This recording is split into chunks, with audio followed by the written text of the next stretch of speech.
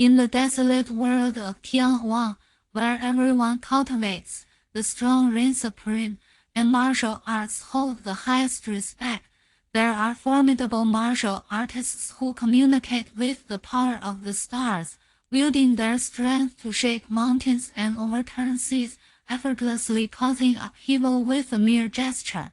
Within the Qianlong courtyard of the Yang family, one of the three great clans in Baichuang City, an elderly man clad in a white robe is imparting knowledge to a hall filled with attentive youths. In the far corner of the room, Yang Chen lies on a table, his gaze distant and drowsy. Suddenly, his body jolts as if struck by lightning, his eyes wide open in astonishment as he surveys his surroundings, still alive.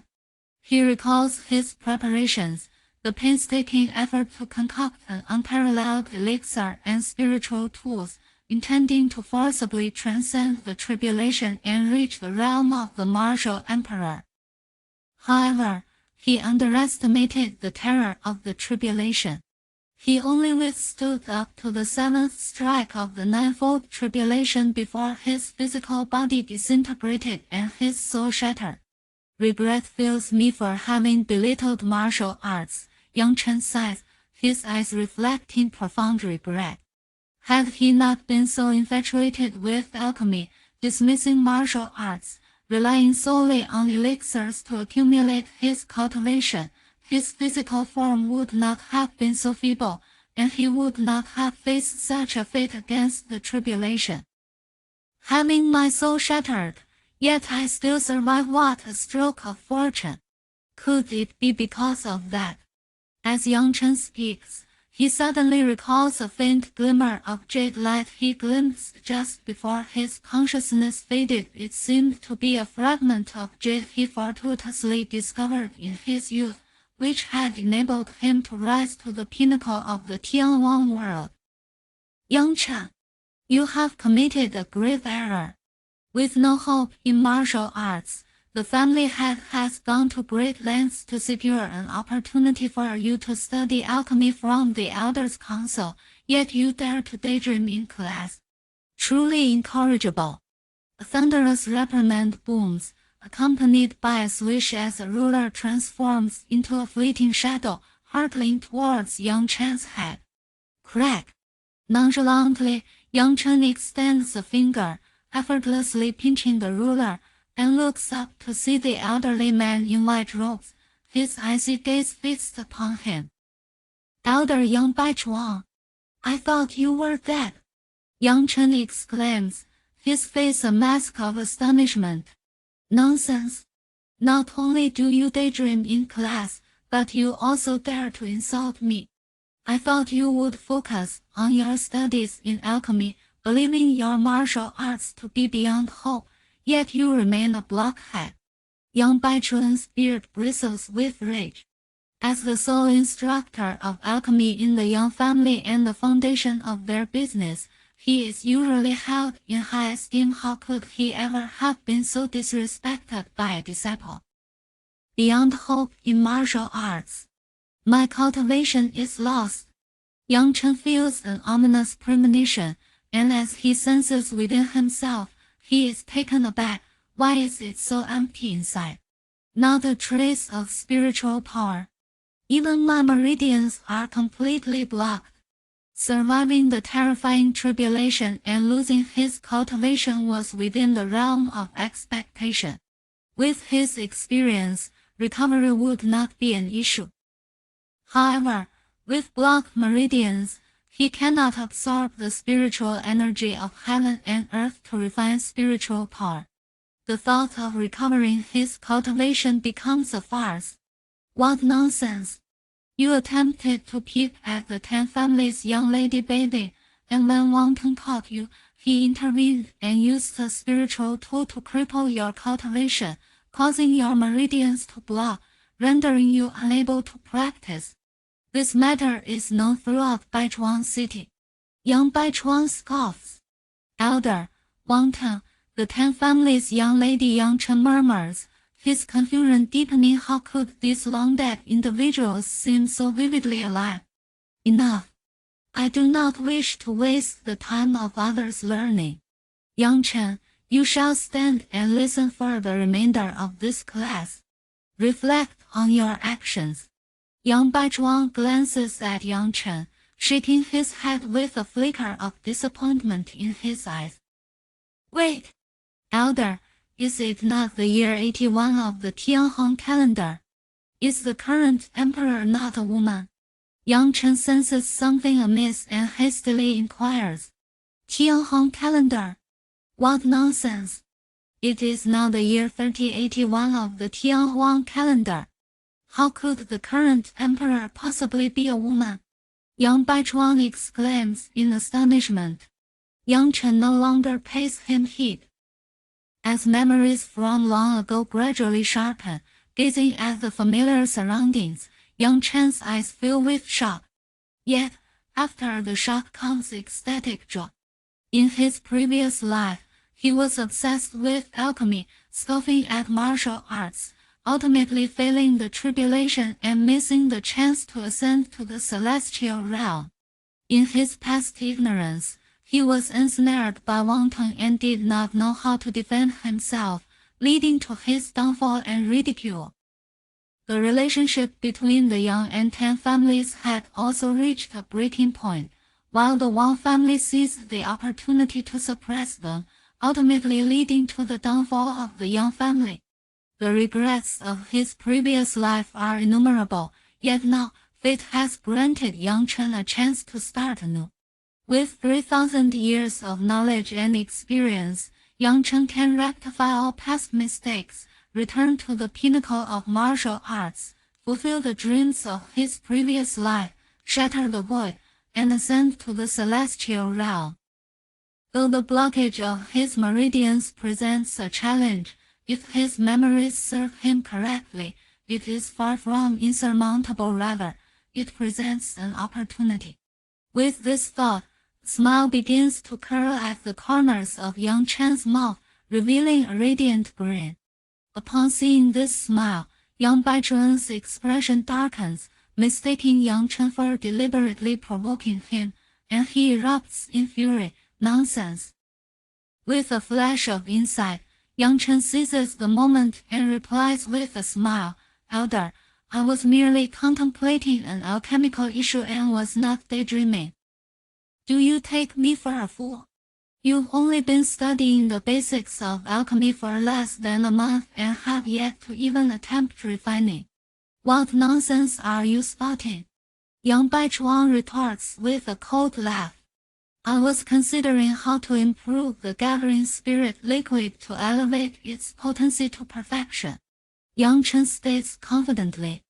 As an alchemical apprentice, he cannot yet refine pills, only concoct medicinal liquids, and the concentration of the liquid determines the apprentice's rank.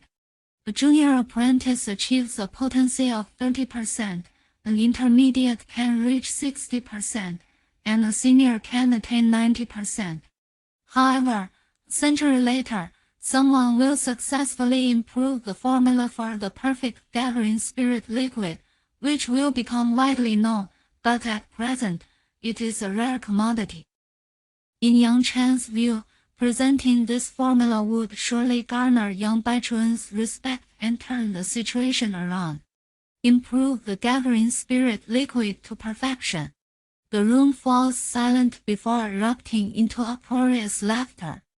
Ha ha, this kid really knows how to spin tales.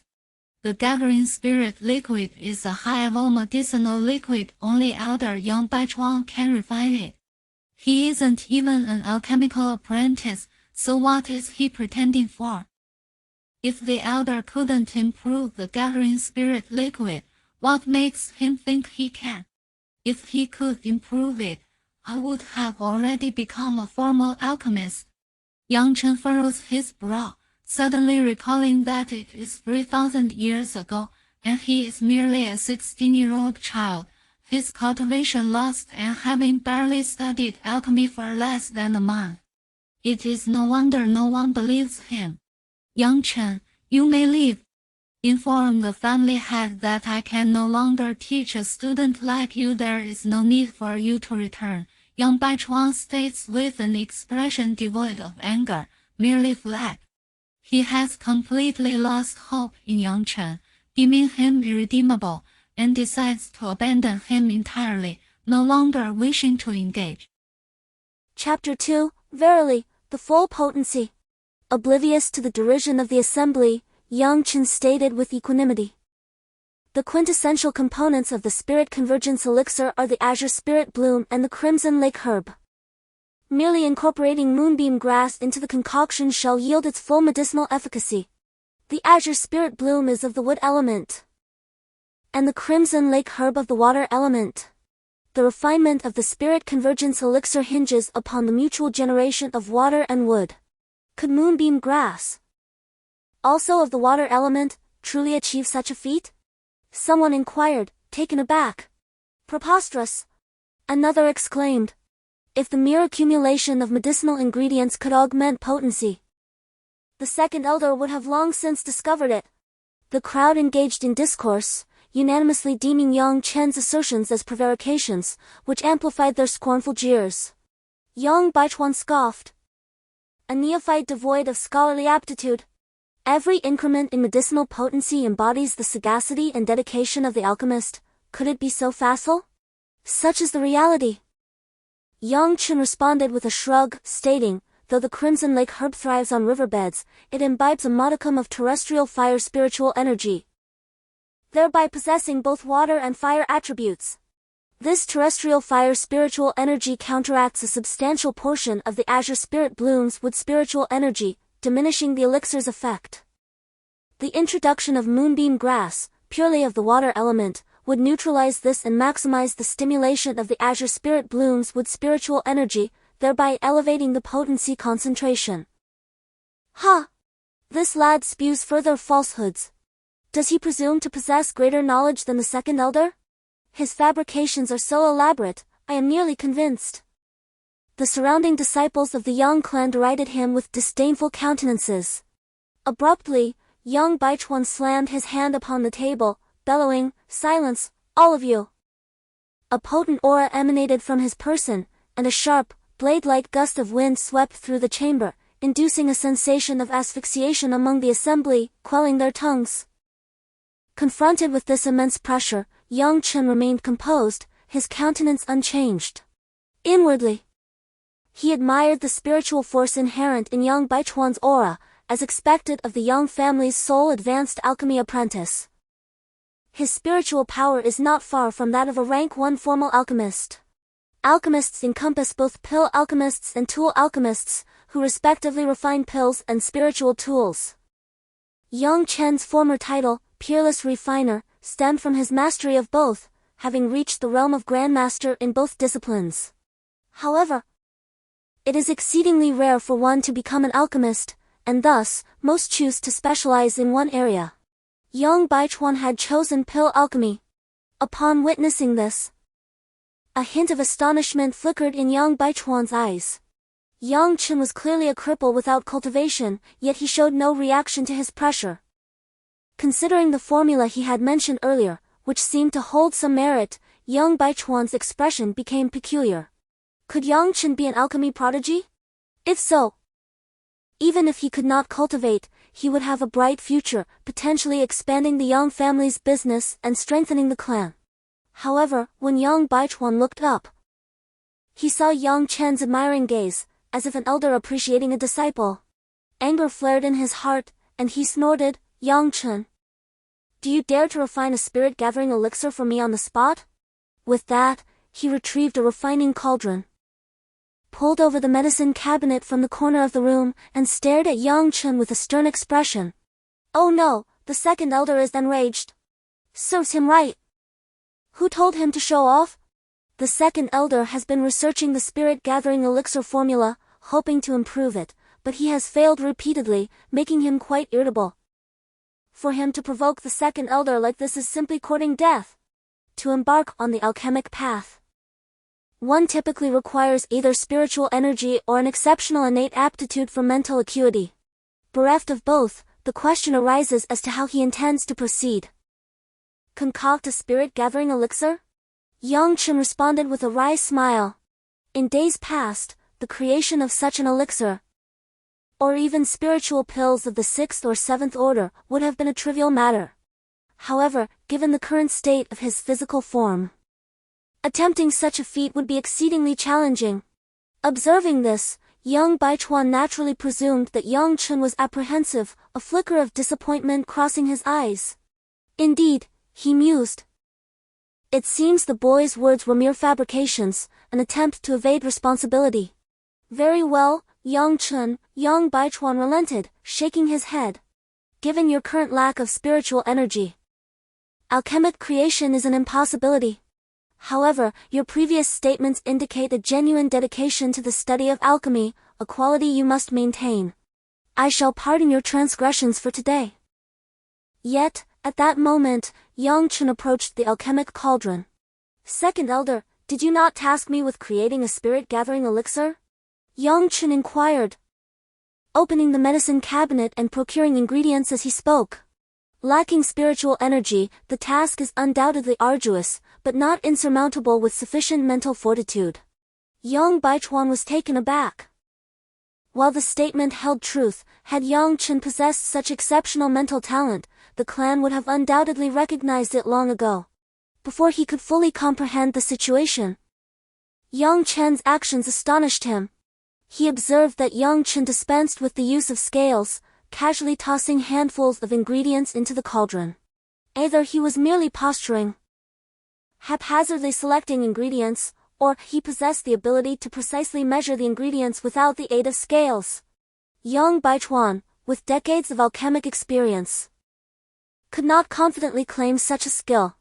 To accomplish this feat, one would typically need to be a formally trained alchemist or possess an exceptional mental aptitude, capable of concentrating and projecting spiritual power to manipulate the alchemical cauldron. Given that Yang Chen is unlikely to be a formally trained alchemist, could it be that he possesses a remarkable innate talent for spiritual power? A glimmer of anticipation flickered in young Baichuan's eyes. What is he up to? Is this kid really going to attempt to concoct something? Wearing garlic cloves as nostrils, pretending to be an elephant. How absurd! He probably can't even activate the magical formations within the cauldron, can he? He'll be exposed in a moment. A throng of young family disciples, lacking young Baichuan's insight and experience, assumed Yang Chen was merely putting on a facade, their faces contorted with disbelief and mockery. Yang Chen, however, remained unperturbed. Considering his soul's age, he was, after all, over 3,000 years old. These young family disciples were mere toddlers in his eyes. Why would Yang Chen bother arguing with them? Swiftly and efficiently, Yang Chen placed the selected medicinal ingredients into the alchemical cauldron. With a flicker in his eyes, his spiritual power silently surged into the cauldron, triggering the flame array within, and the concoction process commenced. What? So fast? Young Baichuan exclaimed in astonishment. He knew that it usually took him at least half an hour to concoct a spirit-gathering liquid, and that was with his considerable experience. But Yang Chen's concoction, from start to finish, wouldn't take more than 10 minutes at most. What an astonishing speed! A deception, surely? How could it be so swift? Fake! It must be fake. He's still acting. The surrounding young family disciples clamored in disbelief, but their shouts trailed off as they were suddenly stunned into silence.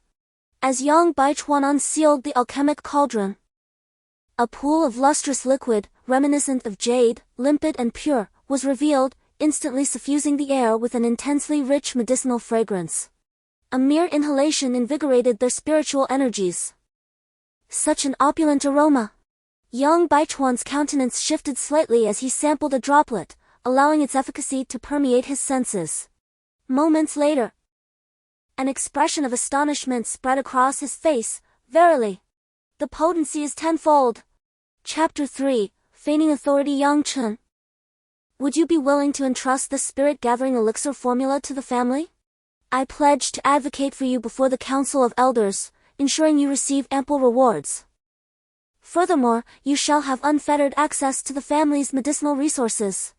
Young Baichuan gazed at Yang Chen with fervent anticipation, extending his personal token for access to the family's vaults. The successful creation of the spirit-gathering elixir signified Yang Chen's exceptional mental aptitude, promising a distinguished future in the art of alchemy. Whether elixirs or spiritual pills, the most invaluable asset is the formula, typically guarded jealously by every alchemist. The spirit-gathering elixir was the cornerstone of the Yang family's livelihood. A formula yielding tenfold potency held the promise of the Yang family's ascendance. Assuredly, Yang Chen replied, accepting the token with pleasure. His unveiling of the formula was a calculated move to curry favor with Yang Baichuan, and the current outcome exceeded his expectations. Yang Chen, I am aware that your indiscretion involving the Tang family's young lady has caused the Yang family considerable embarrassment, leading to unfavorable opinions within the clan. However, rest assured that if you consent, I will intercede on your behalf. Yang Baichuan, presuming Yang Chen's initial response to be a refusal, earnestly endeavored to persuade him otherwise. However, a sudden realization dawned upon him, and he regarded Yang Chen with astonishment. What did you just say? You mean you're amenable? Such a precious formula.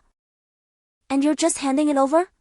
Indeed, it's merely a spirit convergence elixir formula, Yang Chen remarked nonchalantly.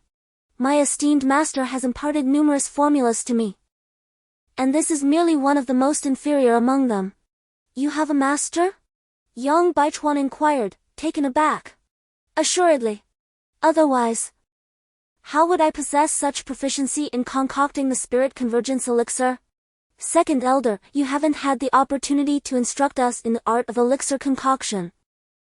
Did you presume I was self-taught? Yang Chen jested. Of course, he had no master. If one were to be considered, it would be himself. He fabricated this to provide himself with a protective shield. To his knowledge, within the 15 cities of Qinghe County, including Baichuan City, encompassing nearly 5 million inhabitants, there were several dozen first-tier elixir concoctors and tens of thousands of elixir apprentices. With such a vast populace, yet in the past century, no one had successfully improved the spirit convergence elixir. It would seem peculiar for a young man without cultivation to produce the formula. To prevent any untoward intentions, he prudently invoked the guise of a powerful mentor. Yang Baichuan nodded in agreement. This explanation seemed plausible. Observing Yang Chen's elixir concoction earlier, he found the youth's technique eerily proficient, even more so than his own, a seasoned veteran of decades in the craft. But how could this be? Even if Yang Chen had commenced elixir concoction from the womb, he would only be 16 years old now. It became clear that a distinguished master had secretly imparted the art of elixir concoction, which made perfect sense. Yang Chen, might I inquire as to the identity of your esteemed master? Yang Baichuan inquired. I am uncertain, as my esteemed master has never manifested before me. Instead imparting alchemic knowledge within my dreams, he conveyed that I am presently but a disciple in name only, and solely upon attaining the rank of a third-order alchemist shall I be deemed worthy of becoming his direct disciple. Yang Chen continued to fabricate, for embellishment comes without cost. Thus he opted to exaggerate to the utmost degree. Furthermore, his assertions were not entirely devoid of truth. In his previous existence, he was an unparalleled seventh-order alchemic grandmaster within the desolate celestial realm, renowned for his mastery of both alchemy and artifact crafting. One of the prerequisites for accepting a direct disciple was the attainment of the third-order alchemist rank. Instruction within dreams? A third-order alchemist as a direct disciple? Yang Baichuan was utterly astounded, his eyes nearly bulging from their sockets. He had heard tales of martial artists who, upon reaching the pinnacle of their cultivation, would develop extraordinary abilities, including the power to enter the dreams of others. If Yang Chen's master held such lofty standards for a direct disciple, then he must be at least a grand alchemist. Ah, a grand alchemist!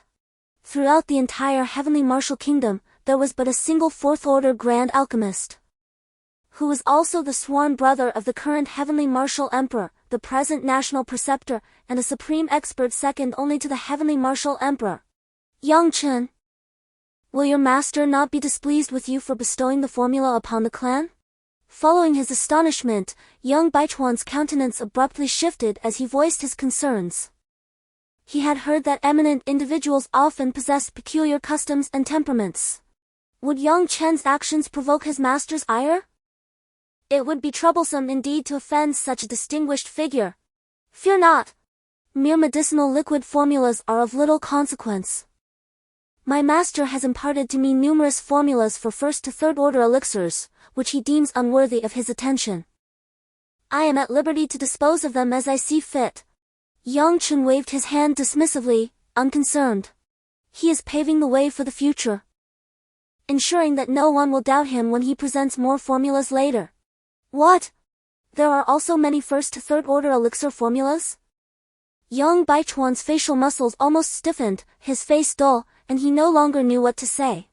This sudden surprise was a bit too much. By the way, second elder, I have a request.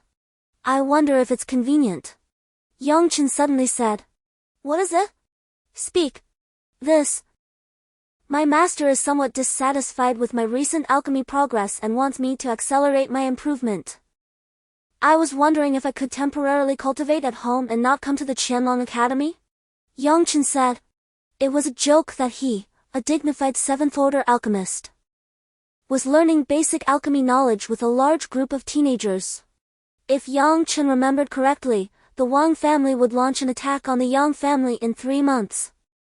He was very short on time now and had to improve his strength as soon as possible to prepare in advance. How could he waste so much time? Of course. No problem. You are fortunate enough to be valued by a senior alchemy master. How can I delay you? You can go with peace of mind. You don't have to come to the Tianhuang Academy for classes in the future. I will speak to the Patriarch and the Elders' Council on your behalf. Young Baichuan waved his hand and said generously. In that case, thank you, second elder. I will take my leave first. Yang Chen nodded in satisfaction, clasped his hands, turned around, and left the Tianhuang Academy. Keep today's events buried in your hearts. Whoever dares to leak them out, don't blame the clan rules for being ruthless. Yang Baichuan watched Yang Chen leave with a smile on his face before turning to look at the Yang family disciples in the room, his expression sinking. And he sternly reprimanded them. Everyone fell silent and nodded repeatedly. Only then did Yang Baichuan reveal a look of satisfaction. Whereupon he hastily concluded the day's lesson and dismissed the class. Subsequently, he hurriedly departed from making his way towards the depths of the Yang family's estate. Today's events had a profound impact on him, and he needed to report them to the Council of Elders and the head of the family as soon as possible. Within the Yang family disciples dispersed rapidly, leaving only a dozen individuals gathered together. This situation is unfavorable. A robust young man approached a brocade-robed youth, saying, It seems that Yang Chen is about to make a comeback? The brocade-robed youth possessed handsome features, yet his narrow eyes and tightly pursed lips added a touch of ruthlessness. He appeared to be the leader of the group of Yang family disciples, surrounded by many. His name was Yang Wei, the son of Yang Chen's second uncle. And he had always been at odds with Yang Chen, often engaging in conflicts. However, in the past, Yang Chen's cultivation was remarkable, making him the foremost expert among the younger generation of the family. Yang Wei had never prevailed against him, often suffering a severe beating. Therefore, upon learning that Yang Chen's martial prowess had been crippled, he was the most gleeful. Moreover, the Yang family possessed a quota for which allowed them to send outstanding disciples for cultivation. There was the most powerful martial arts sect within 100,000 miles of the Zishan prefecture, where it was located. It not only had systematic methods for nurturing martial artists but also possessed martial arts secrets far superior to those of family forces. Even outer disciples of the were martial artists, considered experts even in. As for the inner disciples, it was said that they had reached the terrifying, which would be considered experts even in the entire kingdom. Originally, the quota for the belonged to Yang Chen, but with Yang Chen crippled, it would fall upon Yang Wei. However, now, it seemed that circumstances had changed. Chapter 4, Spirit-dissolving liquid. Who would have imagined that this boy would possess a talent for mental prowess? Yang Wei scoffed, his countenance displeased. Brother Wei, now that this boy has become a genius in alchemy, he will likely be given significant responsibilities by the family. Your opportunity to enter the sect may be jeopardized, the youth said with concern. Nonsense! Yang Wei slammed the table, retorting angrily, he's just a lucky dog. He's only valued because some expert took a fancy to him. But his martial arts have been crippled, and without spiritual power, no matter how strong his mental power is, he can never become a formal alchemist. Sooner or later, his true colors will be revealed. Indeed. Brother Wei remains composed and sees things clearly. We were all flustered. A group of people chimed in, flattering him. In this world, martial arts are fundamental. Without strength, one cannot go far, even in the path of alchemy. Moreover, my father and I are both determined to secure this sect opportunity. If all else fails. Yang Wei sneered, narrowing his eyes, a fierce glint flickering within them. Isn't he studying alchemy? He will inevitably venture into the wilderness to seek medicinal herbs. Fine herbs are often guarded by demonic beasts. If his strength is insufficient, an accident is quite normal. Upon hearing this, the surrounding temperature seemed to plummet, and the air grew still. Everyone lowered their gaze, refraining from speaking. All right. There are no outsiders here. Who are you pretending for? Yang Wei said nonchalantly. Besides, your fathers all support my father. We are all in the same boat and will eventually be involved in such matters. Brother Wei, are you suggesting that second uncle is planning to make a move for the position of family head? Yang Ming, the brawny youth from before, cautiously inquired. Excellent. My father has already secured external assistance, and in 3 months, he will undoubtedly ascend to the position of head of the family. Speaking of which, we must thank Yang Chen. It was he who caused the relationship between the Tang family and our young family to plummet to freezing point, thereby ceasing their support for the current head, Yang Zhentian. Otherwise, my father would not have found an opportunity. Yang Wei scoffed, his icy gaze lingering pointedly on a few individuals. Therefore, it would behoove some of you not to harbor any duplicity. Otherwise, when the time for reckoning arrives, do not blame me for being unfeeling. Those individuals had previously gravitated around Yang Chen, but upon witnessing his descent from grace and the apparent hopelessness of his martial path, they had shifted their allegiance to Yang Wei. However, upon seeing the possibility of Yang Chen's resurgence today, their thoughts immediately became restless. But now that Yang Wei has come down hard, they quickly suppressed the oddness in their hearts and expressed their loyalty to Yang Wei. As the group of youths departed, gradually disappearing into the vast Yang mansion, a figure emerged from behind an ancient tree beside the latent dragon courtyard. It was none other than Yang Chen. In order to resolve the issue of his blocked meridians, he had gone to the family treasury to obtain some medicinal herbs. But it was still not enough and he needed to purchase them outside. Baichuan City has long since transformed into a desolate ghost town, and the truth of what happened back then can no longer be found. This matter has always been a regret in Yang Chen's heart, but unexpectedly today, he caught a clue. Father and the elders have always trusted my second uncle, entrusting all of the family's guards to him. Although I have now displayed extraordinary talent in alchemy, without martial arts or strength, I ultimately lack sufficient influence. Yang Chen mused, the pressing matter at hand is to first refine the spirit-dissolving fluid and resolve the issue of my blocked meridians. With unwavering resolve, he strode purposefully towards the Yang estate's exit. Dissolving spirit elixir, a peculiar medicinal fluid, possesses the singular property of diluting spiritual energy, rendering it more readily absorbable. This proves invaluable, as the world abounds with countless extraordinary treasures containing highly concentrated spiritual energy, often beyond the capacity of ordinary martial practitioners to assimilate. However, with the aid of dissolving spirit elixir, the process becomes significantly simplified. Prior to his departure for the treasury, Yang Chen meticulously examined his meridians, confirming their identical state to his previous life. Wang Teng had evidently employed a unique form of spiritual energy, condensing it into a solidified state, thereby obstructing his meridians. Dissolving spirit elixir is an ancient medicinal concoction, unknown in this era, its knowledge disseminated by Yang Chen himself in later years. It was through the fortuitous acquisition of this elixir that he resolved his meridian issues, paving the way for his return to the path of martial cultivation. Finest grade 1 spirit pills for sale. Healing, cultivation, breakthrough elixirs, everything you could desire. Don't miss out. Clearance sale on all unranked grade 1 spiritual herbs and materials. This opportunity knocks but once.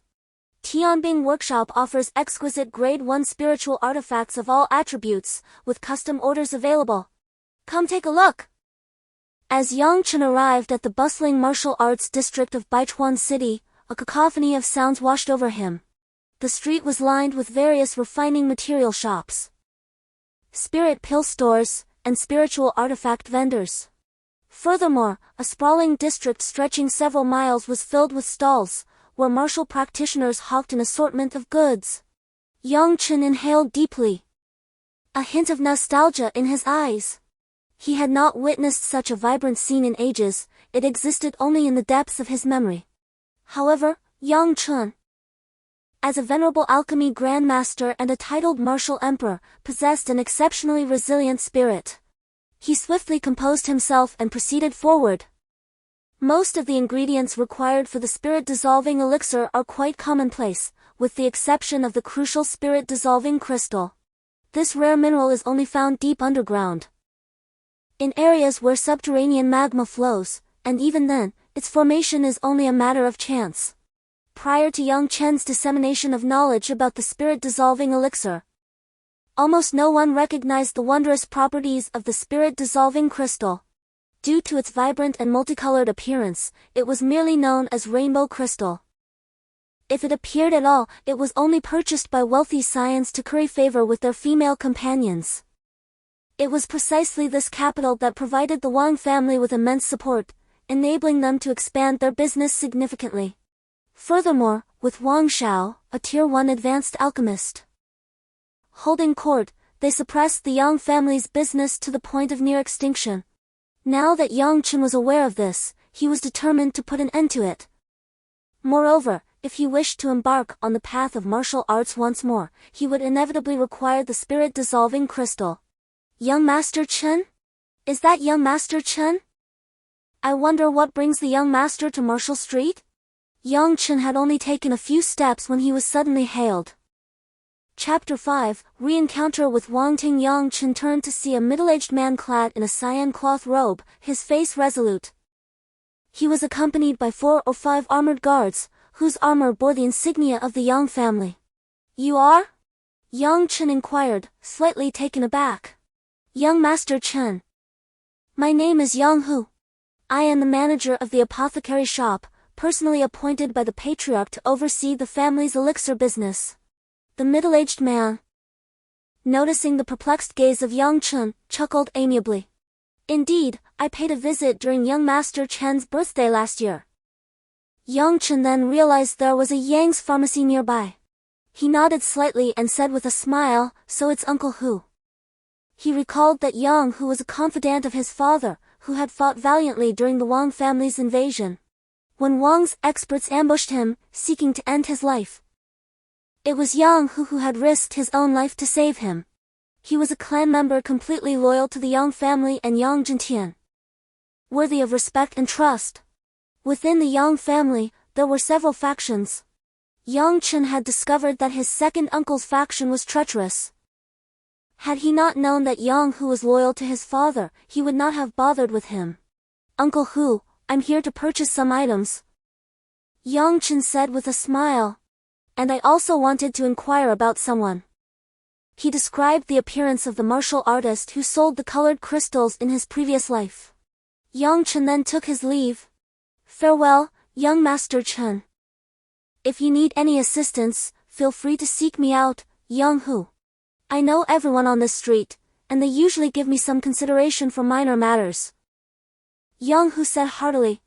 Yang Chen waved his hand and strolled leisurely into the distance. Yang Da, dispatch a few guards to follow young Master Chen discreetly. Also, send word to the pickpockets on the street. Anyone who dares to target young Master Chen will face the merciless wrath of the Yang family. As Yang Chen's figure disappeared into the crowd, the amiability on Yang Hu's face vanished, replaced by a look of shrewd seriousness. Yes, sir. A guard immediately acknowledged the order and departed. Young Master Chen is still so gentle and humble, making people feel comfortable. It's a pity he has encountered such misfortune. A guard gazed in the direction where Yang Chen had vanished, sighing with regret. Wang Teng, the young scion of the Wang family, had acted with such malevolence that this matter would certainly not be resolved so easily. Once the family head had settled affairs with the Tang family, he would attend to this matter. Yang Hu snorted coldly, waved his hand, and led the guards into the Yang family's apothecary. Oh, is this chroma crystal? Quite exquisite. What is the price? 1,000 taels, if you please. Are you out of your mind? Even a first-grade, top-quality spiritual material costs about this much. This chroma crystal is useless save for its appearance. Are you truly attempting to sell it at such an exorbitant price? Yang Chen soon arrived at the location indicated by Yang Hu. Before he could seek out Lu San, a nearby conversation captured his attention. At a small stall, various spiritual and medicinal materials were displayed, ranging from unranked to first-grade, top quality. Though few in number, they were all rare items. The middle-aged martial artist behind the stall was none other than Lu San. The youth arguing with Lu San was none other than Wang Teng. Young master, while chroma crystal may not be of great utility, it is exceedingly rare. I was fortunate to acquire it, though I was pursued for miles by first-grade, top-quality demon beast. Thus, the price cannot be lowered, Lu San explained. Wang Teng was displeased. Lu San, I know of you, but this chroma crystal is far too expensive. You may not be aware that I am a member of the Wang family. Offending me will bring you no advantage. He had been attempting to woo a certain woman recently, but had been unable to seduce her, and was pondering how to proceed when he spotted the chroma crystal. He immediately desired to possess it. The crystalline object, shimmering and iridescent, would undoubtedly be highly effective in captivating women. However, the price set by Lu San was far from satisfactory. Despite possessing a monthly allowance of several hundred taels of silver, rendering 1,000 taels within his means, Wang Teng deemed the expenditure unwarranted. While I am indeed cognizant of your esteemed reputation, young Master Teng, the rarity of this crystalline treasure necessitates that I respectfully decline your request to lower the price, articulated, his countenance reflecting a blend of reluctance and resolve. Loath to offend Wang Teng, yet equally unwilling to compromise the value of his merchandise. So, you dare to disregard my presence? Do you truly believe you can afford to slight Wang Teng? I caution you against such insolence, lest you find yourself bereft of both wealth and reputation. Wang Teng retorted, his gaze imbued with a menacing glint. Such bluster! To resort to coercion when one's purse proves inadequate? Is this the vaunted conduct instilled within the scions of the Wang family? A novel approach, indeed. A sonorous voice interjected, none other than Yang Chen himself. Yang Chen? You base scoundrel! What gives you the right to lecture me? Wang Ting exclaimed, momentarily taken aback before adopting a scornful demeanor. It's Yang Chen of the Yang family. He dares to venture out in public? The audacity! Inconceivable. This Yang Chen is the one who dared to spy on the Tang family's young mistress during her ablutions. I must confess, I admire his audacity. The Tang mistress is a vision of unparalleled beauty. To steal but a single glance would be worth forfeiting one's very existence. Murmurs rippled through the assembled crowd, their attention now fixated upon Yang Chen, their voices a tapestry of hushed speculation. Oblivious to the surrounding clamor, Yang Chen serenely approached, producing a stack of silver notes. I shall acquire this crystalline treasure. These notes are issued by the Juyin Pavilion. You may redeem them at any of their branches at your convenience. Ah! My gratitude for your patronage, young Master Chen. Beamed, accepting the notes with unreserved delight. and promptly relinquishing the crystalline treasure into Yang Chen's possession. Only then did Yang Chen turn his gaze towards Wang Ting. I underestimated your cunning. To devise such a scheme to incriminate me, fracturing the rapport between the Yang and Tang families, thereby allowing your Wang family to seize the opportunity to suppress and encroach upon my Yang family's enterprises. Incrime it? What is the significance of this? Rumors allege that Yang Chen intended to surreptitiously observe the Tang family's eldest daughter bathing. Could there be a concealed truth within this matter? Upon hearing this, the onlookers' expressions immediately became somewhat dubious. It was not that they were credulous, but rather that Yang Chen had previously been known for his modesty and courtesy, frequently assisting impoverished citizens, and thus enjoyed a commendable reputation among the populace. The sudden emergence of such a scandalous affair led many to harbor skepticism, albeit unspoken. Now, upon hearing that the matter might contain a more profound truth, they naturally could not help but entertain suspicions. What preposterous nonsense are you spouting? Do you lack the courage to own up to your actions? Wang Ting, hearing the surrounding murmurs, was immediately alarmed and retorted vehemently. However, he was inwardly perplexed, as this was a task secretly entrusted to him by his father. How could Yang Chen have come to know of it? Still attempting to deny it? If your intention was merely to obstruct me, you could have simply shouted loudly. Why resort to a sneak attack with a mystical artifact to cripple my cultivation, and further obstruct my meridians, rendering me incapable of cultivation? Yang Chen's countenance remained serene, his wisdom unwavering. Ultimately, it stems from a dread of my martial arts talent. Fearing that I might join a powerful sect in the future, leading the Yang family to rise and ensuring that your Wang family would never have the opportunity to recover. Chapter 6, A Slap to the Face. Wang Ting sneered abruptly, his gaze smug. While I may not comprehend how you unearthed the truth, your efforts are in vain. In days past, your Yang family enjoyed amicable relations with the Tang family, securing a generous supply of medicinal ingredients. Alas, bereft of the Tang family's patronage, your apothecary is no match for my Wang family's ascendancy. Furthermore, you are likely unaware that my elder brother has risen to the rank of a first-tier, advanced-level alchemist. Upon his return, your Yang family shall lack the resources to withstand our Wang family's might. The surrounding crowd erupted in a cacophony of astonishment, as Wang Ting's words carried immense weight. Both his admission of deliberately framing Yang Chen and undermining the bond between the Yang and Tang families, and the revelation of his elder brother's alchemical prowess, were staggering revelations. Yang Chen, while somewhat taken aback by Wang Ting's sudden confession, remained composed. If his assessment was correct, the Wang family had already begun to encircle and overwhelm the Yang family in the medicinal liquid trade. The Tang family's prior dealings with the Yang family were rooted in the latter's integrity in business, rather than a profound alliance. Now that Yang Chen had incurred the Tang family's displeasure and the Wang family's dominance was assured, the Tang family was unlikely to risk offending the Wang family by extending aid to the Yang family. However, Yang Chen remained unfazed. If, armed with over 3 millennia of martial and alchemical experience, he could not resolve a trifling matter involving the Wang family, then his previous existence would have been utterly futile. Yang Chen stated impassively, "Spare me the idle chatter. I instructed you to relay a message, not to engage in negotiations. I am not seeking your counsel but issuing a command." Wang Ting advanced, his gaze condescending as he regarded Yang Chen. Do you still fancy yourself the prodigious martial artist you once were? Harbor no illusions. You are now merely a discarded wretch, incapable of cultivation, and before me, you are less than an ant.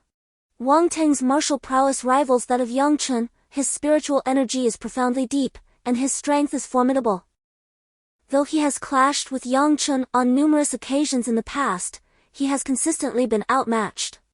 However, now that Yang Chen's cultivation has been crippled, devoid of any spiritual energy, he holds Yang Chen in utter contempt. With a resounding thud, an abrupt silence descended upon the surroundings, leaving all onlookers utterly dumbfounded. For Yang Chen had unexpectedly delivered a resounding slap, striking Wang Ting's face with brutal force, sending the latter hurtling backward 4 or 5 meters. spewing blood and teeth upon the ground, one side of his face swelling up at an alarming rate. Although Yang Chen had lost his spiritual energy, he had once been a level 6 body refiner, his physical body tempered and refined, retaining a formidable strength of 6,000 pounds. Wang Teng had not anticipated Yang Chen's audacity to strike him, lacking both the use of spiritual energy for protection and any semblance of defense. Thus falling victim to Yang Chen's blow, sent flying by the force of the slap. "You scoundrel! How dare you strike me? Who granted you such audacity? Are you courting death?" Wang Ting roared, scrambling to his feet, his face flushed crimson, his eyes ablaze with towering rage, fixed upon Yang Chen with murderous intent. A fiery red spiritual energy abruptly emanated from his body, causing the temperature to soar rapidly, igniting any flammable objects in its path. Wisps of spiritual energy drifted outward, landing upon the stone pavement, seemingly melting it into a state akin to glass. Such terrifying power! Spiritual energy projection! Wang Teng has actually stepped into the 7th level of body refinement. Yang Chen is utterly foolish. He has already lost his cultivation. Knowing Wang Teng's vengeful nature, how could he possibly provoke him in such a manner? The onlookers buzzed with discussion, astounded by Wang Teng's cultivation and deeply concerned for Yang Chen. Yet, Yang Chen remained composed and unmoved. Had it been the Yang Chen of before, merely at the 6th level of body refinement, he would have found it difficult to withstand Wang Ting's current aura, likely succumbing to its oppressive force. But now, armed with the memories of his past life, the realm of the divine will martial emperor, the pressure from a mere body refinement martial artist was akin to a drizzle. You can actually withstand my aura? Wang Teng expressed a hint of surprise, followed by a cold snort. No wonder you dared to provoke me. Very well. I shall see what tricks you can conjure without spiritual power. As the words left his lips, his figure blurred, abruptly appearing before Yang Chen. His fist, enveloped in crimson spiritual power, descended with ferocious force. Bang! The air ruptured, a faint white wave of energy expanding outward, subtly distorted by the searing heat. This was the Wang family's signature move, the molten gold fist, fiercely powerful, explosively forceful, and intensely scalding. When mastered, its victim would feel as though they were being scoured by molten lava, burning to death in endless agony. Wang Teng's molten gold fist had not yet reached that advanced stage, but it was already at a minor level of mastery. Once it struck Yang Chen, it would undoubtedly inflict grievous injuries, and the fiery force invading his internal organs would subject him to excruciating torment. I am unharmed. Many thanks, Uncle Hu. Yang Chen said with a faint smile, a wave of relief washing over him. He had been contemplating whether he would have to reveal his formidable spiritual power to deter Wang Teng and evade the blow. Fortunately, Yang Hu's timely intervention spared him from exposing himself. The Wang family, currently under the impression that he was a cripple, had been slowly encroaching upon the Yang family. If he were to unveil his terrifying mental prowess, the royal family would undoubtedly expedite their assault on the Yang family. As it stands, Yang Chen is incapable of safeguarding his kin. Moreover, should he exhibit the potential for resurgence, inciting apprehension within the royal family, they might go to any lengths to dispatch assassins, posing a significant predicament. Wang Teng, what is your intention? To assault the young master of the Yang family in broad daylight? Do you seek to instigate a war between our houses? Yang Hu, relieved to see Yang Chen unharmed, turned his gaze upon Wang Teng, his countenance frigid.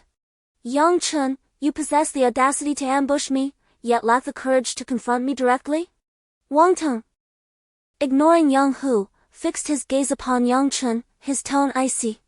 I currently possess no cultivation whatsoever. Do you truly deign to contend with me? Is it the way of the Wang family to bully the weak? Yang Chen retorted calmly. Ha! Sharp-tongued. You are but a craven, capable only of ambushing me when I am unprepared. To even deign to acknowledge you is beneath my dignity. Wang Ting sneered, his gaze filled with disdain. Mind your words. Refrain from constantly uttering the word wastrel, Yang Chen said placidly. You wish to fight?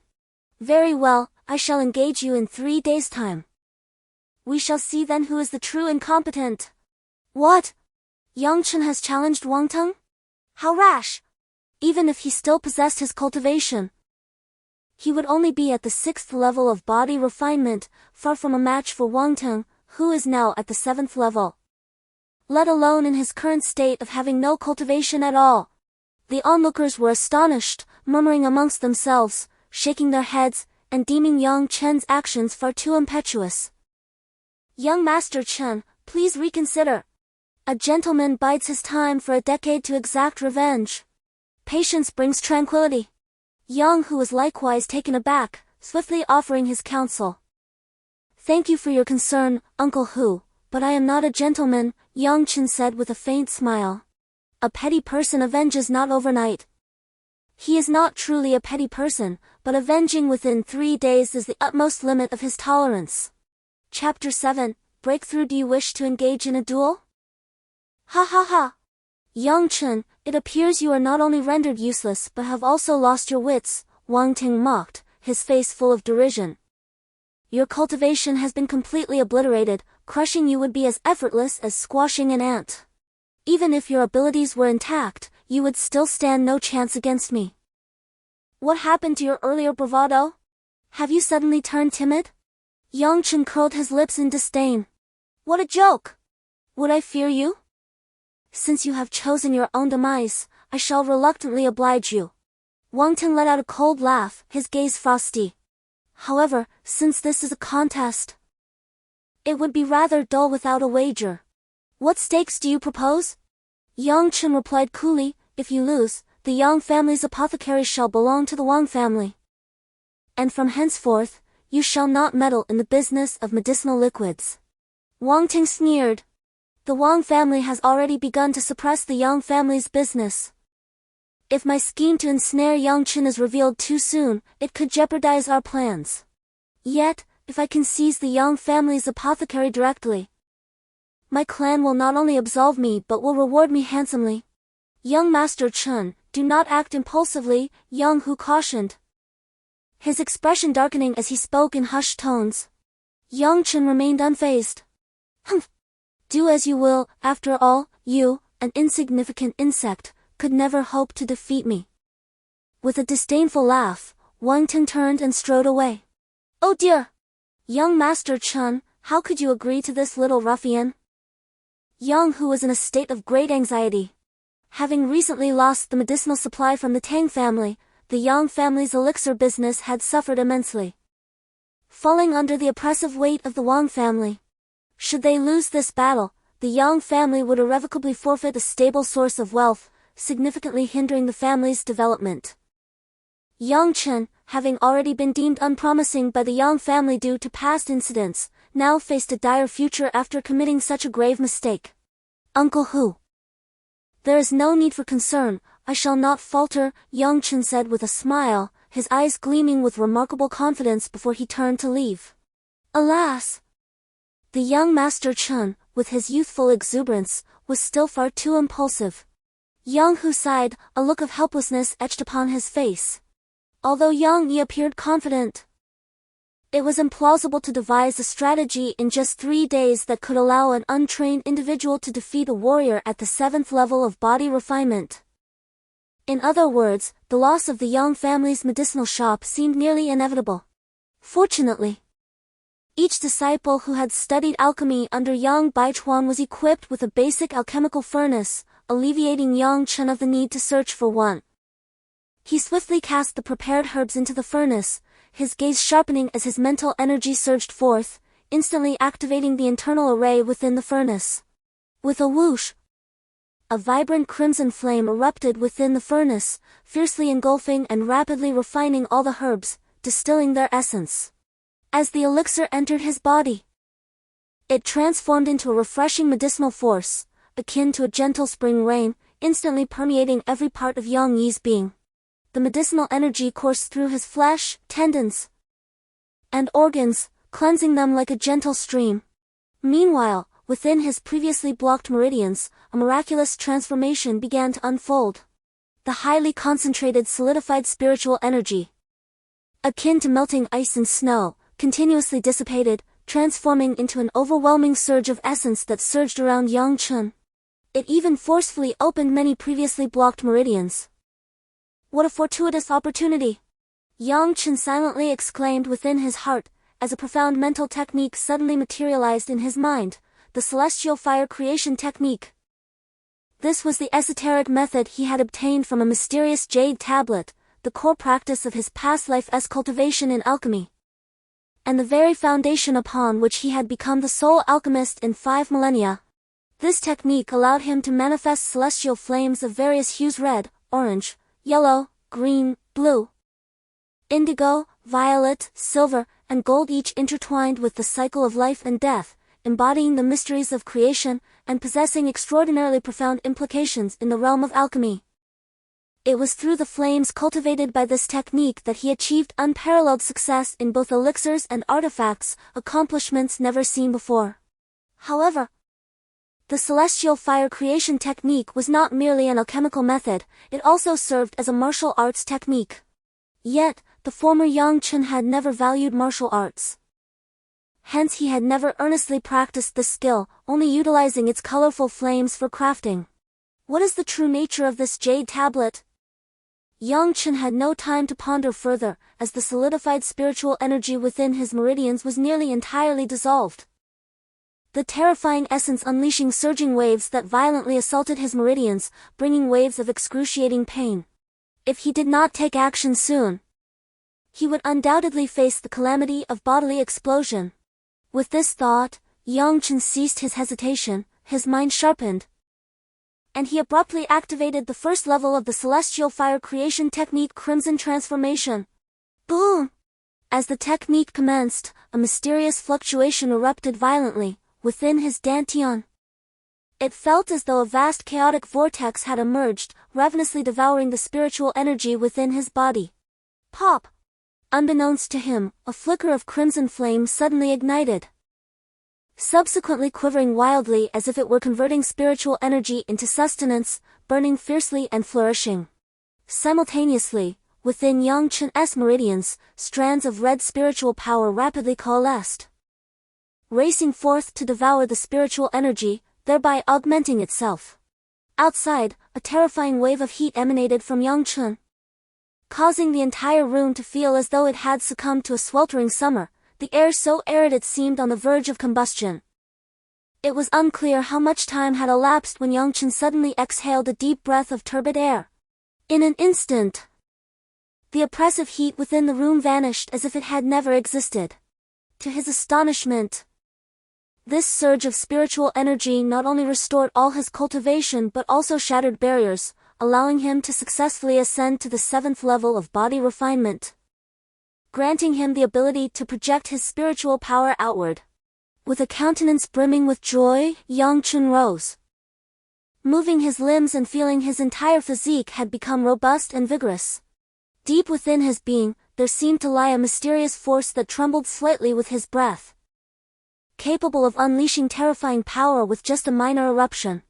In accordance with Yang Chen's original intention, the solidified spiritual energy obstructing his meridians was meant to assist him in mastering the crimson fire transformation while restoring his cultivation to the pinnacle of the 6th level of body refinement, which was already quite commendable. The art of heavenly fire is a profound technique, particularly at the outset of each level. The condensation of the corresponding colored heavenly fire demands an extraordinarily vast amount of spiritual energy. However, he had not anticipated that he would not only successfully condense crimson heavenly fire and master the crimson fire transformation, but also break through to the 7th level of body refinement. Even at the 6th level, with his experience, he had no fear of Wangtung. And now he felt even more at ease. Yang Chen chuckled. At that moment, the crimson celestial fire within his dantian quivered slightly, and an inexplicable stream of text and images instantaneously flooded into his mind. The celestial jade of creation, a treasure born from the primordial chaos preceding the birth of myriad realms, encapsulates the ultimate secrets of the great principles and gives rise to the enigmatic technique known as the celestial fire of creation. This technique possesses the mysterious power to reverse life and death, engendering extraordinary transformations throughout the boundless expanse of time. The celestial jade of creation has been fiercely contested by countless formidable beings, ultimately shattering into 10 fragments during a cataclysmic battle that reverberated across countless worlds. These fragments fell into the chaotic currents of time and space, scattering throughout the myriad realms. Those fortunate enough to obtain a shard of the celestial jade may also acquire the inheritance of the celestial fire of creation. However, this technique, emerging from chaos, stands as the sovereign of all arts, being exceedingly tyrannical. Once one embarks on its cultivation, one cannot transition to any other method. Should the cultivation stagnate, and the celestial fire be refined to its utmost limit without evolving to the next echelon, a backlash would ensue, incinerating everything and leading to the annihilation of both body and soul of the practitioner. The subsequent information revealed the detailed cultivation method for the first level of the celestial fire of creation, known as the Crimson Transformation. Yang Chen had cultivated the Crimson Celestial Fire for millennia in his previous life, rendering him exceedingly familiar with it, thus he found no motivation to revisit it. To compound his predicament, having cultivated the martial path with the celestial fire of creation, Yang Chen soon realized that the Crimson Transformation could only reach the pinnacle of body refinement. At that juncture, it would achieve perfection, necessitating the acquisition of the second level, the Orange Transformation. Without it, he would forever be unable to ascend to the awakening realm. Furthermore, if the Crimson Transformation reached completion without a breakthrough, as indicated by the information within the shard of the celestial jade, he would undoubtedly face the path to certain doom. After a prolonged silence, Yang Chen suddenly smiled with an air of nonchalance. Fortune and misfortune are intertwined. I should rejoice at acquiring such a formidable heart method instead of wearing a frown. In my previous life, with merely a strand of crimson heavenly fire, I achieved remarkable feats in the path of refinement. In this life, having cultivated an even more potent heavenly fire, my potential in this realm is truly boundless. Moreover, according to the resonance of the heavenly jade fragments, it appears that several pieces are located within the desolate world. Were they scattered across other realms, my demise would be inevitable. This is indeed the sole piece of good news. Possessing a fragment that resonates with my soul allows me to sense the locations of the remaining pieces. Upon investigation, I discovered that the nearest heavenly jade fragment lies within the Jile mountain range, approximately 1,000 miles from Baichuan City. I shall pursue it after my duel with Wang Teng. Having made this resolution, Yang Chen departed from his chamber and entered the courtyard to commence his practice of the Yang family's foundational martial arts. The study of martial arts is divided into heart methods and martial techniques. The former cultivates spiritual power, while the latter encompasses the skillful application of that power. A warrior's realm does not solely dictate their combat prowess. Two primary factors significantly influence their strength: martial techniques and equipment. As Yang Chen and Wang Teng were merely engaging in a friendly spar, weapons would not be employed, thus making martial techniques the fundamental determinant of their combat effectiveness. With merely 3 days remaining until his duel with Wang Teng, Yang Chen finally began to refine his martial techniques. Observers who were unaware of his circumstances would undoubtedly mock him for his apparent ignorance and last-minute efforts, for mastering any martial technique requires years of arduous practice. What could be accomplished in a mere 3 days? Were it any other martial art, Yang Chen would not dare to proceed in such a manner. However, he is currently practicing the Fire Tide Palm, a foundational technique of the Yang family. This martial art is one with which he is intimately familiar. In the Tianhuang World, both mental techniques and martial arts correspond to cultivation realms, and the Fire Tide Palm is classified as a body-refining technique. It is said that it was conceived by an ancestor who, inspired by the fiery onslaughts of flame beasts and reminiscent of the ebb and flow of ocean tides, crafted this technique. Once mastered, the fiery spiritual energy surges forth like relentless tidal waves, overwhelming and boundless, capable of unleashing a force several times greater than that of the practitioner. Unfortunately, through the passage of many years, the inheritance of the fire-tide palm has become increasingly fragmented. While the method of cultivation still exists, the authentic and correct approach to practice has been entirely lost. Lacking the guidance of their predecessors, the descendants have struggled to find their own way in their cultivation, with scarcely any achieving even a minor success. Most are halted at the threshold of entry. As a remnant of the family's legacy, Yang Chen frequently peruses the ancient silks.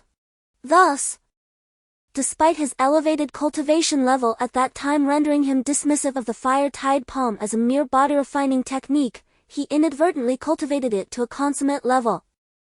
With the experience of mastering the fire-tide palm, all Yang Chen needs to do now is to acclimate his current physique to the techniques of this palm and the pathways of spiritual energy flow. This alone suffices to unleash formidable power, ensuring that defeating Wang Ting will not pose any difficulty. 3 days later, at the public arena of Baichuan City. This arena is established by the government, as the use of martial arts is strictly prohibited within Baichuan City. Any grievances must be resolved here. Anyone daring to contravene this decree would be violating the laws of the Tianhuang Kingdom and would face dire repercussions. In the early morning, as a faint chill lingered in the air, the public arena was already abuzz with excitement. Countless young martial artists jostled for space, all drawn to witness the impending duel.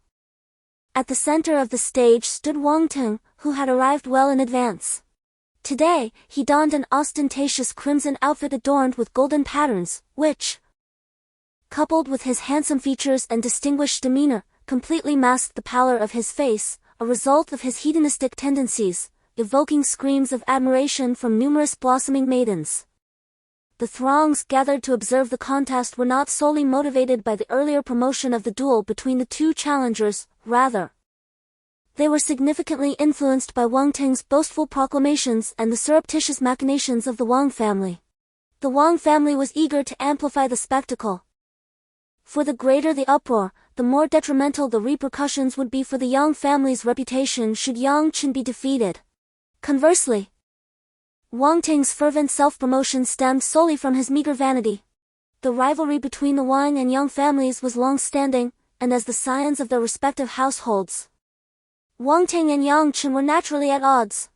Furthermore, as both were recognized young talents of Baichuan City, the fact that Yang Chen consistently overshadowed Wang Ting only fueled his discontent. In the past, Wang Ting had often found himself unable to resist provoking Yang Chen, yearning to best him and seize the spotlight, yet he invariably ended up fleeing in disgrace. Now, having successfully orchestrated Yang Chen's downfall and crippled his abilities, Wang Ting felt a sense of vindication, yet it was not sufficient.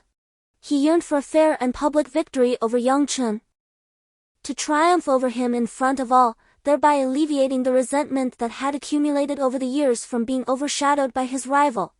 However, previously, due to the execution of the Wang family's grand plan, Wang Ting's father sternly warned him not to act rashly, especially not to confront Yang Chen. Thus, despite Wang Ting's fervent desire to trample Yang Chen underfoot, he could only endure in silence. Yet, 3 days ago, whether due to a lapse in judgment or some other reason, Yang Chen audaciously challenged him, instantly igniting his spirits. This was indeed a golden opportunity to openly thrash Yang Chen, and he was elated. Furthermore, should he succeed in defeating Yang Chen, the Yang family's apothecary would fall into the hands of the Wang family, leaving the Yang clan powerless to resist. He would thereby secure a monumental achievement, ensuring that his family would generously reward him. As time passed and the sun ascended gradually, Yang Chen had yet to make an appearance, prompting whispers among the youths present. Could it be that Yang Chen was afraid? Fear would indeed be a natural response, considering he possessed no cultivation at all.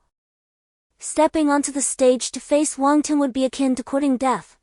If he were wise, he would forego this duel. Should he choose that path, he would undoubtedly be scorned by all henceforth. Warriors are meant to battle against the heavens and the earth, fearless in their endeavors. To extend a challenge and then retreat at the last moment would be an affront to the warrior spirit. It would be a mockery of martial arts. Listening to the murmurs of the crowd, Wang Ting's brow furrowed in concern. Could it be that Yang Chen was truly too afraid to show up? If that were the case, all his excitement and plans would come to naught, leaving him looking foolish for arriving at the training ground early and standing there in a daze for several hours. Look! It's Yang Chen. He has truly come. Yang Chen suddenly uttered words that left everyone perplexed. What could he possibly mean? Wang Ting was momentarily taken aback, but soon cooperatively inquired. Is there something amiss with your mind? Yang Chen replied, merely 3 days ago, I articulated the truth. Only through battle will one discern who the true failure is. I cannot fathom how swiftly you have forgotten. If not a lapse in judgment, then what else could it be? A ripple of silence enveloped the crowd for an instant, before erupting into uproarious laughter. This Yang Chen, so blissfully unaware of the gravity of his situation, was truly beyond redemption. At such a critical juncture, he dared to provoke Wang Ting. He clearly did not comprehend the meaning of peril. After the laughter subsided, many shook their heads in disappointment, gazing at Yang Chen with a sense of disillusionment. They had anticipated the possibility of a miraculous turn of events, a thrilling showdown. Yet were now faced with the realization of Yang Chen's folly. It appeared that today's contest would devolve into a one-sided annihilation, with Wang Ting mercilessly overpowering Yang Chen. Wang Ting's complexion darkened, his gaze steely as he declared, if you concede now and bow before me, I shall overlook your previous affronts. Otherwise, should I bring you to your knees, your humiliation will be complete. Furthermore, should you underestimate your own limitations, I may very well lose control and end your life. I have yet to seize the Wang family's apothecary, how could I possibly suffer defeat? Yang Chen merely smiled faintly, remaining unfazed. Beneath his outwardly calm demeanor, however, a tempest of emotions raged within. In his previous life, Yang Chen had been ensnared by Wang Ting, plunging his existence into a profound abyss. When the Wang family launched their assault on the Yang clan, he found himself powerless, forced to witness his once joyous kin engage in fierce combat, only to fall one by one, bloodied and defiant. With a wealth of experience spanning 3 millennia and a lifetime of encounters, if he cannot even resolve a trivial matter concerning Wang Ting, what face does he have left to continue living? In this moment, the indomitable spirit of Yang Chen from his past life, the sole alchemist of the last 5,000 years, the formidable title of the martial emperor, erupted suddenly. Akin to a lion awakening from slumber, its roar reverberating through the heavens. A terrifying aura emanated from Yang Chen, one that commanded respect across time and space. Embodying the ruthless dominion of the alchemical sect, forged through perilous trials and the bloodshed of countless battles. This overwhelming presence eclipsed Wang Ting's, unyielding and relentless, pressing down upon him like 1,000 mountains. At merely 16 years of age, Wang Ting had already reached the 7th level of body refinement, distinguishing himself among his peers. Yet, how could his mere aura contend with that of Yang Chen, once a martial emperor and the singular alchemist of the desolate heavens? Consequently, Wang Ting's spirit faltered, fear engulfing him as he perceived Yang Chen as an omnipotent giant, capable of extinguishing his life with a mere gesture, prompting him to involuntarily retreat a step. The onlooking youths erupted in astonishment. What transpired? Yang Chen cast a glance at Wang Ting, who had indeed taken a step back. Could it be that Wang Ting was afraid? What a farce! Whispers of incredulity reached Wang Ting's ears, jolting him back to reality. This fellow is truly uncanny. As he felt an unexpected chill of sweat trickle down his back, a wave of apprehension washed over him. I cannot allow this to continue, otherwise, even the desire to retaliate will be extinguished. Yang Chen, I have already granted you the opportunity to concede, you chose not to. You have brought this upon yourself. As all present have heard.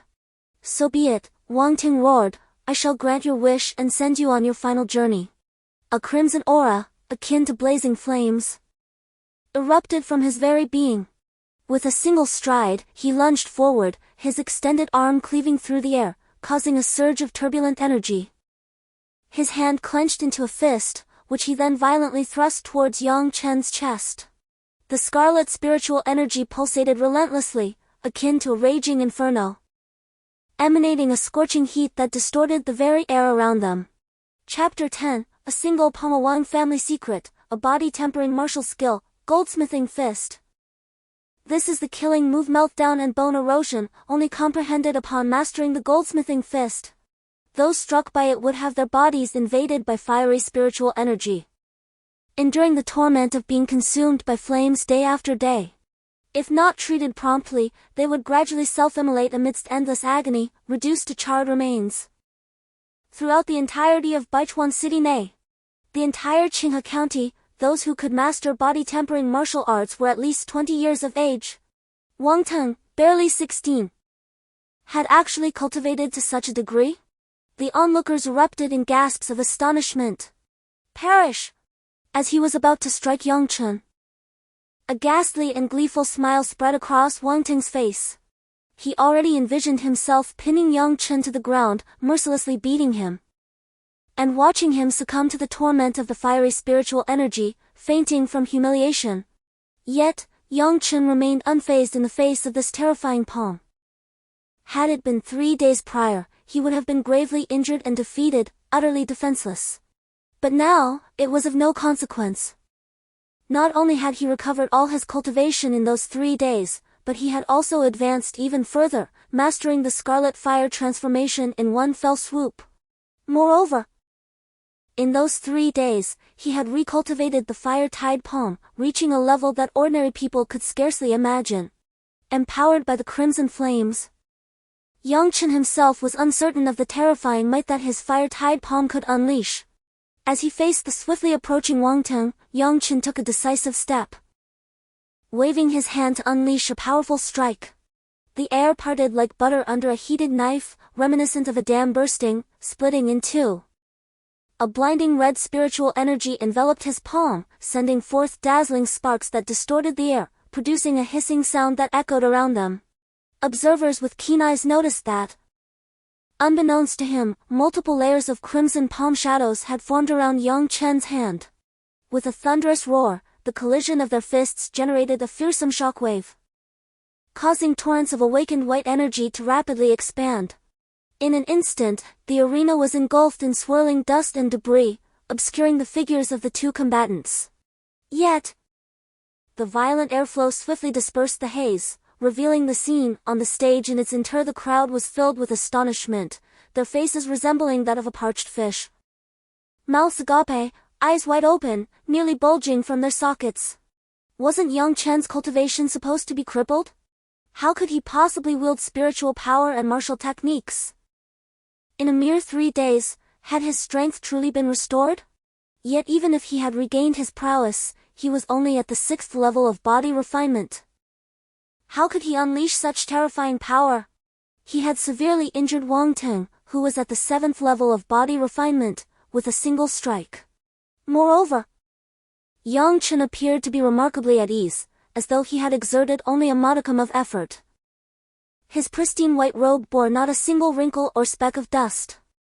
To maintain such composure amidst such a fierce battle suggested one possibility: the combatant was utterly dominating the other. The scene before the onlookers clearly indicated that Yang Chen was the one asserting dominance, while Wang Teng was the one being overwhelmed. This was entirely contrary to their previous assumptions. Am I seeing things? After a lengthy silence, someone instinctively voiced their thoughts, igniting a wave of astonishment akin to a spark falling into a pile of dry kindling soaked in oil. The arena was instantly engulfed in uproar. Wang Teng and Yang Chen had clashed directly, and it was Yang Chen who had dealt a grievous blow. I still cannot fathom how Yang Chen could possess such strength. Furthermore, how did he manage to recover his cultivation in just 3 days? Did you notice that the technique Yang Chen just employed seemed to be the Yang family's foundational martial art, the fire-tide palm? What? The fire-tide palm? It is said that no one from the Yang family has ever mastered it to even a minor extent. Moreover, due to its incomplete transmission and the absence of guidance from predecessors, its power is exceedingly feeble, hardly surpassing the most rudimentary martial arts of the body refinement realm. How could it possibly defeat Wang Teng's golden melting fist? Everyone expressed their astonishment and reflections, yet unmistakably, The gaze they directed at Yang Chen was devoid of any mockery or disdain. Instead, it was filled with profound shock, coupled with traces of admiration and respect. Yang Chen remained unfazed by the opinions of others, dismissing them as mere chatter from a group of immature youths, incapable of stirring even the slightest emotional ripple within him. "Let us honor the wager. Hand over the transfer deed of your Wang family's apothecary," he stated calmly as he approached Wang Teng. Wang Teng said nothing, merely glaring at him, the shock in his eyes still evident. Yang Chen crouched down, skillfully searching Wang Teng. But aside from retrieving 1,000 taels of silver and a first-grade superior spirit condensing pill, he found nothing else. Wang Teng opened his mouth, his face alternating between shades of green and red, utterly at a loss for words. Was he to admit that he had never entertained the thought of being defeated by Yang Chen? "Ah, it seems you never considered the possibility of losing, did you?" "Confidence is commendable, but arrogance can be detrimental," Yang Chen remarked, delivering a heavy blow to Wang Teng's ego, which only darkened his complexion further. "Surely the entire city is now aware of the wager between our two apothecaries? It is impossible for you to renege on this agreement. I grant you 3 days to deliver the deed of your Wang family's apothecary to my Yang family, or else do not blame me for being ungracious." With a cold snort, Yang Chen casually tucked the silver notes and the spirit pill into his robe and turned to leave. "Stop!" Yang Chen turned back, remarking nonchalantly. "I am quite busy. I came all this way to engage in a match with you, only to find you unable to withstand a challenge, and without the deed. No less. This paltry sum shall serve as compensation for my wasted time. Such frailty! A veritable waste of time." These pronouncements reverberated within Wang Teng's mind like a thunderclap from cerulean skies. Initially brimming with confidence, poised to thoroughly humiliate Yang Chen and extol his own prowess, he was instead met with a brutal reversal, culminating in a most ignominious defeat. The more Wang Teng pondered, the greater his ire, his countenance flushing crimson, and he involuntarily disgorged a mouthful of blood. "Yang Chen, do not presume too much. My elder brother is already a first-tier advanced alchemist, and he shall return in 3 months' time, at which juncture your young family shall meet its demise. I shall ensure that you prostrate yourself before me, begging for mercy." Wang Teng glared venomously at Yang Chen. "Indeed? Then I shall await his arrival with bated breath. However, prior to that, it would behoove you to remember to promptly deliver the land deed to your Wang family's apothecary, lest I report this matter to the Sky Marshal Hall," Yang Chen stated nonchalantly, before turning on his heel and departing with an air of insouciant grace amidst the reverential gazes of the onlookers. Yang Chen paused momentarily, waving his hand dismissively in the direction of Wang Teng, before sauntering away with effortless poise. The Sky Marshal Hall is an official martial institution established by the Sky Marshal Kingdom's imperial family, specifically tasked with governing disputes between martial factions in various regions. Its power is exceedingly formidable. The Sky Marshal Hall in Baichuan City is presided over by an expert at the peak of the awakening realm, a force that the Wang family is simply unable to withstand. Hence, Yang Chen harbored no concerns that the Wang family would dare to renege on their debt. "Curse you! I shall assuredly slay you! I shall assuredly slay you!" Wang Teng fixed his gaze upon Yang Chen's receding figure, his face contorted in a grotesque grimace, his eyes brimming with profound malice. Chapter 11. The martial Tao essence of the fire-tide palm. Yang Chen paid scant attention to Wang Teng's imprecations, for he would not afford Wang Teng such an opportunity. The 10,000 taels of silver presented by Wang Teng would serve to alleviate his immediate financial straits. At this juncture, Yang Chen felt that his visit had not been in vain. Since Yang Hu was outside peddling herbs, he was the first clan member to learn of Yang Chen's contest with Wang Teng and had arrived early to witness the event. With a resonant and vigorous tone, Yang Hu spoke, filling Yang Chen's heart with warmth. He had sensed that Yang Hu was secretly safeguarding him from the moment he arrived. Yang Chen was certain that should he falter in battle, Yang Hu would be the first to rush to his aid. "Uncle Hu, you need not worry. I am perfectly fine. I have already restored my cultivation, and that young lad Wang Tang is merely courting death by challenging me," Yang Chen declared with an air of nonchalance, tinged with a hint of arrogance. His words stirred a tempest of excitement within Yang Hu, who responded with astonishment, "Really? That is splendid news. Ha ha." Seeing Yang Hu's elation, it almost felt as though he himself had regained his powers. This deepened Yang Chen's understanding of Yang Hu's unwavering loyalty to his father's lineage. A faint smirk crossed Yang Chen's mind as he stepped through the clan gate. Foreseeing that upon hearing of his thunderous victory over Wang Teng, the guard's demeanor would transform into one of deference and submission, a laughable display of foolishness. Just as Yang Chen's figure faded from view, the masks of two guards were removed, revealing expressions of disdain and mockery, their demeanor blatantly irreverent, devoid of any semblance of servitude. "Can you bear the consequences of exposing young Master Wei's information?" One guard spoke, quickly realizing the gravity of his words, and promptly fell silent. Yang Chen had ascended to the 7th level of body refinement, his senses nourished by spiritual energy, and his perceptive abilities had transformed remarkably. The conversation between the two guards reached his ears with perfect clarity. A cold smile crept across Yang Chen's face. The betrayal of those he trusted was the one thing he could not abide. In his previous life, despite achieving a final breakthrough, he met with a mortal demise. Not due to a lack of martial prowess, but because of treachery from those he held dear. Had he not been ambushed at a crucial moment, he would not have perished. Calming his emotions, Yang Chen took a few strides to reach his chamber. There, seated on the mat, he entered a profound state of meditation, exuding an extraordinary aura. The battle he anticipated was initially deemed inconsequential. Defeating Wang Ting seemed an inevitability. However, the outcome left Yang Chen astounded.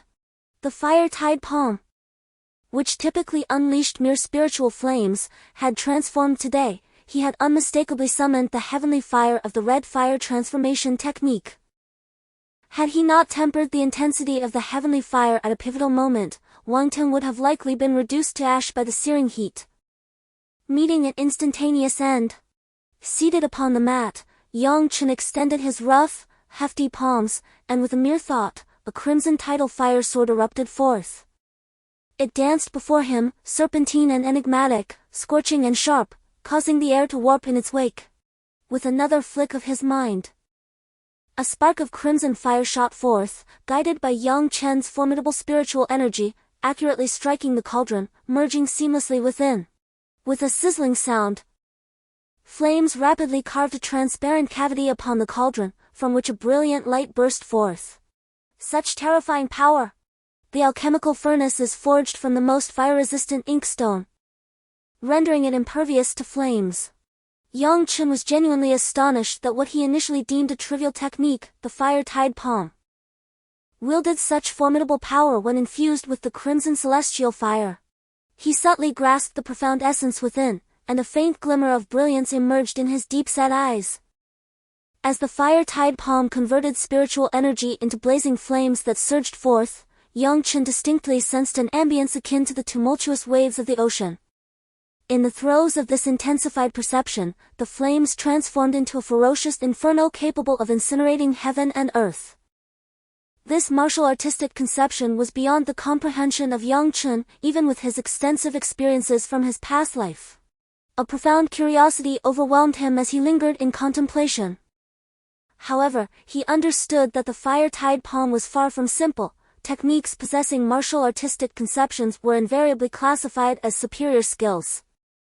After an entire night of refining elixirs and enhancing his cultivation within the confines of the room, he finally opened his eyes at dawn, revealing a glimmer of spiritual essence and extraordinary phenomena of body refinement.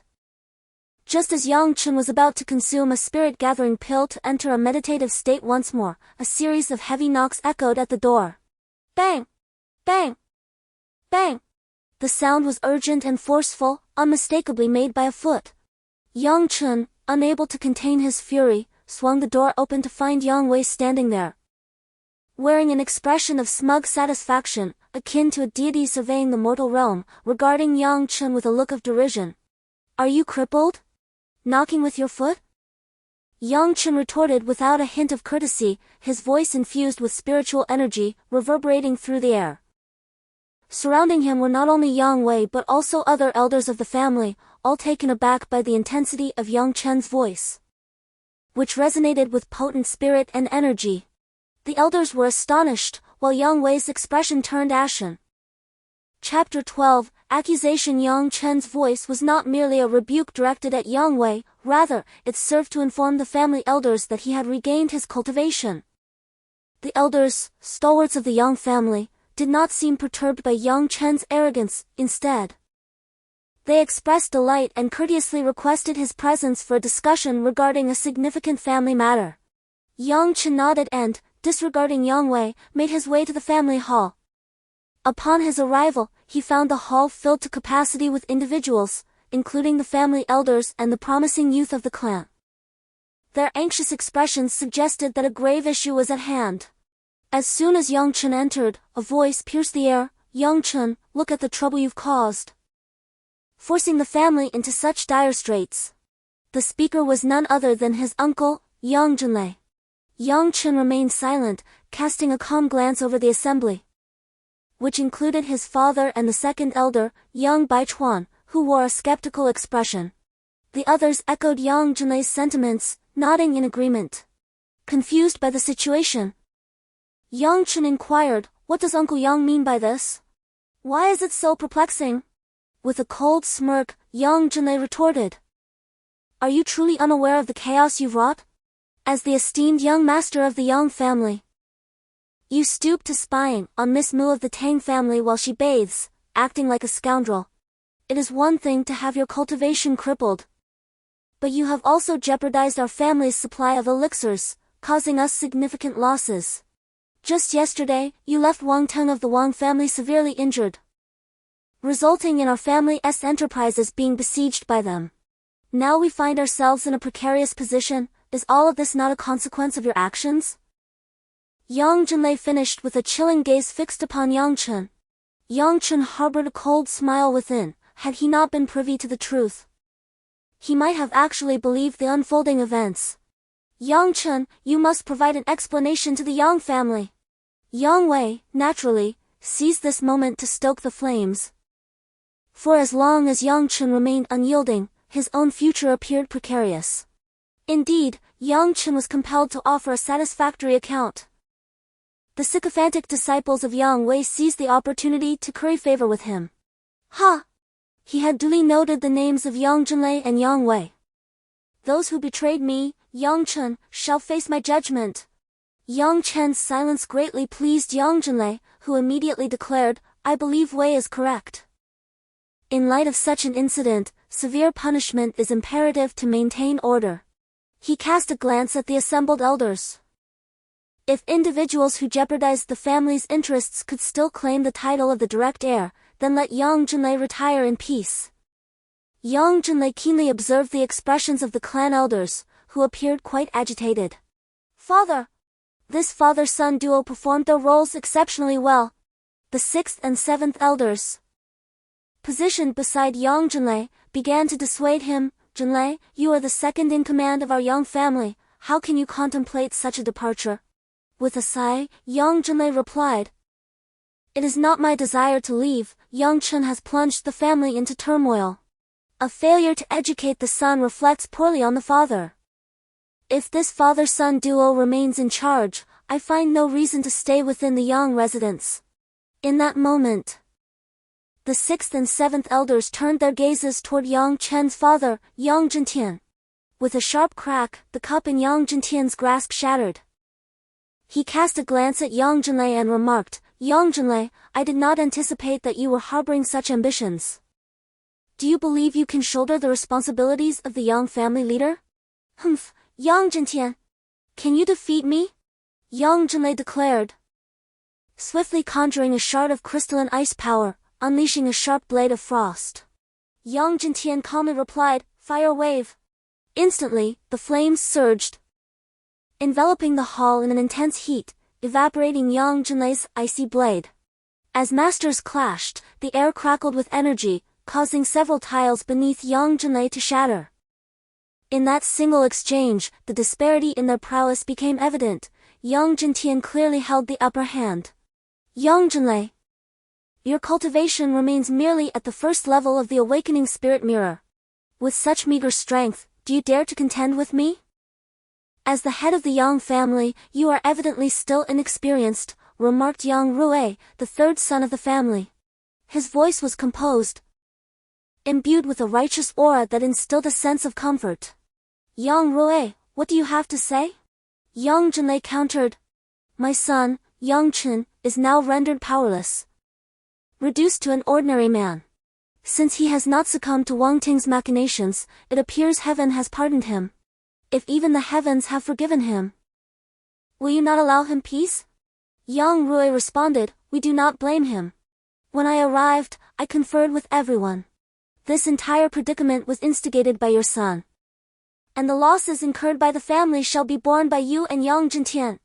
Yang Rui, a true scholar, spoke with an elegance that was neither too heated nor too cold, yet his words were lethal in their implications. Chapter 13, Provocation.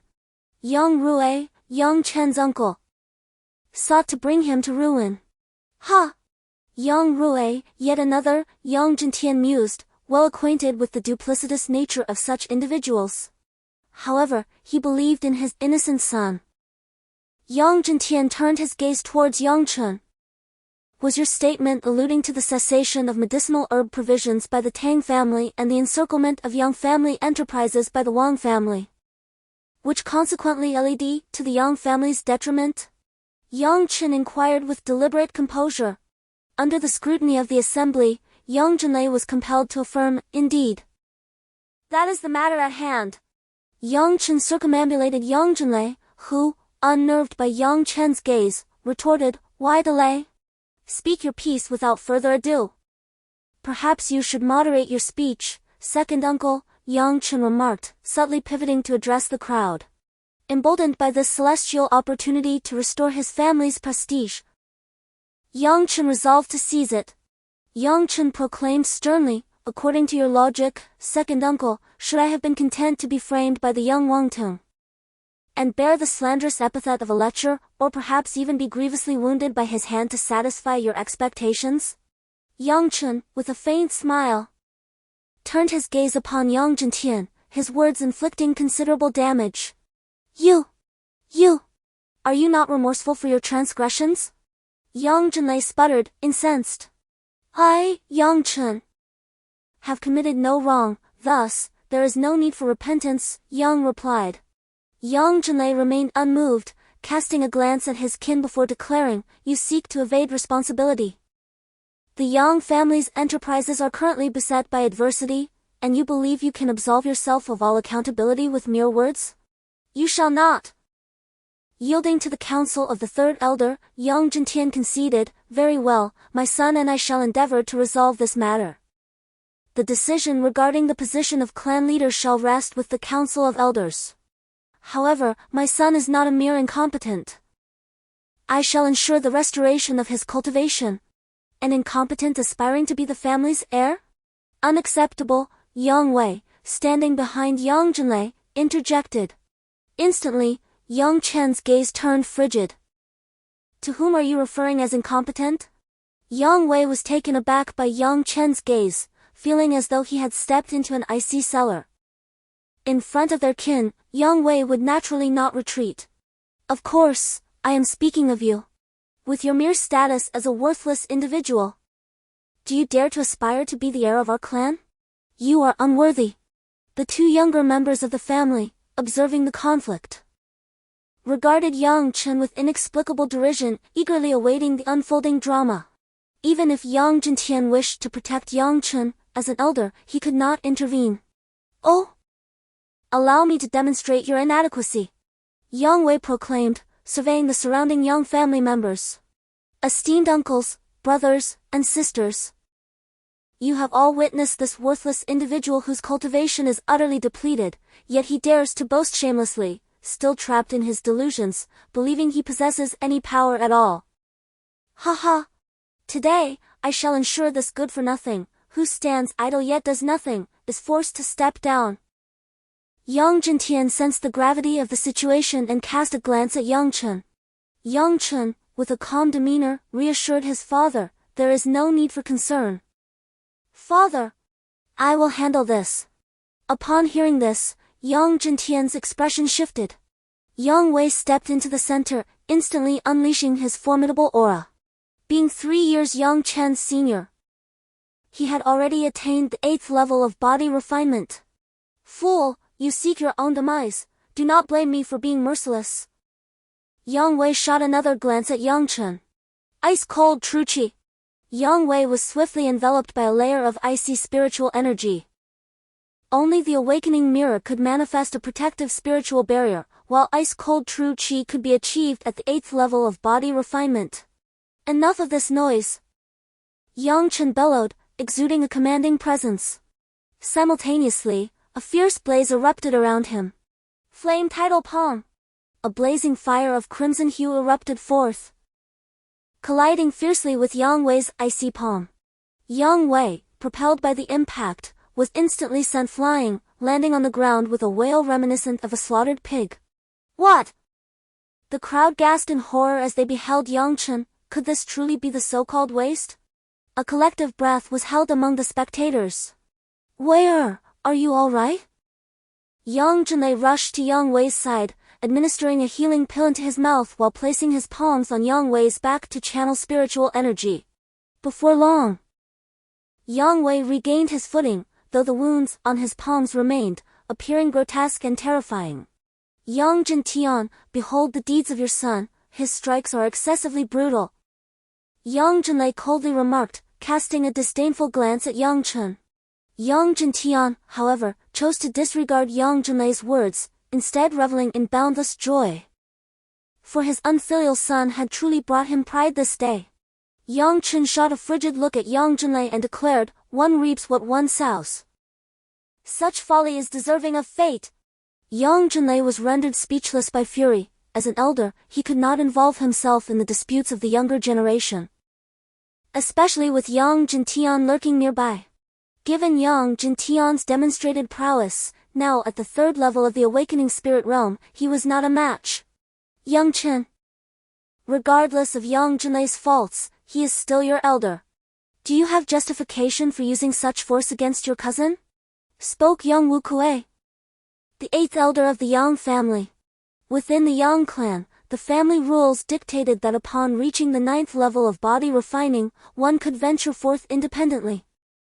Yang Wukue was such an individual, overseeing the family business in Jinyi City, near Xiayuan County, thus explaining why Yang Chen had not seen him for many years. In ordinary circumstances, Yang Wukue's words might have been heeded by Yang Chen, however. Armed with the memories of his past life, Yang Chen comprehended all too well that Yang Wukue was merely a sycophant of Yang Zhenlei, who had dragged the family into the abyss. At critical moments, he wielded the family's assets against its legitimate heirs, a treachery deserving of severe retribution. Indeed, anyone aspiring to usurp his father's position as head of the family was his adversary. Since Uncle A chose to speak in favor of Yang Chen, he too must be opposed to him. Yang Wukue found himself at a loss for words as Yang Chen's remark rendered him speechless. He glanced up at Yang Chen, seated in the position of the family head, and said, "Yang Chen, do you see this? Your son intends to engage me in conflict. Very well. It is indeed an honor for my son to receive guidance from old 8. Yang Chen merely responded with a faint acknowledgement, tacitly agreeing. "Fine. Since you have stated it thus, should I inadvertently harm your son in our skirmish, do not hold me accountable." Wasn't Yang Chen merely regaining his cultivation? With his powers freshly restored, he dared to injure Yang Wei, while simultaneously provoking Yang Wukue, who had attained the formidable 9th layer of body refinement over many years. Was this not an act of recklessness? One of the family's younger members murmured in the crowd. "What do you know? That day, the 2nd elder demonstrated his prowess by concocting a spirit-gathering pill of impeccable quality on the spot. It is said that he received guidance from his master in a dream. Today, it appears to be true. Otherwise, How could he have restored his cultivation after it had been obliterated? This match seems precarious, another disciple remarked, his face reflecting a blend of admiration and envy. Yang Baichuan observed the unfolding events with astonishment. His initial concerns had transformed into overwhelming joy. Only he understood the significance of Yang Chen to the Yang family. The stronger Yang Chen grew, the more elated Yang Baichuan became, for he regarded him as his own disciple. As Yang Wukui finished speaking, he stood in the arena, his aura swelling with newfound vigor. He was indeed at the 9th level of body refinement, and the surging spiritual energy emanating from him signified that he was on the verge of attaining the awakening spirit realm. Chapter 14, a display of might. Yang Wukui's spiritual energy was a haunting shade of green. This martial technique, known as the Demon Wolf technique, was a mid-tier skill acquired by his family in their early years. Its defining characteristic was its exceptional lethality and explosive power. With Yang Wukui approaching the awakening spirit realm, he was fully capable of delivering attacks characteristic of that level. In contrast, Yang Chen exhibited only the 7th level of body refinement, leaving them perplexed by Yang Chen's earlier use of the Tide Fire Palm, which clearly deviated from their own training methods.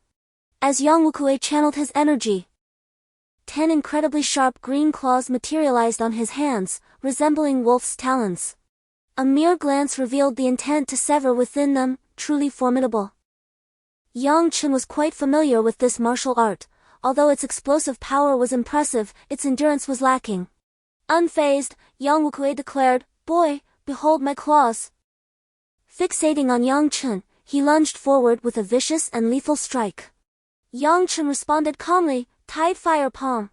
The crimson flames surged once more. Previously, during his battle with Yang Wei, Yang Chen had shown considerable restraint, employing only the first tier of the red heavenly fire. However, against Yang Wukui, he unleashed the 3rd tier. A fierce torrent of flames erupted like a serpent, overwhelming Yang Wukui as he drew near, forcing him to retreat. Upon contact, the green claws disintegrated against the searing fire. Yang Wukui was filled with inexplicable astonishment. One failed strike led him to unleash a multitude of claws once more. The spectators were struck with astonishment, initially believing this would be an unchallenging battle, even anticipating that Yang Chen would be effortlessly defeated by a single strike from Yang Wukui. Yet, contrary to expectations, Yang Chen not only stood his ground but launched a series of lethal attacks that forced Yang Wukui into a defensive retreat. Unable to contend with him. What? This boy's Shihua Palm possesses remarkable prowess. When did it become so formidable? Yang Rui, the 3rd of the Yang family, exclaimed in shock. His words captured everyone's attention, drawing their focus to Yang Chen's Shihua Palm. Wherever the flames of the Shihua Palm reached, Yang Wukui recoiled as if his tail had been stepped on by a cat. As the battle progressed, Yang Wukui's anxiety grew.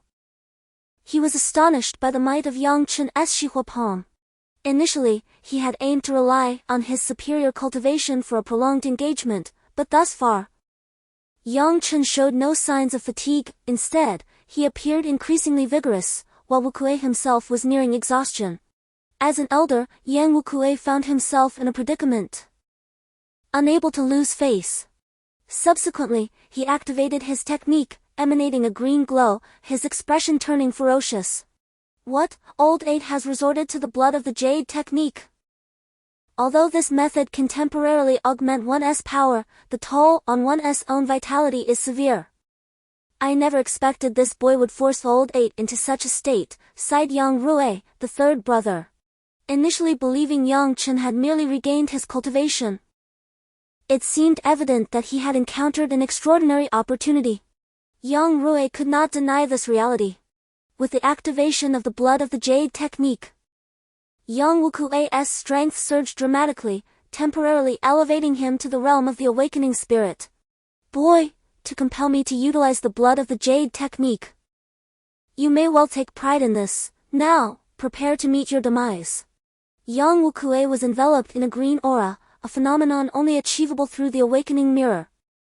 His 5 fingers, now transformed into weapons of concentrated energy, appeared even more formidable than before.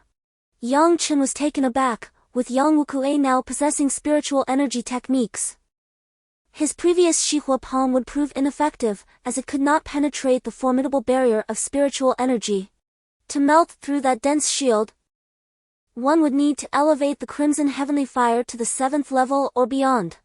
Yang Chen felt a twinge of anxiety, fearing the exposure of his true capabilities.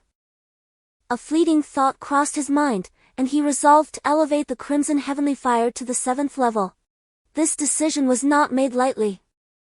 Having chosen the path of physical refinement, it was essential to enhance his combat prowess. Thus, the battle commenced. The flames surged dramatically. As the spiritual fire was engulfed by the blazing crimson flames in a spectacular explosion. In a brief moment, all that remained was the crimson fire.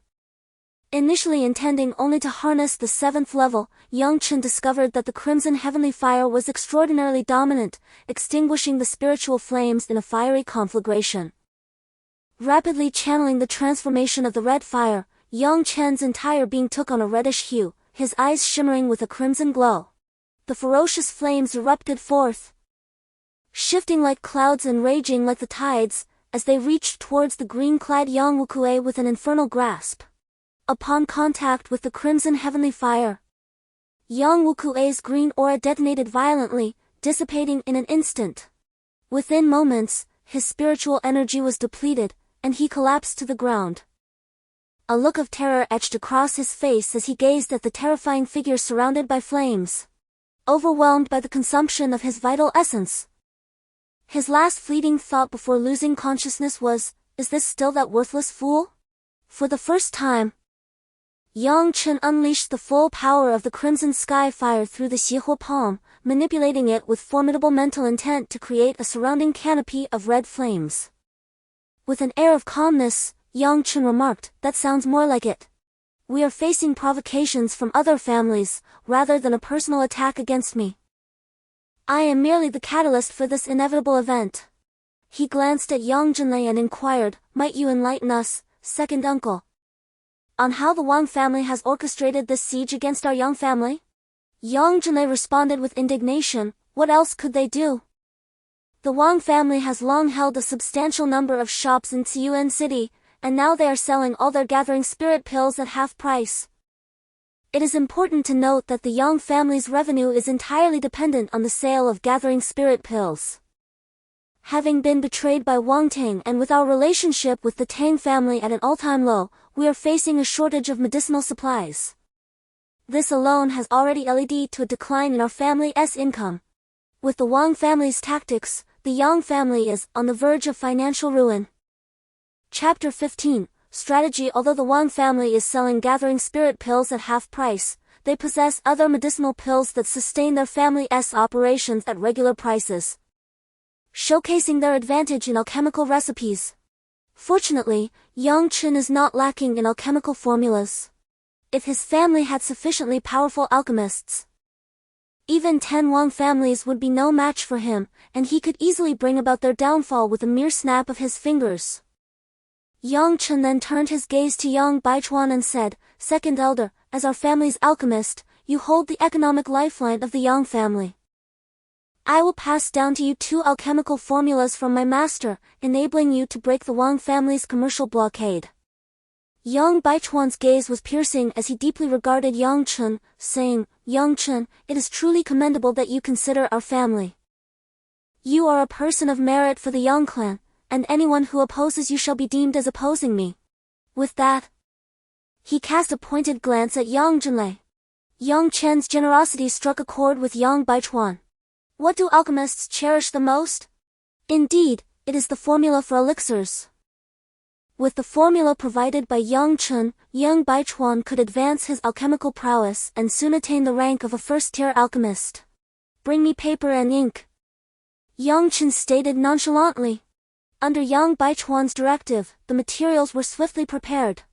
Yang Chen then elegantly inscribed the formula, creating the elixir.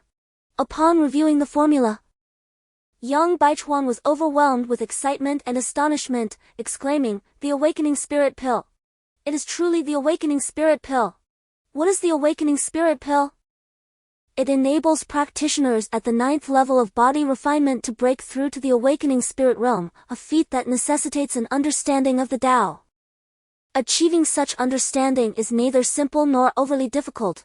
Some prodigies advance rapidly due to their exceptional insight, while others may stagnate for a lifetime within a single realm.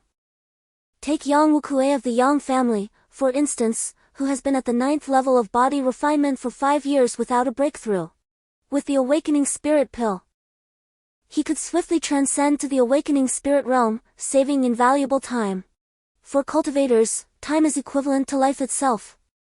And the value of the awakening spirit pill far surpasses that of consumables like the gathering spirit pill. One single pill is worth countless gathering spirit pills. Yang Baichuan glanced at Yang Chen and remarked, "Yang Chen, I never anticipated that you would present such a precious pill formula. Words fail to convey the depth of my gratitude." He then trembled slightly, continuing, "However, given the medicinal resources accumulated by the Yang family, we may only be able to produce a limited quantity. Rather than selling them to outsiders at a low price, it would be more prudent to strengthen our family members. I assure you, within a year, we shall elevate the family's power significantly." Yang Baichuan's words resonated with truth, prompting Yang Chen to swiftly inscribe another formula, detailing a superior elixir known as the Fu Ling Dan. The Fu Ling Dan had yet to surface in the world. It was a concoction devised by Yang Chen in later times, designed to restore a cultivator's spiritual energy to its zenith in a short span, particularly after exhausting their powers. One Fu Ling Dan could be likened to a second chance at life for a cultivator. Given the propensity of contemporary practitioners to embrace peril, depleting their spiritual energy in the face of danger was a common occurrence. Upon reviewing the formulas, Yang Baichuan's hands trembled with excitement as he exclaimed, "With these formulas in hand, how can the Wang family dare to contend with us? They are utterly deluded." Later that evening, in the grand hall of the Wang family, stood the family head, Wang Hong, alongside his second son, Wang Teng. Opposite them stood a cloaked figure, shrouded in black. "You hastily sought me out tonight. Have you brought any news?" Wang Hong inquired, his gaze penetrating. The figure spoke, his voice cold and devoid of emotion. "If you intend to besiege the Yang family with a price war, you are destined to fail." Wang Hong, with his seasoned and profound demeanor, did not exhibit any overtly emotional reactions upon receiving such news. He spoke slowly, urging, "Brother Lei, please speak candidly." The cloaked figure replied, "That incompetent Yang Chen has not only restored his cultivation but has also acquired the legacy of an extraordinary individual, thereby providing his family with several exquisite alchemical formulas. Judging by their expressions, it seems your Wang family may soon face a counteroffensive." The ever-composed Wang Hong's countenance suddenly darkened significantly. Wang Teng, with a venomous tone, remarked, "Previously, I allowed him to bear the shame of being a debauchee and crippled his powers, but it appears I underestimated him. Who would have thought he would survive such adversity and gain the teachings of a master? Truly, wildfires cannot be extinguished, and one must root out the weeds at their base. This is my fault." Subsequently, the cloaked figure recounted Yang Chen's prowess displayed in the assembly hall. And when it was mentioned that even Yang Wukue, who had employed the blood of the green technique, had fallen to him, both Wang Hong and Wang Teng exhibited fluctuating expressions, clearly stirred by tumultuous emotions within. Chapter 16, Prevention of Illness. This individual was undoubtedly Yang Zhenlei, whose every action within the Wang family hall had been meticulously observed by the family head, Yang Zhentian, as well as the second elder, Yang Baichuan. The third elder's murky eyes were filled with regret. At the conclusion of the meeting, Yang Chen discerned Yang Zhenlei's agitation and, foreseeing potential upheaval, summoned his father along with the second elder, the third elder, and other respected figures within the clan. "I have been deceived by this scoundrel for far too long. This is my folly." The third elder, appearing significantly aged, had previously defended this traitorous scion but was now engulfed in self-reproach. Having devoted his life to the Yang family, he now found himself in despair due to Yang Zhenlei's actions, lamenting with great sorrow.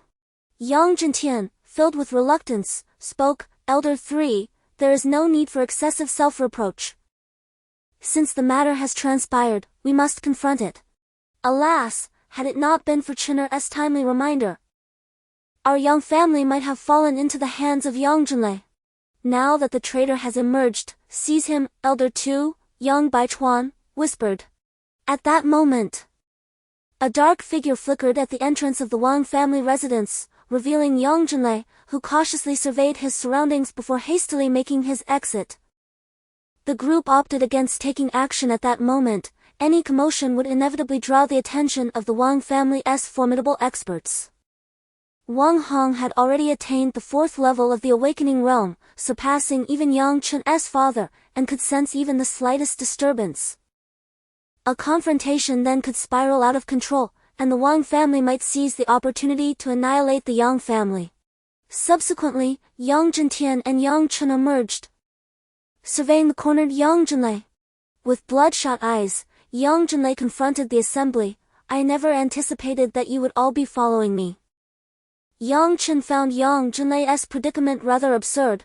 Having committed acts of betrayal against his own clan, he exhibited no remorse and instead cast blame for being pursued. You forced my hand, Yang Zhenlei roared, his eyes ablaze with fury, venting his profound dissatisfaction. Yang Chen was taken aback. The revelation that Yang Zhenlei's father had perished for the sake of his own father weighed heavily on him, stirring hesitation in his heart regarding his initial intent to eliminate Yang Zhenlei. Yang Zhentian, upon hearing this, wore a conflicted expression, uncertain of how to address Yang Zhenlei's situation. Father, this is a matter of family, it requires the counsel of the elders. Let personal grievances be set aside for now, Yang Chen reminded him. Upon hearing this, Yang Zhentian suddenly awakened and said, Second brother, your family has bestowed kindness upon me, which I have never forgotten.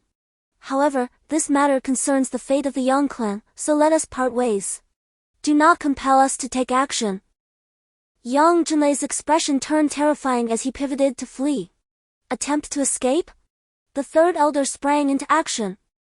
His formerly frail figure seemed to swell with grandeur in an instant, his aura surging as if he were a towering giant before Yang Chen.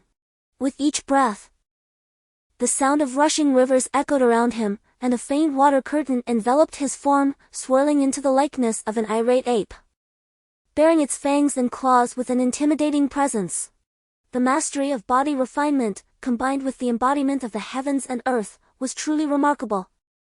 The 3rd elder approached Yang Zhenlei like a phantom, his dragon-headed staff appearing and vanishing with the force of a tempest. Under the weight of the 3rd elder's imposing aura, Yang Zhenlei resembled a mere child, utterly defenseless. With several strikes, the sound of cracking bones filled the air, and Yang Zhenlei's leg was shattered.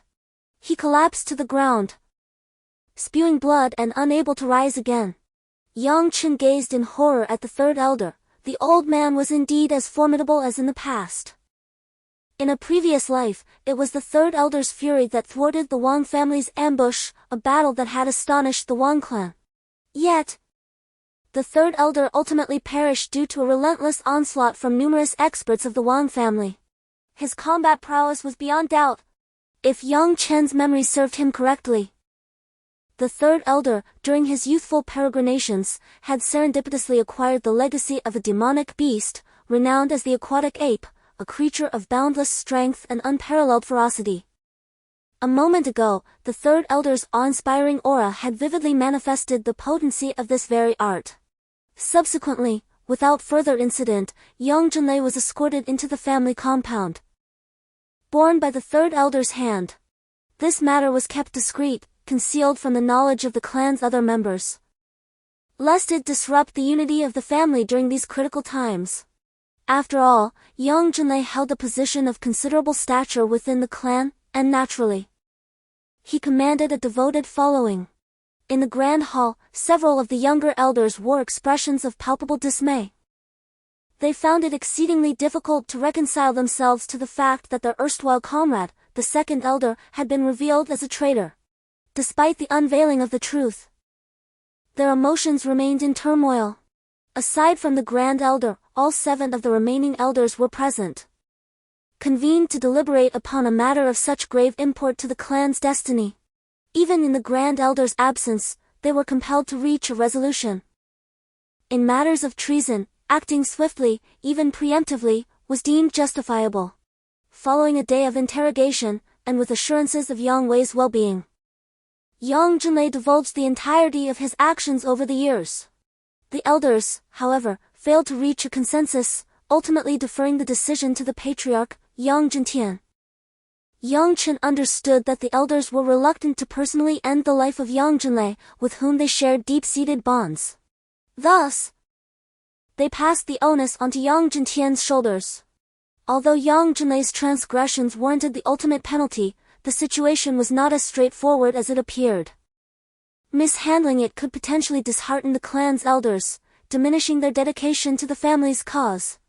Yang Chen refrained from drawing conclusions and instead turned to Yang Chen, saying, "Chener, as the young lord of the Yang family and the future successor, this matter inflicts the greatest harm upon you, thus, the decision rests with you." Such a monumental issue has been thrust upon him by a single word from his father. Yang Chen was momentarily taken aback, yet upon deeper reflection, he grasped the underlying intention of his father's words. He was being taught to navigate family affairs. Chapter 17, Winning Hearts. Yang Chen calmly approached the injured Yang Chen and remarked, "Yang Chen, had it not been for the inheritance I received from my master, I might have faced a life shrouded in darkness. Do you understand the gravity of your crime in plotting against the young lord of the family?" Yang Chen cast a glance at Yang Chen and, in a hoarse voice, replied, "Since the mistake has been made, I seek only death. This entire affair was orchestrated solely by me, and Wei bears no responsibility. I implore you, after my demise, let the family treat him kindly." Yang Chen nodded and continued, "You once claimed that your father perished on the battlefield to save my father. Therefore, this time, I shall spare your life. The debts of a father are to be repaid by his son, and I have already settled my father's debt. Henceforth, if anyone dares to mention this matter again, do not blame me for turning my back on them." Having spoken, Yang Chen cast a cold glance at the assembly of elders present, who remained silent. Yang Chen, with his parched lips pressed together, asked, "Young lord, you truly will not kill me?"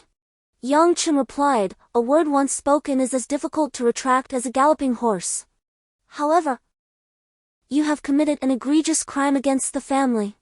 The Yang family has stood for 1,000 years and is now in decline. We cannot endure such turmoil any longer. Therefore, from this day forth, there shall be no more Yang Chen within the Yang family." Yang Chen was moved to tears. After all, he was just in his 40s. And for a cultivator, life had not yet reached its twilight. He still possessed the qualifications to pursue the pinnacle of martial arts. Trembling, Yang Chen spoke, "I shall forever remember the grace bestowed by the young master." With that, he unsteadily rose to his feet on one leg, preparing to depart. Yang Chen, feeling a pang of reluctance, urged, "Uncle, wait." Yang Chen cast a puzzled glance at Yang Chen. From his bosom, Yang Chen produced 2 vials of elixirs filling pills. For alarming the snake in the grass would not bode well for the Yang family. As Yang Chen received the pills with his trembling hands, he exhaled deeply, closed his eyes tightly, sighed, and turned to leave. The third elder stood from the elder's seat and hastened to Yang Chen's side, saying, "Chen, you are being foolish." With that, the third elder's voice broke with emotion. He shared a brotherly bond with Yang Chen's father, and witnessing Yang Chen in such a state overwhelmed him. Yang Chen glanced at the third elder, hesitating to speak. The third elder wiped away his tears and, gazing at Yang Chen, sighed, "Chen, do you know why the previous generation did not pass the position of clan leader to you? Within the Yang family, the one who merits it by virtue of great deeds shall assume the title of clan leader. Your father's contributions were universally acknowledged upon his demise. It was only logical that the position should have been passed to you." Yang Chen's eyes suddenly sparkled with clarity as he inquired, "Uncle, please tell me. Why is that? Everything I have done stems from my unwillingness to accept this fate. I cannot bear it." With a sigh, the third elder remarked. This was your father's dying wish. He believed your insatiable greed rendered you unfit to assume the role of clan leader, fearing it would lead our family into the abyss. This matter pertains to the secrets and destiny of the Yang clan. Should the opportunity arise, consult the Grand Elder, he will reveal everything to you. Yang Chen's gaze became vacant, as if he had momentarily lost all strength. What had he accomplished during these years? Subsequently, he rose, relinquishing his attachments, and vanished into the night. The internal strife within the family had been quelled, fostering unity among its members. Business thrived due to his alchemical formulas, overshadowing the Wang family's enterprise, leaving Yang Chen untroubled. Yang Chen resolved to embark on a journey to the Tianhuang mountain range, not only to enhance his cultivation but also to gather medicinal herbs for crafting awakening elixirs, each elixir tantamount to adding an expert with the prowess of an awakening mirror to the family. The Tianhuang mountain range teems with myriad magical beasts, each possessing a magical core, which, to an alchemist like Yang Chen, represents boundless cultivation potential. The essence extracted from these cores can be harnessed to amplify one's own spiritual energy. With relentless breakthroughs, one can achieve remarkable progress, akin to a meteoric rise in power. Renowned as a perilous place near Tianhuang County, Yang Chen ventured within and soon collected a variety of magical cores: silverline serpent cores, white tiger cores, black fox cores. However, these creatures were not particularly formidable, merely possessing first-tier cultivation, equivalent to the human body refinement stage. Here, Yang Chen could engage in combat without reservation, unleashing his latent potential without fear of suspicion. In merely 3 short days, Yang Chen found himself enshrouded in a multitude of crimson stains, resembling a wild man. After traversing for half a day, he finally stumbled upon a water pool. To be precise, it was a serene pond. The tranquility of the pond emanated a refreshing aura from afar, and he could even detect a familiar scent of medicinal herbs wafting through the air. Drawn by an inexplicable urge, Yang Chen hastened his steps, only to be astounded by the scene that unfolded before him. The area was barren, devoid of any vegetation. Shrouded in darkness, where withered black grass lay scattered, and human bones were visible amongst the desolation. A chill surged within Yang Chen, instilling a sense of foreboding. What he had initially believed to be a close proximity to the tranquil pond turned out to be an illusion, as he soon realized that no matter how he traversed, he could not reach its edge. Yang Chen understood that he had inadvertently wandered into a mirage. The numerous skeletal remains surrounding him hinted that this was no benign locale. However, undeterred by fear, Yang Chen, with his 3 millennia of experience, had encountered many strange places before. Although this one was peculiar, it was not enough to intimidate him. With determination, Yang Chen unleashed his formidable mental prowess and discerned the focal point of the illusion. Instead of dismantling it, he discovered that advancing further would only lead him in circles, while retreating would allow him to exit unhindered. It was evident that this formation was crafted by a cultivator to deter others from entering this perilous ground, an act of benevolence. Acknowledging the danger, Yang Chen resolved not to allow others to meet their demise here, for those with sufficient cultivation. The secrets of the illusion concealed within this grove of Polonia trees could be unveiled. By circumventing the illusionary maze, everything before Yang Chen became remarkably clear. And the water pool was now within arm's reach. The scene within the pool was instantly revealed. A single flower materialized out of thin air, resplendent in its vibrant hues. A striking crimson that bordered on the uncanny. The soul-eating flower! Yang Chen was taken aback. How could such a thing appear in this place? The soul-eating flower was not merely a medicinal herb, it was a terrifying demon flower capable of absorbing the essence of death and, ultimately, devouring souls. In his previous life, a malevolent being had refined the soul-eating flower into a sinister artifact, wreaking havoc upon the living and ultimately inciting the wrath of a powerful sect, which led to his downfall at the hands of numerous masters. Yang Chen vividly recalled that battle, where nearly 70 to 80% of the righteous experts were consumed, resulting in a truly devastating scene. Chapter 18, the frigid pool and the demonic corpse. As Yang Chen pondered, it seemed that something was emerging beneath the soul-eating flower. Upon closer inspection, he discovered it was, in fact, a corpse. The roots of the soul-eating flower were deeply embedded in the body, siphoning the essence of death. The corpse exuded a profound aura of mortality. It was a zombie, with fingers adorned by nails of an eerie blood-red hue, appearing exceedingly bizarre. A chill gripped Yang Chen's heart. Although the corpse lay motionless, it emanated an oppressive presence. Before long, the sound of footsteps echoed from outside, prompting Yang Chen to cautiously conceal himself within the cedar grove. He did not venture far but instead took refuge behind a massive tree nearby. His own appearance, marred and wild, allowed him to blend seamlessly with the surrounding foliage. Furthermore, his strong mental fortitude and adeptness at masking his presence rendered him unafraid of being discovered by the approaching individuals. Before long, a contingent of individuals appeared. Leading the procession was a woman adorned in vibrant attire. This woman, with her strikingly unique features, was instantly recognized by Yang Chen.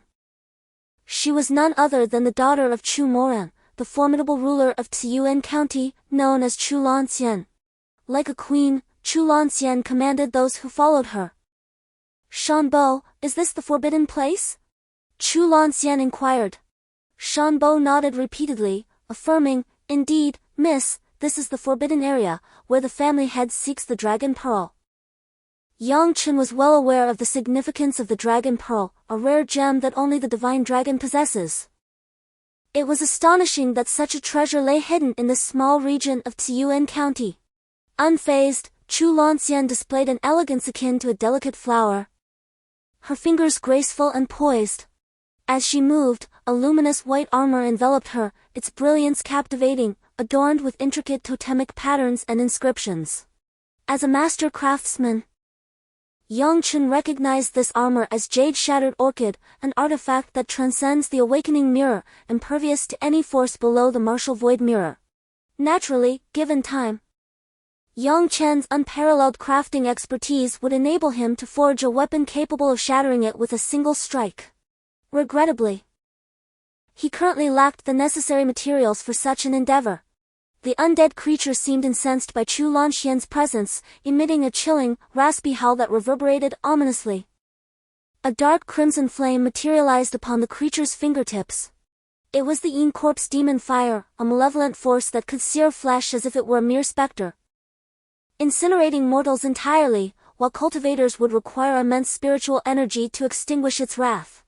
Amidst the barrage of demonic fire projectiles, a few cultivators of slightly lesser prowess fell victim, groaning incessantly as the infernal flames swiftly danced upon their bodies, reducing them to a ghastly pulp in the blink of an eye. The air became saturated with the noxious stench of charred flesh and blood. Chu Lanfeng coldly remarked, "Be cautious, this is merely the beginning.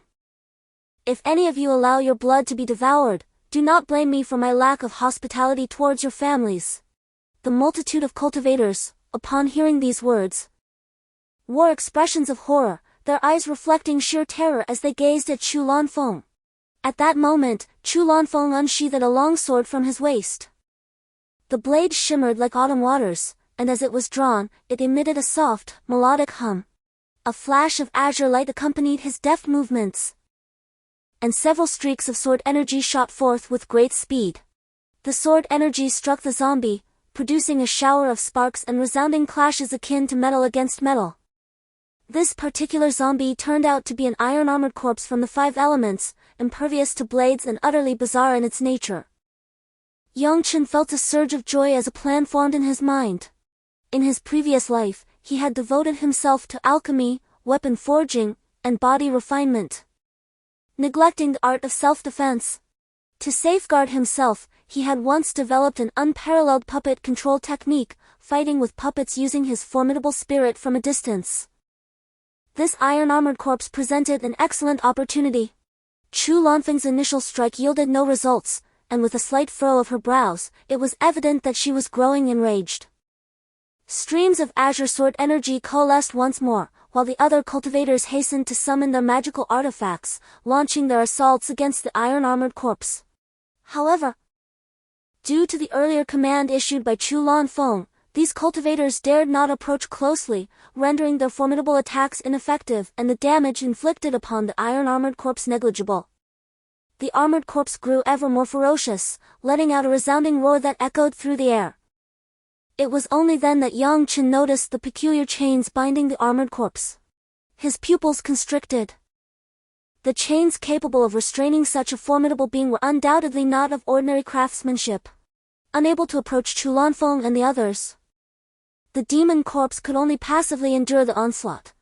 Enraged, it unleashed a torrent of sinister flames that cascaded down like a demonic rain from the heavens. The Paulownia trees, though untouched by flames, bore menacing hollow marks upon their trunks. The martial artists retreated in haste, wary of the inferno's reach. Although Chu Lanfeng was shielded by her jade armor, her cultivation with the spirit awakening mirror could not withstand the onslaught for long. With a reluctant gaze, she observed the frenzied demon corpse before retreating. I underestimated it. We must go. Soon, the group vanished into the depths of the Paulownia forest. Yang Chen cautiously emerged, casting a wary glance at Han Dan, who was binding the demon corpse. Beneath it lay a dragon pearl. What secrets did this place harbor?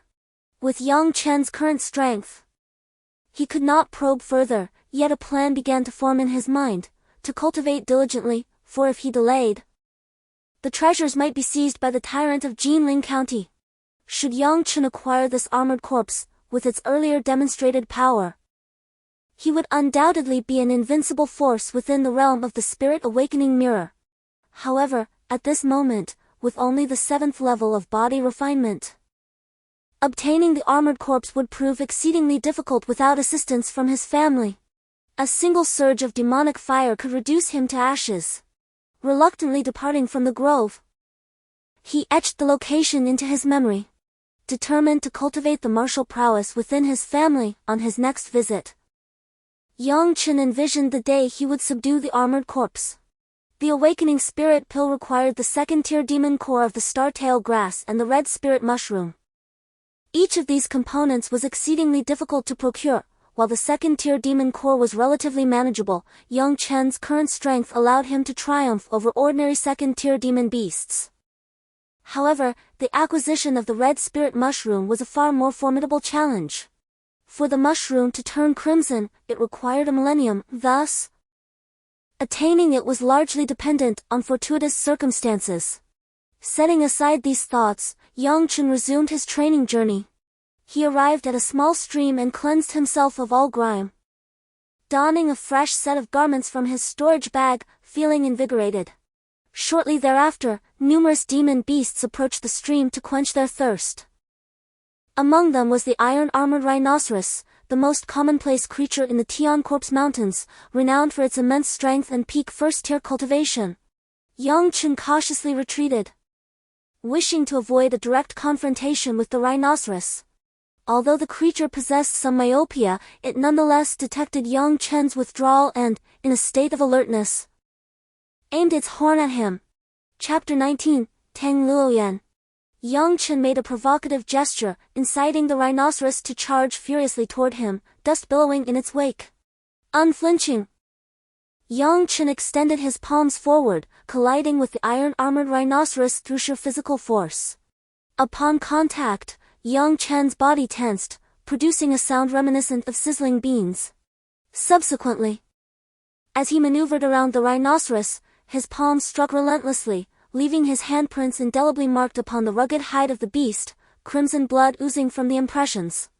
Ultimately, the rhinoceros, being devoid of intellect, stood no chance against Yang Chen. After he unleashed hundreds of blows, it collapsed with a resounding thud. Gazing upon the fallen armored rhinoceros, Yang Chen exhaled deeply. Engaging in a contest of brute strength against the formidable beast had taken a toll on his current stamina. As waves of exhaustion relentlessly surged through his mind, the vicinity of the stream harbored no formidable monsters. The armored rhinoceros, being nearsighted, would not launch an attack unless provoked. And only in the presence of a natural enemy would it act. With this assurance, Yang Chen settled into a meditative posture to commence his cultivation. He consumed a spirit-gathering pill, which rapidly dissolved within him, flooding his meridians with an immense influx of spiritual energy. His body, having undergone intense exertion, craved the energy like a famished infant, fervently drawing in the spiritual essence coursing through his veins. Every minuscule particle of his being breathed in harmony. And with each inhalation and exhalation, spiritual energy was feasted upon, depleting the essence contained within a single gathering pill in the blink of an eye. Nevertheless, Yang Chen harbored no concern regarding the scarcity of gathering pills. He retrieved 3 more from his bag and ingested them. His physique swiftly rejuvenating under the cleansing flow of spiritual energy. From a state of spiritual void to one of fullness. He accomplished this transformation in the mere span of a fragrant incense stick. Rising to his feet, Yang Chen once again sought out the armored rhinoceros to hone his strength. His power had significantly increased, and with continued training, he could attain a physical prowess of 8,000 pounds. His cultivation also ascended to the 8th level of body refinement. Before long, one rhinoceros after another succumbed to Yang Chen's relentless efforts, and upon their exhaustion, he resumed his meditative practice. With the spirit-gathering pills depleted, he turned to the more efficient Poria pill, which yielded superior and quicker results. After an indeterminate number of rhinoceroses had fallen beneath his might, Yang Chen successfully broke through to the 8th level of cultivation. The landscape was marred by the inverted corpses of ironclad rhinoceroses, prompting Yang Chen to abstain from lingering, as such remains were certain to attract carnivorous beasts. After extracting all 107 demon cores from the ironclad rhinoceroses, Yang Chen inventoried them with satisfaction. These demon cores, if sold, could fetch over 100,000 taels of silver. If alchemized into elixirs, the profit would be at least 1 million. As Yang Chen ruminated on his newfound fortune, the distant clamor of intense combat reached him. The clashing of weapons resonated, yet the force was insufficient. From the acoustics, Yang Chen discerned that the combatants' cultivation was at most at the 6th level of body refinement.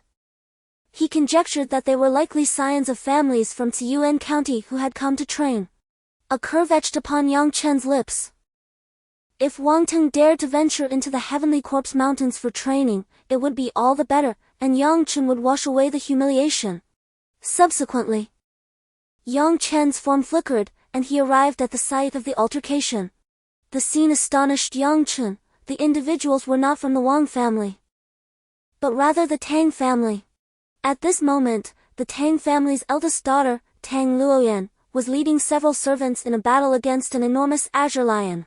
The azure lion, known as Azure Ire, was a common second-order demon beast in the Heavenly Corpse Mountains, its strength merely comparable to the cultivation of a 9th-level body refinement cultivator. Even so, Tang Luoyan and her entourage were being overwhelmed. Yang Chen glanced at Tang Luoyan and then contemplated fleeing, but the sharp-eyed Tang Luoyan had evidently detected Yang Chen. Enemies meeting were especially filled with animosity, and her face instantly contorted with rage. "You scoundrel, I will kill you!" Tang Luoyan exclaimed, disregarding the rampaging Azure Ire, and thrust her sword towards Yang Chen. Yang Chen found himself unable to evade the attack, so he chose to stand his ground. With a deft flick of his finger, he struck against Tang Luoyan's longsword, producing a faint metallic clang that sent the weapon clattering to the ground. "You!" Tang Luoyan exclaimed, pointing at Yang Chen, her fury rendering her momentarily speechless. Standing her ground, she finally managed to utter, "Thief! Even if your cultivation has been restored, I shall slay you today." With his hands clasped behind his back, Yang Chen replied with an air of righteousness, "Tang Luoyan, do refrain from making baseless accusations. I did not witness your bathing. Did I not come perilously close?" Having lost her weapon to his singular motion, Tang Luoyan, unable to best him in combat, resorted to fierce words, "You shameless rogue! I do not wish to hear your cunning excuses. Restore my honor." Perhaps reminded of her indignation, Tang Luoyan momentarily forgot that she was no match for Yang Chen and lunged at him once more. However, at that very moment, the furious blue figure had repelled several servants and was now charging towards Tang Luoyan. Oblivious to the impending danger, It was Yang Chen who perceived the threat with acute clarity, his pupils narrowing in realization. Caught in a dilemma. Yang Chen contemplated his options. If he evaded Tang Luoyan's strike, she would undoubtedly fall victim to the furious blue figure's grasp, leading to her demise. Conversely, should he remain, he risked sustaining a grievous injury from her attack. As a practitioner of the 7th level of body refinement, Tang Luoyan's strike was not to be underestimated. In the fleeting moment of decision, Yang Chen resolved not to retreat. Simultaneously, he extended his left hand, unleashing a torrent of flames. The scorching red celestial fire emerging like a serpent from its lair. Tang Luoyan gazed at Yang Chen in astonishment, despair flickering in her eyes as she mistakenly believed he was directing his assault at her. The crimson flames of destruction cast a pallor over Tang Luoyan's face. At this moment, it was too late for her to withdraw. Since Yang Chen sought her demise, she would undoubtedly unleash her full power, delivering a terrifying blow with almost all her strength.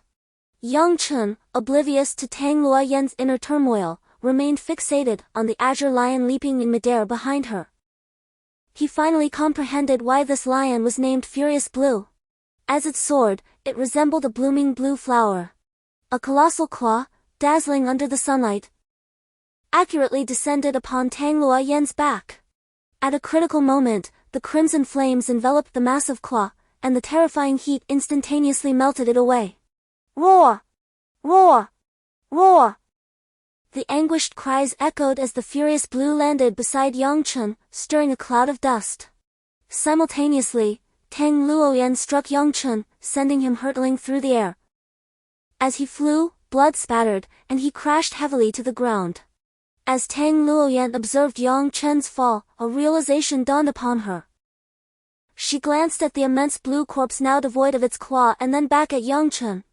Unbeknownst to her, an overwhelming sense of helplessness washed over her. Chapter 20, The Traitor. Had he just saved me? This scene struck Tang Luoyan like a thunderbolt.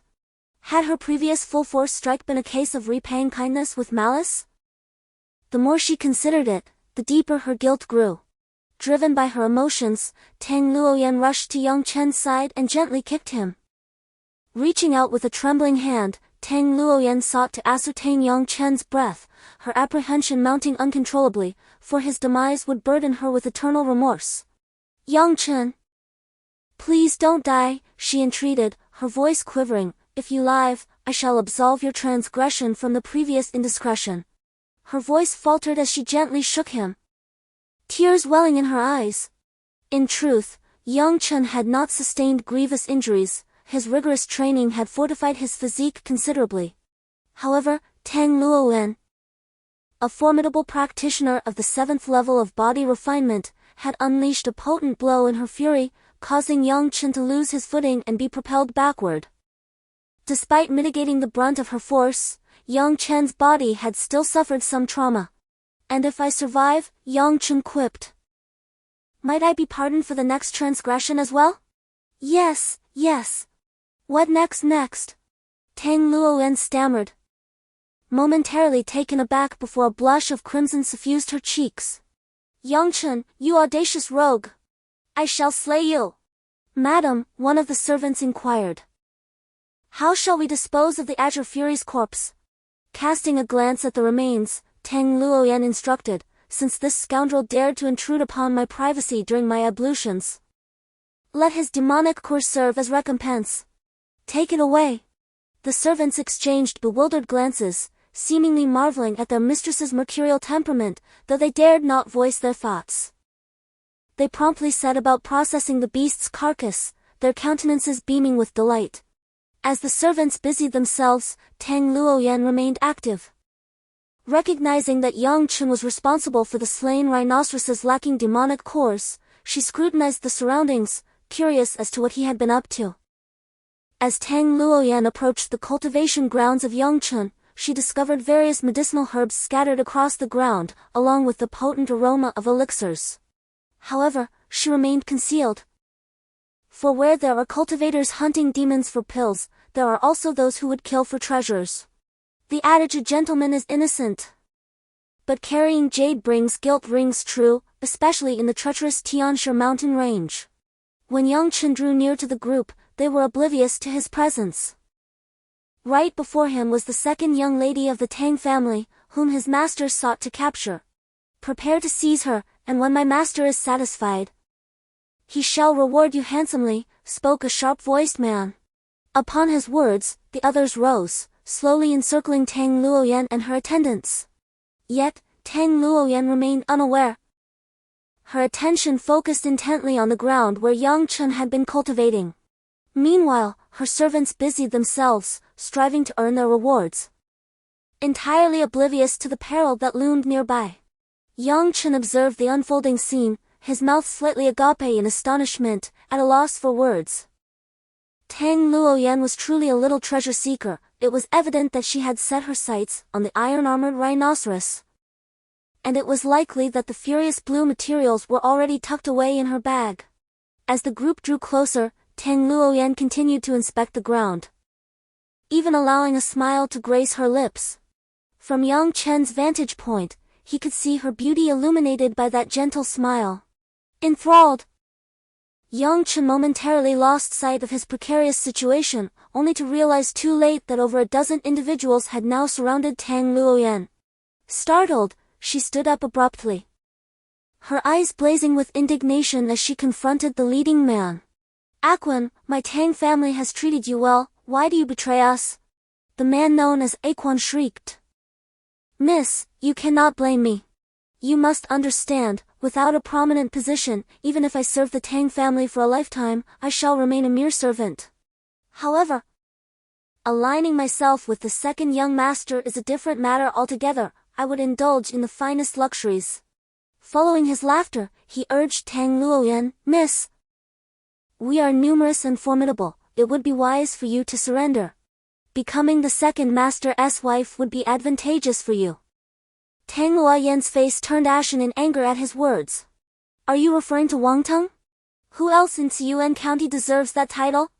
Aquan replied proudly, relishing the acknowledgement. A trace of scorn flashed across Tang Luoyan's face, whether directed at Aquan or herself. She scoffed, I did not expect him to be so vile. Even in death, I shall never marry him. Aquan's expression turned icy, and he proclaimed furiously, refusing a toast only to drink a penalty. Since you refuse to yield, do not blame me for resorting to force. With a command, the throng behind Aquan surged forward, encircling the 7 or 8 individuals who stood with Tang Luoyan.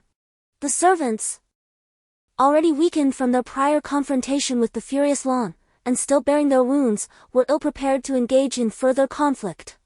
All present stared blankly at Tang Luoyan, who, aware of the gravity of the situation, calmly declared, you may choose to surrender, I will not hold it against you. Even in death, I shall not give Wang Teng the satisfaction. Upon witnessing Tang Luoyan's resolute spirit, one servant stepped forward, asserting, if a mere girl is unafraid, what do we have to fear? Others echoed, yes, what is there to fear? We will not surrender. Indeed, we shall not surrender.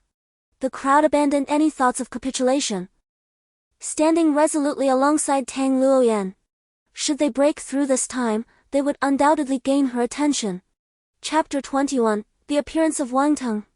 In a flash of silvery light, exuding an air of authority, a single strike caused the servant to stagger back, yet he still fell victim to Tang Luoyan's silver sword. You wretched woman! Dare to injure me! The servant cursed, charging forward once more. The battle grew fierce, and others dared not hesitate. For Tang Luoyan's cultivation was at the 7th level of body refinement, surpassing that of several among them. Numerous sharp beams of blades and swords sliced through the air, and soon a servant collapsed at Tang Luoyan's side. At this moment, if Yang Chen did not intervene, when else would he? In the blink of an eye, it seemed all the servants would fall, for who truly valued the lives of servants? Yang Chen leapt into action, flames erupting forth. The keen-eyed Aquan spotted him, but before he could utter a sound, Yang Chen silenced him with a single strike. The others gazed at Yang Chen in trepidation, the heat of the flames palpable in the air, fearing they would be the next to be consumed by the fire. Yang Chen, Do not think that by rescuing me, you can escape the image of a lecher in my heart. Tang Luoyan observed Yang Chen's intimidation of the assailants and realized he had come to her aid. Had he not acted, even with her slightly superior cultivation, she would have been gravely injured in her bid for escape against such numbers, though her stubborn nature prevented her from admitting it. Now that your servants are few, in this desolate wilderness, and knowing you cannot defeat me, shall I not indulge in being a lecher once more? Tang Luoyan was momentarily stunned. Just moments ago, Yang Chen had decisively defeated the furious Lan, and she had not anticipated his shamelessness in wielding such power over her and her companions. Yang Chen, you truly are a rogue. With a hearty laugh, Yang Chen smirked. Your visage is indeed pleasing, yet it appears you are not to my taste. Yu Tang Luoyan seethed with anger. It was the first time someone had openly expressed disinterest in her, especially someone like Yang Chen who had once seen her in a vulnerable state. This ignited a profound sense of shame and indignation within her, yet she found it difficult to retaliate. After all, how could she confront him merely because he did not fancy her? Moreover, he had just saved her life. As Yang Chen pointed out, they were currently in a desolate wilderness, and given the frailty of their group, if Yang Chen harbored any ulterior motives, they would indeed be in peril. Yet, it seemed he had no such intentions, otherwise, he would surely take advantage of the situation rather than offer timely aid. Miss, my willingness is none of your concern. Tang Luoyan retorted with a dismissive glare, her voice laced with disdain. You possess merely the cultivation of the 7th level of body refinement, yet you dare to train here. I too am at the 7th level, if you can come, why can't I? Are you not afraid of encountering a second-tier beast? Yang Chen chose not to engage in a dispute with her, instead laying out the facts. Why are you not afraid of a second-tier beast? Tang Luoyan was still haunted by the memory of that furious azure beast, which was indeed a second-tier creature. How could Yang Chen, with his 7th level cultivation, possibly defeat it? Surely, he could not have mastered some unparalleled divine art. She would not believe it, even if it cost her life. Yang Chen chuckled softly. There are reasons behind my ability to conquer my foes, and it is precisely this that grants me the confidence to venture into the Tianhuang mountain range. Second Master, that scoundrel has thwarted your plans. Before Yang Chen could take a step, a voice resonated through the thicket, followed by the sound of hurried footsteps. A group of individuals approached Yang Chen and his companions, led by none other than Wang Teng. Upon his arrival, Wang Teng let out a hearty laugh, exclaiming, "Ha ha ha, what do you know? I, the second master, have come specifically for this young man, while the Tang family maiden is merely a secondary concern." The servants beside him immediately fawned over Wang Teng, praising his brilliance. Wang Teng was accompanied by no less than 30 followers, including 2 formidable experts at the first level of the Awakening Mirror. Yang Chen's fury surged within him, since Wang Teng had the audacity to send people to encircle him. It presented an opportunity for him to annihilate them. Oblivious to the gravity of his own situation, Wang Teng arrogantly declared, "Yang Chen, today marks your demise. Last time, I merely incapacitated your cultivation without ending your life, and I find myself regretting that now." Yang Chen responded with a boisterous laugh, "What a farce! You are merely a defeated foe, resorting to petty tactics to tarnish my reputation and sow discord between the Tang and Yang families. Do you truly believe that those of discernment would be deceived by your schemes? So what if you do? My Wang family intends not only to obliterate your Yang family but also to eradicate the Tang family, making both clans mere vassals to us. If you do not turn against one another, how shall I profit from this? You may prepare for your journey to the underworld." Tang Luoyan's face drained of color. The figures that had been lurking in the shadows behind Wang Teng gradually emerged, numbering more than 30, each possessing a cultivation level superior to hers. To her astonishment, just as Wang Teng finished speaking, 2 figures stepped forward, both experts of the Awakening Mirror, completely extinguishing any hope she had of escape. Chapter 22, Escape. Observing the increasing number of shadows behind Wang Teng, Yang Chen, who had remained silent until now, erupted into laughter, Wang Teng. I was just lamenting my inability to resolve the misunderstanding with the Tang family, and here you are, offering your assistance. How should I express my gratitude? Yang Chen's laughter was unrestrained, devoid of any awareness befitting a prisoner. Wang Ting's expression darkened, taken aback by Yang Chen's audacity even in the face of imminent death. His anger flared as he declared, "You dare to be so arrogant when your end is nigh? Rest assured, I will not grant you a swift demise. I intend to torment you slowly until you perish."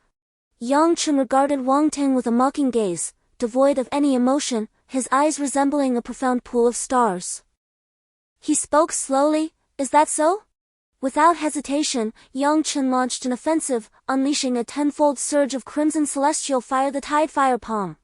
He leaped into the air.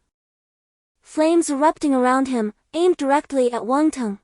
Many cultivators nearby sensed the impending danger and quickly positioned themselves in front of Wang Ting, channeling various spiritual energies to strike at Yang Chen. However, with a single palm strike, Yang Chen shattered their defenses, leaving them aghast as if they had encountered a ghost. This fellow's Tide Fire Palm is peculiar. When did the Yang family's discarded martial technique become so formidable? One of the robe-clad cultivators remarked after extinguishing the celestial fire on his palm. "Everyone, attack together. We must eliminate Yang Chen this time." Wang Ting's expression turned sinister as he issued another command. Having reached the first level of the awakening mirror, Yang Chen was no longer concerned. His recent training had propelled him to the 8th level of body refinement, and his crimson true chi had also advanced, allowing him to handle the situation with ease and continuity. Subsequently, over 30 cultivators launched their assault, surrounding Yang Chen. With fists that cannot match 4 hands, Yang Chen. "I wonder how long you can endure," Wang Ting mocked. Despite his taunts, an undercurrent of fear coursed through Wang Ting's heart. Yang Chen had already exhibited such formidable combat prowess. If given more time to grow, how terrifying might he become? The saying that 2 fists cannot contend against 4 hands applies only when the disparity in strength is not too great. With the crimson heavenly fire fully unleashed and under Yang Chen's powerful mental control, a fiery shield enveloped his entire being. The flames blazed intensely, warping the very air around him.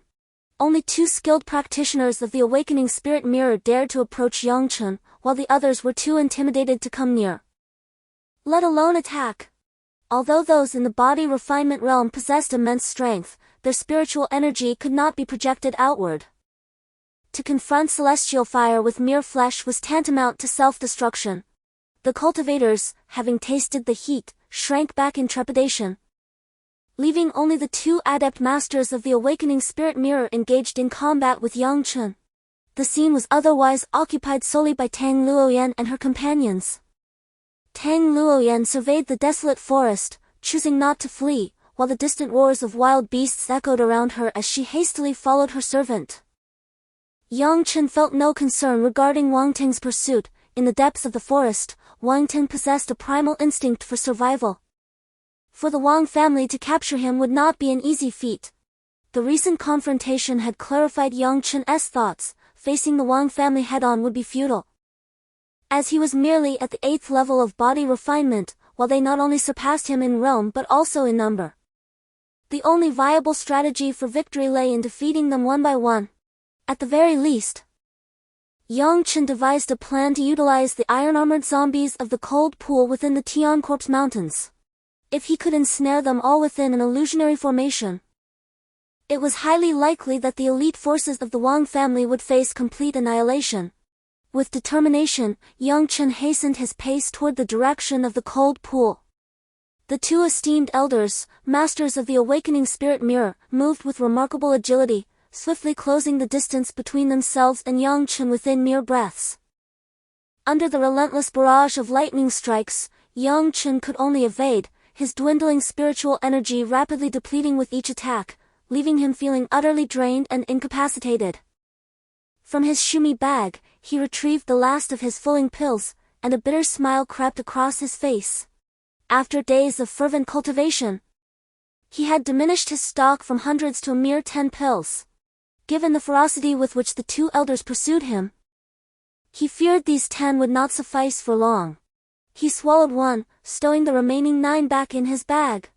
As the elixir took effect, Yang Chen felt the surrounding spiritual energy surge toward him at an astonishing pace, rejuvenating his once parched body as if a newborn were nursing. His speed surged once more, his form becoming a blur.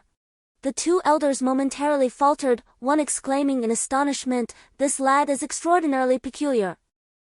How can his speed increase despite having seemingly exhausted all his spiritual energy?" The other elder retorted, "Humph. Even consuming a gathering spirit pill wouldn't restore energy at this rate. He must be employing some secret technique, drawing upon his latent potential to achieve such swiftness. We must accelerate our pursuit to eliminate him." "You are indeed correct, my friend.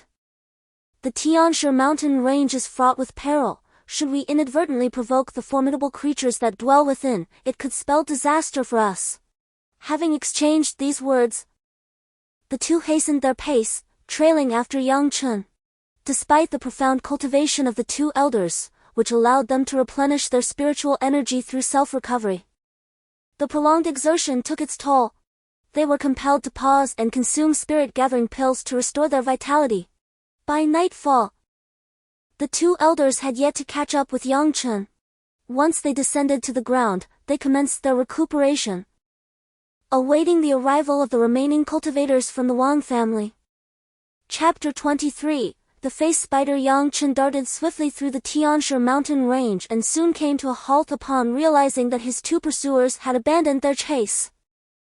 A wave of relief washed over him as he paused to seek a concealed spot to regain his spiritual energy. As the night enveloped the land, Yang Chen's greatest adversary was no longer the Wang family, but rather the ferocious beasts that roamed these woods.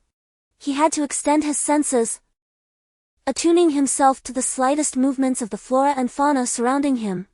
Suddenly, a series of urgent sounds pierced the stillness, prompting Yang Chen, who had been meditating with his eyes closed, to snap them open and scan the area from whence the noise originated. What he beheld sent a jolt of fear through him. A colossal face spider was in sight, its dark, menacing claws piercing the skull of a demon tiger, extracting a vibrant green demon core from within.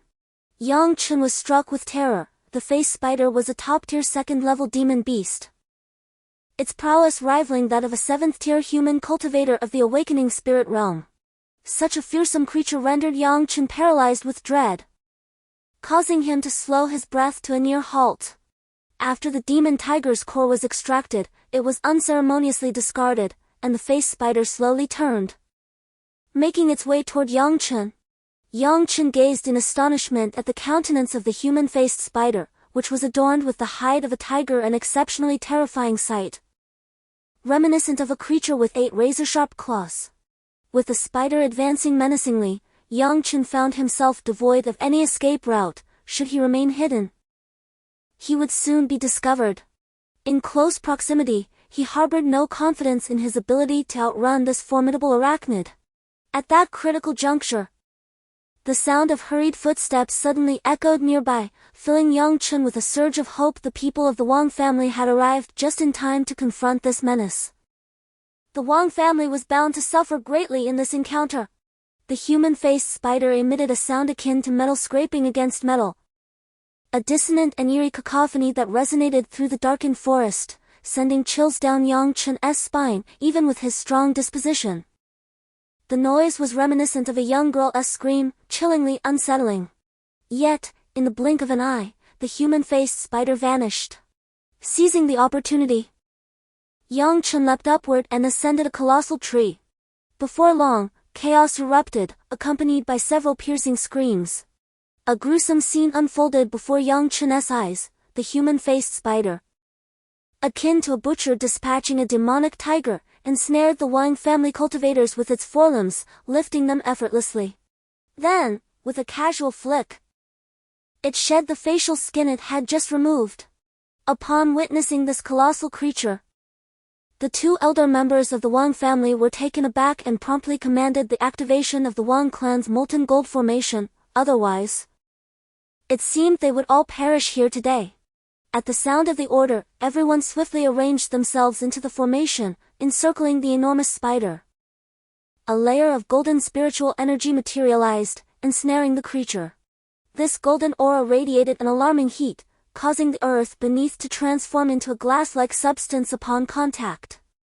The spider's claws scraped against the molten shield, emitting a cacophony of screeches, yet the terrifying temperature of the shield was insufficient to melt the spider's formidable talons. After several attempts, however, the claws began to emit thick plumes of black smoke, as the combined spiritual energies of over 30 cultivators were not to be underestimated. Indeed, even a multitude of ants could fell an elephant. With the spider unable to breach the protective barrier and facing imminent refinement by the molten shield, Yang Chen suddenly launched a surprise attack from the shadows, severely wounding Wang Ting. Wang Ting coughed up copious amounts of blood and exclaimed, "Yang Chen of the Yang family is nearby. Hasten your efforts to annihilate the beast, or we shall all meet our demise here."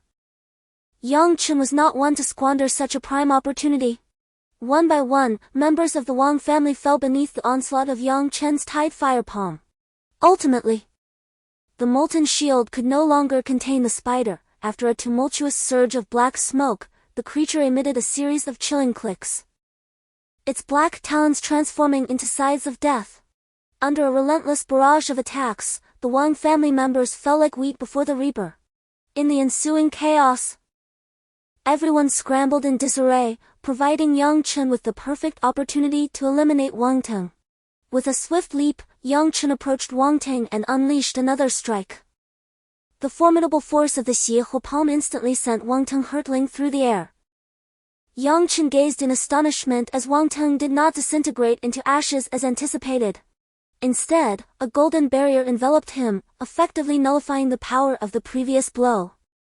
The two elders of the Wang family, upon witnessing the emergence of the human-faced spider, turned ashen and swiftly leaped to Wang Ting's side, seizing him and fleeing. Yang Chen could not allow Wang Ting to escape. Releasing a tiger back into the mountains would lead to endless calamity. The human-faced spider continued its frenzied slaughter, prompting Yang Chen to sigh and pursue the two elders. As expected of masters of the awakening spirit mirror, the elders fled with remarkable speed, forcing Yang Chen to follow closely behind. Before long, he found himself before the two elders. At that moment, the three were meditating, and as Yang Chen arrived, they simultaneously opened their eyes. "Humph, had it not been for the human-faced spider, you would already be dead. To dare pursue me now is sheer folly," Wang Ting remarked with a hint of interest. "I am aware of your prowess, Yang Chen, and that your flames are quite peculiar. However, do not forget that I am accompanied by two masters of the awakening spirit mirror, and I possess the defensive artifact bestowed upon me by my father, the melting gold ancient bell. Even if I were to unleash relentless assaults upon you without pause, you would find it impossible to slay me within the mere span of a burning incense stick. Ha ha ha." Yang Chen was taken aback upon hearing this. The golden bell of melting metal was the treasured heirloom of the Wang family, now residing with Wang Ting. This predicament had become quite formidable, for taking Wang Ting's life was not a trivial endeavor. "A mere incense stick's duration, you say? Very well, I shall attack for the entirety of that time." Upon finishing his words, Yang Chen surged forth with lightning speed, while Wang Ting sought refuge behind the two elders. Despite being hindered by the two elders' interference, Yang Chen persistently directed his spiritual energy towards Wang Ting's protective barrier. The barrier shimmered like a golden eggshell, producing a resounding clash of metal each time Yang Chen's palm made contact. Though it could not be shattered, the once brilliant golden shell visibly dimmed with each violent strike. The arrogance on Wang Ting's face gradually faded, replaced by an overwhelming fear as he trembled, urgently calling out to the nearby elder, "Hurry, protect me, protect me." The fifth elder, eyeing Yang Chen with vigilance, declared, "Rest assured, second young master, should he wish for your life, he must first tread over my corpse." With this proclamation, the fifth elder's attacks became notably more vigorous, his fists radiating a brilliant golden energy, the shadows of his strikes growing increasingly fervent. Even the searing heat of the crimson heavenly fire could not inflict harm upon the fifth elder. He rapidly closed the distance, his punches imbued with formidable force. compelling Yang Chen to retreat repeatedly, unwilling to confront him. As the golden energy from the elder's fists surged outward, the nearby trees were reduced to charred remains by the terrifying heat. The fifth elder abruptly accelerated, his punch shattering Yang Chen's celestial fire shield and landing squarely on Yang Chen's chest. Yang Chen was instantly sent hurtling backward like a kite with a severed string. Coughing up a torrent of blood, his chest a mangled mess of gore, Yang Chen felt as though his very bones were on the verge of shattering. Had he not, at the critical moment, channeled every ounce of his spiritual energy to his chest, he would likely have been reduced to a pile of charred ash by the terrifying heat. Seeing Yang Chen struck down, Wang Teng was instantly reinvigorated, his face regaining its color, and he resumed his arrogant demeanor. He strode over to Yang Chen's side, kicking his body contemptuously. "Ha ha, Yang Chen, in the end, you will still die by my hand, Wang Teng." Yang Chen, now utterly drained, was powerless to resist. His eyes fixed on Wang Ting with unwavering intensity. The more Yang Chen glared, the more Wang Ting gloated. Wang Ting kicked Yang Chen several more times, the latter unable to move, each blow inflicting excruciating pain and damaging his internal organs. Had Yang Chen's muscles not been exceptionally resilient, his ribs would have been shattered by Wang Ting's assault. At this moment, Yang Chen regretted his impulsiveness. Wang Ting was already gathering a massive golden aura in his hand, the extreme heat distorting the air around it. Droplets of spiritual energy occasionally fell from it, landing on Yang Chen's body with sickening plops, searing deep into his flesh. Yang Chen, having endured countless tribulations in his previous life, had experienced such torment before and was able to withstand it. Even so, he clenched his teeth tightly, his eyes bloodshot with pain. Wang Teng reveled in Yang Chen's suffering, his face contorted in a cruel sneer. "Yang Chen, I told you I wouldn't let you die easily. Because of you, my clan has lost over 30 elite warriors. I intend to make your existence a living hell," Wang Teng declared vehemently. As the searing molten energy continued to drip onto Yang Chen's body, despite Yang Chen's formidable physique, he could not withstand such extreme heat and began to be consumed by flames. At that moment, a sharp cry echoed, "Wang Teng, your demise is imminent." As the words fell, Tang Luoyan appeared beside Wang Teng, thrusting her sword towards him. Wang Teng, preoccupied with Yang Chen, was unable to react in time and narrowly evaded Tang Luoyan's assault. Then, several middle-aged men clad in robes of purple and gold emerged beside Tang Luoyan. They were none other than the elders of the Tang family.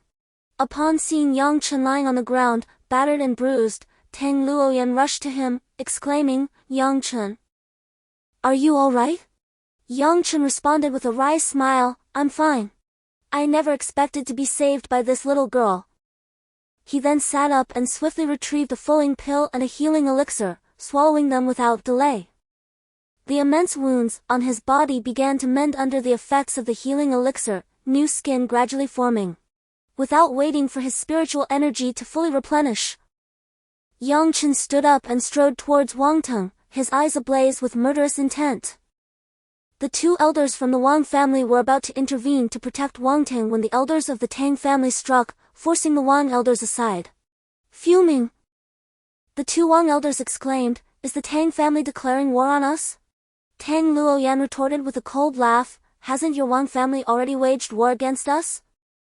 The two elders, being astute individuals, quickly grasped the underlying truth and seethed, "Humph, Wang Teng, look at the mess you've created." At this moment, Wang Teng had no time to concern himself with such matters. Driven back repeatedly by Yang Chen, the latter's assaults fell upon Wang Teng like a tempest, causing the golden eggshell to grow increasingly fragile, on the verge of shattering. Wang Teng's expression turned ever more fearful.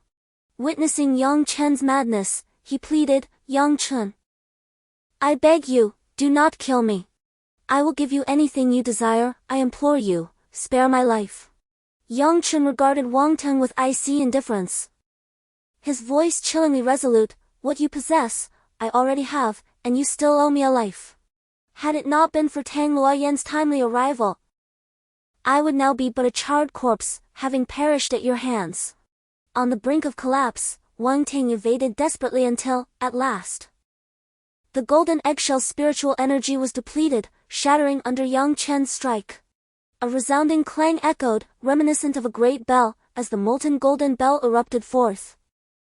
Only to crack in Chapter 25, Rescue. Following the dispatch of Wang Ting, Yang Chen dared not delay. The Tang family elders, though masters of the awakening spirit realm, were evidently at a disadvantage against the two Wang family elders, having already succumbed to their assault.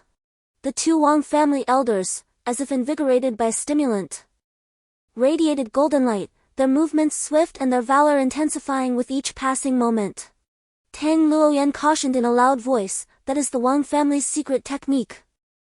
Molten gold rupture, capable of temporarily enhancing one's cultivation. The fifth elder grinned, retorting, young lass, though young in age, your knowledge is quite impressive. To think you recognize my Wang family's secret technique, molten gold rupture. Today, we shall enlighten you.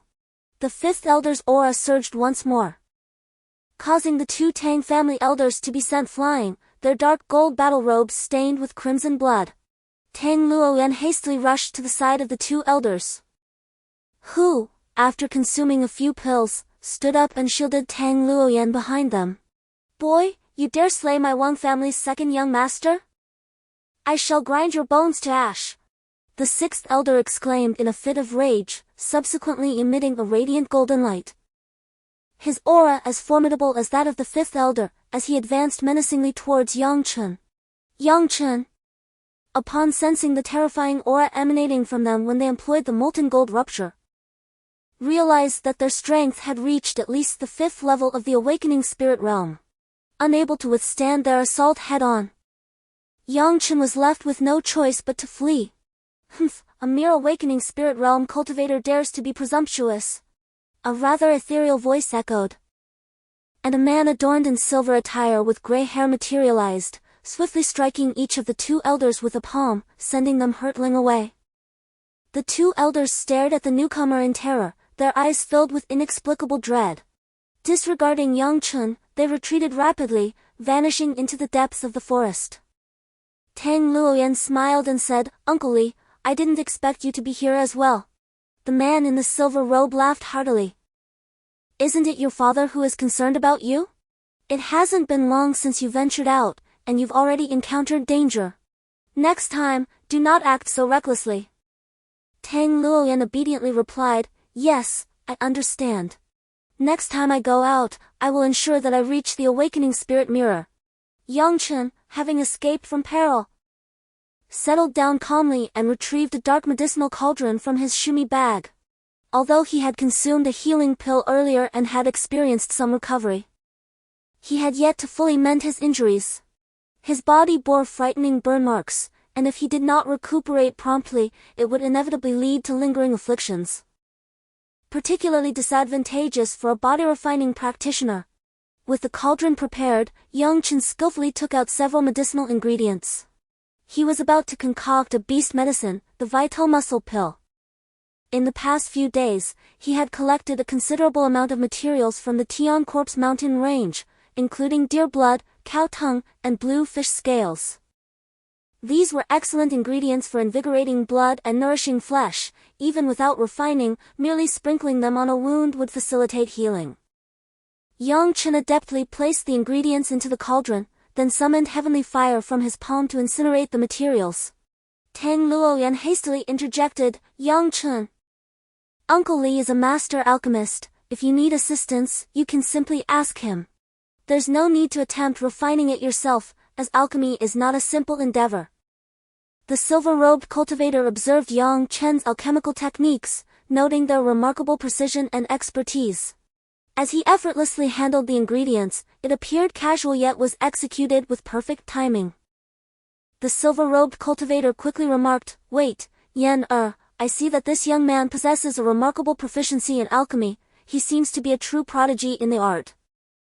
After finishing, the silver-robed cultivator gazed intently at every movement of Yang Chen. Utilizing his formidable mental prowess, Yang Chen expertly controlled the flames as the materials rapidly melted, ultimately merging into a lustrous milky white.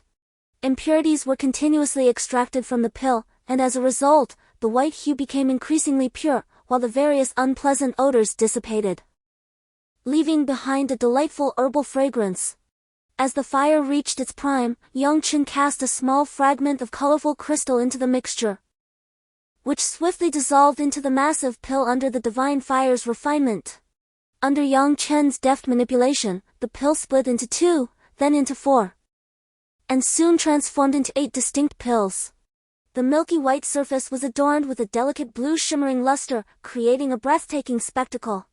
Once the elixirs were prepared, Yang Chen eagerly consumed one, and his injuries visibly healed at an astonishing pace. The once charred skin regained its color rapidly, and his entire being seemed to be rejuvenated, becoming tender and fair. The silver-robed cultivator, astonished, exclaimed, "Young master, what technique did you employ in pill refining just now? I have never witnessed anything like it." After putting away the alchemical cauldron, Yang Chen politely smiled and replied, "This is my self-created method of pill refining." The silver-robed cultivator hurriedly responded, "Young master, I have encountered a similar technique in an ancient tome, though that book was a fragmentary text, and thus I could not master it.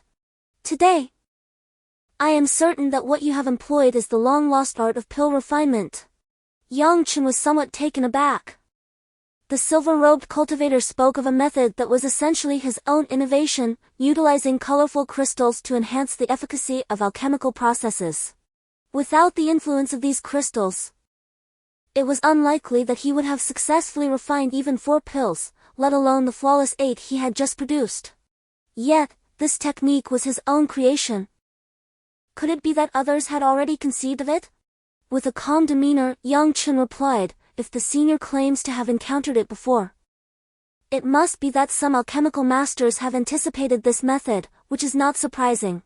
The silver-robed cultivator gazed at Yang Chen in astonishment, hesitating as if struggling to articulate his thoughts. After a considerable pause, he finally spoke, "Young master, I wonder if you would be willing to impart this alchemical technique to me." Yang Chen was not taken aback by this request. Every alchemist, upon witnessing profound alchemical skills, would invariably seek to quench their thirst for knowledge. Chapter 26, External Assistance. The silver-robed cultivator assured him, "Rest assured, young master, I do not wish to obtain your secret method without compensation.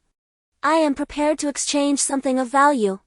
Yang Chen laughed heartily, then waved his hand dismissively, responding with grace, "No need for any items, I am willing to teach you, but you must agree to 3 conditions."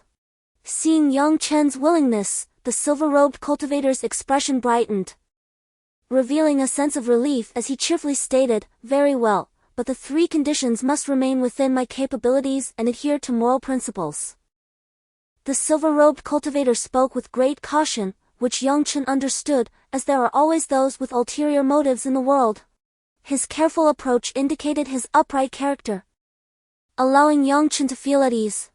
Tang Luoyan looked on in astonishment at the unfolding scene, pointing at Yang Chen in disbelief, exclaiming, "Heavens! Yang Chen, you are indeed an alchemist, how come I have never heard of this before?" Tang Luoyan's reaction elicited a hearty laugh from the silver-robed cultivator. "Had it not been for your recent alchemical endeavor, I might never have discerned it." Then, as if struck by a revelation, the silver-robed cultivator inquired, "Young master, I noticed that the flames you employed were not the typical spirit fire wielded by ordinary cultivators. Could it be beast fire?" The crimson heavenly fire that Yang Chen utilized was a rarity, not only unfamiliar to the silver-robed cultivator, but also scarcely witnessed across the continent in previous eras. Thus, Yang Chen had the audacity to wield it in the presence of the silver-robed cultivator. With a gentle smile, Yang Chen replied, "As the esteemed elder has noted, the fire I am using is indeed beast fire, gifted to me by my master. It possesses a slightly more volatile nature than ordinary spirit flames." The silver-robed cultivator's eyes sparkled with intrigue, as if he had stumbled upon something extraordinary, and he exclaimed, "Do not speak so lightly, Brother Yang, controlling beast fire is not as simple as you suggest. I have heard from some of my fellow disciples that these peculiar flames are exceedingly difficult to manage. A moment's inattention could lead to failure and ruin the elixir.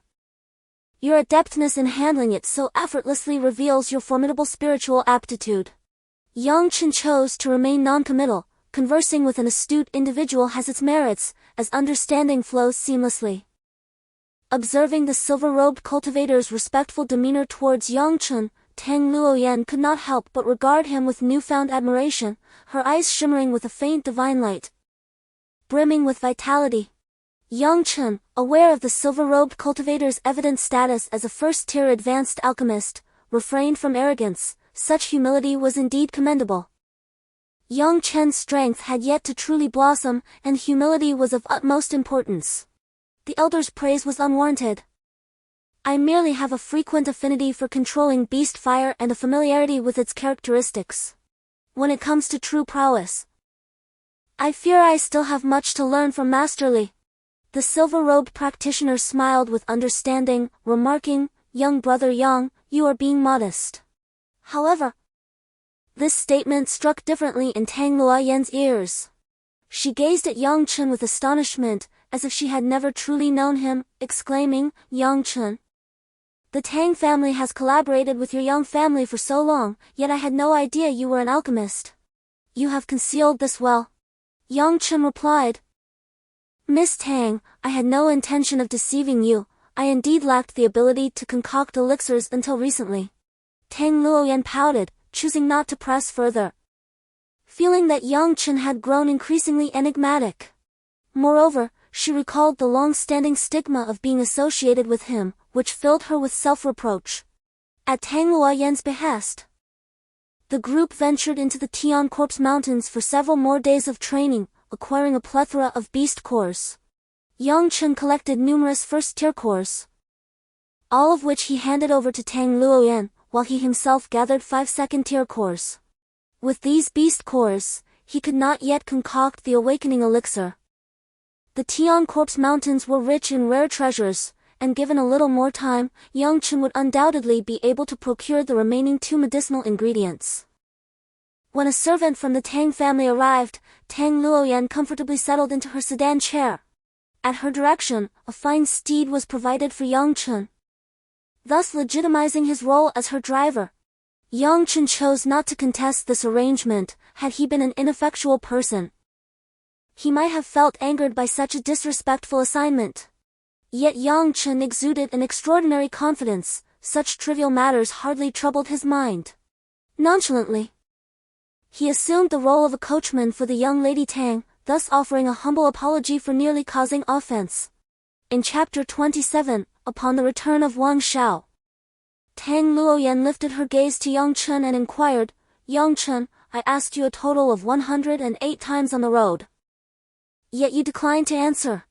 Why, pray tell, have you chosen to respond now?" With an air of indifference, Yang Chen replied, "I observed your considerable toil.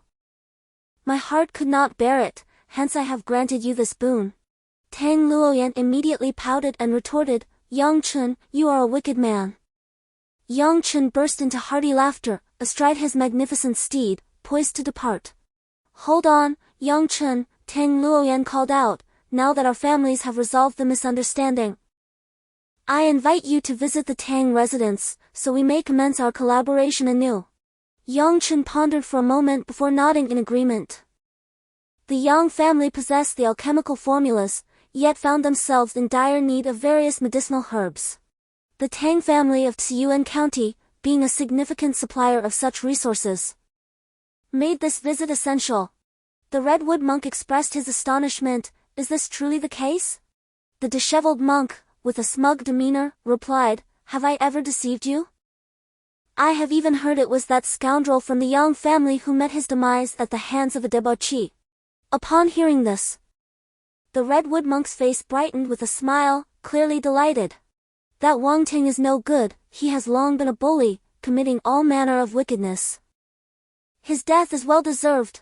As for that young man from the Yang family, I do not perceive him as a debauchee. There may be more to this than meets the eye." The disheveled monk glanced at the approaching carriage and swiftly whispered in the redwood monk's ear, "Speak softly." It would be disastrous if someone were to overhear. Seated in the carriage was Yang Chen, who, despite the soft murmurs of the cultivators around him, could discern their words clearly thanks to his formidable spiritual perception.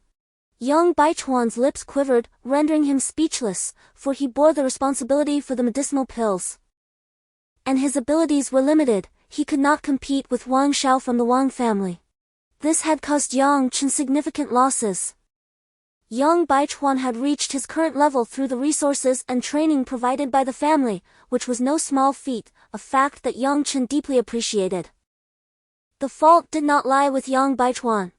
However, such understanding was not shared by all family members, particularly the younger generation, who were inexperienced and harbored criticisms towards Yang Baichuan. Upon hearing their remarks, Yang Chen addressed the assembly with solemnity. The contributions of the second elder to our family are evident to all. His lack of strength is not his fault. The second elder's limitations arise from our family's inability to cultivate high-ranking alchemists. Therefore, if there are any dissenting opinions regarding the second elder, let us set them aside for now. Subsequently, Yang Chen inquired of the second elder, Yang Baichuan, might I ask what rank of alchemist Wang Xiao is? After a moment of silence, Yang Baichuan responded, reporting to the young master, Wang Xiao is a high-level first-rank alchemist.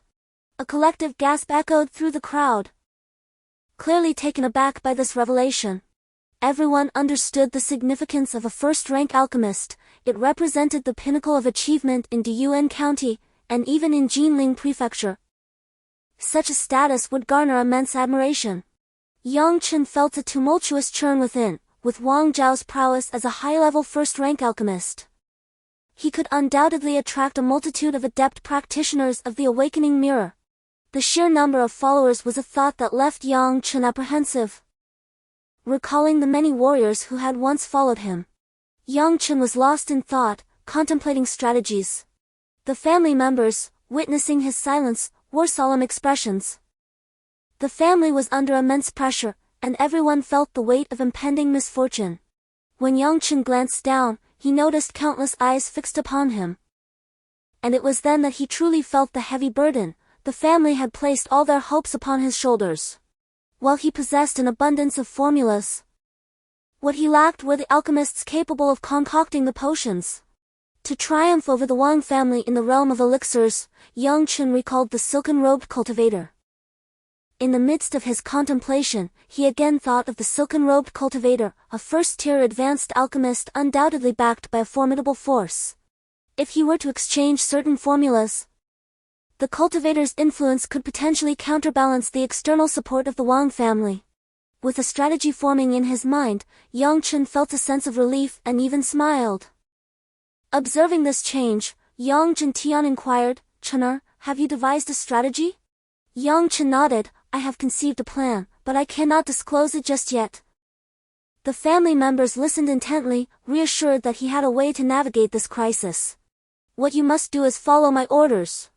With that, everyone exhaled in relief and, at Yang Chen's gesture, began to depart. Confronted with the family's precarious situation, Yang Chen acknowledged the reality of their weakened strength and resolved that once this crisis had passed, he would intensify the training of the family's elite. Once the others had left, Yang Jintian kept Yang Chen behind. With concern etched on his face, he gazed at him and asked, "Chener, what strategy have you devised?" Yang Chen elucidated, "I refrained from divulging this amidst the throng of family members earlier." Subsequently, he produced 4 Tier 2 monster cores from his possession, presenting them to Yang Jintian. Tier 2 monster cores constitute a pivotal ingredient. Even if not utilized for concocting awakening spirit pills, their sale would yield millions of silver coins, adequately catering to the family's requirements. Subsequently, Yang Chen recounted the events that transpired in the Sky Corpse mountain range to Yang Jintian, omitting only the details pertaining to the Ironclad Corpse. Yang Jintian was elated upon hearing this, having always maintained faith in his son. Following this, Yang Chen divulged his plan to Yang Jintian, who, upon hearing it, deemed it feasible, remarking, "Chener, the family's crisis now rests upon your shoulders. For any matter, you may directly instruct the clansmen.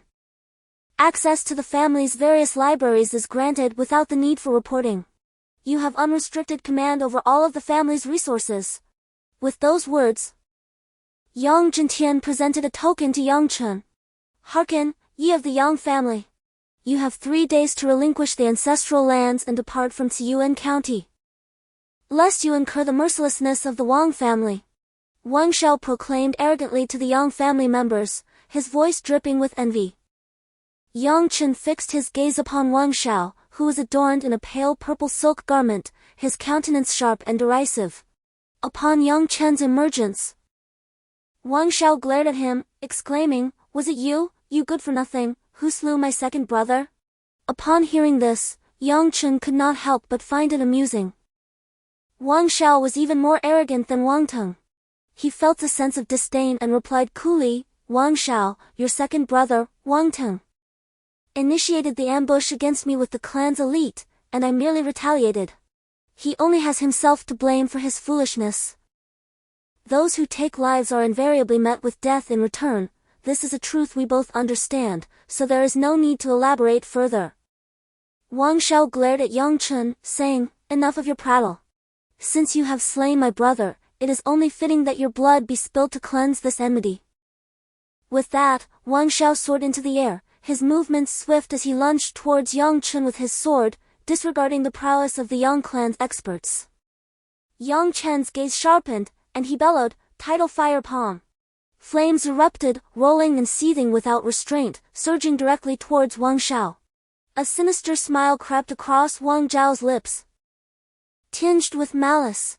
Suddenly, intricate strands of purple flames ignited along his slender silver sword, their ferocity unparalleled as they surged forth, piercing through Yang Chen's fiery barrier. Yang Chen's senses were astute. As the flames burst forth, he discerned the anomaly and leapt aside just in time to evade the sword's lethal edge. The sword's energy shot forth, and the purple flames exploded violently, hurtling towards Yang Chen. The intense heat caused the floor beneath to fracture, revealing intricate white patterns. Yang Chen squinted, and crimson celestial fire unfurled, enveloping the raging purple flames to prevent their explosive spread. A muffled thud resonated, sending sparks flying. The members of the Yang family retreated in unison, seeking refuge from the ensuing shockwave. At that moment, a resounding voice akin to a mighty tsunami echoed. As a colossal white wave surged forth like the tumultuous sea, a deluge arriving in the blink of an eye, its grandeur undeniable. The fierce tide, seemingly poised to crash upon the crowd, dissipated instantaneously into nothingness, as a middle-aged cultivator named Haihan emerged between Yang Chen and Wang Shao. He was a local official from Tianhuang County and a trusted subordinate of the formidable Chu Moran, the overlord of Jinling Prefecture. The name Haihan, embodying the essence of the ocean's tides, suited him well. Standing between the two, the heavy armor he donned exuded an aura of ironclad authority. Haihan regarded the two with a disdainful snort. "Have you both forgotten the rules of Jinling Prefecture?" Wang Shao glared at Yang Chen, refraining from taking action. The prowess of Haihan, having reached the pinnacle of the awakening realm, and the formidable backing of Jinling Prefecture rendered him hesitant.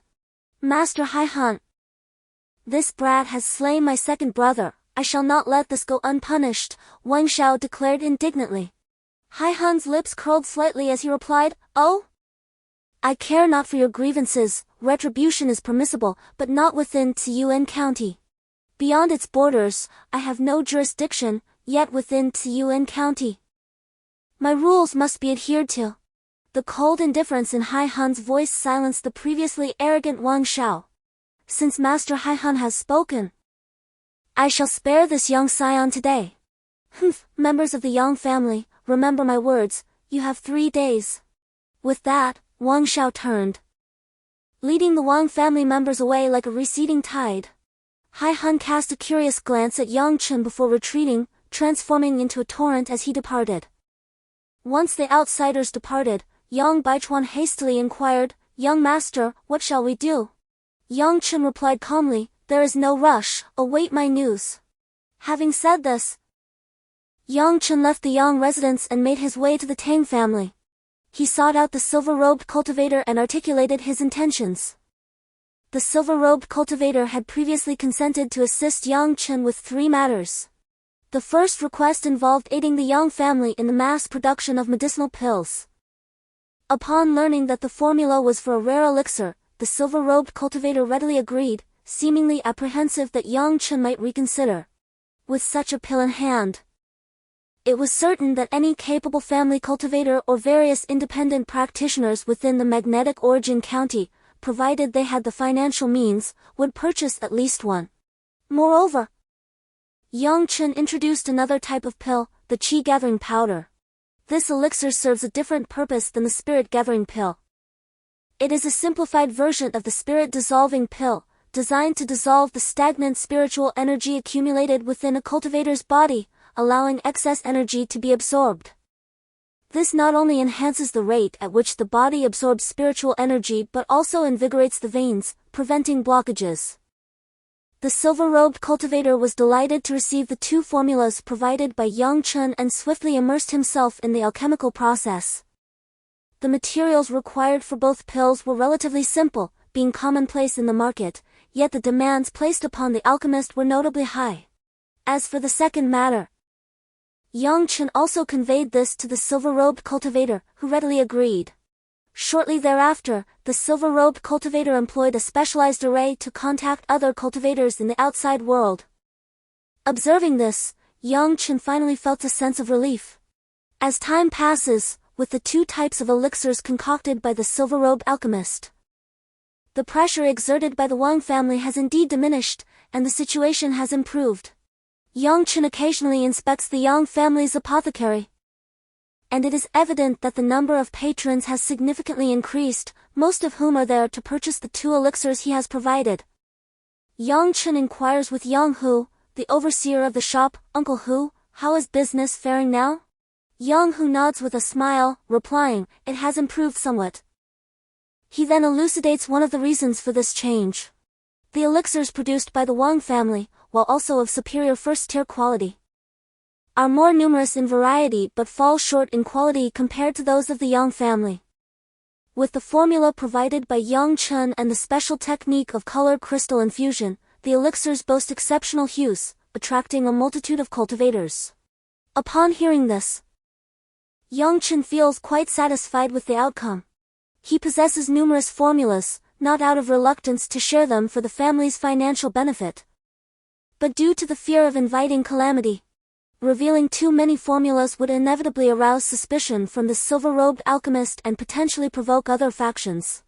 For a family, elixir formulas are akin to vital lifelines. If Yang Chen were to repeatedly disclose various high-tier formulas, questions about his mentor would arise, and even if he has one, it might incite covetousness from those with ulterior motives.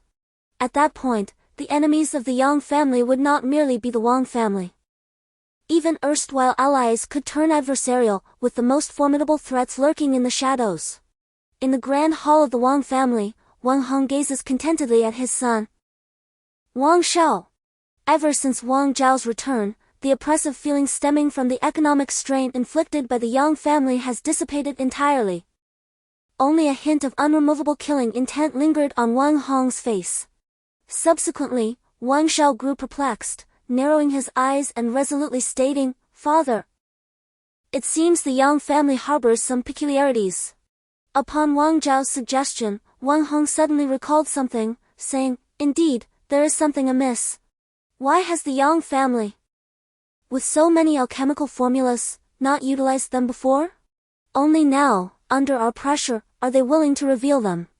Had they displayed such audacity earlier, my Wang family would have likely found it impossible to establish a foothold in Tianhuang County."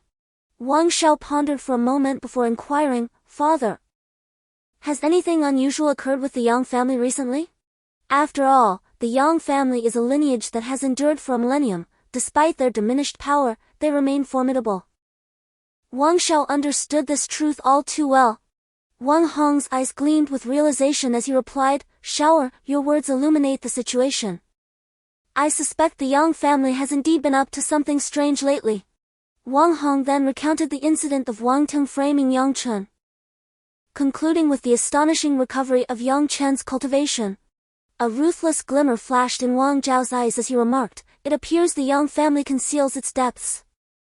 Yang Chen must have acquired some extraordinary treasure.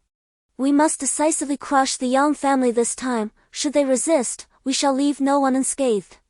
Upon hearing this, Wang Hong's expression turned excited, though he soon donned a look of concern, saying, "Shower, although the Yang family lacks many experts, we must not underestimate them. Yang Chen has long attained the 4th level of the awakening spirit mirror and, having remained reclusive, he has likely reached an even higher realm." Wang Xiao scoffed. "There is no need for my father to worry about that. Yesterday, I went to the Yang family and pressured them. I am already well aware of Yang Chen strength, which remains at the 4th level of the awakening spirit mirror. He is not a cause for concern." He continued, "My only apprehension lies with that old fellow who is sequestered within the Yang family, diligently cultivating. My previous journeys were solely to contend with him." Wang Hong's face brightened with delight, for this had been his long-standing worry. He immediately inquired, "Is there now a method to deal with that old fellow?" In Chapter 30, Enlightenment. Under the communication array of the silver-robed cultivator, numerous practitioners arrived at the Yang family, and under Yang Chen's arrangement, they were discreetly concealed. These cultivators possessed formidable strength, including 2 who reached the 9th level of the awakening spirit mirror. Yang Chen was immensely satisfied, however. He was still unaware of the strength of the Wang family's cultivators. According to reports from Yang family's spies, the Wang cultivator's strength appeared to be around the 6th or 7th level of the awakening spirit mirror, while the elders of the Wang family were slightly weaker, only at the 1st or 2nd level.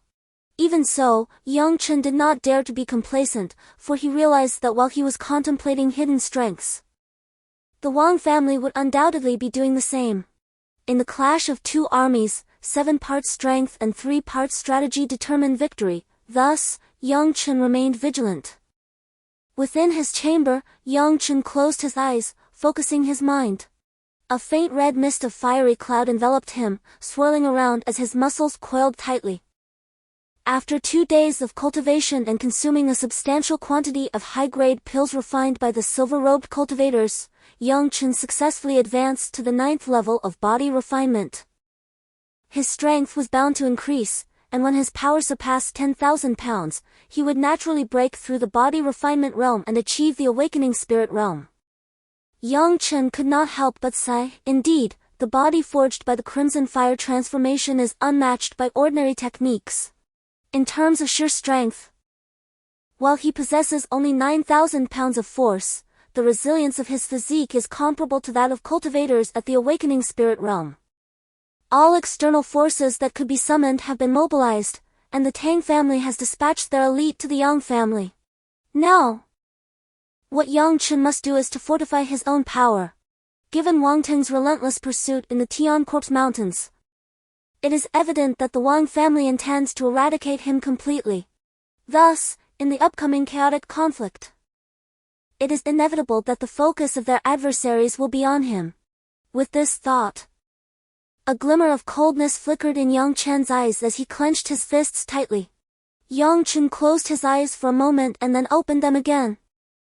Just as he tightened his fists, he suddenly felt the overwhelming will emanating from the sea fire palm, akin to the surging waves of the ocean. This will resonated with the essence he had sensed from the sea soul body the previous day. Once more, Yang Chen closed his eyes, attuning himself to the fiery intent radiating from his palm. In a brief span, he entered a remarkably profound state, one that cultivators often refer to as the unity of heaven and man. In this moment, the universe seemed to dissolve into just him and the cosmos. Immersed in such an extraordinary experience, in the depths of his consciousness, the oceanic essence conveyed by the flame transformed into a furious sea. The waves roared skyward, exuding unparalleled might, as the sun and moon hung high above. In the stillness and motion, the tides surged relentlessly, a force unmatched. At this instant, it seemed Yang Chen comprehended something profound, grasping a truth. The ocean churned, and colossal waves surged violently, as an immense wave suddenly formed. crashing down upon a distant towering peak, shattering it with a single blow. In a single stroke, mountains may be displaced and oceans may be upheaved. Such is the formidable might that ensnared Yang Chen in profound astonishment. This force embodies the grandeur of nature, a power beyond the realm of human control. Yet, is it truly beyond human grasp? Yang Chen found himself murmuring to himself. No, upon meticulous contemplation, he discerned that the sun and moon in the heavens were imbued with a surging vitality. As he observed closely, he realized that the sun was not merely the sun, but a celestial star far more immense, while the silver orb on the other side was not the moon. It radiated a gentle silvery glow, representing the Yin star. The tumult of the tides was driven by the forces of Yin and Yang. A surge of joy filled Yang Chen's heart.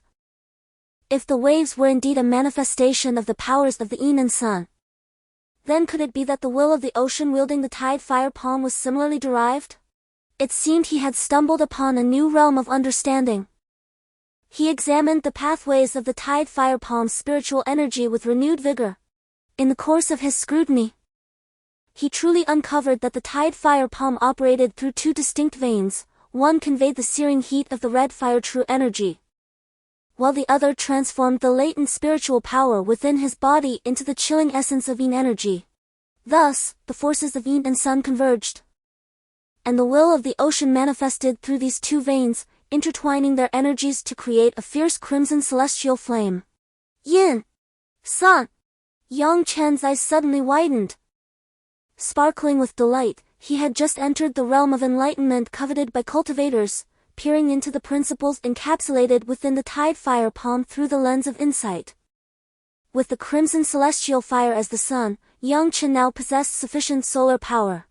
However, upon meticulous examination of the energy pathway of the lunar force, he discovered that its strength was exceedingly feeble, ultimately resulting in a modest manifestation of the oceanic essence. This dilemma was rather simple for Yang Chen, as he had previously cultivated water-based techniques but had not given it much thought due to his focused practice of the crimson fire transformation. Driven by curiosity, Yang Chen resolved to experiment. The technique he was considering was named the Lunar Profound Fire, although it was rooted in the properties of the Yin element. It indeed manifested as flames.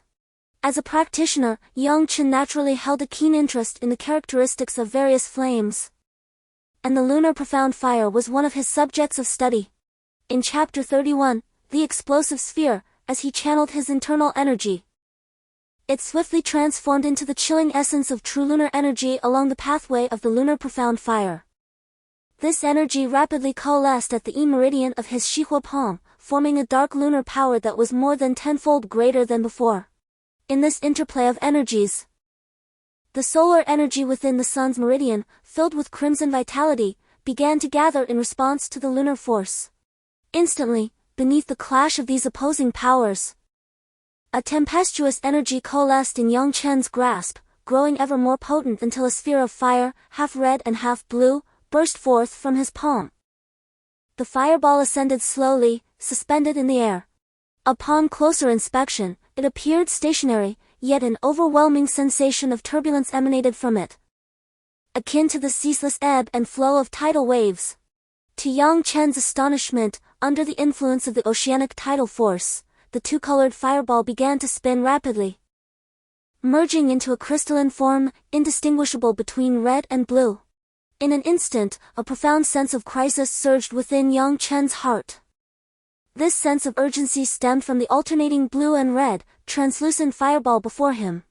Yang Chen's expression changed dramatically as he dashed swiftly to the side, only to find the corridor outside filled with cultivators, each enveloped in protective spiritual energy shields, their gazes fixed warily upon his room. Suddenly, a terrifying aura erupted from behind Yang Chen, the overwhelming energy waves causing the hair on his body to stand on end. With a resounding explosion, the building before him shattered, and a colossal shockwave radiated outward, sending all those gathered flying. These cultivators, having sensed the anomaly, were all masters at the 9th level of the awakening spirit mirror. In the aftermath of the explosion, they found themselves bleeding from the corners of their mouths. Although Yang Chen had these practitioners shielding him, his injuries were far more severe. Lying on the ground, he continuously coughed up blood, feeling as though his very bones were on the verge of disintegration. A wave of weakness assaulted his nerves, leaving him utterly numb. In a desperate moment, Yang Chen swallowed a bone-refining pill, feeling a warm essence seep into his body, nourishing his internal organs and providing a semblance of recovery. At that moment, a flash of silver light emerged as a silver-robed cultivator stepped forth, surveying the ruins and debris with astonishment, before gazing at Yang Chen and asking, "Yang Chen, are you all right?" Having recovered somewhat, Yang Chen swiftly rose to his feet, offering a wry smile as he replied, "Much better. Has a master from the Wang family arrived?" The silver-robed cultivator, now on high alert, surveyed the surroundings with caution. Yang Chen found himself at a loss for words. This was his first time employing the Tide Fire Palm to unleash two distinct flames, and he had never anticipated such a catastrophic outcome. Nonetheless, the terrifying power of this martial technique is evident. Even a master at the 9th level of the Awakening Mirror has sustained injuries. Had I not been shielded by those behind me, I would have likely been reduced to ashes. Yang Chen chuckled bitterly, recounting, while refining elixirs inside just now. An explosion occurred, resulting in this predicament. The silver-robed cultivator wore a puzzled expression but refrained from further inquiries, stating, "The potency of this elixir is indeed formidable. If employed in combat, a single detonation could catch an adversary off guard and spell their doom." Yang Chen smiled, replying, "Given the circumstances, had my friends not shielded me, I might very well have been the first to perish in the explosion."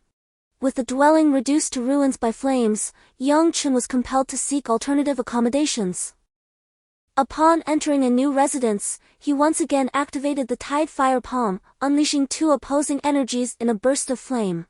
This time, he deliberately moderated the release of spiritual energy, conjuring merely two small fireballs.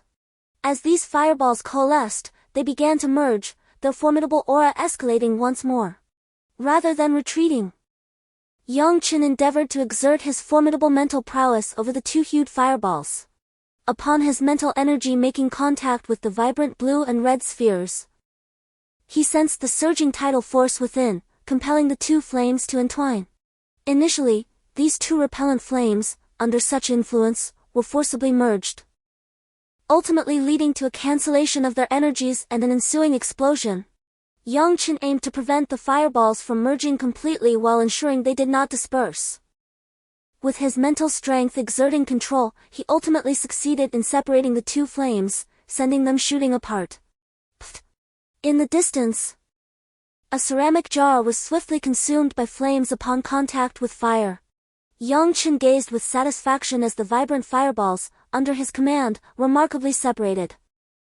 Despite the waves of fatigue washing over his spirit, he felt an unusual joy. This experiment had enabled him to successfully control the dual-colored fireballs. Of course, given Yang Chen's current mental capacity, his control over the size of the fireballs was limited. Should they grow too large, his mental power would be incapable of countering their formidable cohesion, resulting only in an explosion. However, he could manage to regulate the detonation timing of smaller fireballs. He recalled the earlier amalgamation of the two modest flames, which had unleashed such terrifying power. It was unfathomable to consider the might that would arise from channeling all his spiritual energy into two colossal fireballs and merging them. Surely, even cultivators at the 9th level of the Awakening Spirit Mirror would struggle to withstand such force. Meanwhile, a violent explosion erupted at the Yang family estate. Concurrently, on the streets outside the Yang family, several spies from the Wang family were left dumbfounded by the spectacle of the explosion. A few of the spies were genuinely startled and vanished from sight, only to reappear moments later within the confines of the Wang family residence. Report, Young Master. There has just been a tremendous explosion within the Yang family, exclaimed one spy, his face alight with excitement at this significant discovery. Wang Shao, with keen eyes, fixed his gaze upon the spy and inquired intently, "Pray, elaborate." The spy, now brimming with enthusiasm, clasped his hands and replied, "Young master, while we are unsure of the exact events transpiring at the Yang family, the explosion has certainly drawn out numerous cultivators at the 9th level of the awakening spirit mirror. I can assure you, these practitioners are not elders of the Wang family." Wang Zhao's expression was one of shock, which quickly turned to coldness. "Humph. No wonder the Yang family is unafraid of the Wang family. I never anticipated they harbored such formidable hidden strength." After a moment of contemplation, he discerned the origins of those cultivators. His brows knitted tightly as he spoke with a sharp tone, "Li Shao, daring to oppose me in the Xinghe sect, and now, on my territory, you still dare to be my enemy. It seems we are destined to be arch-rivals, thus, I shall eliminate you as well." Then, Wang Shao addressed a nearby scout, "Go, retrieve 100 taels of silver from the treasury." The scout departed with enthusiasm. After the scout left, Wang Shao turned to his dark-clad attendant, who stood rigidly like a specter, "Go to Yuan County and summon the Wang family elders." Upon finishing his words, Wang Zhao's eyes narrowed slightly, a flicker of divine light shimmering within. On the following day, although it was daylight, a subtle gloom perpetually enveloped the Yang family, casting an air of anxiety among all its members. Today marked the 3rd day, the very day Wang Shao had spoken of. It was inevitable that the Wang family would come to besiege the Yang family. Should they swiftly overpower the Yang family, even the Sea Soul would be powerless to intervene in the face of an established reality. Thus, the Yang family could not rely on the Sea Soul to uphold justice. They must confront their adversaries themselves. After a night of cultivation, Yang Chen had become exceedingly adept at wielding the explosive sphere, a name he had coined due to its tremendous power. Yang Chen smiled with delight, armed with this explosive sphere and the strength of the silver-robed cultivator. He felt confident in facing the Wang family. To Yang Chen's astonishment, the Wang family, in their endeavor to eliminate the Yang family's influence, had reached out to a branch of the Wang family that had been silent for a century. This clearly indicated their awareness of the existence of a silver-robed practitioner from the Yang family. Yang Chen chose not to disclose this matter to his relatives, as the pressure he was already under was immense. Announcing such grim news would surely fracture the morale of the family. However, he did inform them of the impending attack. Given the distance of the external aid from Ziyuan County, it was evident that they would not arrive within a day, suggesting that this was a hasty decision made by the adversary. As dusk enveloped the sky, Yang Chen pondered deeply. If they failed to eliminate the Wang family's adept tonight, the arrival of the Elder Council would only bolster their ranks with several more awakened spirit mirror practitioners. The strength of the Yang family might not withstand such an onslaught. This thought disturbed Yang Chen's mind, as it seemed to drive the Yang family towards a dire predicament. In his agitation, he hastily sought out his father, Yang Zhentian. In his study, Yang Zhentian was in deep meditation, sensing his son's presence as soon as he arrived. "Come in, Chener," Yang Zhentian said gently. Upon entering the room, Yang Chen conveyed the perilous situation facing the Yang family. Yang Zhentian sighed, "Let nature take its course. The Yang family has endured for a millennium, but it seems we have reached our end." Witnessing the pallor of his father, Yang Chen felt a surge of anguish. Indeed, the foundation of the Yang family was fragile.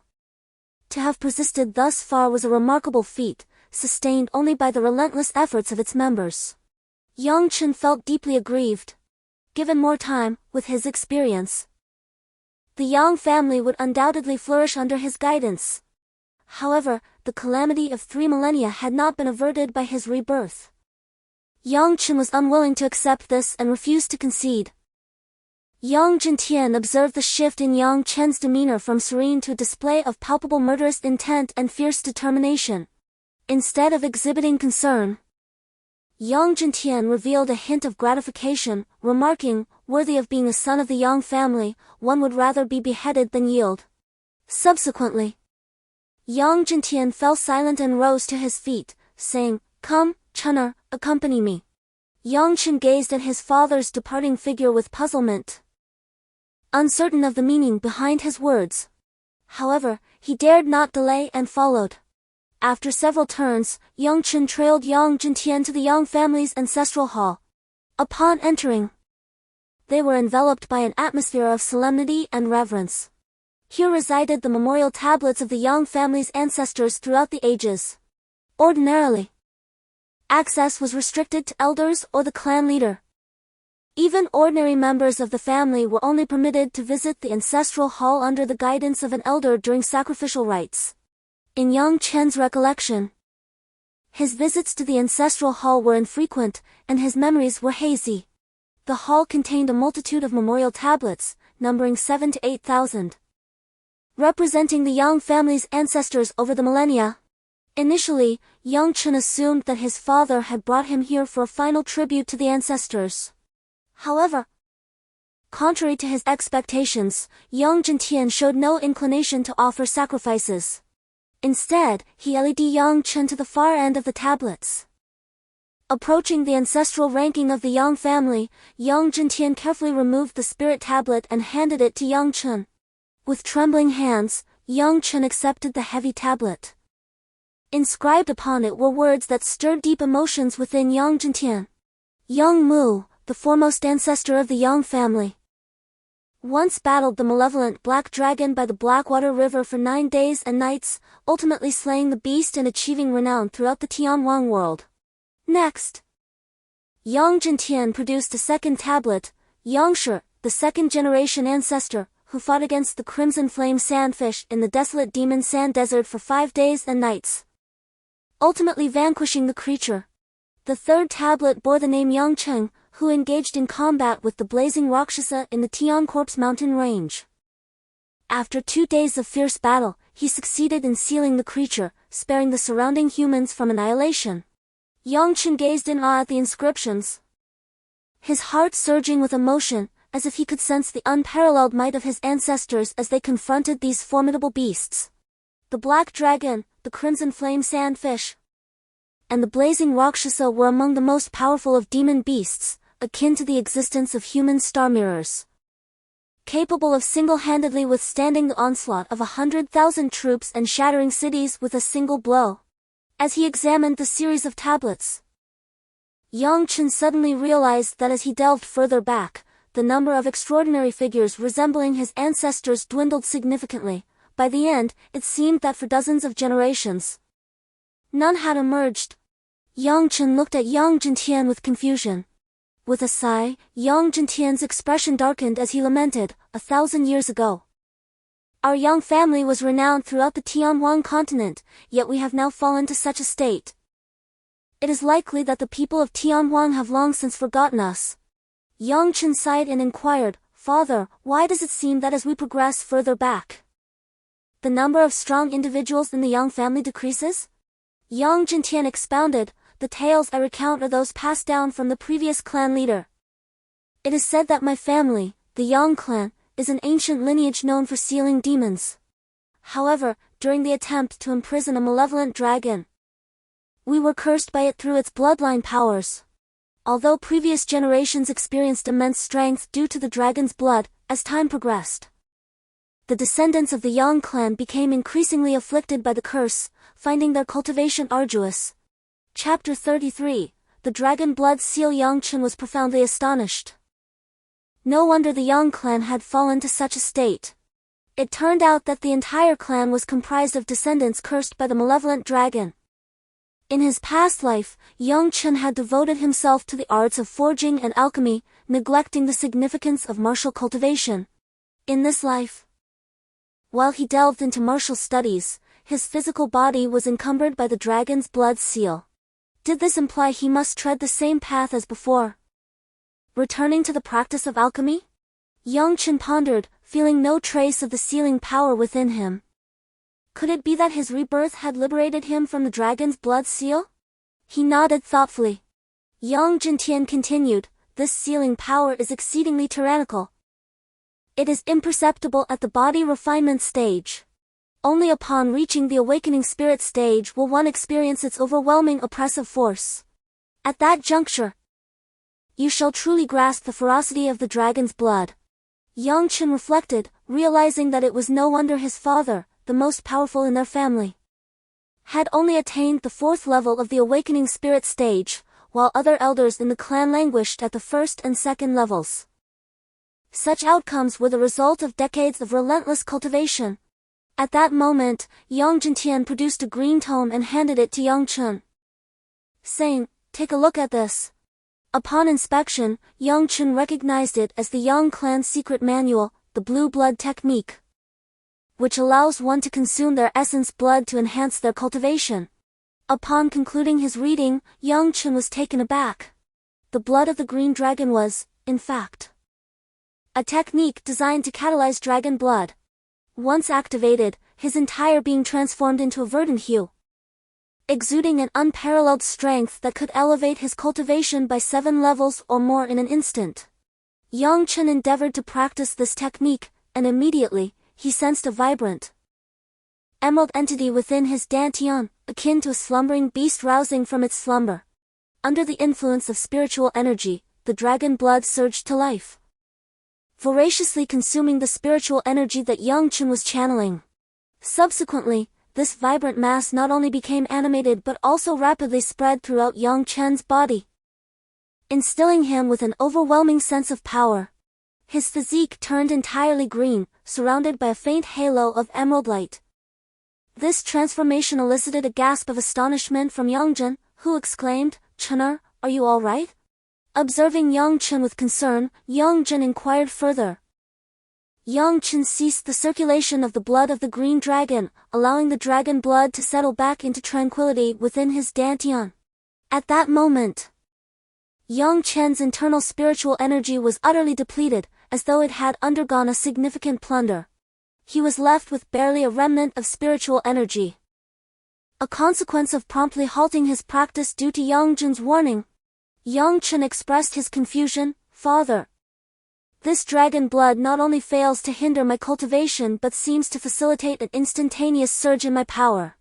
Yang Chen shook his head and replied, "Chener, you are unaware that once the dragon blood awakens within the spirit awakening mirror, it will begin to actively absorb the spiritual energy from the Yang family members. A portion of the energy expended during daily cultivation will be consumed by the dragon blood." After speaking, Yang Chen sighed again, lamenting, "Due to this, the members of our family, upon reaching the awakening mirror, find their cultivation stymied by the dragon's blood, stagnating in their progress for decades. Otherwise, how could we be hindered by such a minor clan as the Wang family?" It is worth noting that despite the Yang family's solid and diligent cultivation, with a legacy spanning thousands of years, we have become so diminished. Yang Chen felt a twinge of suspicion, according to his father's words. It was indeed true that the absorption of spiritual power by the dragon's blood obstructed the advancement of cultivation. However, he sensed that the emerald dragon's blood did not harbor any malevolent intent. This conclusion stemmed from his formidable mental prowess, which revealed no traces of the cursed power his father had described. As Yang Chen meticulously examined the family tokens, he noticed they were arranged in impeccable order. Yet a section was conspicuously missing several tokens. Following this gap, no remarkable talents had emerged thereafter. Just as Yang Chen wished to inquire further, a tremendous noise erupted from a corner of the ancestral hall. The stone wall at the back began to shift slowly, astonishingly revealing an entrance. Yang Chen lips trembled slightly as he gazed within, exclaiming, "Could it be that the Grand Elder has emerged from seclusion?" No sooner had Yang Chen spoken than an ancient voice resonated from within. "Is it the descendants of the Yang family? Please, enter." Yang Chen and Yang Chen swiftly made their way to the stone wall, which began to close once more behind them. Inside lay an entirely different realm.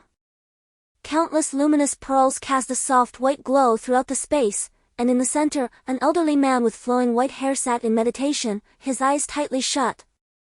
The old man stood pristine, clad in a flowing white robe. As Yang Chen slowly approached, he felt an utter absence of any aura emanating from the elder. The old man's eyes gradually opened, revealing a flicker of green that contrasted starkly with his white hair. His gaze was remarkably bright, reminiscent of a newborn babe. With a wave of his hand, a massive black iron sword, which had been standing nearby, suddenly soared into the air and landed in Yang Chen's grasp. The elder spoke. Just now, this weapon emitted a radiant light because of you, as if it shares a bond with you. Take it! Yang Chen held the black iron sword in one hand. Its blade was as dark as ink, thick and devoid of a sharp edge. Yet it exuded an overwhelming aura of dominance. He caressed the sword, entranced, and inquired, "Esteemed elder, how does one wield this weapon?" The old man parted his parched lips and replied slowly, "This weapon is the ancestral treasure of the Yang clan, known as Dragon Slayer. It is the black iron sword forged by our forebear, Yang Mu, who vanquished the black dragon. A heavy weapon, naturally it requires great strength to wield." Afterward, the elder closed his eyes, gently proclaiming, "All right, you may now depart." Yang Chen gazed at Yang Baiyue, filled with excitement as if he had grasped a lifeline. "Great elder, our Yang clan is in dire straits, you must take charge of the situation." The elder responded, "Understood. If our clan truly faces an insurmountable foe, I shall certainly emerge. You may withdraw now." With the elder's assurance, Yang Zhentian's countenance gradually brightened as he exited alongside Yang Chen. Yang Chen was utterly captivated by the black iron mysterious sword. The moment he grasped its hilt, a warm sensation coursed through him, as if his very essence had melded with the sword, providing an exquisite comfort that rendered its weight imperceptible. As night descended, the entire Yang family had gathered in anticipation of the Wang family's arrival. In Chapter 34, The Confrontation. It was not long before the members of the Wang family arrived, a formidable assembly exceeding 100 individuals, their presence overwhelming. Surprisingly, Hai Han was conspicuously absent, seemingly turning a blind eye to the impending clash of clans. Among the over 100 individuals, most were practitioners of the awakening spirit mirror, while the majority of the Wang family youths were at the 9th level of body refinement. Wang Xiao, resplendent in a flowing purple and gold robe that billowed dramatically, leaped into the Yang family's square with a commanding presence. "The 3-day deadline has arrived. Will your Yang family not vacate to Yuan County? Or do you await the slaughter that my Wang family will unleash today?" he declared, leaning back with an air of arrogance. Unfazed, Yang Zhentian stepped forward. "Resolute, your Wang family has gone too far. Today, my Yang family's sons will fight to the last drop of blood against you." Wang Hong sprang forth. A fierce expression etched upon his face as he glared at Yang Zhentian. "Yang Zhentian, your son Yang Chen has slain my son Wang Teng. For the vengeance of my fallen child, I shall ensure the rivers run red with the blood of your Yang family. Is that so? If your Wang family annihilates the Yang family, will you not also eradicate my Tang family in the process?" A grand voice echoed. Tianhuang, clad in a dark golden robe, had leaped into the Yang family's training grounds, joining the fray. Accompanying Danwan were numerous monks, numbering over 40. With Tang Luoyan closely following beside Danwan. Tang Luoyan pointed at Wang Xiao and exclaimed, "You Wang family are base and unscrupulous, harboring the ambitions of wolves. Today, I am determined to wash away this humiliation." Yang Chen smiled faintly, finding the young girl's angered appearance rather charming. Naturally, Yang Chen was gladdened by Tang Luoyan's presence to lend assistance in the Tang family's time of decline, an act of kindness that Yang Chen deeply etched into his heart. Wang Xiao remained unconcerned by the arrival of the Tang family's experts, arrogantly declaring, "A mere rabble." Despite the arrogance in Wang Zhao's words, there was a degree of truth to it, as most of those brought by the Tang family were at the 9th level of the body-tempering realm. Including the Tang family's patriarch, there were only 4 or 5 individuals at the Spirit Awakening realm. It wasn't that the Tang family lacked experts at the Spirit Awakening realm, but rather that the Tang family's experts had been dispatched to the Yang family several days prior, hence the somewhat desolate appearance. Yang Chen glanced once more at the 40-odd body-tempering realm cultivators behind the Tang family, realizing that Danwan had brought even the Tang family's reserves, and was deeply moved. After Wang Zhao's remark, Tang Luoyan's expression immediately changed, and she retorted, "Who are you calling a rabble?" "Wang Xiao, if you wish to battle, Then battle. Is my Tang family afraid of you? Wang Xiao was tempted, coldly eyeing Tang Luoyan before suddenly launching himself towards her. The keen sword intent was terrifying and unmatched, as Wang Zhao's body emanated a faint golden luster. A color only achieved when the power of molten gold is cultivated to a high level. Dongwon swiftly pulled his daughter behind him, rapidly conjuring a green water shield around his entire person. Bang! The long sword pierced through the spiritual energy barrier, which astonishingly shattered in an instant, dissipating into ethereal energy. Wang Zhao's blade struck Tianhuang's body, producing a sound akin to metal clashing.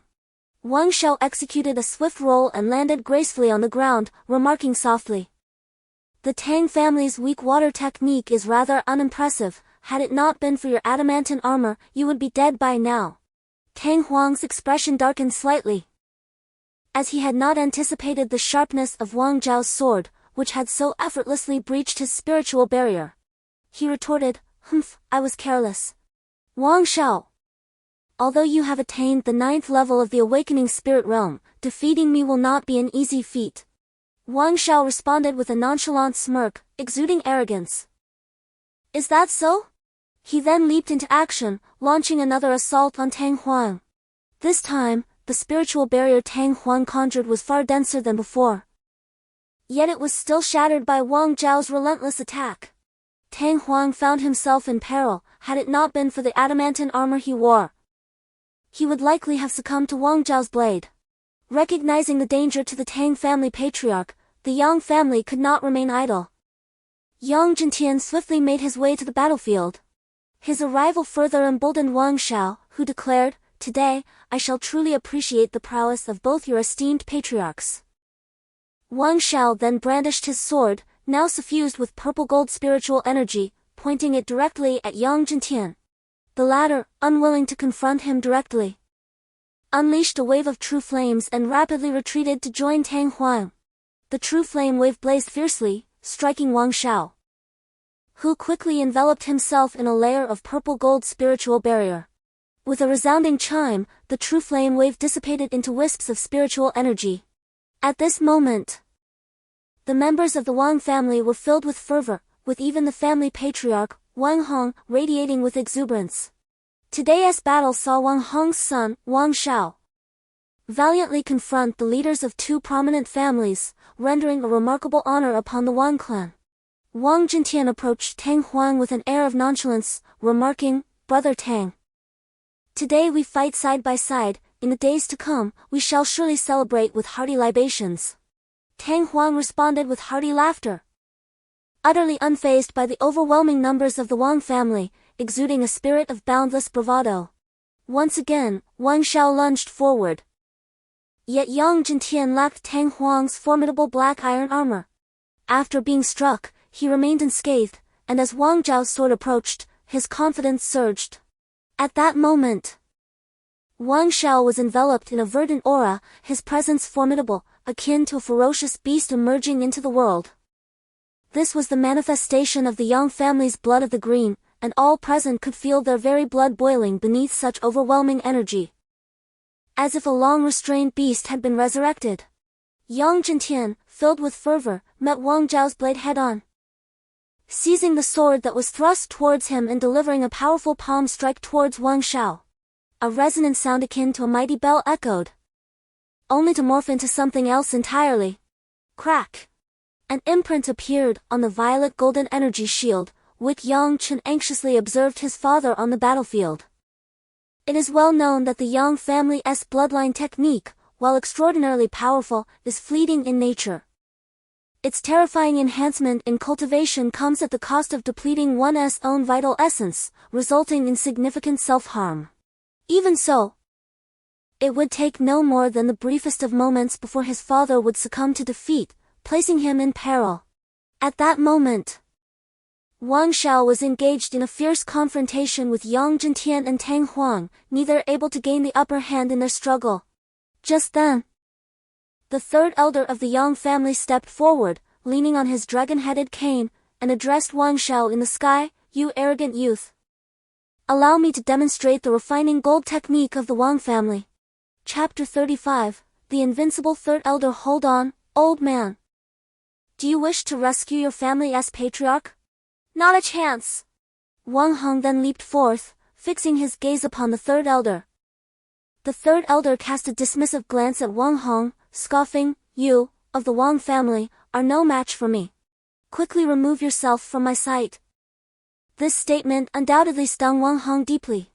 With his cultivation at the 5th level of the awakening spirit realm, he stood in stark contrast to the third elder, who was merely at the 4th level. The disregard shown towards him by everyone present ignited a simmering rage within him. "You old fool, I shall confront you." With that, Wang Hong sprang into action, his entire being enveloped in a faint golden aura. It was clear that his mastery of the refining gold technique paled in comparison to Wang Xiao's, as it had yet to transform into a purple golden hue. A look of disdain crossed the withered face of the third elder, who then ambled forward, leaning on his cane.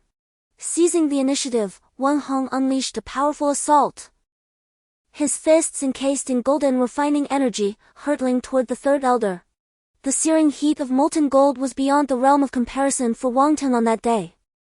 In an instant, the surrounding temperature rose several degrees, creating an oppressive warmth. The third elder observed the golden-hued Wang Hong with calm composure, unperturbed by the impending danger. Steadfast. He raised his staff, summoning a protective barrier of rushing water that enveloped him. This watery shield, in a constant state of transformation, bore numerous white frothy waves, which, as if imbued with life, took on the semblance of agile monkeys. With a resounding impact, Wang Hong's molten gold fist struck against the mystical barrier, producing a violent tremor. The shield deformed slightly but quickly regained its shape. Wang Hong found himself unable to breach the third elder's defenses. The third elder locked eyes with Wang Hong, and with a powerful hand imbued with abundant water essence, he delivered a forceful strike to Wang Hong's chest. In response, Wang Hong hastily conjured a molten gold shield, and the third elder capitalized on this momentum. A crack echoed as the molten shield shattered, followed by a second sharp sound, revealing a handprint on Wang Hong's chest, the mark of the third elder's withered palm. The impact rendered Wang Hong momentarily incapacitated, causing him to spew blood. Yet, the third elder did not relent. Wielding his formidable dragon-headed staff, he aimed a fierce blow at Wang Hong's head. After consuming countless medicinal pills, Wang Hong's complexion gradually returned to normal. The young warrior regarded the third elder with a serene demeanor, remaining silent yet radiating an intense spirit of combat. This display of fighting spirit invigorated the third elder, dispelling the weariness from his features and igniting a fierce resolve within him. His protective barrier dissipated naturally, and having stepped back 3 paces, he now advanced forward with renewed vigor. With each stride, he could perceive the inexorable escalation of the youth's aura, growing ever more formidable.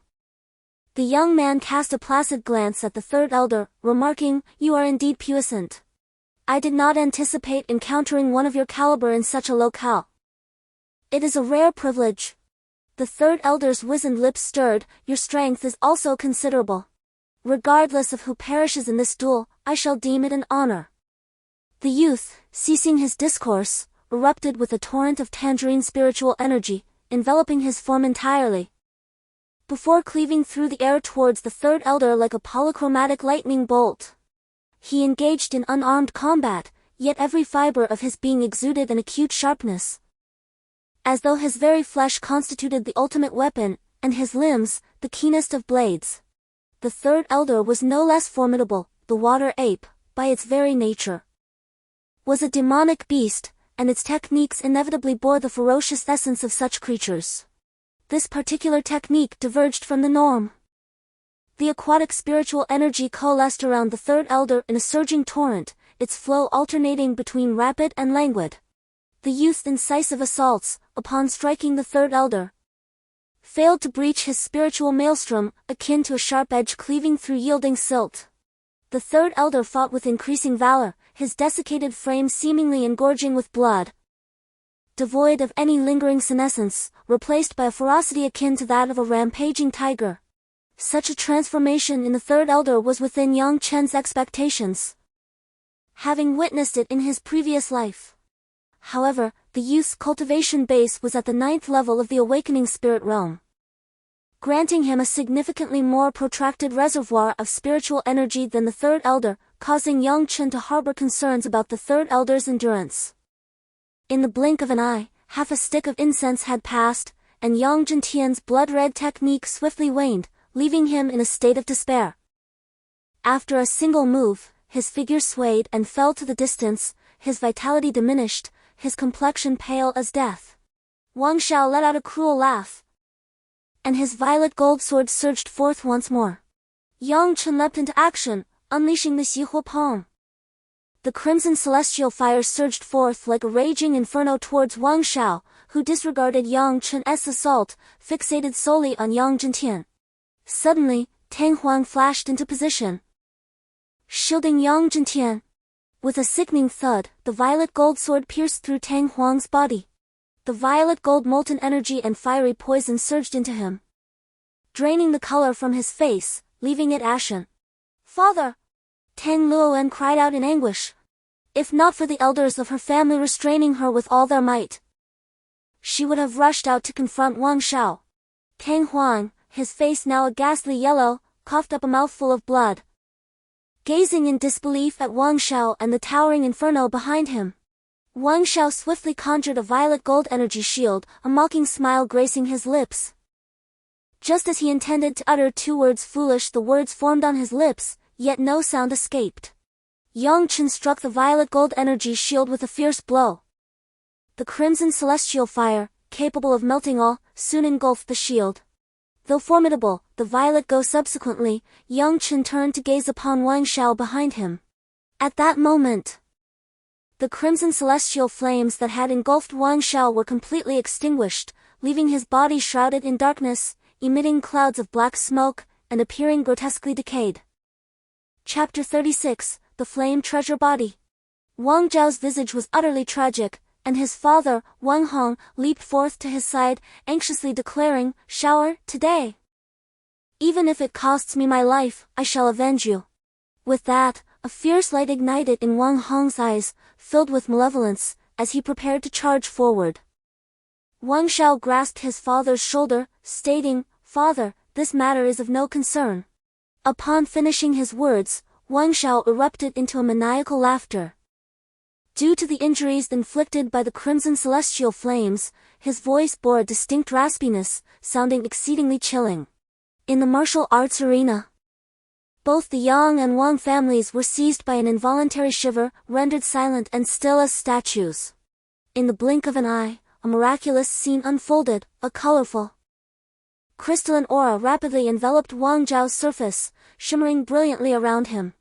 Then, his face radiated warmth, as if he were thoroughly relishing the sensations of the moment. Astonishingly, the ghastly wounds upon his body began to mend almost instantaneously, as the residual flames of the crimson celestial fire, which had been consuming him, were swiftly dissipated by the radiant light. In a matter of moments, all of Wang Zhao's injuries were entirely healed. The spectacle before the Yang family stirred considerable chaos, as they stared aghast at Wang Xiao, regarding him as a monstrous apparition. What kind of mystical technique has he mastered that such terrifying injuries could be restored in an instant? Who can say? Alas, Wang Xiao is truly extraordinary. The Yang family finds itself in grave peril this time. Wang Xiao seemed to revel in such scrutiny, his eyes narrowing slightly with a hint of pleasure. With a graceful gesture, he conjured forth a swirling mass of purple flames, accompanied by another orb of crimson celestial fire. Remarkably, these flames surpass even my own Zijing beast fire. However, now that I harbored a fragment of this fire seed within me, it would gradually grow in strength over time. Wang Xiao regarded the flames in his hands with deep admiration, his attention wholly consumed by them, his expression one of sheer delight. Yang Chen, taken aback, exclaimed, "Wang Xiao, I never anticipated that you possessed a fire body." The fire body is a rare lineage inheritance, enabling one to cultivate various formidable flames within, which would continuously amplify in power. For an alchemist, such a constitution is exceedingly precious. Wang Xiao extinguished the two flames with a faint smile, his mood buoyant. As if he were a deity gazing down upon mere mortals, he mockingly declared, "The fate of both myself and the Wang family is undoubtedly bright. A matter that requires no concern from you. Instead, you should be preoccupied with the fate of your own Yang family, ha ha ha." At that moment, the third elder engaged in a fierce clash with the man transformed into an orange radiance.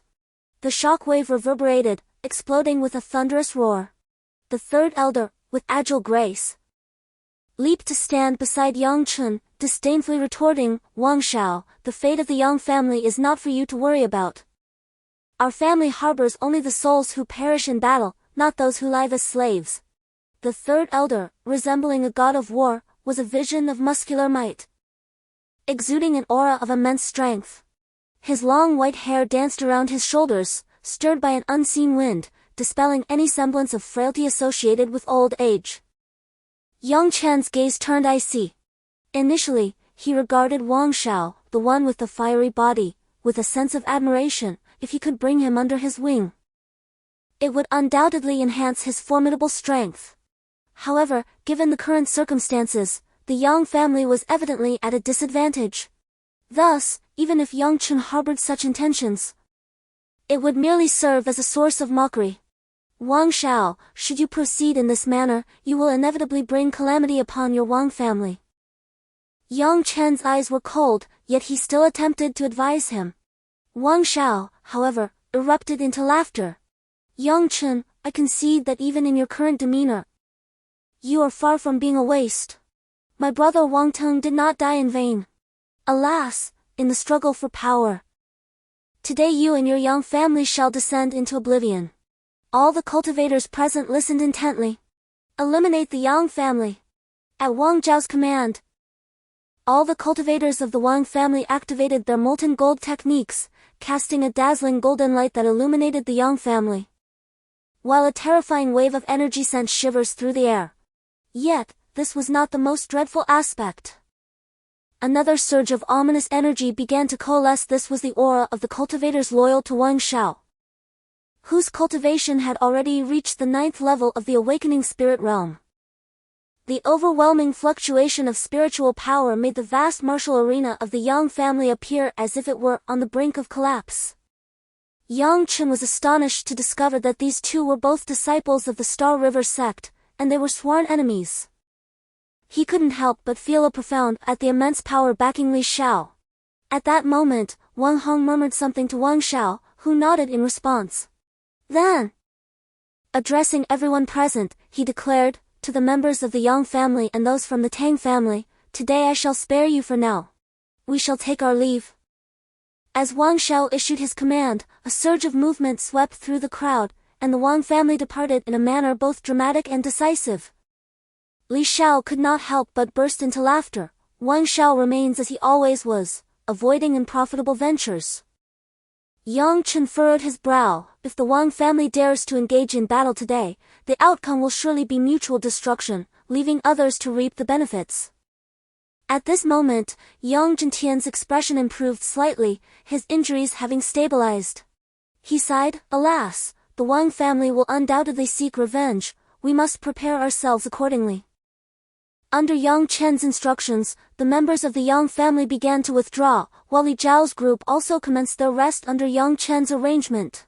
Once the outsiders had departed, Yang Zhentian and the elders of the Yang family brought Yang Chen to the conference hall to discuss important matters. Joining the discussion were Tang Huang and Tang Luoyan from the Tang family. After all, the two families had formed an alliance, sharing breath and fate. The third elder looked at Yang Baichuan with a smile. "Second brother, why do you appear so troubled lately? Are you still afraid of those young scions of the Wang family?" Yang Baichuan sighed. "Third brother, you know well that although the Yang family has a legacy spanning over 1,000 years, we are increasingly weakened." "Father, please do not speak of it," Tang Huang interjected, causing Tang Luoyan's cheeks to flush as she playfully chided him. Tang Huang laughed heartily, patting Tang Luoyan on the shoulder. "All right, enough of that. Look how you've embarrassed my daughter. However, regarding this matter, my Tang family truly feels remorseful. Yang Chen, can you forgive Uncle Tang? Chapter 37, The Enigma of the Sea Soul. I have heard from Luoyan that you have displayed remarkable prowess in the Tianhuang mountain range, your skills being profound indeed. Yang Chen stated placidly, I appreciate your concern, Uncle Tang. I was recently fortunate enough to be accepted as a closed-door disciple by my master, which is why I was able to restore my qi and greatly enhance my power. Upon hearing this, Tang Huang's eyes lit up, and he said joyfully, Then I must congratulate you, Chener.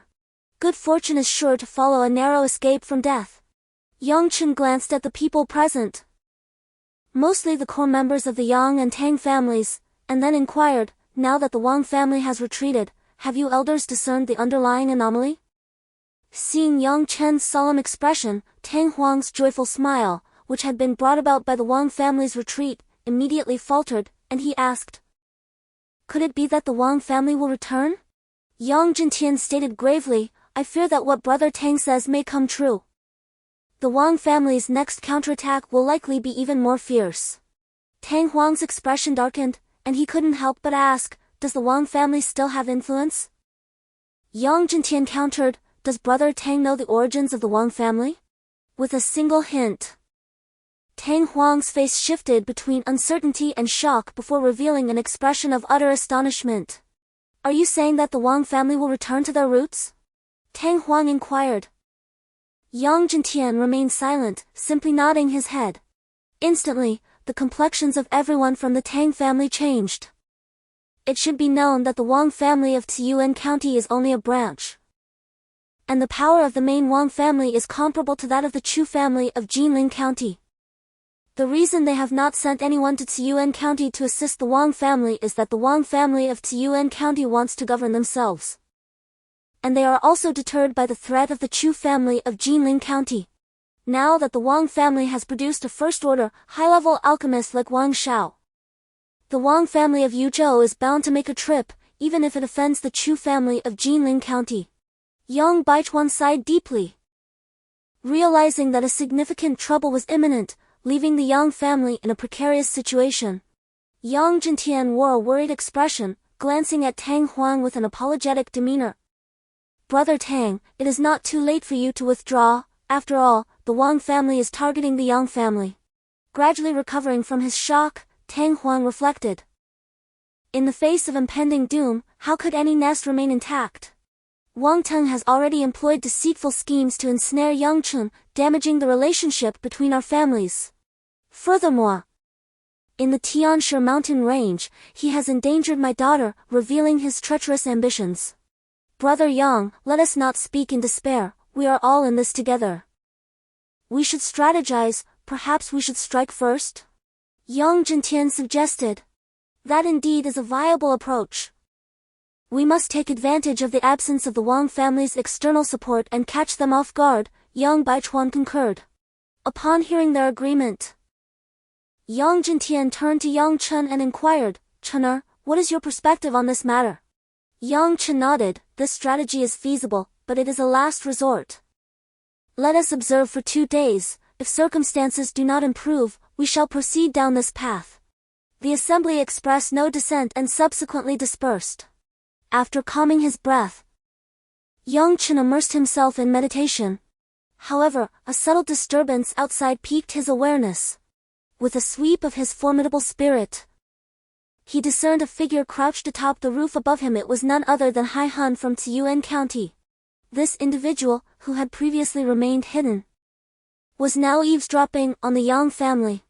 Yang Chen mentally prepared for the worst, contemplating that if Hai Han were to be discovered outside, he would not hesitate to employ the explosive orb to eliminate the threat. Failing to do so could lead to dire repercussions in the future. The essence of the ocean transformed into a staff of white tidal water, swiftly approaching the celestial corpse mountain range, halting shortly thereafter. Yang Chen, possessing only the cultivation of the 8th layer of body refinement, lagged slightly but managed to keep pace.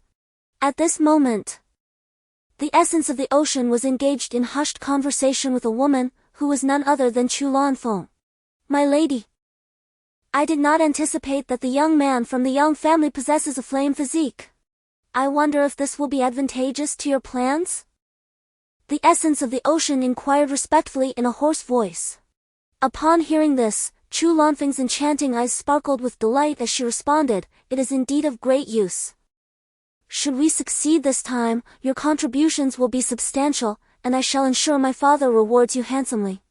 The essence of the ocean replied, "My lady, you flatter me. Assisting the family head is my honor." Chu Lanfeng felt immensely gratified by his words, narrowing her eyes slightly.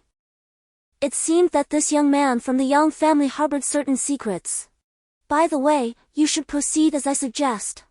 Following this, Chu Lanfeng whispered something into the essence of the ocean's ear.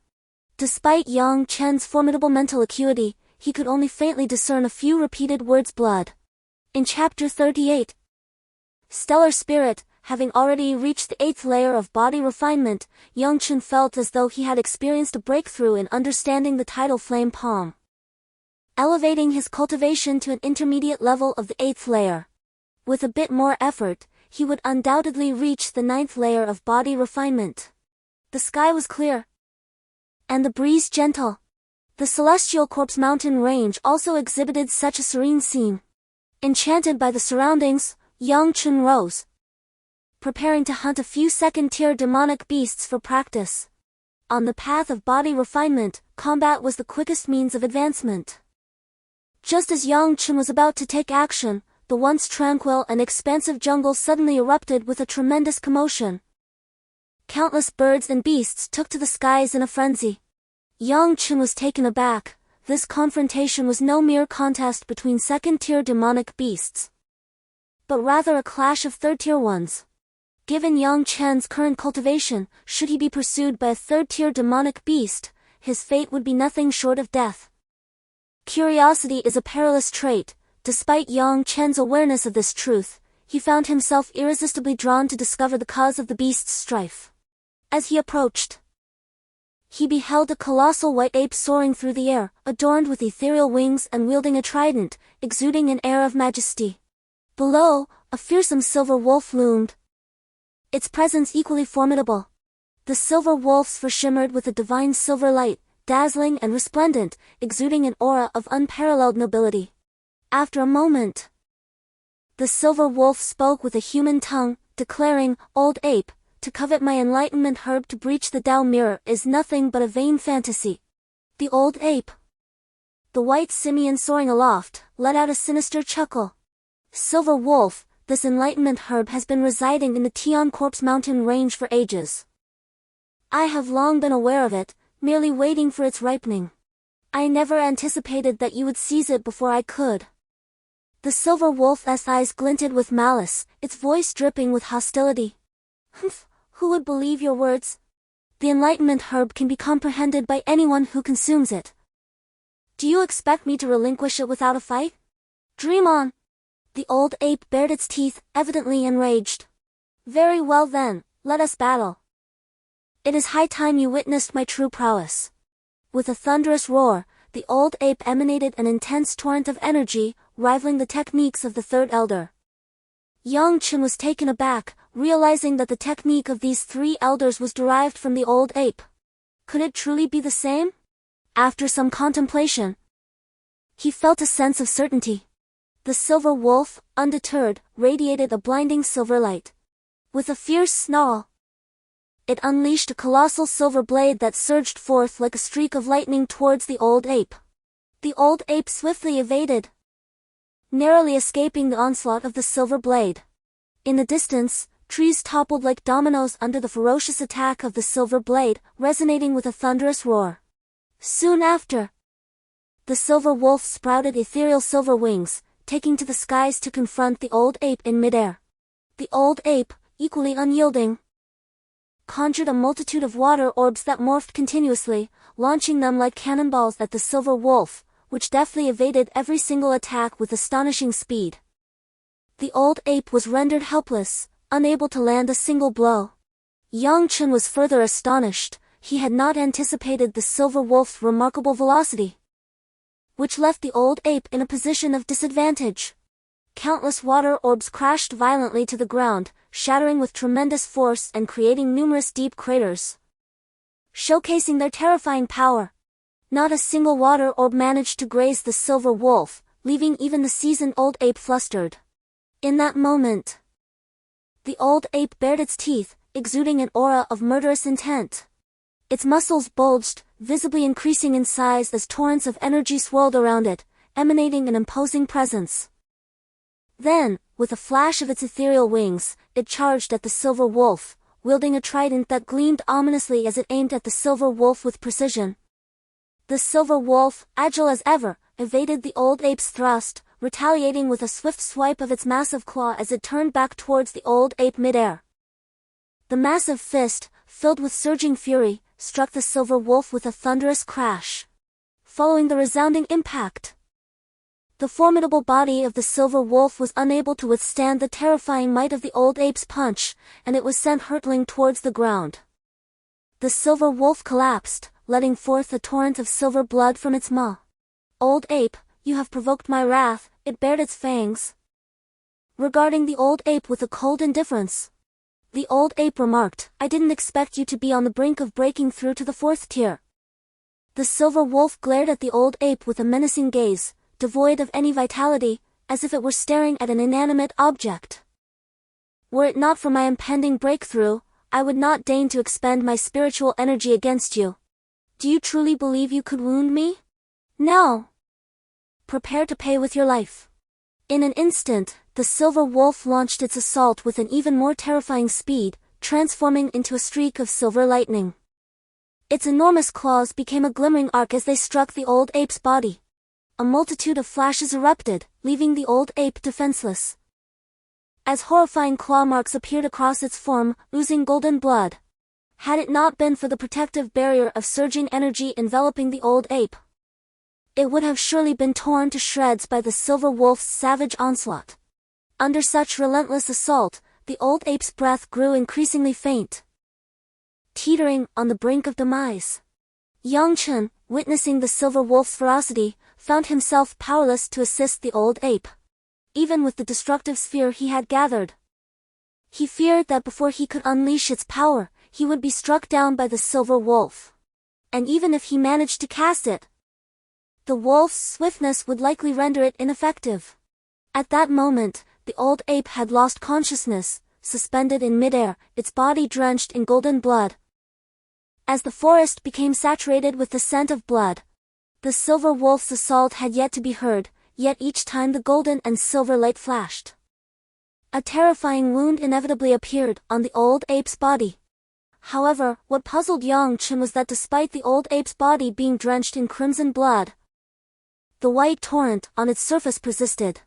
Then, an eerie scene unfolded. The golden blood emitted a resplendent golden glow, which flickered and revealed a golden-hued monkey emerging from within the shimmering light. Yang Chen was taken aback. This was the awakened star spirit, an ethereal essence born from the cultivation of spiritual power. This essence was closely linked to the true self's spirit yet bore significant differences, as it encapsulated the path and intention cultivated by the true self, possessing various divine abilities. The true self's spirit utilized this essence to communicate with the star spirit and manifest its powers. At this juncture, an astonishing sight unfolded before Yang Chen. The golden monkey, which had originally kept its eyes closed, suddenly opened them. Chapter 39, The Rebirth of the Demon Monkey. Within those golden eyes lay an inviolable sense of justice, resonating with profound chants and swirling talismans, as it gazed fiercely at the silver wolf, its majestic voice proclaiming, "What audacity is this, to dare disrupt my reincarnated form?" Subsequently, a burst of brilliant light erupted, and a pair of golden eyes unleashed a terrifying flame that struck the silver wolf's body. As the flames ignited in the gaze of the golden monkey, the silver wolf's visage transformed to one of sheer terror, red lotus calamity fire. It then swiftly turned to escape in a flash of silver, yet it was still grazed by the crimson flames, which erupted instantaneously, extinguishing the wolf's soul in an instant. The silver wolf let out a fierce howl, and a gleaming silver blade appeared in midair, cleaving its body in two. The flaming rear half was swiftly consumed by the crimson lotus fire, leaving only the front half to dissolve into luminous specks that vanished into the horizon.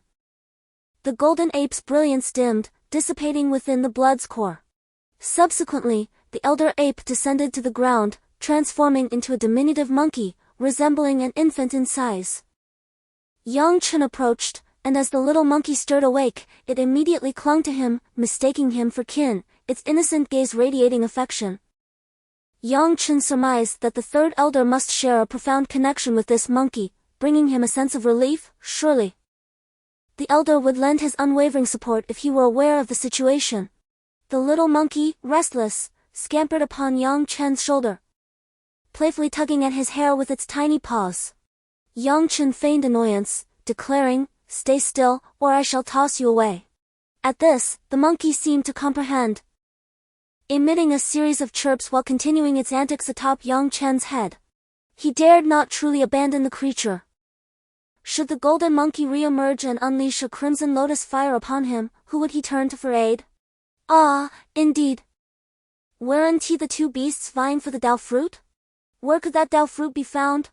With the silver wolf driven away, it was likely that it had not yet secured the prize. With this thought, Yang Chen eagerly began to search the ground. In no time, he discovered a plant resembling a golden tail atop a massive stone. Was this not the star-tail grass? How had it transformed into Dao grass? Yang Chen harbored some perplexity, yet he ceased to dwell on it. With meticulous care, he uprooted the star-tail grass and deposited it within his sumeru pouch. Fortune smiled upon him, as he had inadvertently stumbled upon star-tail grass, an essential component for concocting the spirit awakening pill.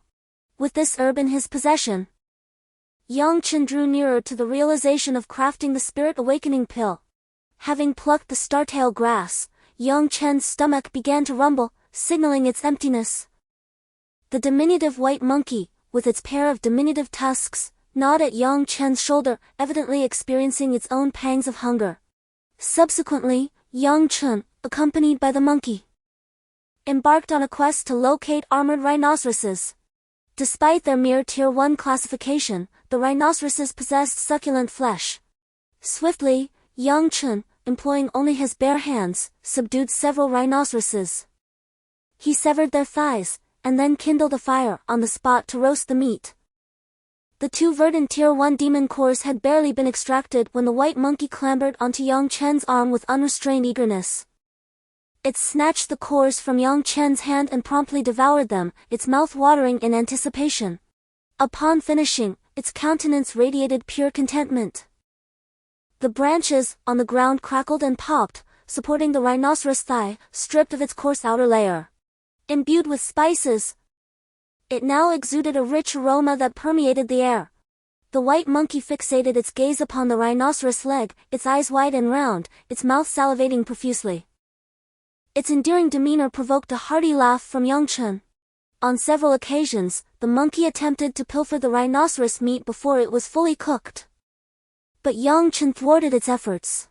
The meat had not yet reached the desired level of doneness. How could it be consumed prematurely? While the consumption of undercooked meat might pose no issue for demonic beasts, Yang Chen held reservations. The pile of matches burned fiercely, crackling as the flames danced. The monkey once again reached out curiously, prompting Yang Chen to strike it away with a branch. The white monkey, understanding the situation, obediently settled beside Yang Chen, its expression one of profound grievance, evoking a sense of pity in him. Such a talented performer! Yang Chen was well aware of the white monkey's ruse. It had donned this pitiful guise on multiple occasions to secure a morsel of meat, yet each time it failed to elicit Yang Chen's sympathy. Using the branch, Yang Chen skewered a piece of rhinoceros meat, its tender texture yielding easily to his efforts. His stomach had long since begun to grumble with hunger. He tore off a chunk of the succulent meat and tossed it to the little white monkey, before commencing to devour his portion with fervor. The rich aroma enveloped him, and he reveled in the exquisite flavors. The white monkey, too, seemed captivated by the delectable feast, its face displaying a surprisingly human-like expression of enjoyment. The rhinoceros leg was substantial, and given Yang Chen's appetite, it was clear that he could not finish it in one sitting. However, the little white monkey astonishingly consumed even more than he did, leaving a pile of discarded bones on the ground.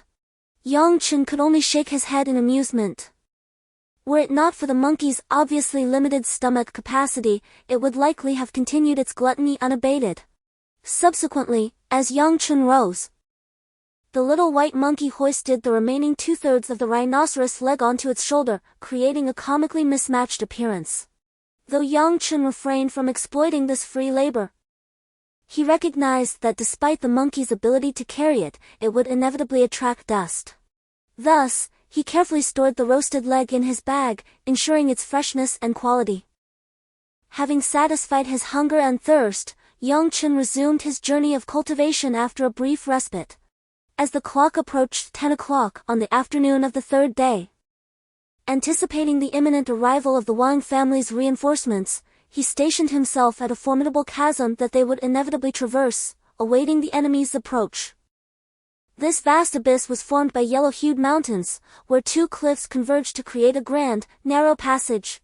At this moment, Yang Chen perched atop the narrow crevice, biding his time for his quarry's arrival. A gentle breeze wafted through, stirring a sense of ennui. The aroma of the forest enveloped him, mingling with its distinct notes of decay and freshness. Around the hour of dusk, a series of potent presences drew near. With his keen senses, Yang Chen could discern their approach. Gradually opening his eyes from meditation, he peered downward, suppressing his aura to avoid detection. Not all of the newcomers traversed the narrow passage. Several soared through the air atop soaring beasts, specifically the advanced first-tier creature known as the white-headed eagle. Yang Chen swiftly suspended himself against the sheer cliff face of the narrow passage. This was imperative, for the white-headed eagle possessed exceptionally sharp vision and would undoubtedly perceive his presence. As he clung to the precipice, Yang Chen suddenly spotted a massive cave nearby, from which a foul wind emanated, indicating the presence of a beast within. To his astonishment, the cave's entrance was adorned with crimson spirit mushrooms, each the size of a bowl. A surge of elation coursed through him, having searched tirelessly.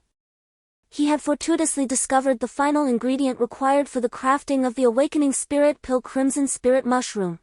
With a deft motion, Yang Chen plucked the mushroom from its perch and stowed it away in his shumi bag. At that moment, a colossal sound emanated from the vast cavern nearby, reminiscent of a loud clap. Abruptly, a gargantuan python emerged, its head the size of a water vat, flicking its forked tongue, with eyes glowing red like embers, large as lanterns. Upon emerging, it noticed the absence of the crimson spirit mushroom at the cave's entrance and lunged toward Yang Chen with its gaping maw. The serpent's fangs, densely packed and menacing, were terrifying to behold. Yang Chen managed to evade the python's fierce bite, as it shattered the hard rocks of the cliffside as if they were mere tofu. A sudden intuition struck Yang Chen, revealing that this serpent was likely a third-tier beast. Not daring to linger, he immediately plunged down the cliff.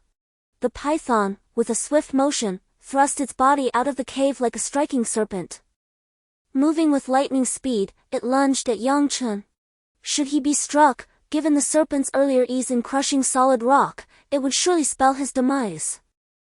As the serpent's maw widened, a spark of inspiration ignited within Yang Chen. He hurled his longsword at the beast. The python clamped down on the sword, producing a sharp crack, reducing Yang Chen's weapon to mere iron shrapnel that the beast expelled violently. The metal fragments scattered like buzzing debris, and Yang Chen, caught in the onslaught, felt a sharp pain as he was struck, blood gushing forth in a vivid crimson. The group riding on blue velociraptor beasts reacted swiftly as the shards approached, manifesting a golden protective aura that deflected the fragments. "Prepare your defenses, it is a third-tier beast," cried an elderly woman with a dark visage, leading the group. Subsequently, she leapt into the air, using Yang Chen as a springboard to propel herself upward, while Yang Chen accelerated his descent. Upon just landing, a middle-aged man with graying hair, mounted on a swift raptor, cast a cold gaze upon Yang Chen and commanded, "Seize him! Anyone daring to traverse the Tianhuang mountain range must possess treasures." In an instant, the blue raptor pressed Yang Chen beneath its massive foot, its sharp claws sinking painfully into his flesh, rendering him immobile. Thus, Yang Chen found himself ensnared by these individuals in a state of torment. Initially, he had contemplated ambushing them, but was unexpectedly thwarted by a colossal red serpent perched on the cliff, disrupting his plans. Now, even should he wish to employ the destruction orb, he found himself powerless. The orb's immense power would undoubtedly inflict catastrophic repercussions upon himself if activated. A flicker of relief pierced through Yang Chen's despair, for he had prudently left the white monkey hidden within the forest, fearing for its safety. At this moment, the white monkey perched atop a tree, observing him with restless anticipation. However, each time it attempted to act, Yang Chen swiftly intervened. Currently, the white monkey possessed merely the cultivation of a first-tier beast. Should it emerge, its demise would be certain.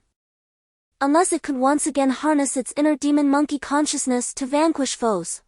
Clearly, such formidable prowess was beyond its control, and the timing of its emergence remained uncertain. Should it fail to appear, venturing forth would be tantamount to courting death, potentially leading to its capture for a gruesome feast. The old woman brandished a black longsword, its edge razor-sharp, as she engaged in a fierce combat with the red serpent. Despite the serpent being marred with white scars inflicted by the old woman's blade, the wounds did not penetrate its essence. The serpent grew increasingly ferocious with each clash, its ferocity escalating to alarming heights.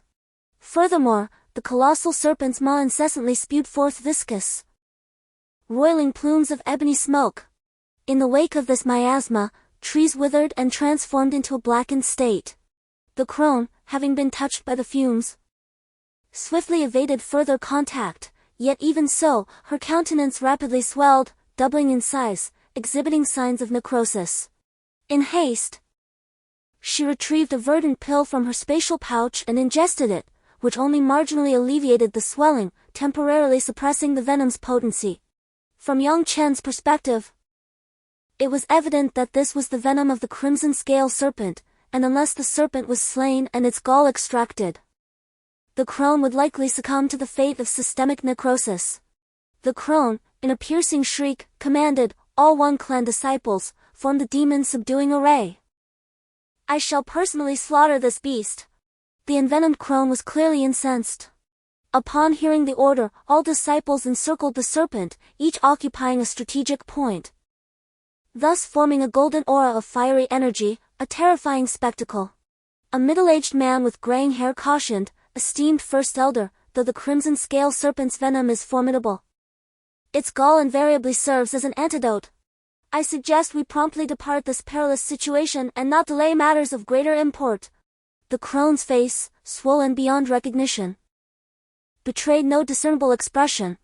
She emitted a shrill, peculiar cry and retorted, "Spare me your prattle. This beast possesses, at the very least, the cultivation of a third-order entity. Obtaining a third-order spirit serpent's demon core would be a considerable boon to the clan. With such an opportunity presented, how can we possibly forsake it?"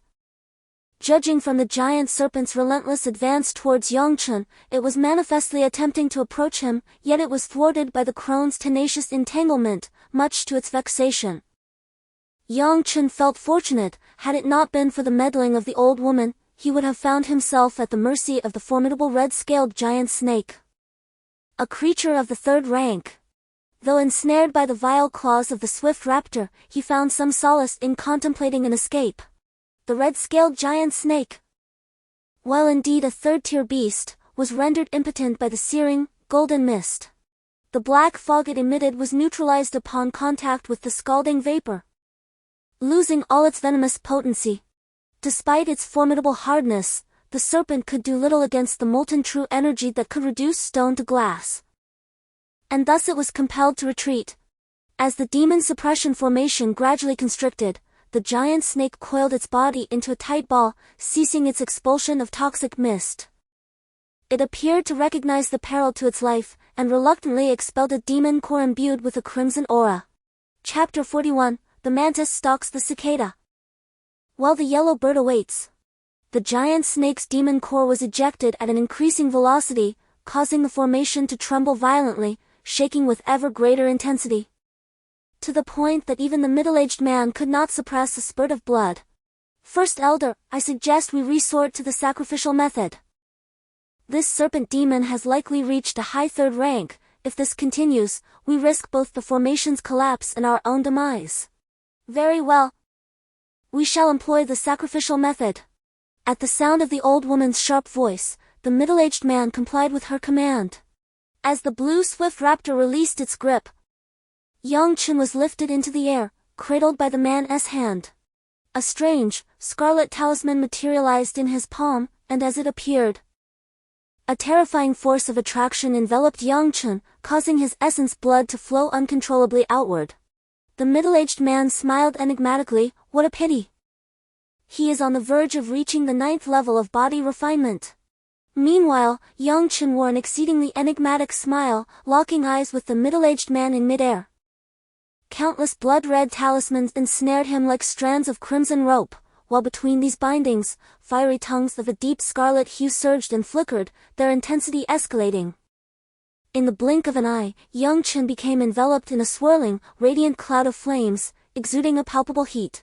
Simultaneously, in his left hand, a sphere of alternating blue and red light materialized, expanding rapidly as if nourished by the very winds, soon attaining the size of a large water vat. He lifted this luminous orb high, as it spiraled uncontrollably, intertwining with ferocity.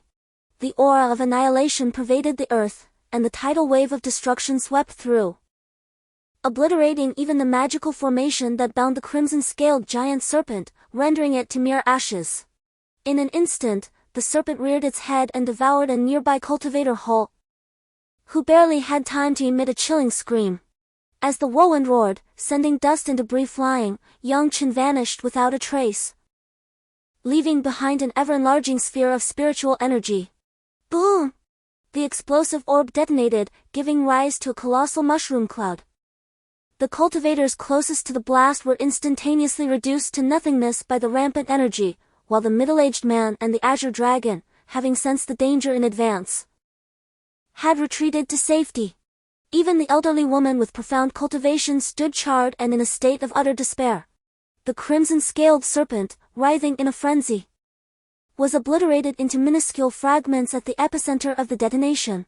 The scorched earth was littered with countless pieces of charred serpentine flesh, rendering the original form unrecognizable.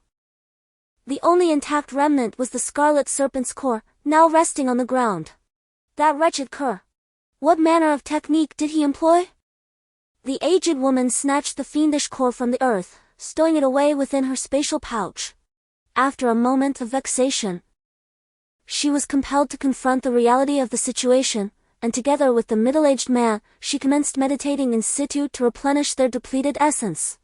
Initially, their party comprised over a dozen individuals, but now a mere 4 or 5 remained. Even these survivors were grievously wounded by the aftershocks of the cataclysm. On another flank of the Sky Corpse Mountains, Yang Chen fled in disarray, decelerating only after perceiving the immense reverberations behind him. Yang Chen was acutely aware that the destructive blast he had unleashed would instantaneously eliminate some unprepared cultivators. However, as he lacked mastery over the detonation's timing, he surmised that a contingent of cultivators had likely survived. Subsequently, if these cultivators reached Magnetic Essence County, the Yang family would be in dire peril. Yang Chen was deeply concerned, for his current cultivation level rendered him incapable of confronting these individuals. Even if he survived, he would be grievously wounded. These survivors were all at the 9th level of the Awakening Spirit Realm, the elite among the elite. As Yang Chen paused to recuperate his spiritual energy, he detected the ominous roar of surging tides emanating from the vicinity. The aura was unmistakably that of the sea spirit. Subsequently, a multitude of terrifying presences materialized, converging upon the location where the Wang family's reinforcements were stationed. Yang Chen was profoundly shaken. Had the Chu family emerged, intent on confronting these interlopers? The moment this idea emerged, it was promptly dismissed by Yang Chen. This matter was of great significance. A misstep could ignite a conflict between the two prominent families. Chu Lanfeng chuckled, "Old crone, let us speak plainly. both the Wang family and my Chu family harbor ambitions for dominion over the realm. Today, you dare to encroach upon my Chu family's territory. What ulterior motives do you harbor? Moreover, you are gravely wounded at this moment, which presents me with the perfect opportunity to annihilate you, leaving the Wang family significantly weakened. Ha ha ha! At this juncture, Chu Lanfeng unabashedly revealed her intentions. The expression of the black-haired matron shifted between dark and light, and before long, a malevolent glint flickered in her eyes as she replied, "Little girl, even in my injured state, it will not be so easy for you to take my life." Chu Lanfeng retorted with pride, "Is that so? Haihan, seize her!" Instantly, the Haihan of Tsiyuan County transformed into a towering tidal wave, rushing toward the black-haired matron. In midair, the wave abruptly morphed into a white-water dragon, baring its fangs and claws as it surged toward her. The matron extended her withered hand, infusing it with spiritual energy just enough to withstand the water dragon's assault. "You wretched creature, how many more attacks can you endure?" The Haihan unleashed a series of strikes, and the matron was sent sprawling through the air like a kite caught in a tempest. Yang Chen observed intently. The matron had previously withstood the explosive orb, clearly suffering from severe injuries. Now, she was but a shadow of her former self, no match for the Haihan. Initially, Yang Chen harbored concerns that these individuals might ally with the Wang family, but to his surprise, the matter was resolved in such a manner by the Chu family, alleviating a significant source of his anxiety. A servant of the Chu family dares to be so audacious. Does he truly believe my household is so easily bullied? Suddenly, an elderly voice resonated, as a black-haired crone's hair floated in the air, speaking with the peculiar tone of an old man, an exceedingly strange phenomenon. Chu Lanfeng's spirit quivered. His expression momentarily flustered, yet he swiftly regained his composure. "First evil god, you are but a mere thought of divine consciousness. What power do you truly possess over me?" The grand voice of the elder resounded once more. "Indeed, I cannot directly confront you, but today, I shall take note of this." Then, the crone's body erupted with great energy, and in an instant, demonic aura surged forth. Chapter 42, A Great Transformation. Sea Soul. Under no circumstances must she be allowed to escape alive. Chu Lanfeng issued a deadly command, prompting countless cultivators behind him to pursue the black-haired crone. She unfurled gray wings from her back and, in the blink of an eye, ascended to the realm of ethereal flight. A colossal visage materialized in the air, shrouded in dark clouds, its furious eyes glaring downward. As it opened its mouth wide, a vast vortex formed, and countless cultivators below were engulfed by the abyssal maw, vanishing without a trace. The face emitted a cacophony of sinister laughter, and the crone disappeared into the enigmatic clouds. However, many other cultivators from the Wang family remained behind and, under Chu Lanfeng's orders, were mercilessly reduced to mere flesh. Subsequently, Chu Lanfeng gazed at the sky. His countenance darkened. "First evil god, once my father acquires the dragon pearl, I shall see how you continue to flaunt your arrogance." Yang Chen's expression grew solemn as he discerned that the situation was indicative of the Wang family's practice of nefarious arts. Such malevolent techniques could swiftly elevate the cultivator's power in a brief span. The members of the Wang family had indeed lost their sanity. Yang Chen inquired once more. "Have any members of the Yang family fallen victim to the Wang family's sinister practices?" Yang Hu shook his head, a hint of perplexity crossing his features. "No. Not at all.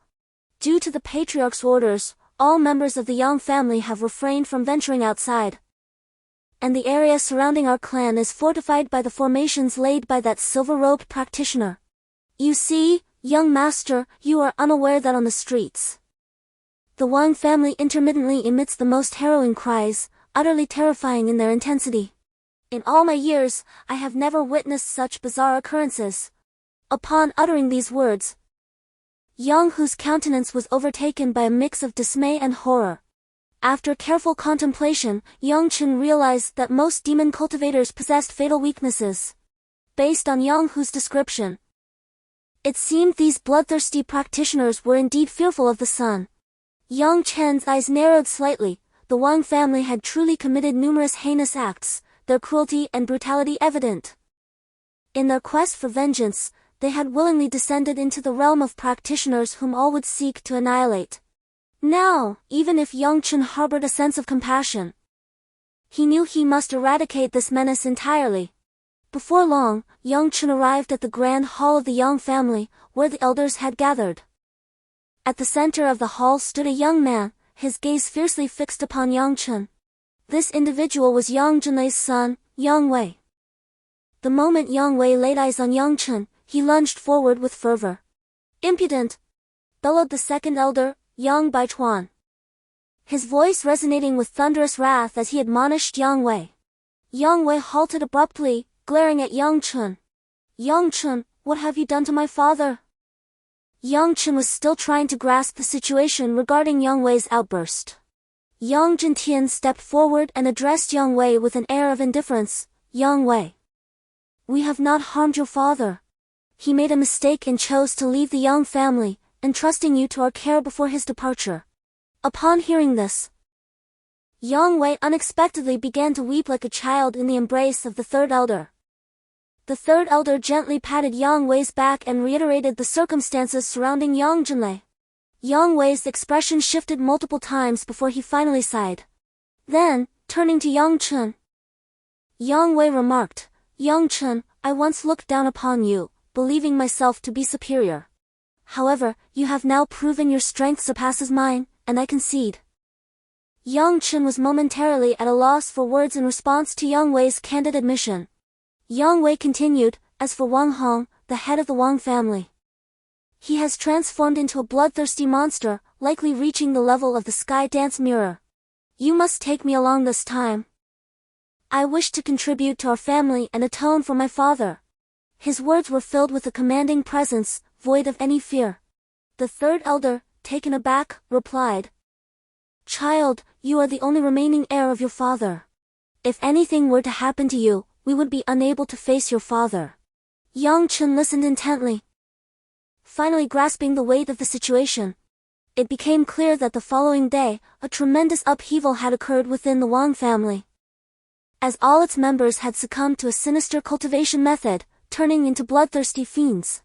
Elder Yang Baichuan cautioned, "Wang Hong has consumed the blood of countless cultivators, resulting in a surge of power. If this continues, it is feared that all of Tsiyuan County will be no match for Wang Hong." The third elder fixed his gaze upon Yang Zhentian and spoke, "Patriarch, I believe we should take the initiative while Wang Hong has yet to breach the Yang family's protective barrier. We must eliminate him. If he succeeds in breaking through our ancestral formation, the consequences would be dire. Should he refine the necessary elixir, our clan would undoubtedly gain several more masters at the awakening spirit level.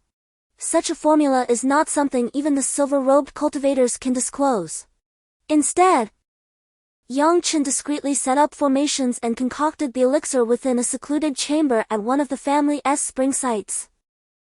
The awakening spirit pill holds immense significance for both Yang Chen and the Yang family. It is a core secret of the clan, necessitating utmost caution and precision from Yang Chen to avoid any missteps. With meticulous skill, Yang Chen methodically combined the herbs, utilizing the intense heat of the crimson heavenly fire to swiftly transform the ingredients into a vibrant green liquid that floated within the cauldron.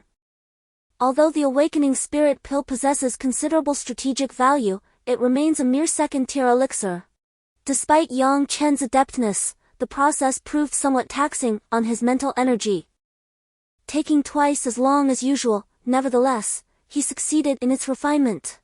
As he approached the final step, he added the colorful crystal. The once tumultuous elixir immediately softened, exuding a verdant glow, fiery red, blinding gold, water-like azure, and deep gray, coalescing into 4 distinct colors. Each hue corresponded to the properties of 4 different demon cores, representing the elemental forces of metal, wood, water, fire, and earth. As the name suggests, the awakening spirit pill aids cultivators in successfully entering this realm. Its essence allows them to access the Tao mirror, comprehend the laws of nature, and grasp the elemental principles associated with the elixir. Without a doubt, Yang Chen retained a red elixir for his own use, leaving the rest for his family members. Once the awakening elixir was refined, Yang Chen felt an immense weight lift from his heart. With these, his family would face no rivals in Tianhuang County. Now, the only task remaining was to deal with the old demon Wang Hong. Yang Hu, a formidable elite of the Yang family, had reached the 9th level of body refinement many years ago but had yet to break through. As soon as Yang Chen emerged, he sought out Yang Hu. From a distance, Yang Hu spotted Yang Chen and hurriedly greeted him. "Young master, are you going out again today?" Yang Chen replied with a gentle smile, "Uncle Yang, I am not going out today, I have come to present you with something." Yang Hu stared at Yang Chen in bewilderment, uncertain of what the young master intended to bestow upon him, momentarily taken aback and unsure of how to respond. Nevertheless, it was no small feat for Yang Hu to attain the 9th level of body refinement using the rudimentary shattered gold fist technique.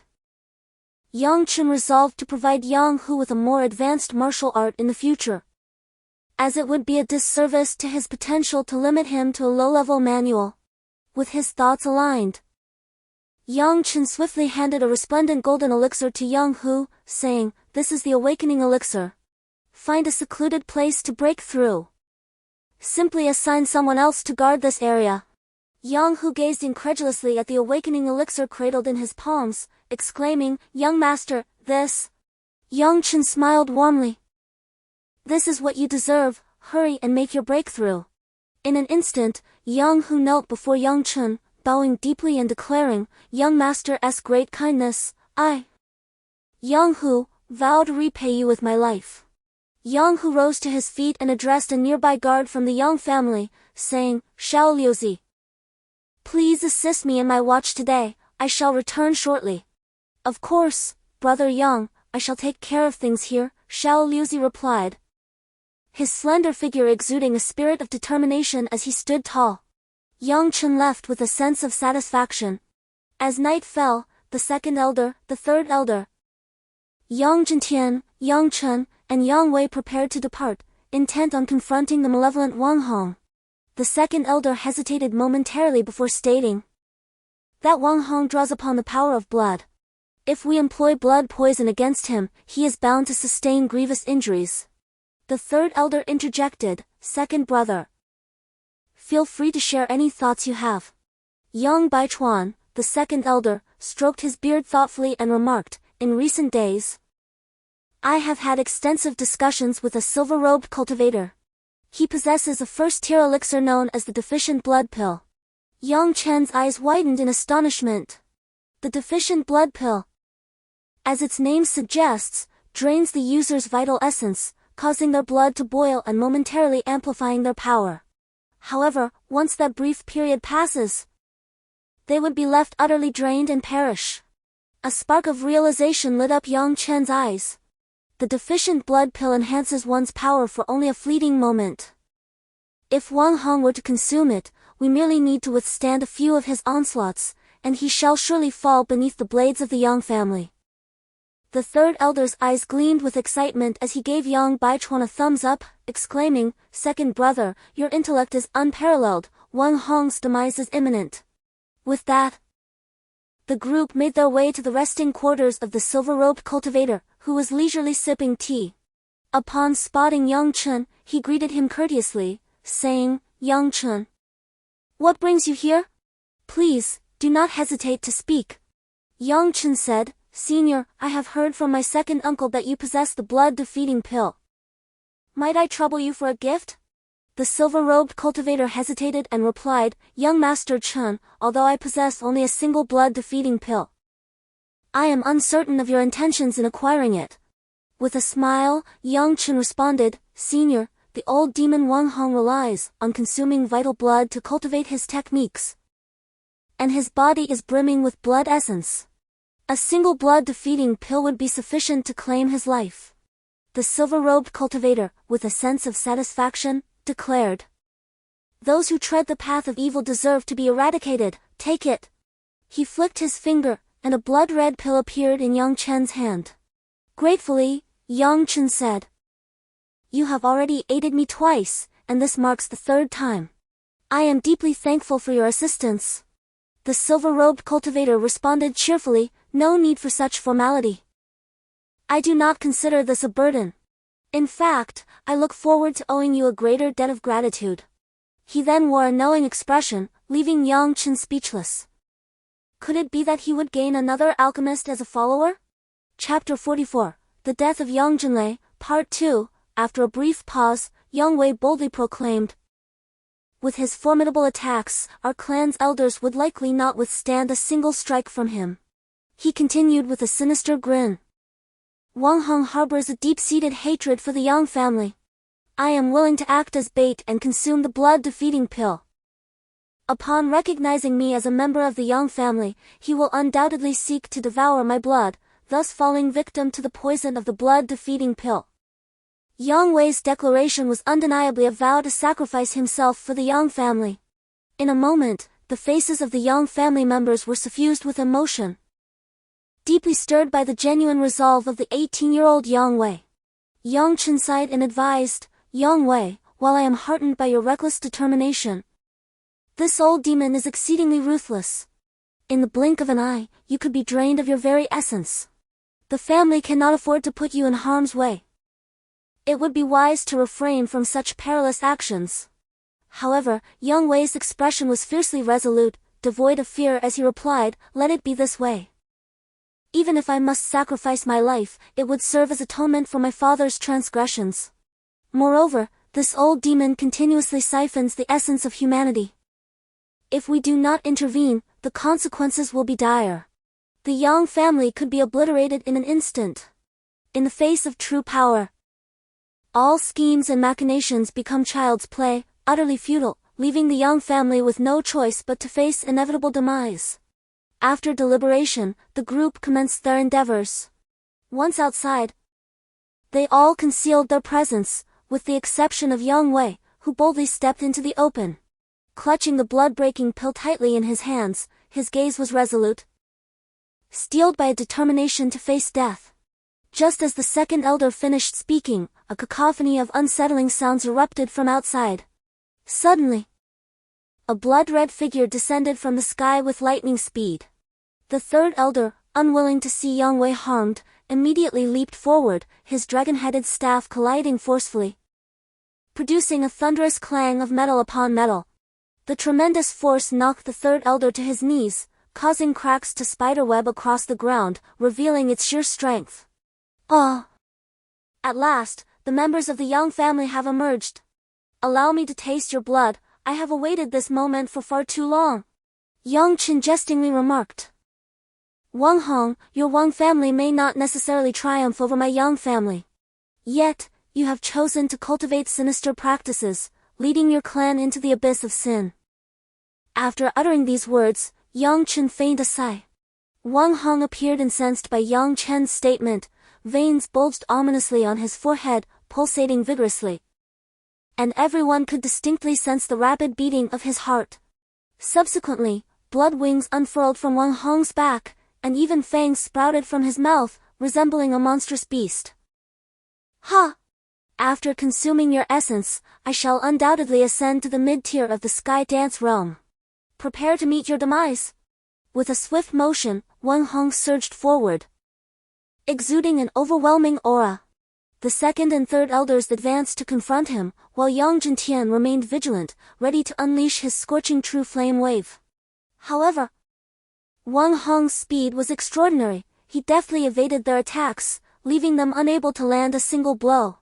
Having already attained the Sky Dance realm, his spiritual energy surpassed that of the elders of the Yang family in both quality and quantity, allowing him to traverse the heavens and the earth with an ethereal grace. The Yang family members found themselves utterly powerless against his onslaught, and Yang Chen watched in alarm, realizing that this individual moved with an agility akin to lightning. Underestimating him, the Tang family found themselves at a disadvantage. Even if Yang Chen wished to deploy the destructive sphere, he found it futile, for he could not secure a target. And one misfire could spell disaster for his own comrades. The second elder wielded two silver swords with formidable presence, his techniques both defensive and offensive. Yet, at that moment, Wang Hong's vicious claws pierced through his thigh, causing blood to flow profusely. He remained silent, uttering not a word. The second elder addressed Yang Chen, urging, "Young master, quickly take Wei and depart, we shall hold them off." Wang Hong, brimming with arrogance, cackled maniacally, "Humph, none of you shall escape, since you have arrived. You will all remain." With that, he lunged towards Yang Wei with lightning speed. Suddenly, a crystalline ice pillar hurtled forth. Striking Wang Hong's claws, he reached for Yang Wei. The force was tremendous, causing Wang Hong to stagger back. A middle-aged man clad in a purple-gold battle robe appeared. His visage unmistakable, it was none other than Yang Chen. "Father!" Yang Wei could not contain his exclamation. Yang Chen cast a glance at Yang Wei and said, "Wei, follow the elders of our clan, I shall hold them off for you." Without allowing anyone to interject, he charged at Wang Hong. Yang Chen emanated a formidable icy power, compelling even Wang Hong to regard him with caution, successfully restraining him. The third elder, supporting the limping second elder, urged, "We must leave swiftly, otherwise Zhenlei's sacrifice will be in vain." Witnessing the fierce battle between Yang Zhenlei and Wang Hong, Yang Wei was consumed by a tumult of emotions, desperately yearning to rush forward. At that moment, Yang Zhenlei was enveloped in a torrent of blood. This blood was not red but infused with the vibrant essence of dragon blood. Wang Hong, like a fiend, inhaled it with fervor, and in an instant, Yang Zhenlei's body shriveled, becoming mere bones. Meanwhile, under the protection of Yang Zhenlei, Yang Wei and the others fled the scene, sprinting towards the Yang family estate. However, it was not long before a few individuals departed, and Wang Hong, with an air of nonchalance, trailed behind them. His face alight with delight as he remarked, "Haha, the Yang family possesses the essence of dragon's blood." Chapter 45, The Slaying of Wang Hong. Yang Chen glared fiercely at Wang Hong, declaring, "Rest assured, he shall meet his demise today." Wang Hong, licking his lips with evident relish, responded, "Indeed, delectable it is. Do not rush, I shall spare none of you." Yang Chen retorted, "Oh? Is that so? Wang Hong, you are afflicted by the venom of the defeated blood pill, your life hanging by a thread, yet you dare to behave so arrogantly?" Wang Hong, with a smirk, replied, "What of it? The poison of the defeated blood pill only serves to amplify my strength. I shall seize this opportunity to annihilate you, and then I will regain my vitality." Yang Chen scoffed, ingrained obstinacy. "I have heard you even drank your own son's blood. It is evident you have descended to the level of a beast, irredeemable." Upon hearing Yang Chen mention his son, Wang Shao, the once arrogant Wang Hong's expression grew increasingly frigid, veins on his forehead pulsating violently. "Yang Chen, I will kill you." Noticing the effectiveness of his provocation, Yang Chen continued, "Even if you were to slay me, you would still be a beast, ha ha ha." Wang Hong, now utterly deranged, his eyes bloodshot, emanated an intense heat, clearly indicating that the effects of the defeated blood pill had reached their zenith. Yang Chen cautiously advised the others, "If we can withstand a few rounds of his onslaught, he will eventually weaken, we must hold on." Simultaneously, Yang Chen gathered red and blue fireballs in his hands. Though not particularly large, they were perfectly within the realm of his mental control. "Wang Hong, prepare to receive my attack." Enraged, Wang Hong's eyes fixed upon Yang Chen as he caught the crimson and azure fireballs Yang Chen had shot forth. Guided by Yang Chen's mental prowess, the fireballs intertwined and detonated in a series of 3 violent explosions. Wang Hong's shoulder, arm, and thigh were shattered, and torrents of blood gushed forth like boiling water. Subsequently, Wang Hong trembled uncontrollably, blood streaming from every orifice. Seizing the moment, Yang Chen conjured another large sphere of annihilation. Wang Hong, immobilized, gazed upon the blue and red orb with abject terror. Yang Chen roared, "Everyone, retreat!" Then, the sphere of annihilation exploded, obliterating Wang Hong into fragments. As the dust settled, Yang Wei rushed forward, seemingly searching for something. Yang Chen knew that Yang Wei sought his father's skin. Alas, the sphere of annihilation had been too devastating. leaving behind a vast, blackened crater devoid of any remains, save for the pervasive stench of blood and charred powder. Yang Wei, already weakened by significant blood loss, succumbed to the trauma of his father's skinning and fainted. Yang Chen had instructed his father to evacuate with the others because he sensed a potent force emanating from the direction of the Wang family. This force was intimately familiar to Yang Chen, the Sea Soul. After traversing several obstacles, Yang Chen and the third elder arrived at the Wang family's main hall. The once magnificent hall had been transformed into a scene of carnage, with skeletal remains scattered throughout, a truly harrowing sight. In the heart of the Wang family's grand hall, corpses lay amassed in heaps, each a desiccated husk, utterly devoid of blood essence. A further appalling discovery was the absence of skin on these bodies, as if it had been flayed away, leaving them drenched in blood, an utterly macabre sight. Yang Chen, unable to bear the sight, ventured into the hall's center. Above, a colossal tableau was adorned with a multitude of gems. These gems were none other than myriad demon cores, the lowest grade being second tier, numbering in the thousands, interspersed with a substantial quantity of third-tier cores, and bordered by resplendent fourth-tier cores. Fourth tier, a realm surpassing even the sky-dancing mirror stage, was beyond Yang Chen's comprehension.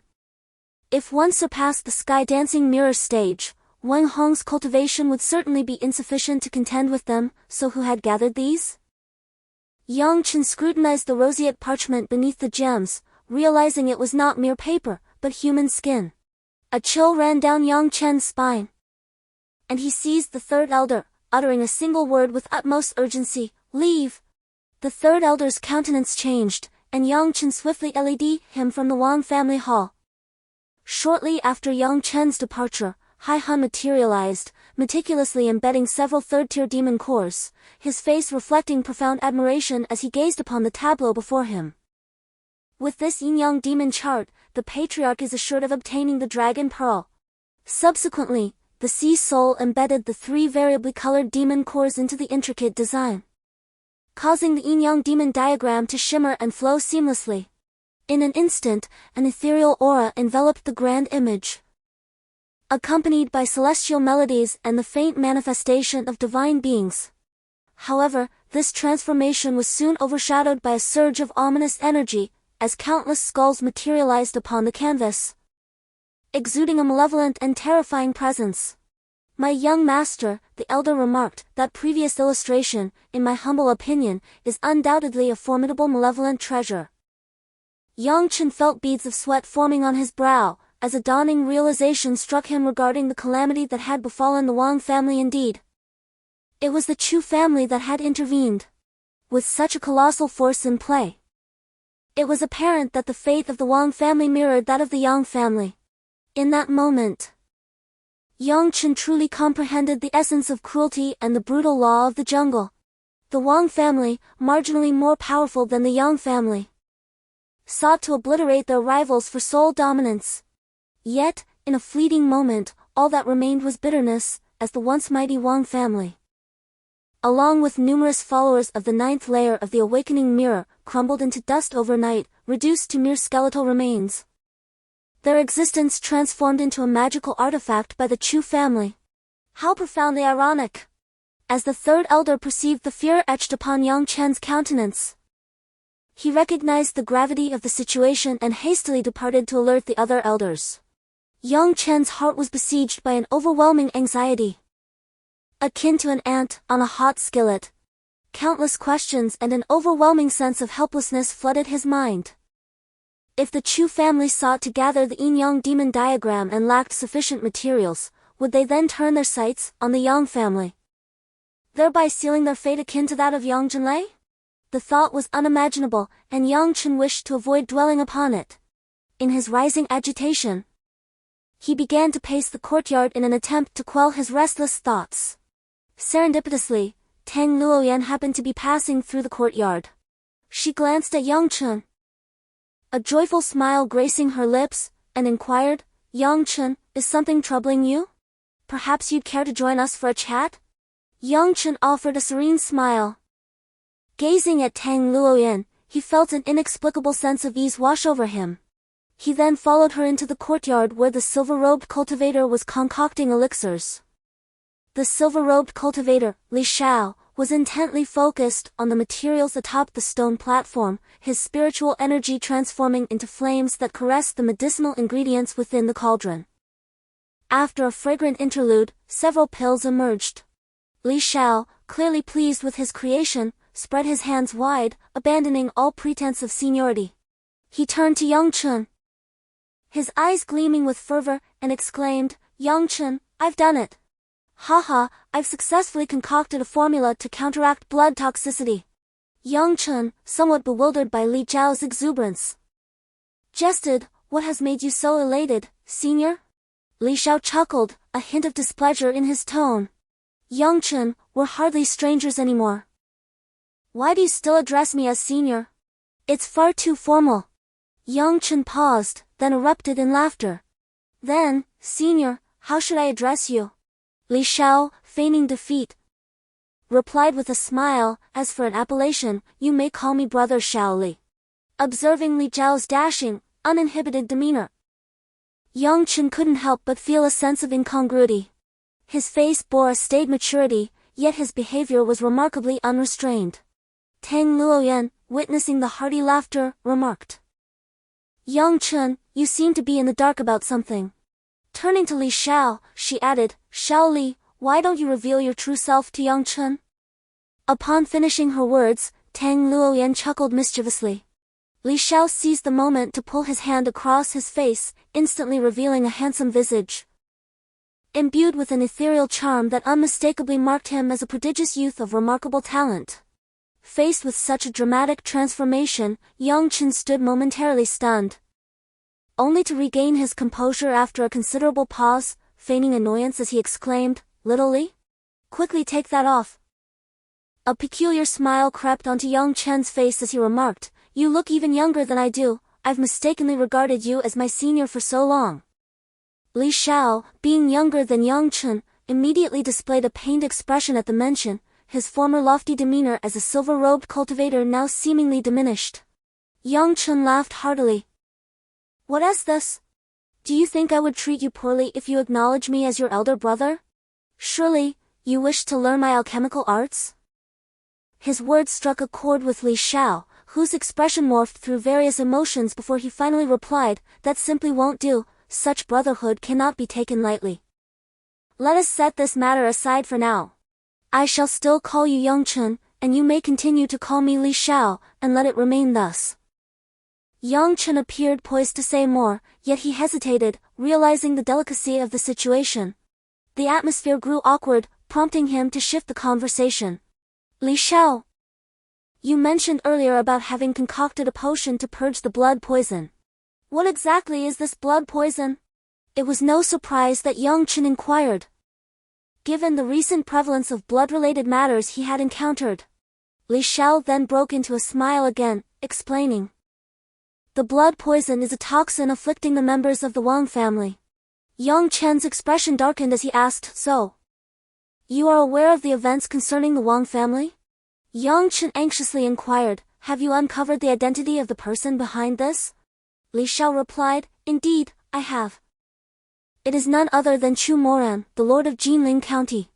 This person presents himself as a paragon of virtue, yet secretly engages in such nefarious activities." Yang Chen pressed further, "Li Xiao, will your Star River sect intervene in this matter?" At this, Li Zhao's expression turned troubled, and he responded with a wry smile, "I wish we could, but alas, we lack the capability. Chu Moran's backing is the Dragon God Academy, a force as formidable as the Star River sect." Yang Chen's primary concern was the safety of the Yang family. If they allowed Chu Moran to continue unchecked, the Yang family would inevitably suffer. Yang Chen continued, "Li Xiao, do you know how many human skins are required for the yin-yang demon diagram that Chu Moran has created? Coupled with the skins of countless innocent victims, it is infused with the resentment and malice of many souls. The power unleashed from such malevolence is unimaginable." Yang Chen was not horrified by the artifact itself, but rather by Chu Moran's utter inhumanity. "Does this mean my Yang family cannot escape misfortune?"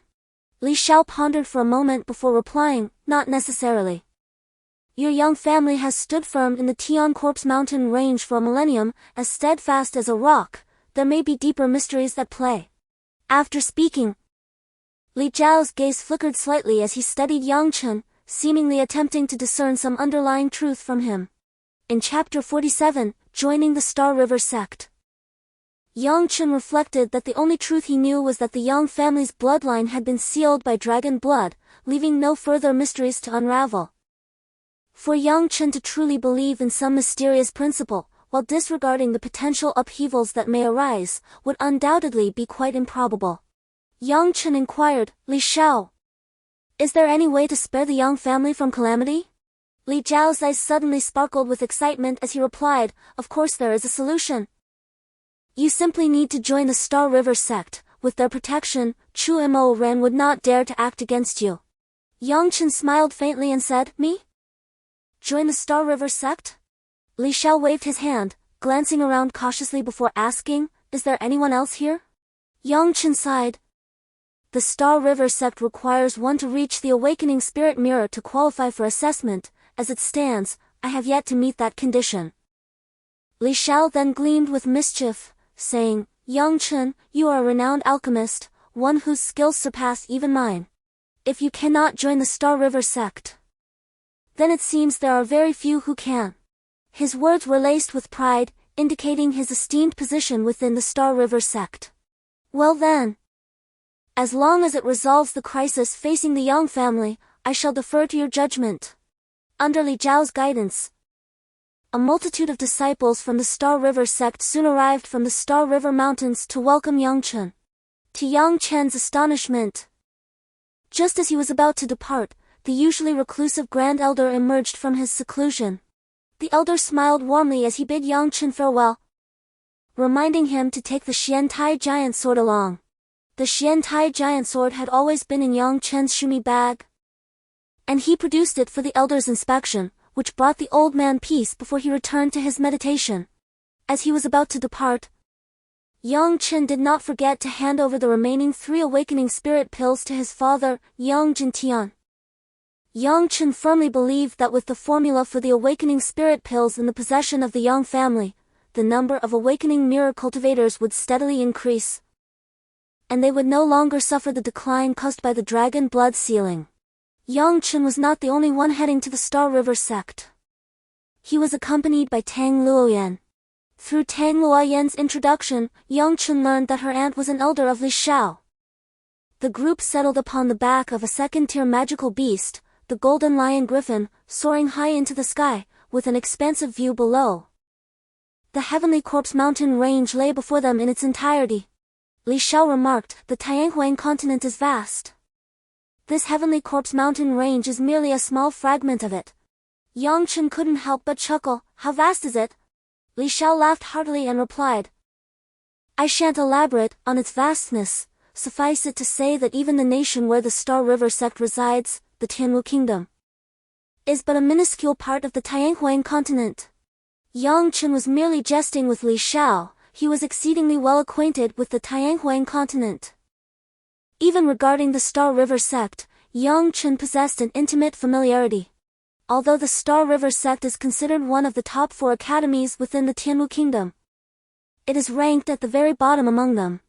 This ranking is not due to a lack of talent among the disciples, rather, it is determined every decade through competitions held among the 4 great academies. The academy whose disciples excel will have its ranking accordingly elevated.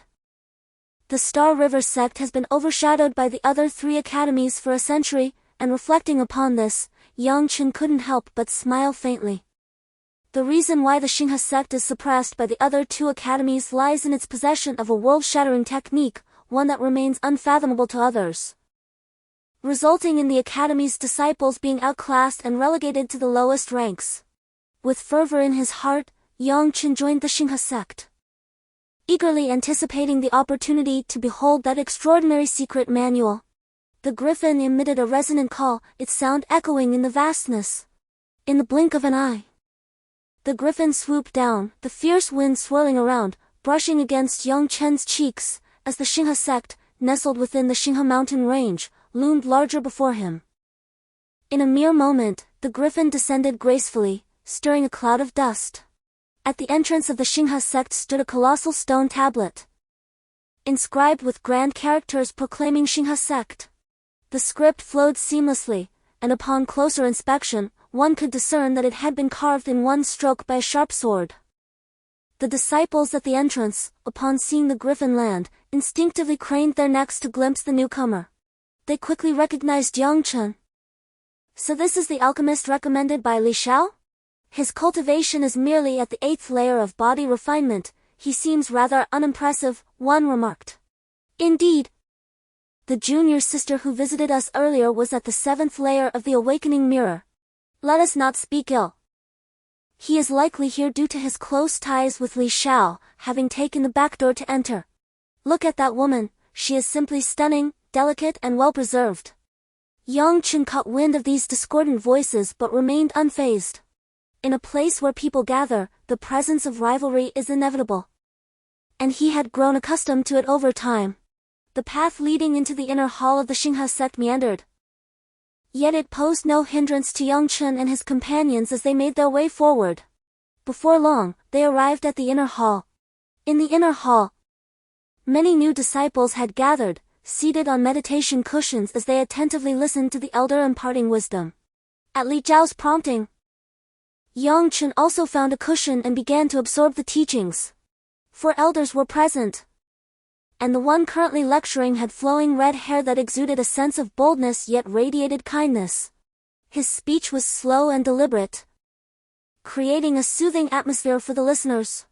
Our Xinghe sect exclusively cultivates techniques pertaining to the 4 elemental attributes, corresponding to the cardinal directions: the azure dragon, white tiger, vermilion bird, and black tortoise, which encompass the elemental arts of water, wood, fire, and earth. The elder proceeded to share some historical insights about the Xinghe sect. As time gradually flowed by until the discussion reached its focal point. The newly arrived disciples probably do not yet know my name.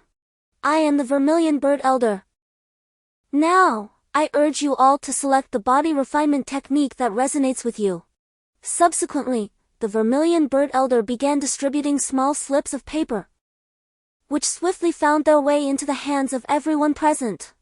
They all diligently inscribed their preferred elemental affiliations and, once completed, handed the slips back to the Vermilion Bird Elder. The elder's expression transformed with intrigue, initially filled with anticipation, then furrowed brows, and ultimately, disappointment. With a sigh, he remarked, "Well, those of you who have made your selections, go and find your respective elders." Tang Luoyan had yet to choose. She cast a glance at Yang Chen and inquired, "Yang Chen, why have you not made your selection yet? Which elemental faction do you wish to join?" Her question caught the attention of the Vermilion Bird Elder, who eagerly turned his gaze to Yang Chen, asking, "Young man, which faction will you choose?" Yang Chen did not write but directly informed Elder Zhu that he practiced fire-attributed techniques, thus opting for the Zhu sect. Chapter 48, Convergence of Star Spirits. Elder Zhuchue's face instantly lit up with joy, almost moved to tears. However, being a seasoned individual, he quickly regained his composure and smiled at Yang Chen, saying, "Young man, you indeed have discerning eyes." Yang Chen chose not to expose Elder Zhuchue's past, as the elder had just elaborated on the benefits of the Zhu sect's history. Even though Yang Chen had not focused on martial cultivation in his previous life, he was aware that the Zhu sect was often regarded as somewhat lacking in utility. Tang Luoyan, predictably, selected the water sect that corresponded with her technique, the Tianhuang sect. The 4 major sects of the Xinghe sect each wielded immense power, and their cultivation methods revolved around the training of physical acupoints. When perfected, they possessed the might to scorch mountains and boil seas, capable of overturning hills and valleys. In addition, each sect had a unique supernatural ability. The Tianhuang sect practiced the battle dragon sword technique, renowned for its unparalleled combat prowess. The Baihu sect specialized in the Baihu Wuzong step, excelling in stealth and assassination. The Xuanwu sect employed the turtle breathing technique, also known as the eternal spring technique. which endowed them with remarkable vitality. The Alchemy Sect's supernatural ability was called nirvana. As the name suggests, nirvana signifies rebirth, when mastered to its utmost. It allows for blood rebirth, akin to an immortal body. Nirvana differs from the Tianhuang Sect's ability, which is regeneration. While the distinction may appear slight, it is profoundly significant. The Tianhuang Sect's physical destruction precludes regeneration, whereas if the primordial spirit is shattered but the physical body remains intact, it can give rise to a new primordial spirit. Conversely, if the Juchua's physical form is incinerated, as long as the primordial spirit endures, it can once again condense a physical body. Considering this, it is evident that the mastery achieved here is merely a glimpse of the profound journey ahead, with Yang Chen still a considerable distance from such heights. Nevertheless, even though the Alchemy Sect's nirvana divine ability appears rather trivial, it remains sealed and inaccessible for learning. In a previous life, a prodigious genius inadvertently unlocked this extraordinary power, sweeping across the world with unparalleled prowess. Of course, what applies to that genius equally pertains to Yang Chen, for he cultivates the divine fire, making his nirvana even more formidable. Yang Chen is acutely aware that each rebirth through nirvana significantly amplifies one's strength, leading to an ever-increasing potency. Following the formalities of apprenticeship, Yang Chen successfully entered the domain of the Alchemy Sect. The elder of Alchemy scrutinized Yang Chen intently and remarked, "By the way, I still do not know your name." "Yang Chen, yang as in the poplar tree, Chen as in dust," he replied. The elder nodded in acknowledgement and then presented a tome as solid as iron to Yang Chen, stating, "This is the cultivation method of our Alchemy Sect. You need only follow the prescribed techniques, and how far you progress will depend on your own fortune." Yang Chen accepted the iron-bound tome and, upon a cursory glance, beheld the intricate meridian star charts densely inscribed upon its surface, covering the entirety of the iron plate. Do not underestimate this tome. The charts it contains are said to be infused with the essence of Juchua's spiritual energy. If they were to fall into the wrong hands, it would undoubtedly incite chaos and bloodshed within the martial world. Under the arrangement of the elder's daughter, Yang Chen took residence in the sect's loft. The young woman escorted Yang Chen to the door before turning away, emanating a fragrance unique to youthful maidens, delightfully enchanting. With a visage shrouded in shadows, her beauty remained elusive, though her features were obscured. Yang Chen's memories held her as exceptionally lovely. The Alchemy Sect was sparsely populated, and the jade-laden towers appeared desolate. However, Yang Chen was disinterested in the scenery. He promptly retreated to his chamber to commence his cultivation. The Alchemy diagram revealed a labyrinthine network of veins. Yet a primary pathway was discernible, marked by a colossal red dot emblazoned upon it. Countless lines intertwined to form a complete design, resembling a magnificent bird. Yang Chen calmed his mind and, following the main meridian as indicated on the diagram, began to circulate his spiritual energy. As the energy flowed, a tingling sensation enveloped him. And soon, waves of fiery power coursed through his veins, accompanied by sharp pangs of discomfort. A thick layer of black residue rapidly congealed on his skin, pitch black and exuding an unbearable stench. Despite the agony, Yang Chen persevered in his practice. Time became an indistinct blur, and his internal flames consumed his original spiritual energy entirely. Nevertheless, he did not feel depleted, rather, within him, a formidable power began to gestate. The Alchemy diagram contained 10 primary acupoints, and after an entire night of cultivation, Yang Chen succeeded in unblocking one of these points. This newly opened acupoint formed a swirling vortex, continuously gathering spiritual energy. The vast reservoir of energy that had once saturated his energy sea seemed to vanish in an instant, as if a mighty bull had plunged into the ocean, leaving no trace behind. From the acupoints, a relentless wave of terrifying heat surged forth, reminiscent of a furnace, as the spiritual energy transformed into countless streams, circulating throughout his body and nurturing every cell.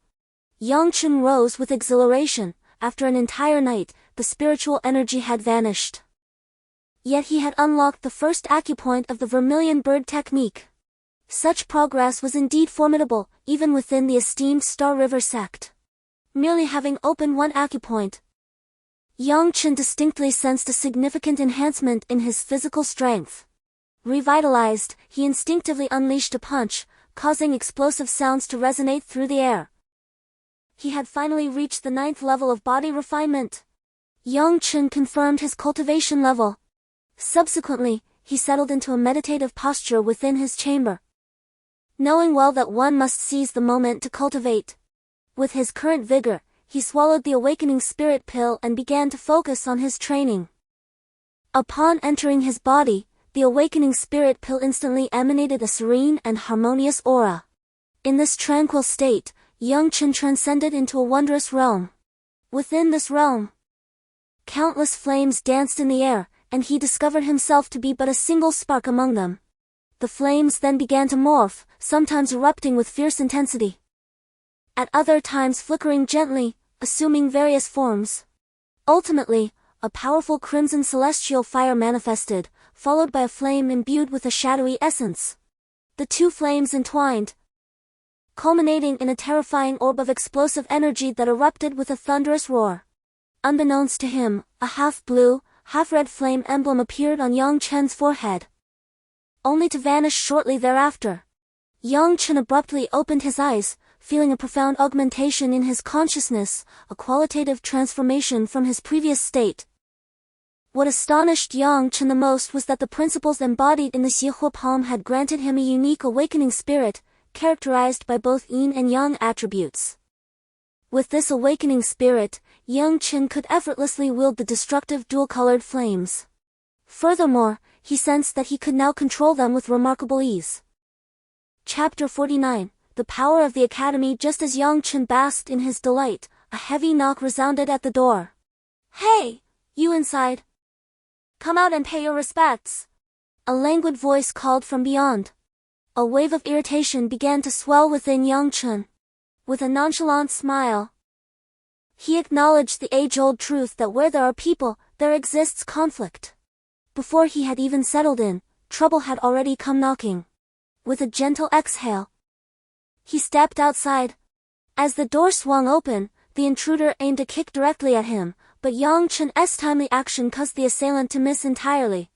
The intruder, sporting a disgruntled expression, exclaimed, "Whoa, I almost twisted my ankle." He then attempted to kick Yang Chen once more. Yang Chen's gaze turned icy as he fixed his eyes on the aggressor, who, sensing Yang Chen's lack of fear, grew even more enraged and launched a forceful kick. Yang Chen laughed coldly to himself, recognizing the foolhardiness of his opponent. In an instant, he retaliated with a powerful kick that sent the assailant flying backward, crashing heavily to the ground below. The man lay there, blood spilling from his mouth, yet he continued to glare at Yang Chen with a sinister expression. "You wait," he spat, "you dare to be so arrogant right after your arrival? It seems I must show you just how formidable I truly am." A faint smile graced the corners of Yang Chen's mouth as he shook his head and remarked, "A mere buffoon." The individual in question turned a shade of green with anger and swiftly vanished from the Vermilion Sparrow Pavilion. Yang Chen pondered over this. It was peculiar that the Vermilion Sparrow Pavilion, typically devoid of visitors, now seemed to be overrun with those who could easily assert their dominance. As he contemplated this, he cast a glance at the young man, who was evidently not calling for aid from within the pavilion, but rather from elsewhere. Yang Chen felt a wave of frustration wash over him. Had the disciples of the Vermilion Sparrow Pavilion fallen so low as to be bullied by those from the outer sect? At that moment, a well-dressed disciple emerged. Glancing in the direction where the other had fled, he addressed Yang Chen, saying, "My friend, I presume you are new to the Vermilion Sparrow Pavilion. That fellow has some formidable backing, provoking him will yield no favorable consequences." Yang Chen felt a surge of appreciation for this concerned youth and inquired, "There's no need for formality, you may simply call me Yang Chen. May I ask your name?" The young man chuckled heartily, responding, "You may call me Tianhuang."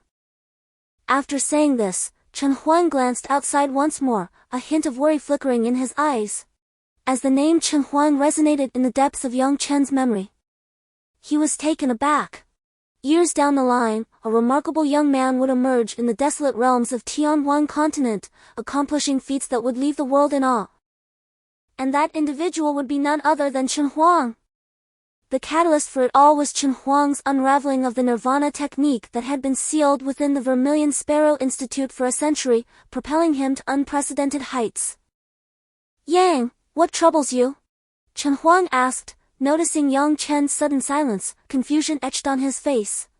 Oh, it's nothing, Yang Chen replied. A gentle smile gracing his lips as he effortlessly deflected the inquiry. I merely recalled an old friend who bears a slight resemblance to you. Ha! It is indeed my honor. Before long, the disciple returned with numerous others from different academies. Yang Chen did not retreat into his chamber, a warrior fears no challenge. A dog, tell me, who has been bullying you? A man clad in splendid attire questioned a dog fiercely, his countenance revealing a menacing demeanor. A dog pointed repeatedly at the Juke pavilion, exclaiming, it was that insolent newcomer from yesterday. He has just arrived and is already so arrogant. If this continues, what will become of us? Yao Ge, you must stand up for me.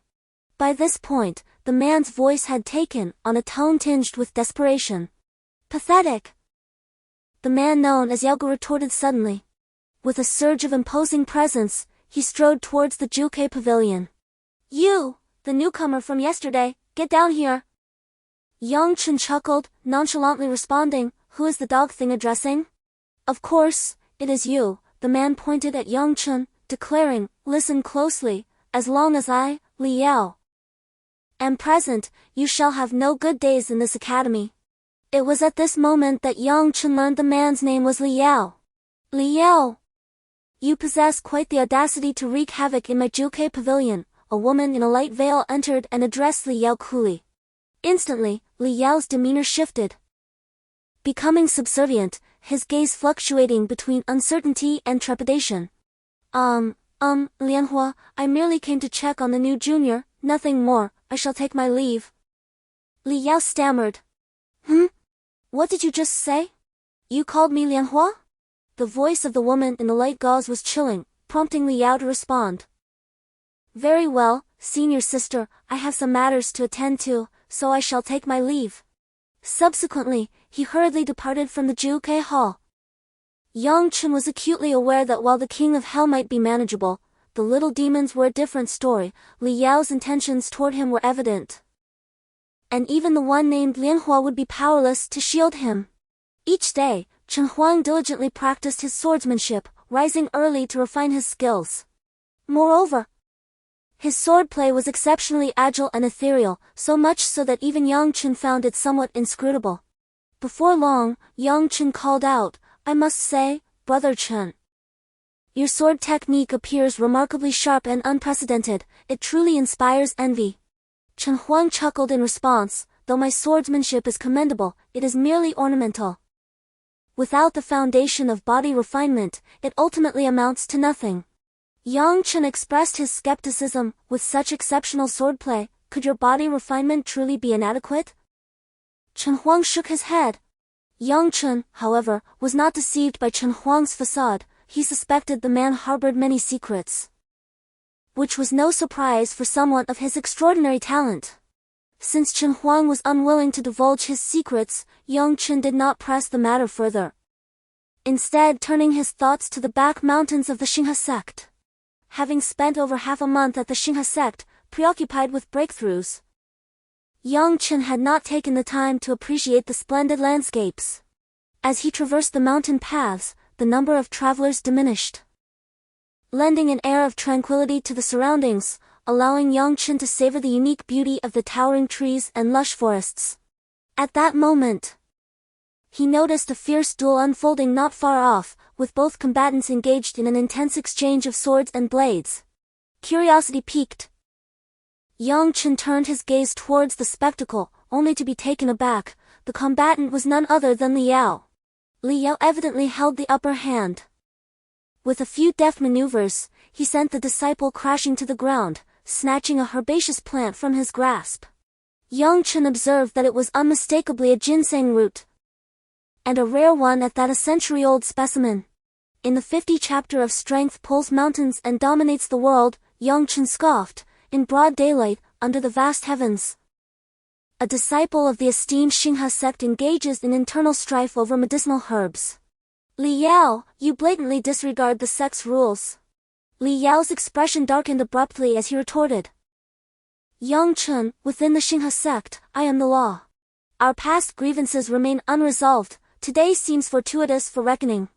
Yang Chen helped the fallen disciple to his feet, only to be met with hostility as the youth coldly stated, I do not require your charity. Yang Chen was momentarily taken aback, then, with a smile, suggested. You possess considerable spirit, shall we become friends? The white-clad youth, after regaining his footing, spat out a mouthful of blood, casting not even a glance at Yang Chen, and replied indifferently, suit yourself. Yang Chen, unfazed by the young man's aloofness, chose to ignore him and continued to confront Li Yao leisurely. The latter's eyes flickered with anger as he declared, Yang Chen, you likely remain unaware of the rules of the Xinghe sect. Here, strength reigns supreme, and the defeated are deemed worthless. Even your elder Zhuke is merely a low-ranking elder, without any significant standing within the sect. Should you provoke me, I shall have you and your mentor expelled. Such tyranny. Unfamiliar with the precepts of the Star River sect, Yang Chen held, as he stated, that even if Elder Zhu Chue's position within the sect was not lofty, she was nonetheless his instructing elder. That Li Yao, at the slightest disagreement, would implicate his instructing elder was truly arrogant and had successfully incensed Yang Chen. Insolent whelp, prepare to meet your end. Before Yang Chen could act, Li Yao had already launched an attack as swift as lightning. Manifestly, he cultivated the techniques of the White Tiger Institute, characterized by their celerity. Li Yao's sword bore glimmers of cold light.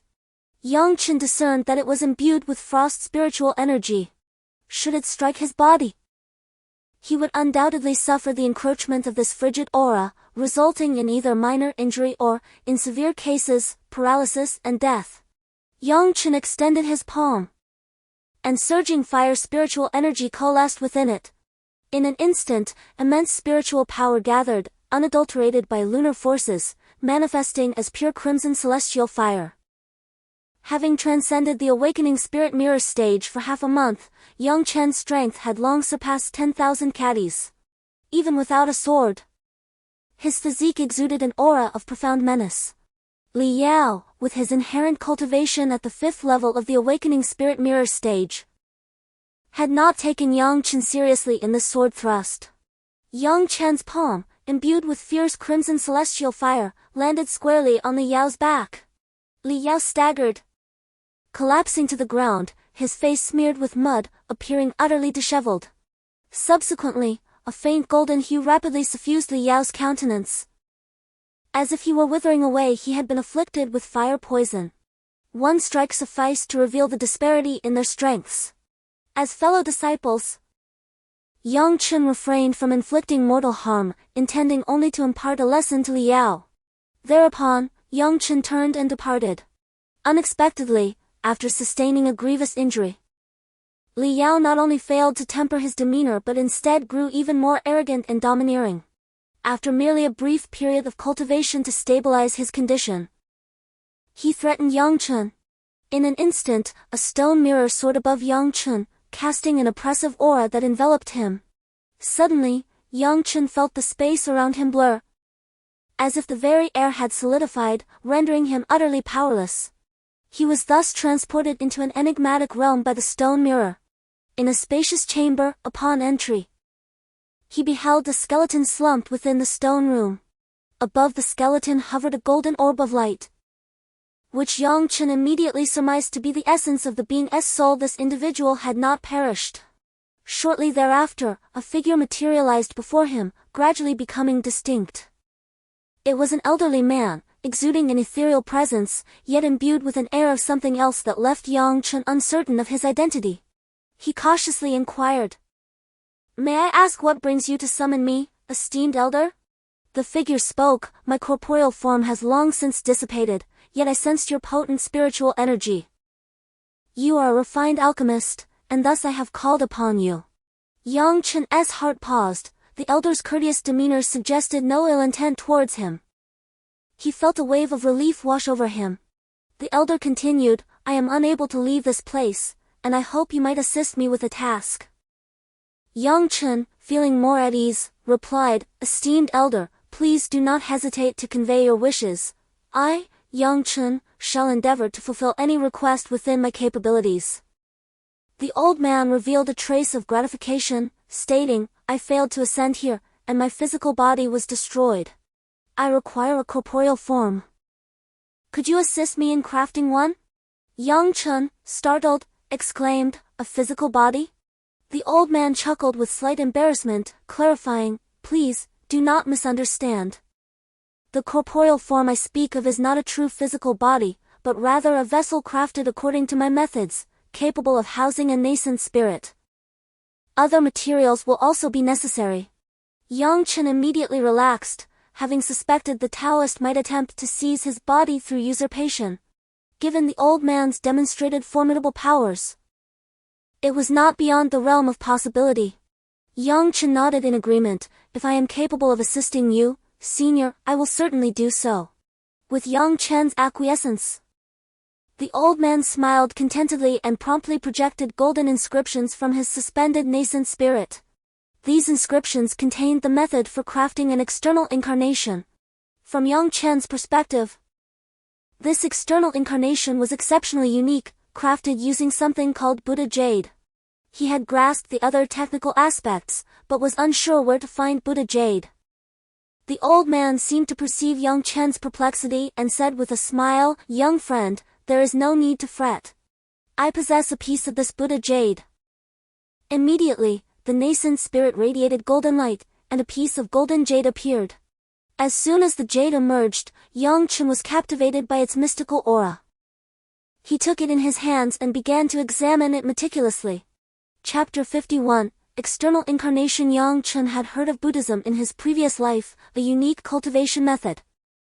Although he had no direct experience with it, he was well aware of its characteristics. It was the golden radiance emanating from the Buddha Jade. Although curious, Yang Chen did not waste any time and began to concentrate his spiritual energy on the jade, following the guidance of the Taoist. This was a monumental task, as successfully condensing all the acupoints would yield at least 1,000. Yang Chen remained composed, proceeding at a deliberate pace. Whenever his spiritual energy waned, he would sit in meditation to recuperate. Days passed in the cave, and Yang Chen lost track of time, merely aware of the repeated exhaustion of his spirit. Ultimately, upon successfully condensing the final acupoint, the Buddha Jade radiated a golden light, as if it had come to life. A sense of joy enveloped Yang Chen as the Buddha Jade solidified, floating in midair, adorned with a small golden figure covered in runes. At that moment, the small figure appeared so lifelike, it seemed more like a living being than an inanimate object. The familiar voice of the old man resonated once more, "Thank you, young brother." Then, with a flash of golden light, the Taoist's golden primordial spirit entered the Buddha Jade. After several transformations, the jade morphed into a large golden dog.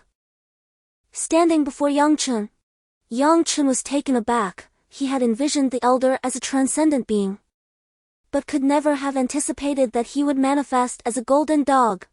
The dog spoke with human words, saying, "Thank you, young brother. I was once a demonic beast sealed here by the elder of the Star River sect, and I have been imprisoned for an unfathomable duration.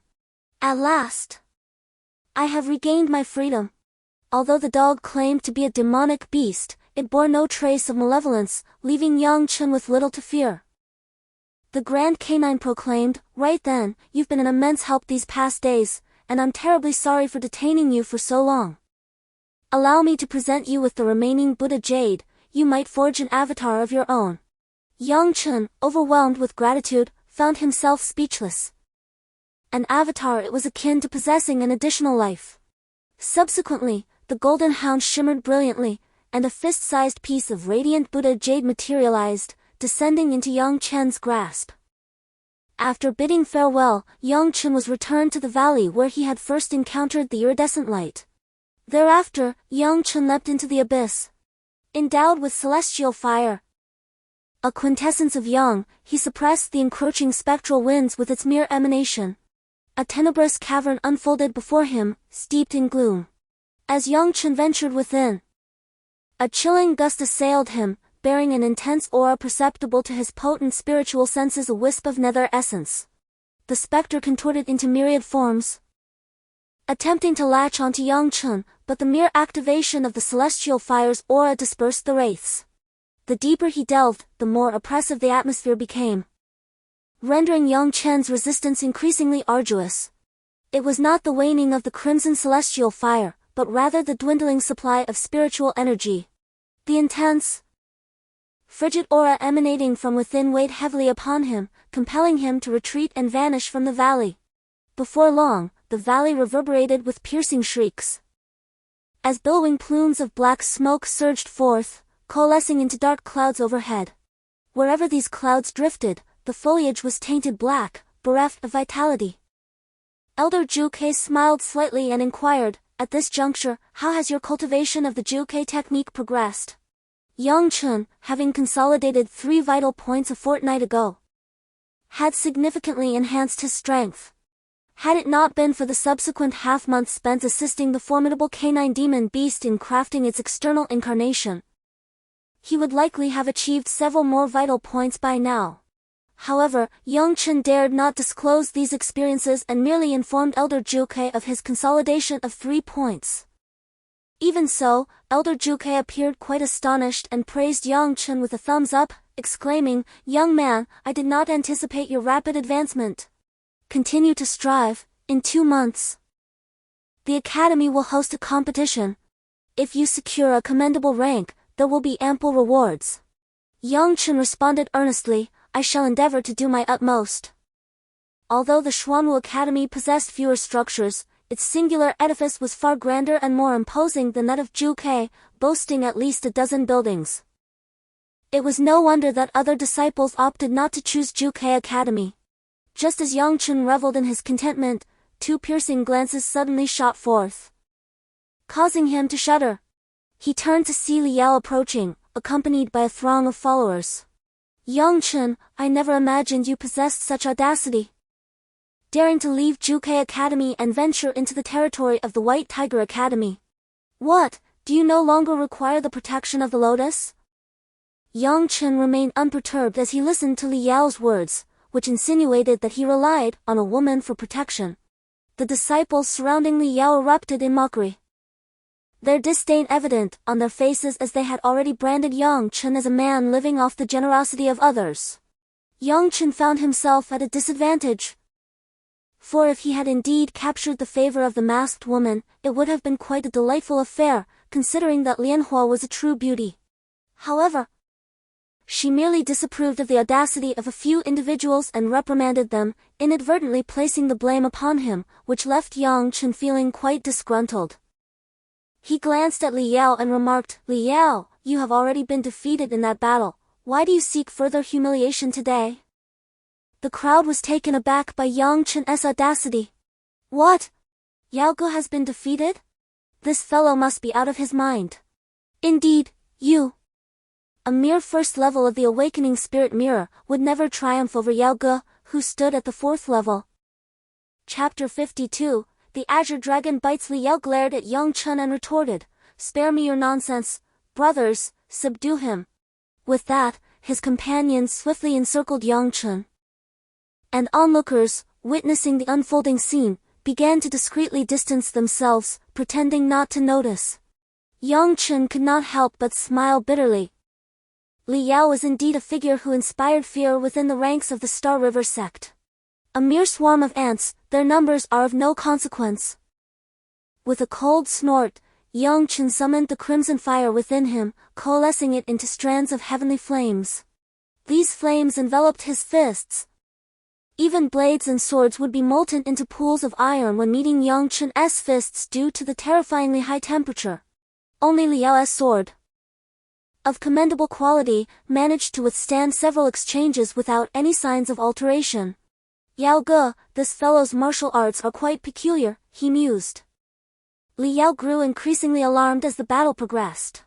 Not long ago, he had suffered defeat alone, which he could attribute to underestimating his opponent. However, today, despite summoning numerous allies, he still found himself unable to subdue Yang Chen, leading him to harbor doubts. With a series of explosive sounds, a powerful surge of energy erupted, leaving the spectators with fiery imprints upon their chests. The intent of the sword transformed into a formidable strike, crashing violently into the ground and causing it to fracture. A wave of potent sword intent surged forth, yet Yang Chen stood resolute, his long sword firmly grasped in hand, unperturbed. He retrieved the massive black iron sword from his storage bag, which instantly ignited with dark red flames, the heat undulating along its blade, warping the surrounding air with its intensity. Initially, Yang Chen was unable to infuse celestial fire into the black iron sword. However, upon reaching the awakening spirit realm, he could now externalize his spiritual energy, allowing it to permeate his weapon, amplifying its power. The technique employed by his adversary was evidently the Dragon Sword of the Azure Dragon Academy, revealing the cultivator's prowess as one of the awakening spirit practitioners. With a powerful leap, Yang Chen launched a thunderous counterattack towards the emerging figure. The fire-laden giant sword carved a blazing trajectory through the sky as it advanced. The man in the azure robe, taken aback by Yang Chen's audacity to retaliate, displayed a flicker of anger upon his dignified countenance. He thrust his long sword repeatedly, unleashing a resonating dragon's roar, as his spiritual energy surged forth, manifesting as a colossal azure dragon's head. This dragon head lunged towards Yang Chen with a ferocious bite. Leaving him with no avenue of retreat, his fighting spirit ignited. The crimson giant sword surged forth with unstoppable force, swiftly embedding itself into the azure dragon's head, which was instantly rent asunder by Yang Chen, sending it soaring to the ground. With a resounding clang, the colossal blade struck the earth, echoing loudly. Yang Chen stood proudly, gazing at the figures in the distance. Despite the odds stacked against him, an indomitable fighting spirit surged within him. At that moment, the young man with an ethereal presence transformed into a mere apparition, appearing before Yang Chen to confront him. The man clad in azure spoke with a calm demeanor. I never expected that the Vermilion Bird Academy would produce such talent.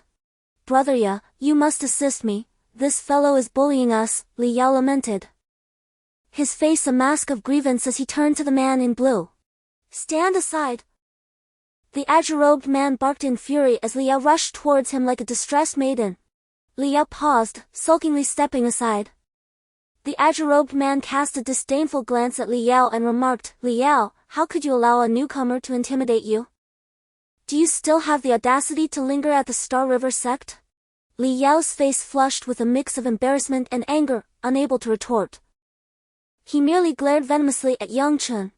After addressing Li Yao, the azure-robed man turned his attention back to Yang Chen. You possess remarkable talent. But do not become too arrogant, the Star River Sect is not as simplistic as you presume.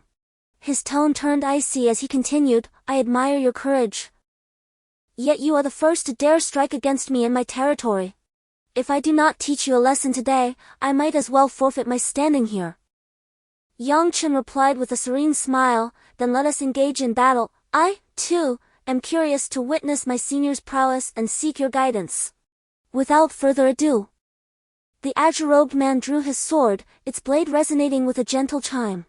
At that moment, a scorching heatwave descended, signaling the arrival of Elder Suzaku. With a somber countenance, Elder Suzaku inquired, what is the meaning of this? Are the core disciples of Azure Dragon Academy now resorting to bullying the new initiates? The green-robed man's expression tightened. After casting a glance at Elder Suzaku, he sheathed his sword, a respectful demeanor gracing his features. This disciple merely sought to exchange pointers with his junior brother. There was no intention of bullying. Elder Suzaku's face hardened, displeasure evident. Humph, I am not oblivious to your petty schemes. In 2 months, the Star River Sect will hold a competition, at which time you may settle your differences. Should I discover such behavior again, you are well aware of the consequences. The green-robed man glared at Li Yao before responding, Thank you, elder. Subsequently, he turned his gaze to Yang Chen, remarking, "Boy, you pique my interest. Let us vie for supremacy at the martial arts tournament." Yang Chen chuckled softly, replying, "Please, senior brother, show no mercy when the time comes." Having spoken, the green-robed man departed. Yang Chen had not anticipated such an outcome, having steeled himself for the worst and prepared to engage the man in a proper fight. Within the Star River sect, the consequences of mutual combat were severe, with expulsion from the sect being the penalty upon verification. Once the outsider had left, Elder Suzaku erupted in laughter. "Yang Chen, I did not expect you to be so formidable. It seems to me that our Suzaku Academy stands a good chance of securing a respectable position at this martial arts tournament." Yang Chen offered a casual smile, stating, "If the sect requires my assistance, this junior will naturally do his utmost." Chapter 53, The Suzaku Token. Yang Chen's words filled Elder Suzaku with gratification. "Come with me," Elder Suzaku instructed. Elated at heart, Yang Chen, however, maintained an impassive countenance, surmising that the Vermilion Bird Elder was most likely intending for him to comprehend nirvana, the divine art of the Vermilion Bird Institute. Indeed, the Vermilion Bird Elder escorted Yang Chen to a secluded courtyard and, from an indiscernible location, produced a token entwined with scarlet silk. "Your aptitude is unparalleled within the Vermilion Bird Institute in recent years. This elder hopes that you will also peruse the Institute's divine art to ascertain whether you can fathom its mysteries." With these words, the Vermilion Bird Elder seemed to sigh, then presented the token to Yang Chen. Upon inspection, Yang Chen noted 3 crimson characters inscribed upon it, "Vermilion Bird Token." As a majestic aura swept across his palm, Yang Chen immediately employed his mental acuity to explore its profound essence. However, as his mental energy approached the token, it was obstructed by a peculiar force. Yang Chen instantly recognized this as a seal. Noticing a subtle shift in Yang Chen's expression, the Vermilion Bird Elder promptly inquired, "Have you discovered anything?" Yang Chen responded, "I attempted to probe it with my mental energy and discerned the presence of a seal within, indicating that the Nirvana technique is sealed." A trace of melancholy veiled the Vermilion Bird Elder's countenance as he said, "Take it and contemplate it. Should you decipher it, you will perceive the true might of our Vermilion Bird sect." The Vermilion Bird Elder proclaimed with unwavering confidence, seemingly apprehensive that Yang Chen might perceive the Vermilion Bird sect as weak. Of course, an ordinary disciple would undoubtedly discover that the Vermilion Bird sect's divine art was sealed and unusable, perhaps even leading them to defect to another institute. Thus, the Vermilion Bird Elder's actions could be justified. However, Yang Chen was entirely different. He had witnessed the formidable power of nirvana in his previous life. Subsequently, he turned to leave with the Vermilion Bird token, and as he departed, the elder of the Vermilion Bird cautioned him, "Young man, I grant you 2 months to comprehend this. Should you achieve no breakthrough, be sure to return it to me. Do not misplace it." Yang Chen made several attempts to probe the token with his formidable mental strength, but to no avail. Ultimately, he set the token aside, relinquishing his quest for understanding. The seal upon the token was peculiarly intricate. No matter how he augmented his mental intensity, he could not discern even a hint of its secrets. In fact, the greater his mental prowess, the more potent the rebounding energy became, as if it sought to devour his very consciousness. Naturally, Yang Chen dared not attempt to refine it with the crimson skyfire, fearing that a careless mistake could lead to its destruction, leaving him at a loss for words before the elder of the Vermilion Bird. During his cultivation, Yang Chen retrieved the Buddha Jade gifted to him by the Great Golden Dog. Its radiant light illuminated the surroundings, and drawing from his experience in manifesting an external avatar, he resolved to create one for himself. The existence of an additional manifestation would grant him a second life, even if his corporeal form were to shatter. The presence of a doppelganger would render it far more challenging for anyone to extinguish Yang Chen's life. At that moment, wisps of black smoke began to emanate from the crimson token, swirling ominously as countless skulls materialized above it. Yang Chen was taken aback and swiftly dodged. He could hardly fathom the eerie nature of this token, imbued with such a palpable aura of death. The deathly energy seemed to draw forth the Buddha Jade, which radiated a brilliant golden light, opposing the chilling essence of the token. It appeared to Yang Chen that he might glean some insight from the token's transformation. Enshrouded within the vermilion bird token was a fiery essence, an embodiment of yang energy, renowned for its ability to suppress. How could it then harbor a layer of itself? Yang Chen pondered, his mind awash with questions. Despite the near destruction of the Buddha Jade, Yang Chen was rather elated, having stumbled upon a clue quite by accident. He carefully placed the vermilion bird token into his sumeru pouch and retrieved the Buddha Jade, which, stimulated by the token, now shimmered with an extraordinary brilliance. Subsequently, Yang Chen commenced the condensation of a chi vortex. The chi vortex emanating from the Buddha Jade mirrored the function of the physical body, providing a dwelling for the nascent spirit akin to residing within flesh and blood. However, Yang Chen's aim in condensing the chi vortex was not for his nascent spirit to immediately inhabit it.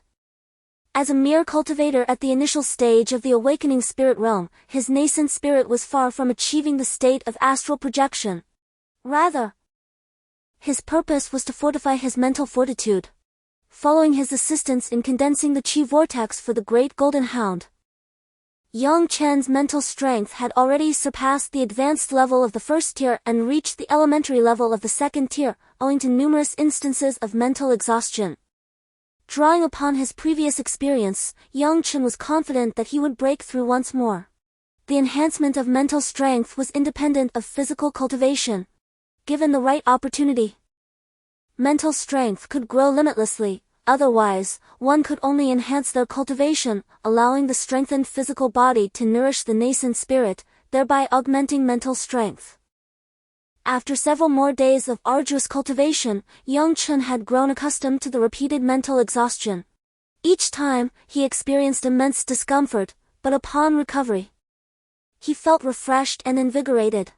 With a mere exertion of his mental faculties, Yang Chen could distinctly perceive objects within a 10-meter radius. At this juncture, 36 vortices of energy had coalesced upon the Buddha Jade, their emergence imbuing the gem with a semblance of animated essence. Beyond the confines of the vermilion bird pavilion, not the slightest murmur escaped Yang Chen's acute perception. Rising to his feet, he ventured forth, where he espied a man garbed in white, engaged in earnest whispers with Tianhuang. Yang Chen's keen senses readily discerned their discourse. "Tianhuang," the white-clad man intoned with fervent zeal, "you mentioned discovering 5 snow lotuses, each 5 centuries old, upon the snowy peaks. When shall we embark? Should we acquire these lotuses and present them to the Star River sect, we would undoubtedly ascend to the ranks of core disciples, thereby gaining access to a wealth of resources."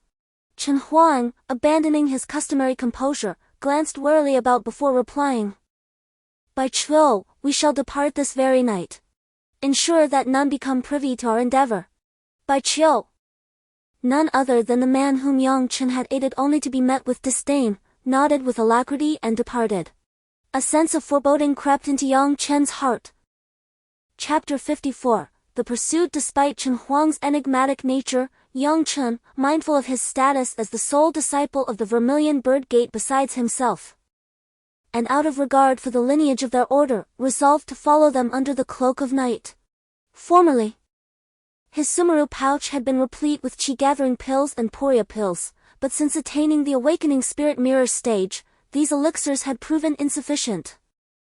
The cultivation of the vermilion bird art entails the tempering of the body's acupoints with spiritual energy, uniting the spiritual force with these points. Subsequently, individual vortices of spiritual energy are formed within each acupoint, facilitating the absorption of spiritual energy. The vermilion fire within his dantian metamorphosed into the energetic impetus required to inaugurate the vortexes of acupoints. The greater the number of acupoints opened, the more substantial the expenditure of spiritual energy became. Had Yang Chen possessed sufficient spiritual energy, the mere opening of 3 acupoints would have been a trivial matter. Given Yang Chen's current resources, such consumption was simply unsustainable. Even with the operation of the Vermilion Fire Transformation Technique and the automatic absorption of spiritual energy by the Vermilion Bird Arts Vortex, the replenishment rate, though swift, paled in comparison to the efficacy of ingesting elixirs. It was only now that Yang Chen profoundly comprehended the fervent reverence cultivators held for alchemists. As nightfall approached, Bai Qiu duly reappeared at the Vermilion Bird Gate. Tianhuang, seemingly forewarned of his arrival, promptly emerged. Subsequently, Tianhuang, accompanied by Bai Qiu and his entourage, hastened away. Yang Chen maintained a discreet distance, shadowing the pair from afar. Swiftly, their rapid movement led them to the Great Snow Mountain, situated 100 miles distant from the Star River sect. The mountain's considerable altitude engendered frigid atmospheric conditions, culminating in its snow-clad formation. Such a vast snow mountain was certain to harbor formidable demonic beasts.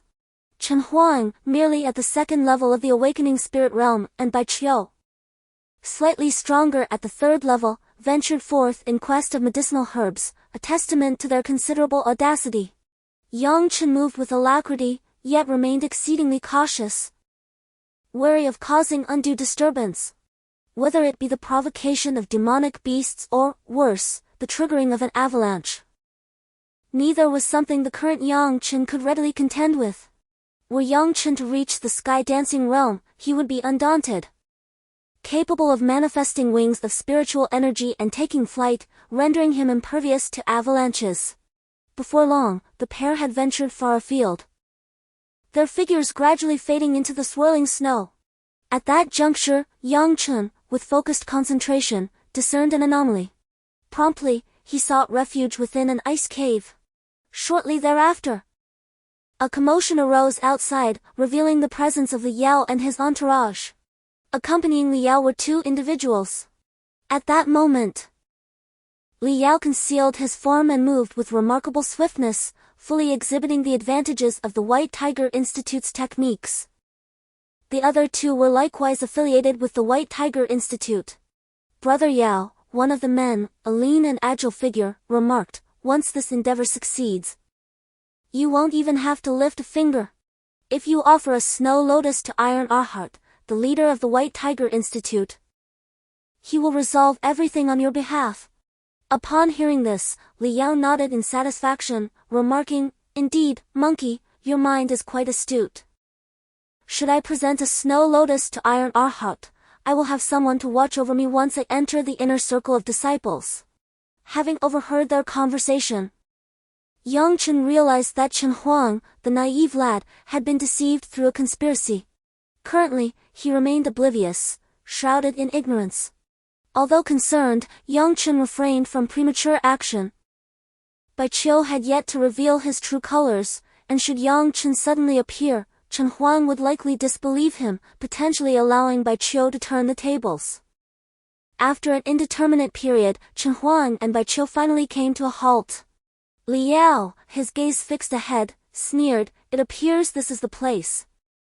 Once Bai Qiu obtains the Tianshan Snow Lotus, we shall make our move." Yang Chen, remaining concealed, gradually approached Bai Qiu, Tianhuang, and their companions. Upon drawing near, he sensed three unusually potent auras, indicative of the presence of demonic beasts. Indeed, Yang Chen gazed into the distance, where within the snowy mountain gorge lay three bears, their bodies entirely cloaked in white fur. These were the formidable snow mountain bears, peacefully slumbering amidst the snowdrifts. Within a 10-zhang radius of these bears, atop the stones, blossomed pristine white lotuses.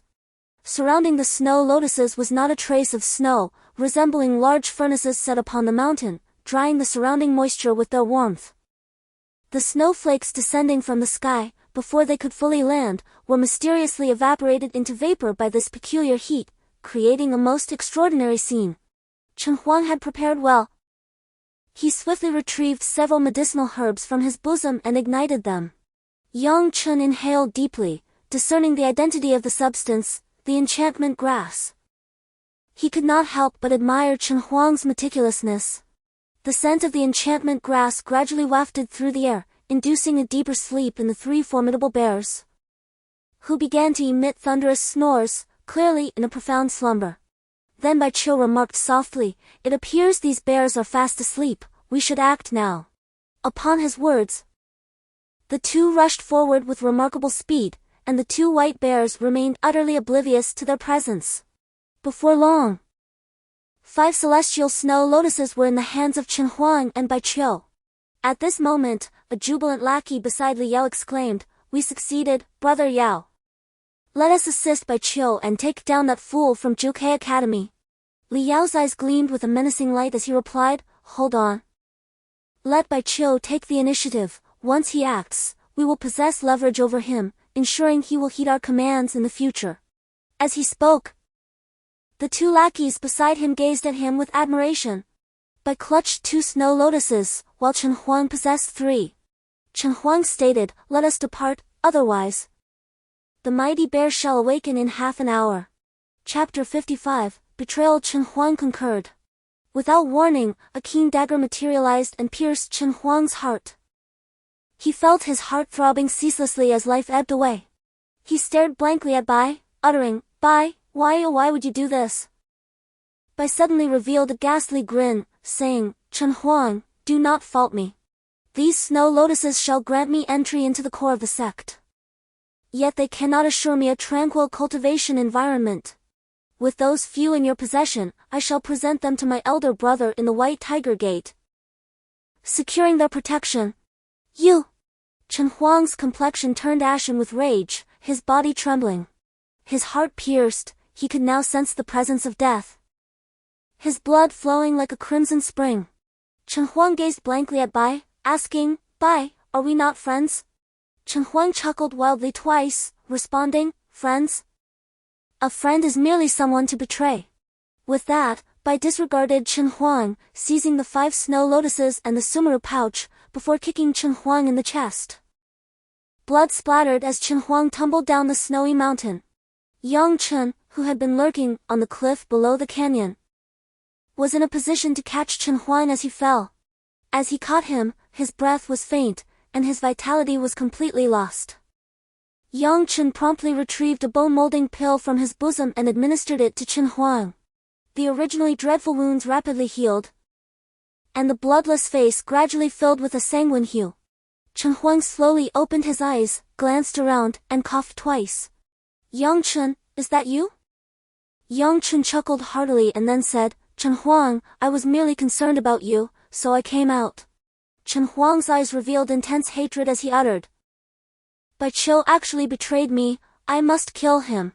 Subsequently, Tianhuang's body coalesced with a terrifying aura, and he suddenly soared into the air. Yang Chen also leaped up, following behind Tianhuang. At this moment, Li Yao was dividing the spoils with Bai Qiu, and a dispute had arisen. Li Yao kicked Bai Qiu to the ground and snatched 4 heavenly mountain snow lotuses from him, saying, "Boy, these 4 are my tribute. With me watching over you in the Star River sect, you can walk sideways." Bai Qiu wore a gloomy expression. "Li Yao, you are breaking your promise. Didn't we agree that you only wanted 1? Li Yao smiled coldly. "Humph, we did agree, but does one need to keep faith with someone like you? Ha ha! You can even betray your own brothers." Bai Qiu remained silent, his face as dark as night. At this moment, catching them off guard, Tianhuang suddenly burst out. His sword pointed at Bai Qiu. Bai Qiu looked at Tianhuang in horror and exclaimed, "You're not dead?" Tianhuang was now single-mindedly focused on killing Bai Qiu. Ignoring his words, his sword moves extremely fierce. Tianhuang cultivated the vermilion bird skill of the Vermilion Bird Sect, and a powerful torrent of fire erupted, transforming his sword into a fiery crimson. Bai Qiu, a disciple of the White Tiger Sect, possessed a superior cultivation level at the 3rd stage of the Awakening Spirit Realm, surpassing Tianhuang. However, Tianhuang's swordsmanship was remarkably unorthodox, characterized by its cunning and unpredictable maneuvers, catching Bai Qiu off guard and leaving him in a disheveled and precarious state. Having spoken, the 2 disciples launched their assault, transforming into faint afterimages as they swiftly lunged toward Yang Chen. They wielded short swords of exceptional sharpness. At this moment, Yang Chen's heart was filled with a murderous intent. To show leniency toward the wicked is itself a form of wickedness. The massive Xian iron greatsword materialized, emanating an intense heat that vaporized the descending snowflakes into a dense mist. Heavenly fire flickered upon the Xian iron sword, instantly enveloping it in a thick layer of radiant flames, creating an awe-inspiring spectacle. The unique spiritual energy shield of the awakening spirit realm fully expanded, forming a fiery barrier around Yang Chen that incinerated any approaching snow and wind. The disciples' short swords pierced toward Yang Chen with rapid frequency, each strike against the spiritual energy shield producing a terrifying explosion. After countless violent detonations, the disciples' daggers were unable to penetrate the barrier. Any further advance would undoubtedly result in the daggers being melted into molten iron by the intense heat. After observing for a considerable time, Li Yao's face revealed a look of terror. Amidst the disciples' combat, he stealthily concealed his presence and fled into the distance. How could Yang Chen allow Li Yao to escape? He possessed 4 heavenly mountain snow lotuses, a rare and invaluable herb capable of refining Tier 3 heavenly essence pills, which could nourish the body, strengthen the physique, and unleash spiritual energy. Yang Chen roared, "Tidal fire palm!" The palm-sized Sihu palm, imbued with the power of spiritual awakening, instantly materialized and hurtled towards Li Yao's back. Mistaking it for an ordinary fireball, Li Yao casually summoned concentric circles of azure spiritual energy to envelop the luminous sphere. A cataclysmic detonation ensued, and in the wake of the conflagration, Li Yao's arm had vanished entirely. Now prostrate on the ground, vomiting blood profusely, Yang Chen disengaged from his skirmish with the 2 spirit awakening stage 4 disciples. A fierce celestial fire erupted with sudden and overwhelming force, its terrifying heat compelling the 2 disciples to retreat. Upon witnessing Li Yao's grievous injury, they exchanged a glance, then transformed into fleeting shadows, each fleeing in divergent directions. A series of resounding bear roars echoed through the mountains. The Herculean bear, roused from its slumber by the violent commotion, surveyed the scene and realized the disappearance of the celestial snow lotus. Its fur bristled with rage, and its body rapidly swelled with power, generating gusts of wind that sent snowflakes swirling across the ground. The earth trembled with a thunderous resonance as other hibernating bears awoke. Wings of spiritual energy sprouted from their backs, and they gave chase to the fleeing disciples. Yang Chen, having already concealed himself within a snowdrift, watched as the Herculean bear, despite its immense strength, exhibited a flawed perception, oblivious to stationary objects but acutely aware of movement. Chapter 56, The Bear King's Pursuit with the Departure of the 5 Savage Herculean Bears. Yang Chen cautiously emerged from his snowy refuge and retrieved the sumeru pouch from Li Yao's mangled remains. Upon inspection, he discovered an abundance of elixirs, primarily chi-gathering pills, all of the first tier. Yang Chen cast a disdainful glance at the contents, his eyes immediately discerning the substantial sum of money within. A plethora of silver notes, numbering in the hundreds of thousands, lay before him. He wondered about Li Yao's origins, speculating as to which affluent family he hailed from. At the heart of the spatial pouch, nestled within a crystalline box, were 4 immaculate white snow lotuses, eliciting a surge of elation within Yang Chen. These were the principal components of the 3rd-tier elixir, the celestial essence pill. With these in his possession, Yang Chen was confident in his ability to attain the 5th level of the awakening spirit realm before the commencement of the Alchemy Sect's grand competition. His most pressing need was for mystical elixirs capable of augmenting his cultivation. Though smaller in stature than the white Hercules bear, it possessed a greater aura of power and moved with astonishing swiftness. In an instant, it had overtaken Yang Chen and, raising its immense paw, struck him, sending him hurtling through the air. Despite Yang Chen's robust physique and the protection afforded by the heavenly fire shield, the Bear King's blow landed squarely, leaving him feeling as though every bone in his body had been shattered, rendering him utterly powerless. The Bear King's paw was imbued with a dense layer of gray spiritual energy, which extinguished the heavenly fire in an instant. Yang Chen cried out in dismay, realizing that the Hercules bear was of the earth element, and earth could suppress fire.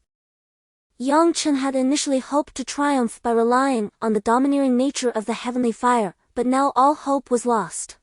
The Hercules bear lumbered toward Yang Chen. Its eyes gleaming with ferocity, fixated on the spatial pouch in Yang Chen's hand, evidently aware that it contained the celestial snow lotus. Yang Chen now bitterly regretted his actions.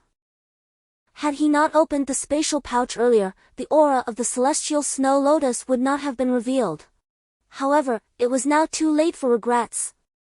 As he had attracted this calamitous beast, flight was surely futile against the Hercules bear, and combat seemed equally hopeless. Yet, Yang Chen could not bring himself to surrender the celestial snow lotus. Subsequently, Yang Chen surveyed his surroundings, his gaze alighting upon a particular spot that sparked a glimmer of hope within him. It was the very location where Tianhuang had incinerated the bewitching soul grass. Due to its placement upon the snow-covered ground, the soul grass had not been entirely consumed by the flames. This substance, renowned for its potency against the formidable Ursus might, possessed the ability to induce a profound slumber with but a single inhalation. Yang Chen's fiery aura surged once more, enveloping him in a protective shroud. Despite the grievous injuries sustained by his inner sanctum, he ingested a restorative ossification pill and hastened towards the soul grass. However, the black bear, with its superior celerity, intercepted Yang Chen's path. Upon confronting him, it unleashed a massive, ebony-hued paw, poised to deliver a devastating blow that would undoubtedly spell Yang Chen's demise. The colossal obsidian iron greatsword was brandished, forming an unyielding barrier before Yang Chen. A resounding clang of metal upon metal reverberated through the air as the bear's immense force propelled Yang Chen backward with considerable momentum. Fortuitously, the obsidian iron greatsword mitigated the Ursus King's bone-crushing power, thereby diminishing the impact upon Yang Chen's person. Although his body quaked and his blood surged with tumultuous fervor, the blow was not fatal. Nonetheless, Yang Chen once again experienced firsthand the origin of the moniker Ursus might. His body was flung through the air like a weightless kite. With deliberate control, he managed to land precariously close to the soul grass. Raising his head, Yang Chen beheld the approaching Ursus King, its crimson eyes radiating palpable ferocity. With a swift gesture, Yang Chen ignited the soul grass with his searing celestial fire, releasing its delicate fragrance. A sigh of relief escaped Yang Chen's lips as the black bear seemed to revel in the intoxicating aroma. It inhaled deeply, its crimson gaze gradually fading, replaced by a serene and placid expression. Subsequently, with a resounding crash, the berserker bear collapsed onto the earth, sending tremors through the vast expanse of snow. Yang Chen, at long last, exhaled a sigh of relief. This formidable creature was considerably more powerful than its alabaster predecessor, its distinctive coloration betraying its status as a fledgling of the third-order demonic beast, the Berserker Bear King. The realization that the cub's parent was likely nearby sent a chill down Yang Chen's spine. A direct confrontation with a third-order demonic beast, given his current cultivation level, would undoubtedly result in his instantaneous demise. As the Bear King descended to the ground, Yang Chen, refraining from replenishing his spiritual energy, hastily retreated from the scene. Spiritual energy could be restored anywhere, but attracting two third-order demonic beasts would be a catastrophic miscalculation. The forest blurred into streaks before his eyes as Yang Chen fled with haste. In the distance, he spotted two corpses clad in white tiger gate attire. The very disciples who had been pursued by the berserker bear. Approaching, Yang Chen observed that the heads of the deceased were reduced to grotesque halves. A gruesome sight that he could scarcely bear. With a touch of compassion, he conjured a flame that danced upon the lifeless bodies. In a matter of moments, the corpses were reduced to ashes. With no sign of the berserker bear in the vicinity, Yang Chen, concerned for Tianhuang's safety, sought refuge in an ice hollow. After a brief period of cultivation, he recovered approximately 50% of his spiritual energy and resumed his quest to locate Tianhuang. Having ascertained the direction, he quickened his pace. Soon, the scene of their altercation came into view. Both Bai Tutong and Tianhuang bore wounds of varying severity, but upon closer inspection, It became evident that Tianhuang, though sporting several perforations, had inflicted even more grievous injuries upon Bai Qiu, whose blood flowed unceasingly. Yang Chen was profoundly astonished. With such an intense sanguinary odor, the formidable bear, in its quest for the celestial snow lotus, would undoubtedly detect the presence of others. Yet, why had it not materialized?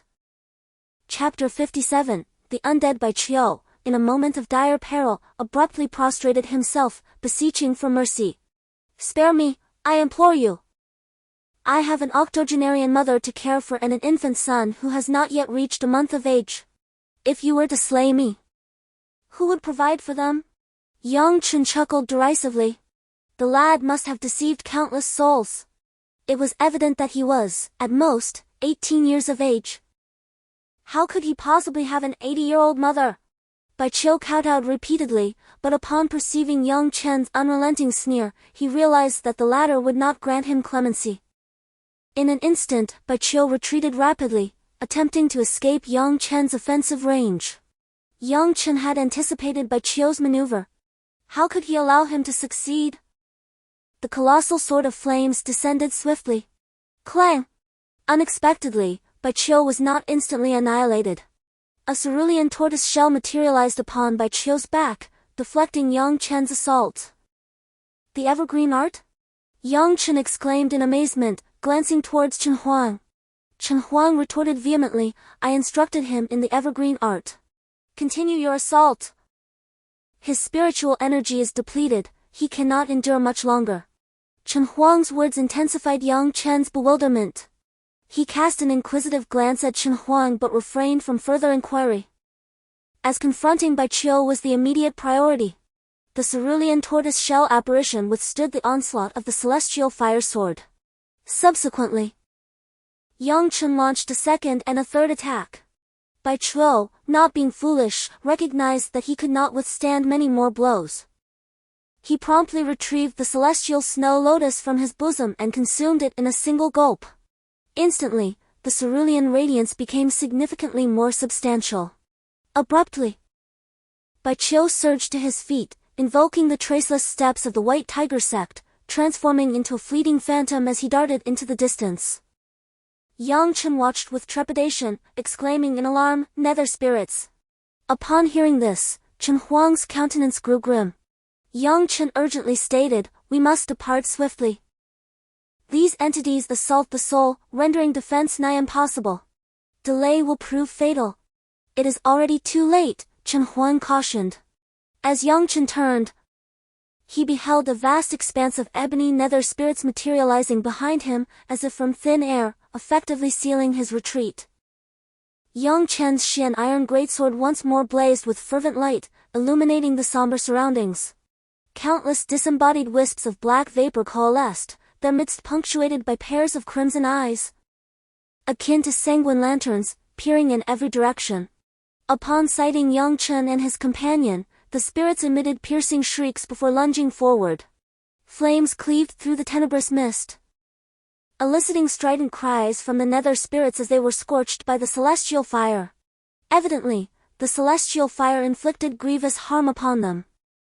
Reddish light flickered incessantly within the black haze, and a crimson fire shield gradually enveloped Yang Chen's form, warding off the spirits. However, Tianhuang found himself in peril. Though the flames conjured by his vermilion bird art possessed formidable power, their efficacy against the nether spirits was limited, offering only marginal resistance. As the spirits gnawed at him, Tianhuang's visage contorted in agony, betraying the severe injury to his primordial spirit. "Ah!" Tianhuang cried out. Yang Chen hastened to retrieve the vermilion bird token. "Its seal can be unraveled here, but..." Upon hearing this, Yang Chen was taken aback, and he promptly inquired, "But what?" "After being lacerated by a vengeful spirit," Tianhuang lamented, "whether we can escape this alive remains uncertain." Yang Chen's countenance grew grim. The sheer multitude of the undead presented an insurmountable barrier to their departure.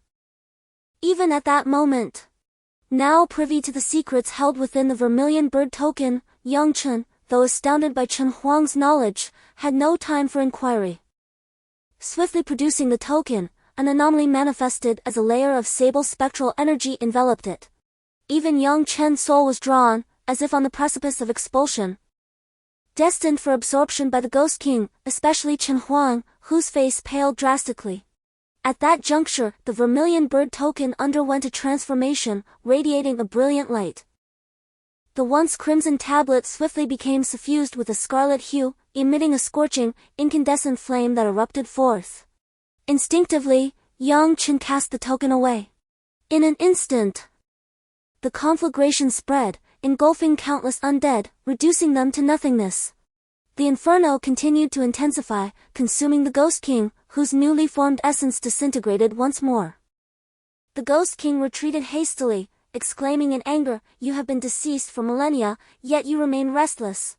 Subsequently, the flames emanating from the vermilion bird token grew exponentially, threatening to engulf the entire desolate expanse of death. Above the token, a pulsating heart materialized, radiating a crimson glow. Retreating, Yang Chen gestured towards the sanguine organ, inquiring, "What is that?"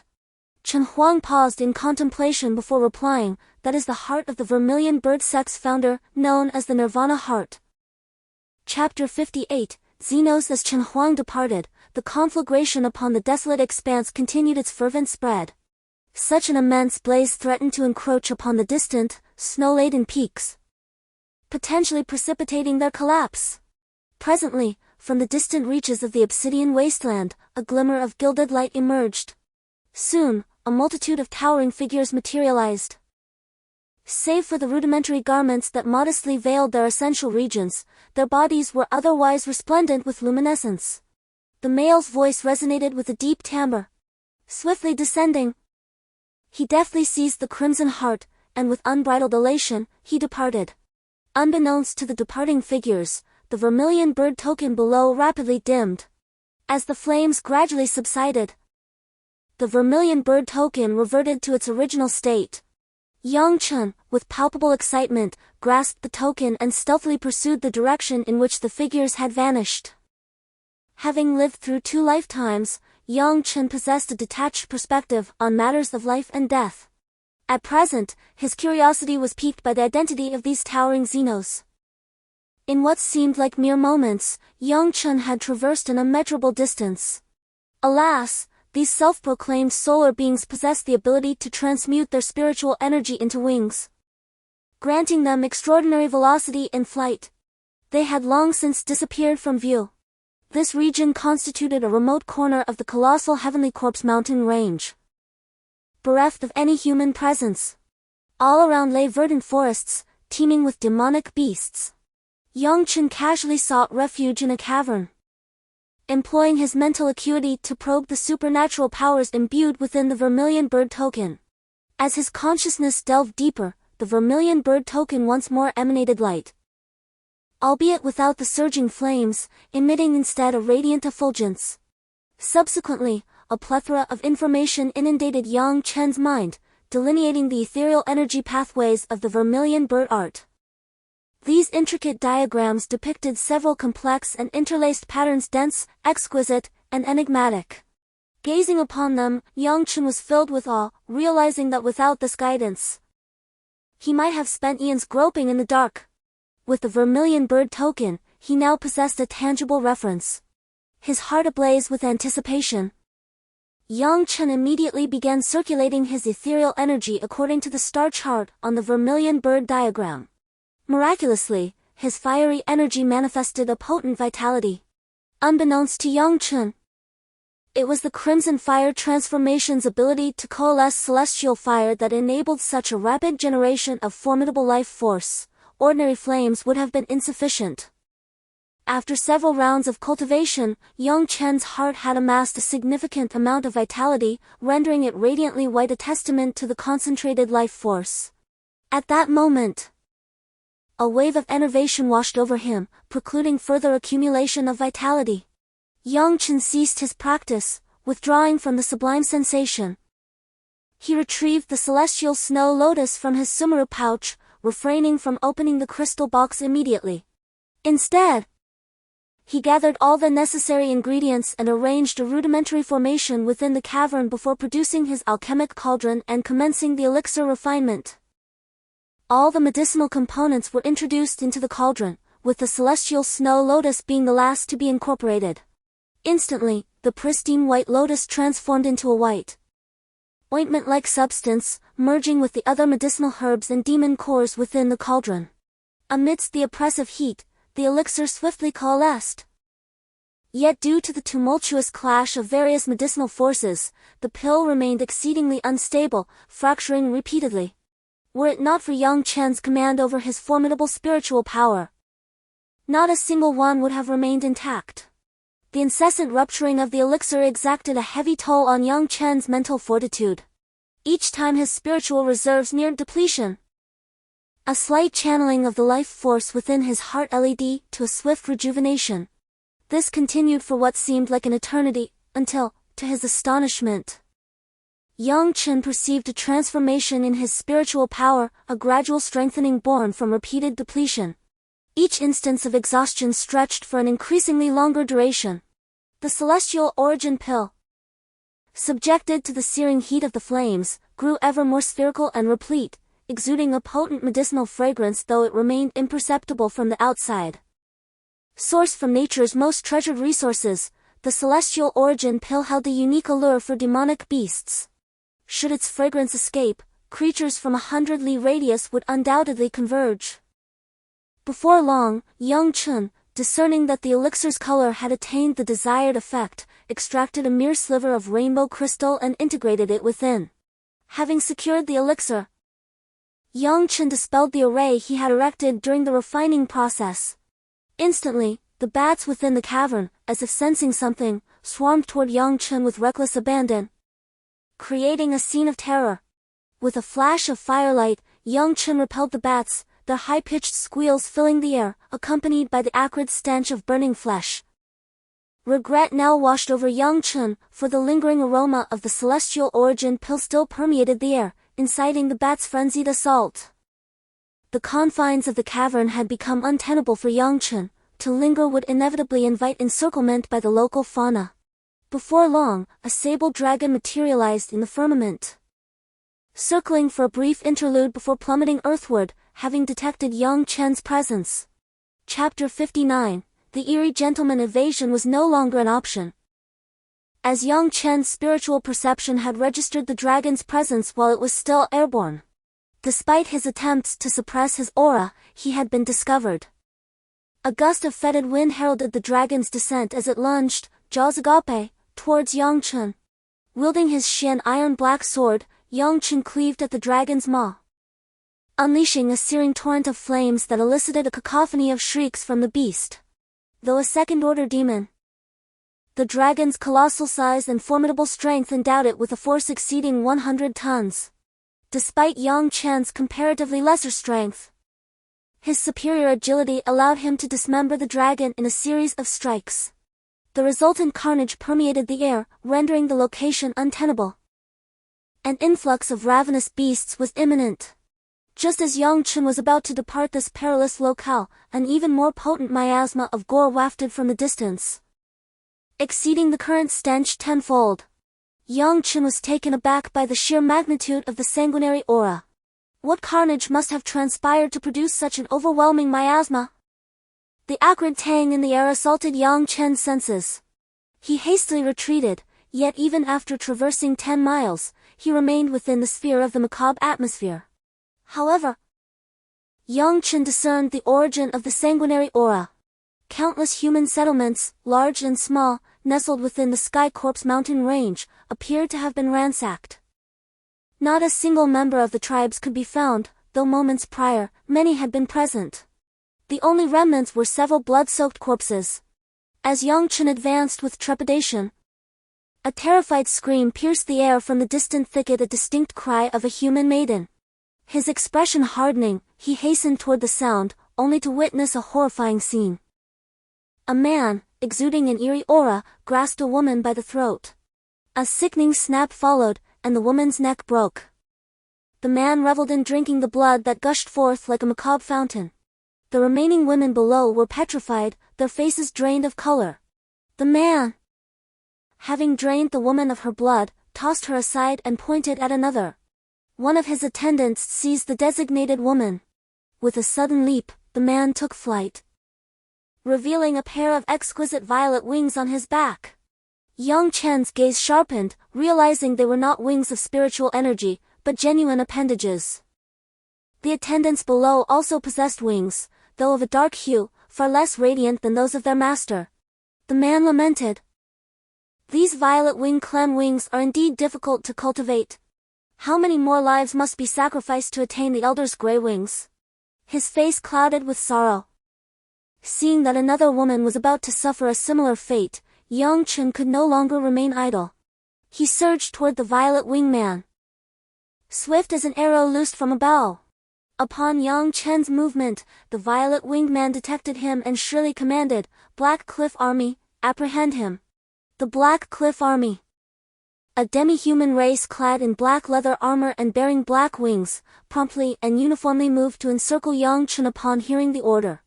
Yang Chen, his eyes blazing with fury, could not bear to see his fellow humans suffer further torment at the hands of other races. Ah! This one possesses the cultivation of a spirit awakening mirror. To drink his blood would greatly enhance one's power. Consuming him would be akin to devouring a dozen of these useless wretches, the man exclaimed. He delicately sniffed the air, his nostrils twitching, a look of sheer delight on his face. Ah, his life force is remarkably potent. With this vitality, I might directly break through, he continued. The man eagerly approached Yang Chen, who was surrounded by the Black Cliff Army. With each swing of his Xian iron greatsword, a life was extinguished. The Black Cliff soldiers, seemingly disregarding their own lives, rushed forward to their demise. Violet blood flowed, emitting a foul odor, and the demi-human race, driven by the stimulation of the blood, had their eyes reddened, intent on capturing Yang Chen. "Clear the way," the violet-winged man commanded. At his order, the Black Cliff Army dispersed, leaving a large open space. Then, the violet-winged man soared into the air, giggling in a manner that sent shivers down Yang Chen's spine. "Heed my advice, and obediently become my pet. I shall not slay you in one fell swoop. The potent life force within you can sustain my cultivation indefinitely, and I shall never need to kill indiscriminately again." The violet-winged man's statement unequivocally revealed his transgressions against humanity, and now he intends to keep Yang Chen as if he were livestock. Yang Chen glanced at the violet-winged man with a faint smile, disdainfully remarking, "I dare say you lack the capability." The violet-winged man's countenance instantly turned frigid, akin to the heart of winter. "Humph, you refuse to heed good advice." Subsequently, the violet-winged man transformed into a streak of violet light, hurtling towards Yang Chen with extreme velocity, a violet-hued sword brandished in his hand. Yang Chen, unable to evade completely, narrowly avoided a fatal strike to his throat, the keen tip of the blade piercing his shoulder. Instantly, Yang Chen's shoulder erupted in a torrent of blood. Thereupon, the violet-winged man, with a flutter of his wings, withdrew his sword and launched a series of lightning-fast thrusts, leaving Yang Chen's body riddled with holes. The speed was simply too great, Yang Chen could not react in time. A velocity far surpassing that achievable with spiritual energy wings. The violet-winged man gazed at the violet longsword, lightly touching it with his finger before placing it in his mouth, savoring it delicately. A look of profound pleasure washed over his face. Such potent vitality! Subsequently, the violet-winged man's gaze towards Yang Chen transformed, becoming as adoring as that towards a lover. Yang Chen employed the life force of his heart to mend his body, and in an instant, his body was restored to its pristine state, leaving the violet-winged man momentarily dumbfounded. "Boy, you must have encountered a rare treasure, every drop of your blood shall be mine." Having uttered these words, the violet-winged man was surrounded by tremors of violet spiritual energy, causing the blood lingering on the violet longsword to levitate into the air. Then, all the blood suspended in the air coalesced into a crimson orb. The violet-winged man opened his mouth and swallowed the sanguine mass. an expression of sheer delight washing over his face. Yang Chen felt a wave of nausea at the sight. The violet-winged man possessed unusually eerie wings and moved with blinding speed, rendering Yang Chen unable to evade his attacks. Contemplating this, Yang Chen resolved to employ his ultimate technique, the destructive sphere. Unless the violet-winged man retreated, everything within 100 meters would be irrevocably altered. Chapter 60. Slaying half-demons. Yang Chen glanced at the women imprisoned by the Black Cliff Army, feeling a pang of compassion. The force of the destructive sphere was immense. If it detonated, it would undoubtedly ensnare the innocent as collateral damage. Turning to the satiated violet-winged man, he proposed, "This area is too cramped. Let us find a more suitable battleground. Should you prevail, I shall willingly serve as your subordinate." The violet-winged man's purple pupils gleamed with delight, and he responded, "Ha ha ha, very well. Let us proceed to a more open space." He then commanded, "All Black Cliff soldiers, execute these humans." Yang Chen interjected urgently, "Hold on. These individuals are my kin. If you slay them, even in defeat, I shall never become your servant." A flicker of anger crossed the violet-winged man's gaze.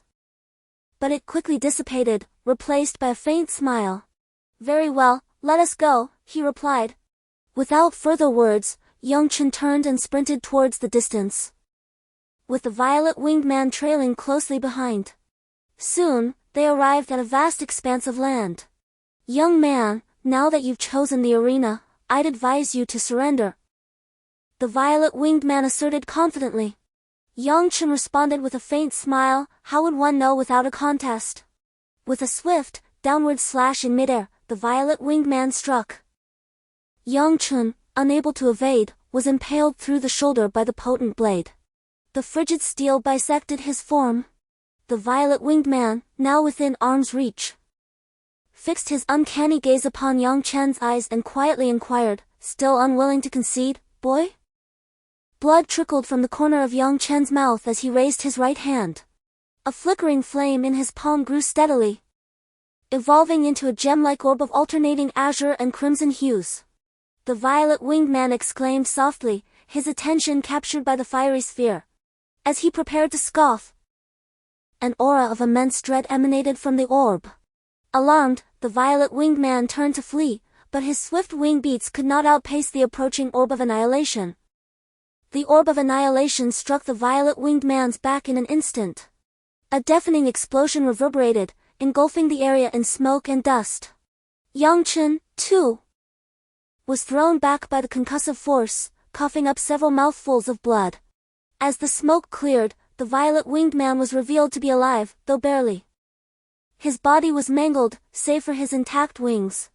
With great effort, he lifted his head to meet Yang Chen's gaze and rasped, "I underestimated you." His head then fell heavily to the ground. Yang Chen retorted, "Indeed, you underestimated me. Otherwise, how could I have so easily claimed your life?" With that, Yang Chen severed the wings from the man's back with his sword. Although the man bore a striking resemblance to a human, he was, in fact, not of human origin. The notion that he might be a half-demon was merely Yang Chen's conjecture. It was known that when demonic beasts reach a certain level of cultivation, they can transform, adopting a humanoid form. Thus, Yang Chen found it difficult to discern whether he was dealing with a demon or a half-demon. One thing was certain, he was not human. Yang Chen collected the wings without an ounce of guilt. Within his memories lay a method for refining wings into a potent artifact. If he succeeded in condensing the violet wings, their speed, as observed earlier, would likely surpass that of ethereal wings. After gathering the wings, Yang Chen set the man's corpse ablaze. Meanwhile, in a distant, shadowy cavern, a woman seated atop a massive wing suddenly opened her eyes. With a muffled groan, blood trickled from the corner of her mouth. Her gaze was shrouded in a gray haze, yet it brimmed with animosity. "Brother!" exclaimed several elders with gray wings who surrounded her. "Princess, during this crucial moment of cultivation, do not let distractions take hold. Once you refine the wings of the Bone Master Lu Xia, our Purple Wing clan shall surely thrive." Upon hearing this, The woman nodded in satisfaction. Zixiao. I entrust this matter to you. Yes, princess, Zixia replied, and with a flutter of his wings, the surrounding space rippled before he vanished into what seemed to be an energy-formed realm. The woman closed her eyes and resumed her cultivation. Her wings were a pale gray. Yet unlike those of the other elders below, they were imbued with a layer of chilling death energy, reminiscent of the massive skeletal wing behind her. As the purple owl emerged, it arrived at a vast palace nestled within the mountains, an expanse so desolate that not a single soul was present, save for a colossal dog lying at the entrance. This was no ordinary creature. Standing 3 zhang tall and stretching 7 zhang in length, it dwarfed the palace itself.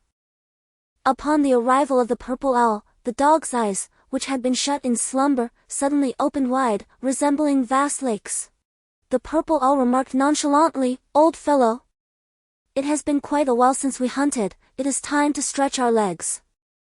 Yang Chen made his way to the location where the Black Cliff Army had imprisoned numerous members of the human race. Caught off guard, he swiftly dispatched the senior leader of the Black Cliff Army. With their leader gone, the soldiers scattered into the air like a swarm of locusts, enveloping the sky in a dark cloud. Yang Chen then freed the bound captives, who subsequently assisted one another in loosening their restraints. With a grave expression, Yang Chen urged, "You must leave at once, as far as you can, otherwise, you may never escape." No sooner had Yang Chen uttered these words than a furious shout echoed from above, "No one is permitted to leave." It was the demon, the purple owl. Upon the back of the great dog stood an elderly man with gray hair, glaring fiercely at Yang Chen. A wave of trepidation washed over Yang Chen. The massive dog was undoubtedly a third-tier beast, and the elder seemed to have reached the realm of the Dance of the Void. Filling Yang Chen with a sense of helplessness, the elder, clad in gray, sniffed the air and displayed a look of astonishment. "No wonder my grandson, Ziqing, met his demise at your hands. You are a member of the Alchemy Sect of the Xinghe Sect. Ah! Such potent life force within you. Have you perhaps mastered the Nirvana divine technique?" Yang Chen was taken aback. The gray-clad man had effortlessly discerned his secrets with a single remark. Chapter 61. The Escape. Yang Chen, surprisingly unperturbed, declared, "Very well, let us dispense with the pleasantries. If you seek to take my life, here I stand. Come and claim it." With those words, he turned on his heel and fled, determined to put as much distance between himself and his pursuer as possible. His escape led him toward the direction of the Sun Clan members. Upon encountering the violet-winged man, Yang Chen realized that these individuals belonged to the clan referred to as the Violet Wings by the Sun Clan, and their relationship was decidedly adversarial. The gray-clad man, observing Yang Chen's flight, did not immediately pursue him. Instead, he murmured to himself, "This boy possesses the Nirvana divine ability. It appears that the Ghost King has indeed emerged, and that ancient fiend from the Star River sect is likely to surface as well. Should I eliminate this lad or not?" A shadow of disdain crossed his face, quickly replaced by a countenance filled with enmity. "Humph, the Nirvana divine ability is precisely what the princess requires to receive a continuous influx of vitality. Even though the remains left by the Bone Master are shrouded in death's aura, with this unending life force, the princess is bound to succeed." With a sense of urgency, the gray-clad man commanded, "Go, seize that boy." Just moments after Yang Chen had begun his escape, he sensed a terrifying aura approaching from behind. In the blink of an eye, a colossal paw descended before him. Yang Chen rolled to the side, narrowly evading the jaws of the beast. The towering trees around him were rendered as mere twigs beneath the weight of the gigantic dog's paw, which sent them flying. Despite his attempts to evade capture, Yang Chen found himself ensnared by the monstrous paw. At that moment, he flicked his fingers, launching a sphere the size of a lotus flower, imbued with destructive energy. The orb of annihilation hurtled towards the hound's cranium with immense velocity. Even for a Tier 3 demon beast, absorbing the full impact of Yang Chen's assault would prove fatal. Barring the regenerative prowess conferred by the evergreen skill of the Star River sect, Yang Chen, pinned beneath the hound's paw, felt a violent tremor that abruptly released him from its grasp. He beheld a gruesome tableau. The massive canine head had been eviscerated, its mandible lying detached upon the ground, with blood gushing forth like a fountain. Despite the grievous wound, the hound displayed remarkable tenacity. Its form began to shrink until the gray-robed elder administered a bolus, the size of a bovine eye, into its maw and reattached the dislocated jawbone. The bleeding ceased with astonishing rapidity. Seizing the opportune moment amidst this flurry of activity, Yang Chen somersaulted away, making his escape. The hound proved to be a relentless pursuer, unerringly locating Yang Chen's hiding places. Its only vulnerability lay in the orb of annihilation. After several narrow escapes, Yang Chen stumbled upon a colossal settlement. The gray-robed elder, thwarted once more, observed Yang Chen's entry into the tribal enclave. Though consumed by rage, he ultimately turned and departed. Upon entering, Yang Chen recognized the robust inhabitants as the tribe that possessed the Nirvana heart that day, the so-called Solar Tribe. While bearing a superficial resemblance to humans, they were distinctly an alien race. Their imposing stature and the palpable aura of martial prowess that permeated the settlement bespoke a warrior ethos. Yang Chen merely sought a temporary refuge from the storm, refraining from entering such a tribe. Should he be discovered, his fate would be far more tragic than if he were captured by Elder Zixiao. The tribe was bustling with activity, and soon, Yang Chen discerned the underlying patterns. It became apparent that the largest tent housed the tribe's leader. Peering cautiously through the enormous fabric, Yang Chen beheld a disconcerting scene. A robust man reclined on a grand bed, surrounded by several human women sprawled across the sheets. At that moment, the man awoke and bellowed, "Bring me my spirit crystal for inspection." Before long, a woman emerged, balancing a platter containing a crystalline substance, adorned with rows of impeccably arranged ice crystals. From a distance, Yang Chen could sense the ominous aura emanating from the ice crystals. They were infused with pure celestial energy, arguably more pristine than that of the Tianshan snow lotus, regardless of their effects. Yang Chen felt a surge of excitement. Just as he was captivated by the sight, a woman serving the burly man accidentally twisted her ankle while carrying a basin of mouthwash, causing it to spill onto the ground and nearly splashing the maid holding the spirit crystal. The giant roared in fury. The maid pleaded for mercy, but the man paid no heed, mercilessly stomping down on the frail woman's body. A chilling crack echoed as her bones shattered, leaving her motionless on the ground. Blood pulley. Should divine crystals be procured, the resources at Yang Chen's disposal would suffice even upon reaching the emptiness dancing mirror realm. After the maidservant's departure, Yang Chen stealthily lurked outside the tribe, awaiting an opportune moment. Presently, a stratagem occurred to Yang Chen, the employment of poison. Alchemists, beyond their capacity to concoct elixirs that augment cultivation, are also adept at brewing defensive poisons. In response to the exigencies at hand, Yang Chen conceived of the soul-bewitching pill. The principal component of the soul-bewitching pill is the mind-beguiling bovine void grass, which is extant within the woodlands fringing the tribe. The remaining ingredients serve to bolster the pill's efficacy. Having scoured the environs outside the tribe, Yang Chen amassed all the requisite materials. Bovine void grass, nimbus blossom, earth yellow clam. Subsequent to a facile refinement, verdant pellets materialized within Yang Chen's grasp. A mere inhalation induced a potent drowsiness, suggesting that these pills, if ingested by the brawny men, would likely incapacitate them within mere moments. Anon, the maidservant delivered the repast and promptly withdrew. The burly man, beholding the delectable fare, ravenously devoured it. Upon imbibing the broth, he collapsed heavily onto the floor, utterly unconscious. Only then did Yang Chen emerge from his concealment and directly enter the vault containing the treasures.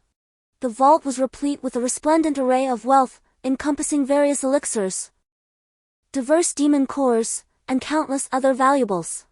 Positioned atop all the treasures was a box containing divine crystals. Even Yang Chen could not suppress the elation within his heart. Having swiftly deposited the divine crystals into his sumeru pouch, he also appropriated the scant few Tier 3 demon cores and a plethora of chi-gathering pills. The sheer volume of items necessitated a selective approach, as the sumeru pouch's capacity was finite. Yang Chen prioritized the most valuable treasures. In the end, as he departed with satisfaction, he made sure to place a tuft of the large grey dogs fur within the box that had contained the divine crystals. Following this plundering, Yang Chen experienced a surge of elation before gleefully exiting the vault. To evade pursuit by the large grey dog, Yang Chen was compelled to remain in the vicinity of the Sun Clan tribe. Should he stray too far, the dog's formidable olfactory senses would likely enable it to track him down, accompanied by the grey-robed elder. The following day, the burly man languidly rose from atop a handmaiden. His eyes barely open, and gruffly demanded, "Fetch me my divine crystals. A day without beholding them leaves me restless." Soon after, the handmaiden scurried over, her voice trembling as she reported, "Master, the divine crystals are gone." The burly man's expression underwent a dramatic shift, and he erupted in anger, exclaiming, "What?" He abruptly shoved the woman off of him and strode toward the vault. Upon discovering the two guards lying prone on the ground, he roused them, and they slowly regained consciousness. As the Yang clan elder had pointed out, a portion of the painstakingly gathered spiritual energy was being absorbed by the mass of verdant dragon blood. Yang Chen had not previously taken notice, as no dragon blood had manifested within his body. However, since attaining the Spirit Awakening Mirror Realm, the mass of dragon blood had gradually coalesced in his dantian, now occupying half of its volume. Whenever Yang Chen conjured spiritual energy, the dragon blood gradually absorbs energy. Should Yang Chen cease drawing in spiritual energy, the dragon blood will continue to absorb spiritual power until the energy in his dantian is depleted. Yang Chen's supply of spiritual power remains substantial, particularly due to the acupoints opened by the vermilion bird technique.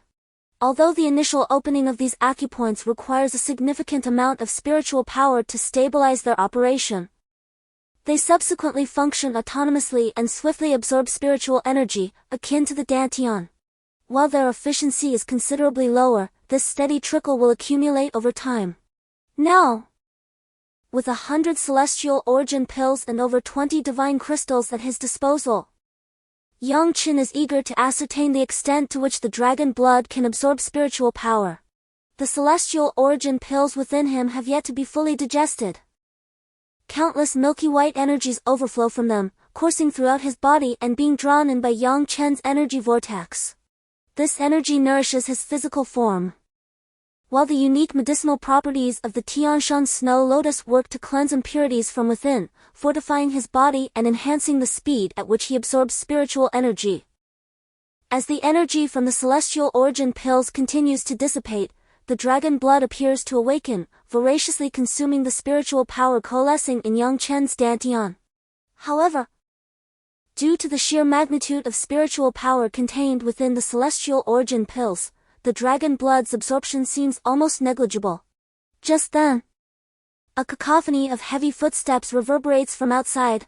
Yang Chen's eyes snap open, realizing that the theft of the divine crystals must have been discovered by the burly man, who is now accompanied by a throng of followers. It becomes evident to Yang Chen that this man is leading members of the Sun Clan to assault the Purple Wing Clan. At this moment, Yang Chen understands that his objective is to remain concealed behind the Sun Clan, avoiding any actions that might alert the enemy. Most members of the Sun tribe were adorned with magnificent wings of spiritual energy, gathering at the entrance of their village. Before long, at the command of a towering figure, hundreds of Sun tribe members advanced toward the direction of the Purple Wing tribe, to evade detection by the Great Hound, which was familiar with his scent. Yang Chen coated himself in mud, concealing his entire being. Subsequently, he stealthily navigated between the various tribes of the Sun tribe.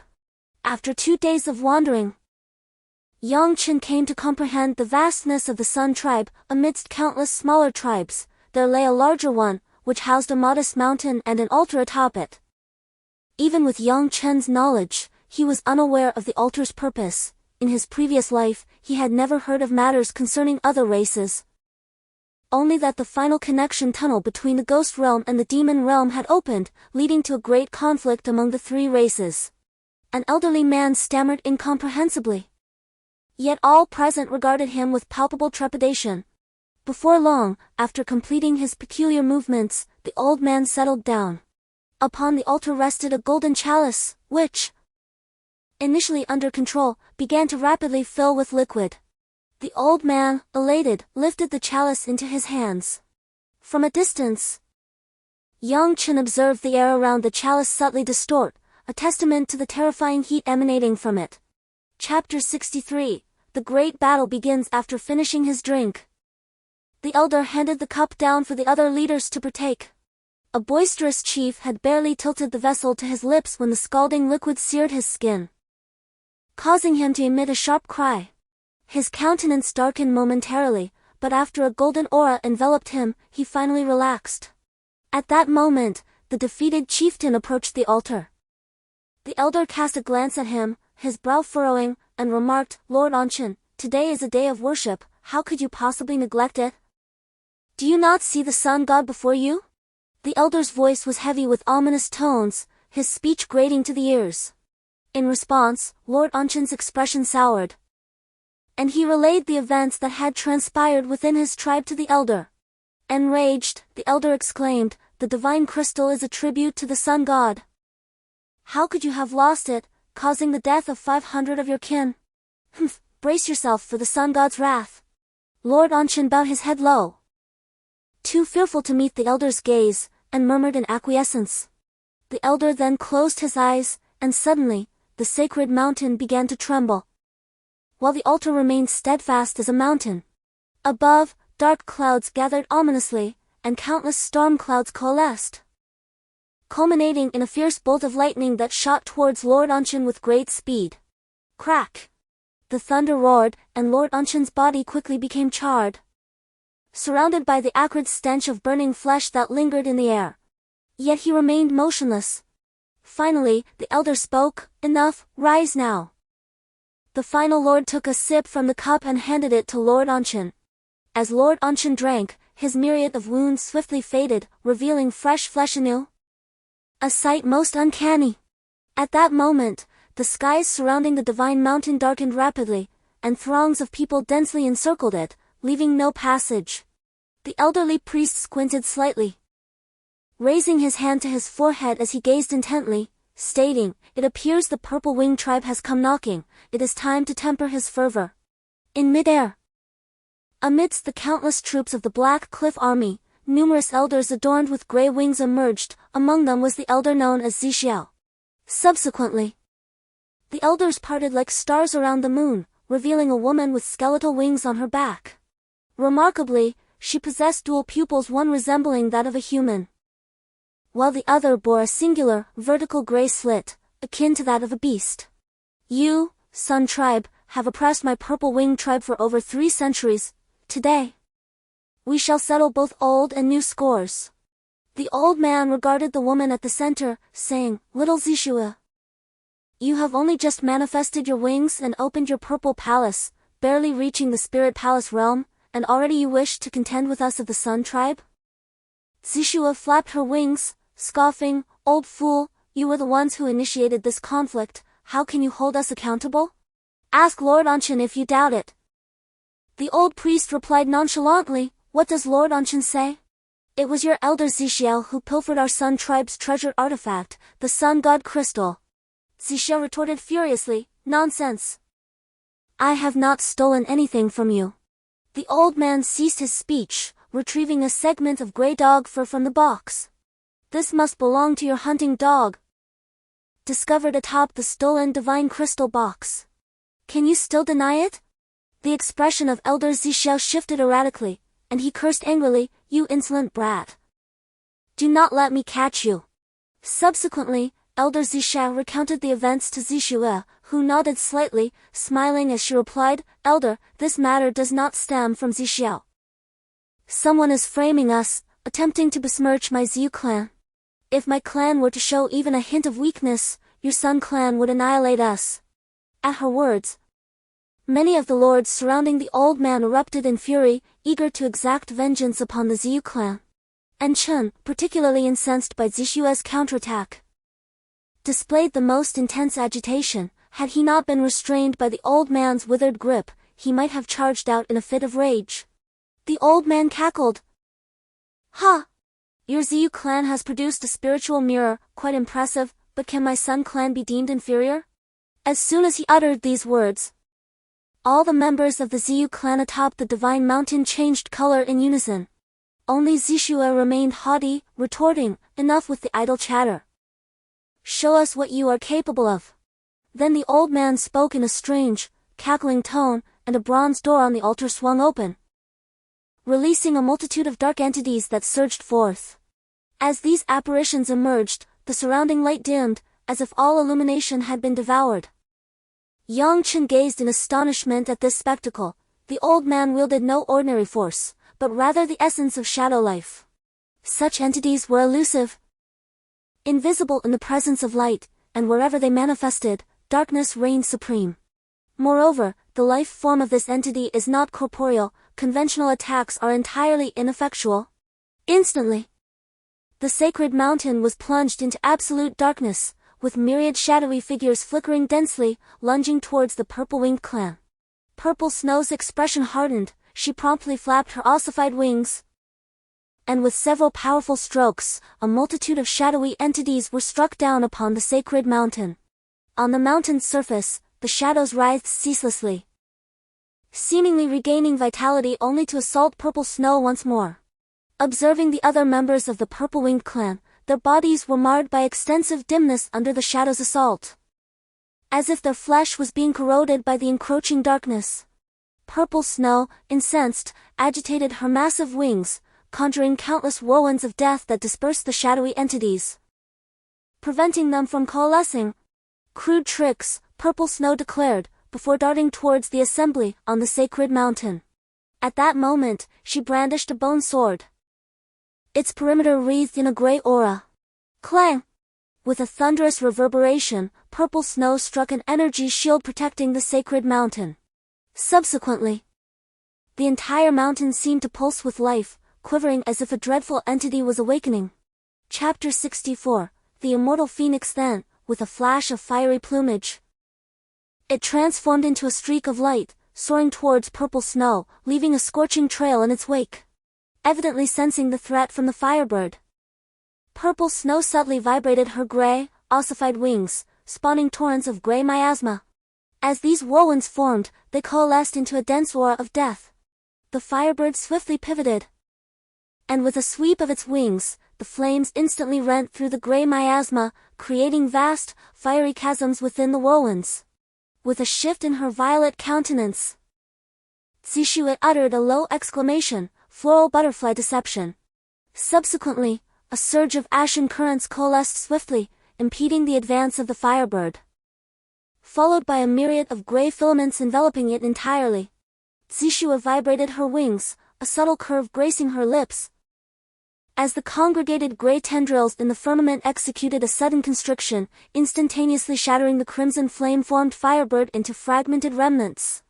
"Venerable Elder, it appears your firebird lacks resilience," Zishue remarked.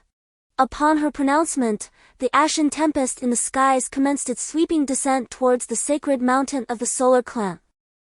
Countenances among the violet-winged clan radiated with expressions of derision, marking their inaugural moment of exaltation after numerous years. An opportunity afforded to them by the enigmatic princess before them. Yang Chen, too, was astounded by Zishue's potency, a manifestation of the spirit mansion realm. A force of considerable magnitude not only within the Heavenly Corpse mountain range but also throughout the entirety of the Heavenly Martial Kingdom. Casting his gaze upon the Solar Clan below, Yang Chen emitted a sigh, lamenting their impending annihilation at the hands of Zishue. The somber currents ceaselessly eroded the energy barrier above the altar, portending the imminent demise of all beneath upon its rupture. However, to Yang Chen's astonishment, the elder below exhibited neither timidity nor desolation, but rather a peculiar smile, so subtle that the violet-winged clan remained oblivious to its presence. as Zixue relentlessly assaulted the protective shield above the altar. Each impact engendered a violent tremor within the barrier, its coloration gradually fading under the relentless onslaught. Nearing the precipice of disintegration, a glint of cunning flickered in Zixue's eyes as she once more brandished the gray bone wings upon her back. Then, with a sudden, forceful descent, she shattered the Divine Mountain's protective barrier, unleashing a deafening clamor. Though the solar race was bellicose by nature, many of their chieftains now betrayed fear, cowed by Zixue's formidable power. Despite their trepidation, each solar clansman was enveloped in an aura of golden spiritual energy, a sight both terrifying and wondrous. As the defensive shield ruptured, Zixue's bone wings stirred, transforming the gray air into blades that sliced through the atmosphere. The elder's lips had been incessantly moving, and precisely as Zixue breached the barrier, unleashing her gray energy, he completed his incantation. His eyes flashed with brilliance, and he roared, "Hasten! Chirp! Chirp!" The once unadorned bronze gate reignited with inscriptions, its surface shimmering with light, revealing the visage of a phoenix wreathed in flames. In an instant, the bronze portal swung open with a deafening boom, and from within emerged a heart, the very heart of Nirvana carried by the solar race. The moment it appeared, flames erupted around it, coalescing into the form of a bird. A phoenix. The phoenix was reborn, and in the blink of an eye, it unleashed a torrent of fire upon the encroaching gray energy. The two forces collided, unleashing a cataclysmic explosion. Waves of concussive force buffeted the solar leaders upon the mirror of dance, causing blood to trickle from the corners of their mouths. The protective shields they had erected around themselves shattered one after another. The aftershocks reverberated, and Yang Chen, standing far off, was caught in the blast, coughing up a mouthful of blood as his internal organs were thrown into disarray. He was sent hurtling through the air by the force of the impact. The members of the Violet Wing clan and the Solar clan all turned their gazes towards Yang Chen.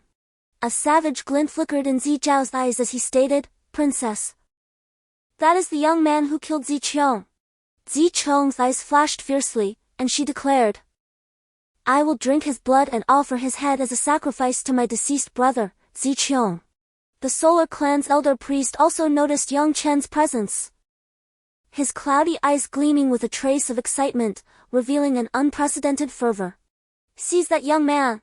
He possesses celestial fire, and I can sense the sun god's yearning," the priest commanded.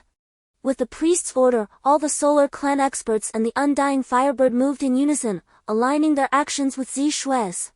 Yang Chen, soaring through the air, glanced at the dense crowd in the distance. A chill ran down his spine as he realized, this is the end.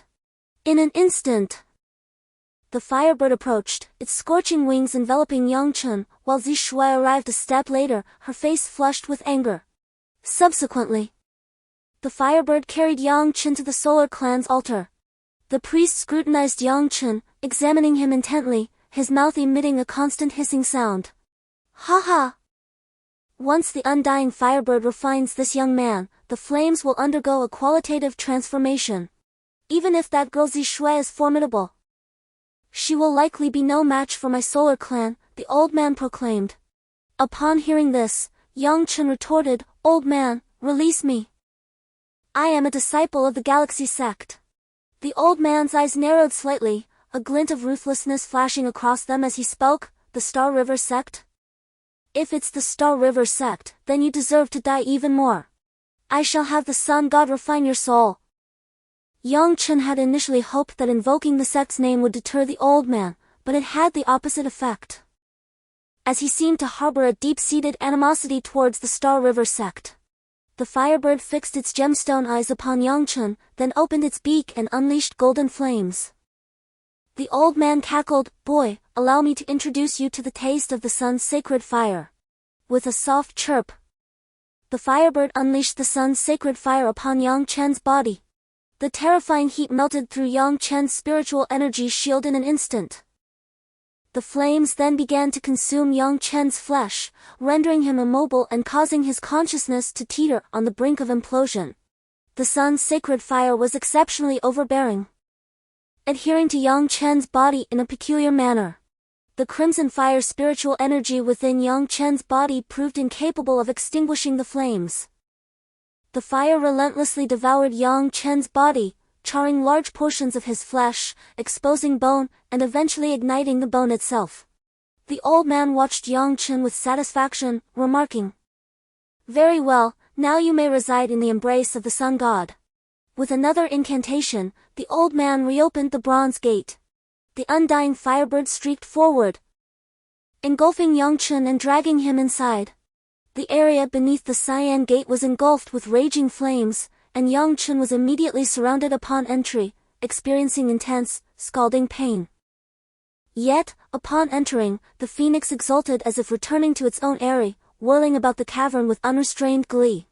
Though consumed by agony, Yang Chen remained acutely aware of his relentless descent.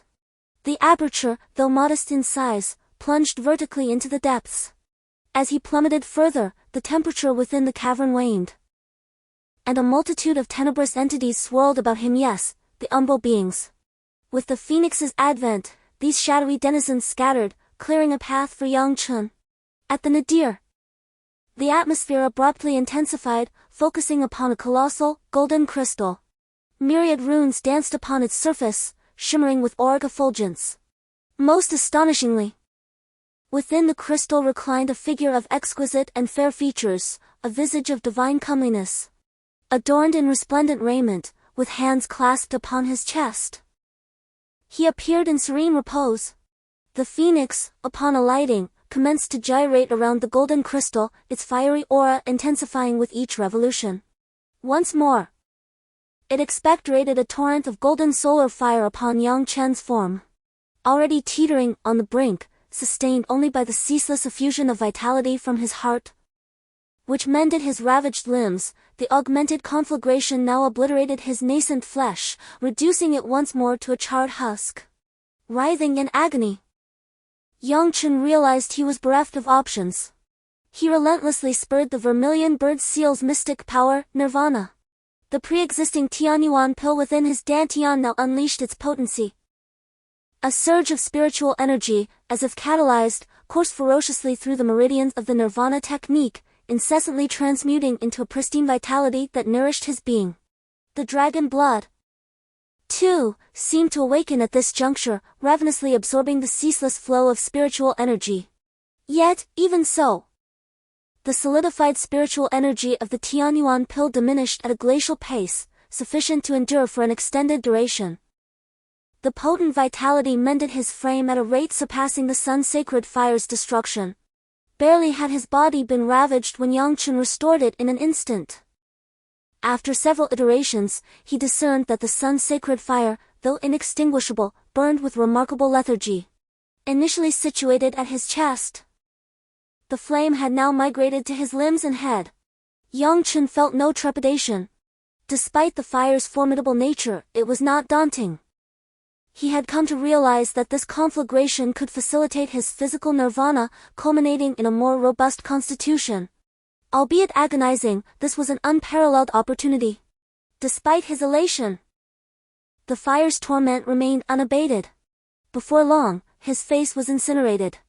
He employed his divine sense to channel the heart's vitality ceaselessly towards his head, mending the wounds. The brain, after all, housed the divine sense, a region of paramount importance. Should the sun's sacred fire consume his divine sense, then even an abundance of vitality from Yang Chen's heart would be futile. As the hours waned and the golden orb of the sun gradually descended, the phoenix continued to unleash its fiery torrent, yet it proved futile against Yang Chen. He chuckled, regarding the immortal phoenix that could not sway him, his laughter brimming with mirth. Despite its formidable power, the phoenix possessed limited sentience, fixated solely on assailing Yang Chen.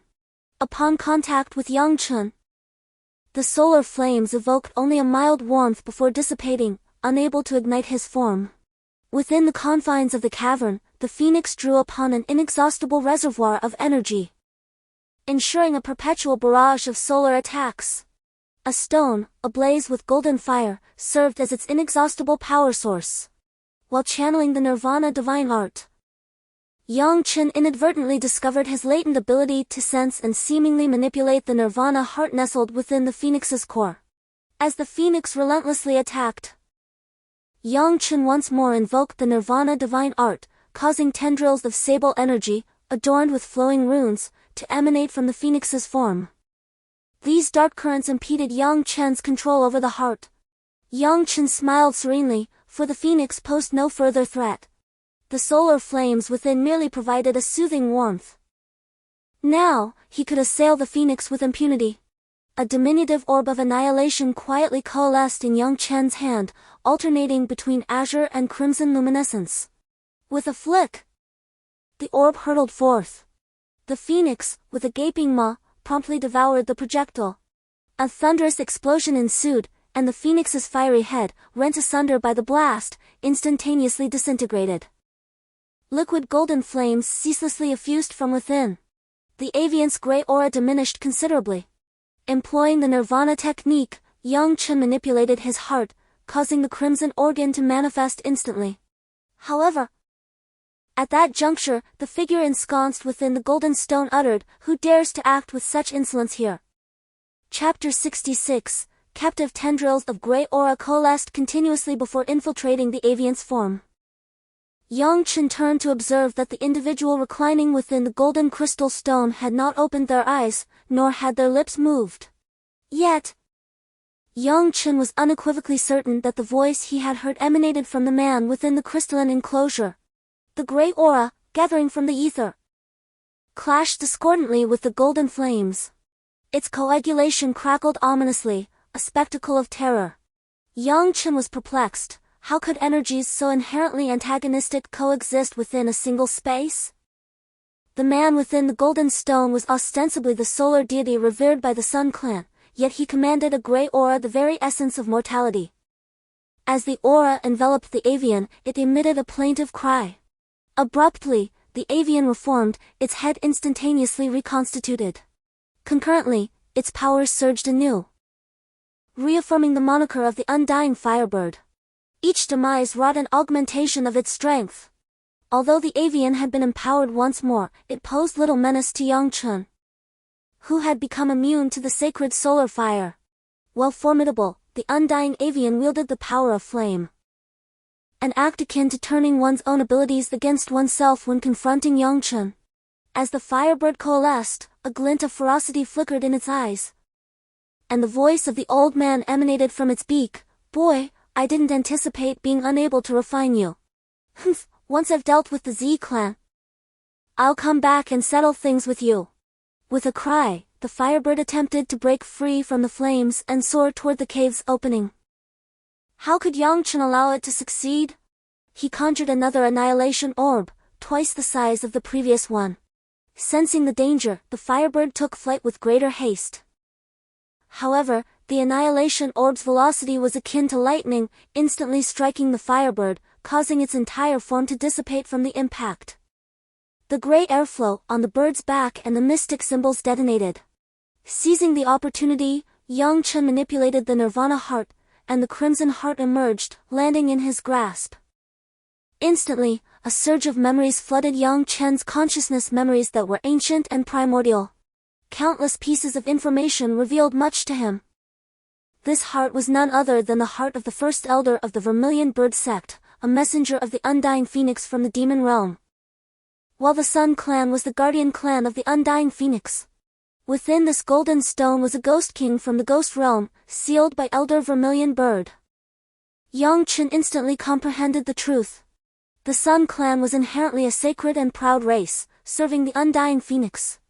Later, they followed Elder Vermilion Bird to the mortal realm to confront the forces of the ghost realm. Elder Vermilion Bird perished while battling Rakshasa, but the Sun Clan, due to the Ghost King's control, had become bloodthirsty slaves. Within this golden crystal stone, the entity revered as the Sun God by the Sun Clan was, in fact, a prisoner. Streams of gray airflow began to coalesce once more. With the nirvana heart in his hand, Yang Chen had unlocked the secret to controlling the solar sacred fire. Incanting the arcane words, the sacred solar flames were summoned, incinerating the coalesced, ashen miasma in its entirety. Who dares disturb this deity? The voice echoed once more through the void. Yang Chen, with derisive amusement, cast his gaze upon the self-proclaimed god, the Ghost King, recumbent within the crystalline stone. Reveal your true visage, Ghost King of Hejin, he taunted. Upon hearing this, the man's form convulsed violently, his eyes snapping open, revealing irises that glowed with a malevolent viridescent light, brimming with murderous intent. Then, the celestial-like figure abruptly vanished, transmuting into a ghastly miasma. Its gaze fixed upon the heart in Yang Chen's grasp. Humph, so you have inherited the legacy of the vermilion bird, it hissed, no wonder you discerned my identity. Yang Chen's lips curled into a subtle sneer. Knowing is tantamount to your annihilation. The Ghost King of Hejin retorted with a vehement laugh, ha ha ha. What if you extinguish me? The vermilion bird is deceased, the seal is shattered, and soon the realm of ghosts shall once again manifest in the mortal world. Yang Chen offered no response. The power within the Nirvana heart slowly unfurled, causing the solar divine crystal to erupt in fervent flames. The spectral energy within detonated incessantly. And the Ghost King of Hejin emitted a harrowing shriek, before being utterly consumed by the solar crystal's inferno. With the demise of the Ghost King of Hejin, Yang Chen retrieved the heart. Countless flames coalesced once more into the form of a firebird, yet this time, it was Yang Chen, not the Ghost King of Hejin, who held dominion over it. Previously, through the tempering of the sacred solar flames, Yang Chen's body had undergone a metamorphosis, absorbing copious amounts of spiritual energy. And his cultivation had ascended directly from the first tier of the awakening spirit mirror to the third. However, even with this advancement, he would still be unable to contend with the Purple Wing clan upon his return. Regarding the Solar clan, there was immense reassurance. With the demise of the River Realm Ghost King, the Solar clan would undoubtedly discern the truth of their manipulation. As sentinels of the undying phoenix, they would heed Yang Chen's commands, for he possessed the Nirvana heart. The sole apprehension lay with Zixue, the spiritual abode realm expert among the Violet Wing clan. As for the Violet Wing clan, the memories within the Nirvana heart elucidated their allegiance to the Bone Lord of the Demon Realm. The Bone Lord, neither aiding humanity nor the Ghost Realm, harbored ambitions of dominating the mortal world but met his end by the Vermilion Bird's solar sacred fire. Now, with the Violet Wing clan poised to confront the Solar clan, Yang Chen would assuredly not stand idly by. With this in mind, Yang Chen mounted the back of the undying firebird and swiftly soared outward. Upon emerging, Yang Chen was astounded by the scene that unfolded. Within the Divine Mountain's protective barrier, countless shadowy entities relentlessly assailed the Solar clan. Though most Solar clan leaders possessed sky-dancing realm strength, the incorporeal nature of the shadowy beings rendered them nigh invulnerable. They could only be dispersed with spiritual energy, but these entities would instantaneously reform. Yang Chen realized that these life forms, creations of the River Realm Ghost King, had become unruly specters, devoid of their master's control. Outside the barrier, Zixue had slain several shadowy entities, her spiritual abode realm prowess allowing her to effortlessly obliterate them. However, those of lesser cultivation were not so fortunate, perishing in droves, their cries of anguish echoing across the land. As Yang Chen emerged, a sudden blaze erupted. And through his divine consciousness, he commanded the undying firebird. Countless bursts of solar sacred fire gushed forth, instantly igniting the shadowy entities upon contact. In the blink of an eye, the world, once composed of myriad light spots, was restored to luminosity, and the shadowy beings were utterly vanquished. At this juncture, the elder priest, beholding Yang Chen astride the undying firebird, expressed profound contrition. "Forgive me, master. I had intended to refine you. I beseech you to punish me." The elder priest knelt on one knee, followed by the collective prostration of the entire Solar clan, all paying homage to Yang Chen. Yang Chen couldn't help but feel a sense of vicissitude, as if witnessing a sudden and unexpected transformation. Yet, he quickly composed himself and hastened to raise his hand, saying, "Enough, I am now aware of the truth. Let us now confront the Violet Wing clan." Violet Snow cast a glance at Yang Chen. her animosity palpable. You are the one who slew my younger brother, Violet Chong, are you not? Yang Chen met Violet Snow's gaze, asserting with pride, indeed. It was I who killed your brother, Violet Chong. He deserved his fate, deserving to be slain 1,000, nay, 10,000 times. Violet Snow was instantly incensed by Yang Chen's words. In that case, you shall meet your demise. Violet Snow flapped her colossal bone wings, generating successive gray gales that swept towards the sacred mountain of the Solar Clan. Yang Chen promptly descended from the undying firebird, directing it to soar out of the sacred mountain to confront Violet Snow. Devoid of the Riverland's Ghost King's control, the firebird's energy became considerably more pristine. Although Violet Snow had attained the Spirit Mansion realm and possessed formidable strength, she was nonetheless thwarted by the firebird's exceptional velocity, and the sacred fire's power held a natural dominion over the grey deathly aura. Consequently, Violet Snow was for the moment unable to subdue the firebird. Below, the priest declared, Master, this immortal phoenix can be reborn 9 times, each rebirth augmenting its power, potentially reaching the Spirit Mansion realm. Even Zixue will be hard-pressed to subdue us.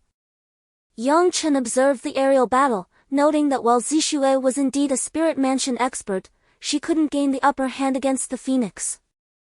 Even before the phoenix reached its full potential, its inherent advantage with the solar sacred fire ensured it wouldn't be easily dominated. Seemingly aware of the phoenix's secret, Zixue turned her attention to the crowd below and issued a command. All members of the Purple Wing Clan, heed my call. Breach the defensive barrier of the Divine Mountain. A multitude of Purple Wing Clan members, their wings quivering, swarmed towards the Divine Mountain, encircling it completely. Though their individual spiritual attacks lacked Zixue's potency, their sheer numbers caused the mountain's protective shield to waver rapidly. Yang Chen inquired with a grave expression, Elder, how long can this barrier endure? The old priest's eyes gleamed with pride as he replied, Master, the Divine Mountain's shield draws power from the solar crystal beneath the bronze gate, providing a ceaseless stream of energy. There's no need for concern. However, his gaze dimmed as he added, but as a consequence, the other members of the Solar Clan may face slaughter at the hands of the Purple Wing Clan. Yang Chen surveyed the Solar Clan members surrounding the Divine Mountain. The various tribes were situated not far from the mountain, and it was now evident that countless settlements were ablaze. In the sky, numerous Purple Wing Clan members brandished the severed heads of the Solar Clan as trophies. Yang Chen's eyes twitched slightly. The Sun Clan was his power, and now that the Violet Wing Clan was wantonly slaughtering its people, Yang Chen's heart was bleeding. Then, Yang Chen stated, You all guard the sacred mountain. I will lure away Zixue. After I lure her away, can you defeat those Violet Wing Clan members? At this moment, the old priest said, If the master can lure away that Violet Wing Clan princess, with the sacred mountain continuously supplying sacred fire spiritual power, we can easily defeat the Violet Wing Clan. At this point, the old priest worriedly said, However, Master, you will certainly be in extreme danger once you go out and may be poisoned. Yang Chen said, Elder, there is no need to worry about this. I have my own way. Then, Yang Chen summoned the undying firebird, landed on its back, and flew out of the defensive shield. Zixue narrowed her eyes slightly, sizing up Yang Chen. Boy, have you come out to seek death? Yang Chen deliberately provoked Zixue, saying, What if I have? Your younger brother, Ziqiong, was killed by me. If you have the ability, then come and kill me. Having said that, fearing that Zixue would not be provoked, he directly took out the wings from Ziqiong's back from the sumer pouch. The bright wings immediately attracted Zixue's attention, and her eyes were immediately filled with boundless hatred as she frantically said, I will kill you. Instantly, the bone wings behind Zixue vibrated incessantly, and the gray airflow turned into a hurricane. Zixue, wielding the bone sword, transformed into a gray shadow, stabbing towards Yang Chen. Even while sitting on the undying bird, Yang Chen felt a huge threat. He willed the undying bird to flap its wings to evade, but it was still a step too slow. The undying bird's wing was pierced by the bone sword, and gray energy emitted a huge explosion on the wing. Subsequently, the phoenix's wings coalesced anew under the potency of the solar sacred fire, prompting Yang Chen to hastily abscond into the distance. Zixue, casting a glance at the violet wings adorning Yang Chen's back, was consumed by an intensifying desire to terminate his existence, and forthwith, she pursued him relentlessly. Yang Chen's destination was none other than the desolate, charred expanse teeming with the essence of death, the very place where the remains of the vermilion bird lay entombed. Scarcely had Yang Chen arrived at the necrotic terrain when Zixue materialized in his wake. Now, Yang Chen was compelled to exercise extreme caution. For having strayed far from the Sun God Mountain, the inexhaustible font of solar sacred fire, should the phoenix be vanquished by Zixue, it would be incapable of reforming, thereby placing Yang Chen in dire peril. Yang Chen, keenly perceiving the emanations from the necropolis, discerned that the vermilion bird's cadaver lay beneath. Guided by an arcane aura, Yang Chen traversed the terrain with alacrity. Presently, an immensely potent aura surged from below, enabling Yang Chen to pinpoint the precise location. Barely had he halted when Zixue arrived, her osseous blade descending upon Yang Chen with ruthless intent. As the bone sword drew nigh, Yang Chen swiftly commanded the phoenix to evade. Just as Zixue was about to encroach upon Yang Chen, the ground abruptly manifested myriad fissures. Subsequently, a verdant dragon's head violently breached the earth's surface, its resounding roar reverberating throughout the expanse. With jaws agape, it seized Zixue in a single, swift motion. The action transpired with such velocity that Yang Chen beheld the colossal azure dragon before him in astonishment, overwhelmed by its supreme majesty. This was a genuine divine dragon. Its very breath imbued with boundless frigidity, the cold air interspersed with countless crystalline snowflakes. At that juncture, the dragon cast its gaze upon Yang Chen and proclaimed, "Hurry hence. Stripling, why do you tarry? I can only persevere for the duration of an incense stick's burning."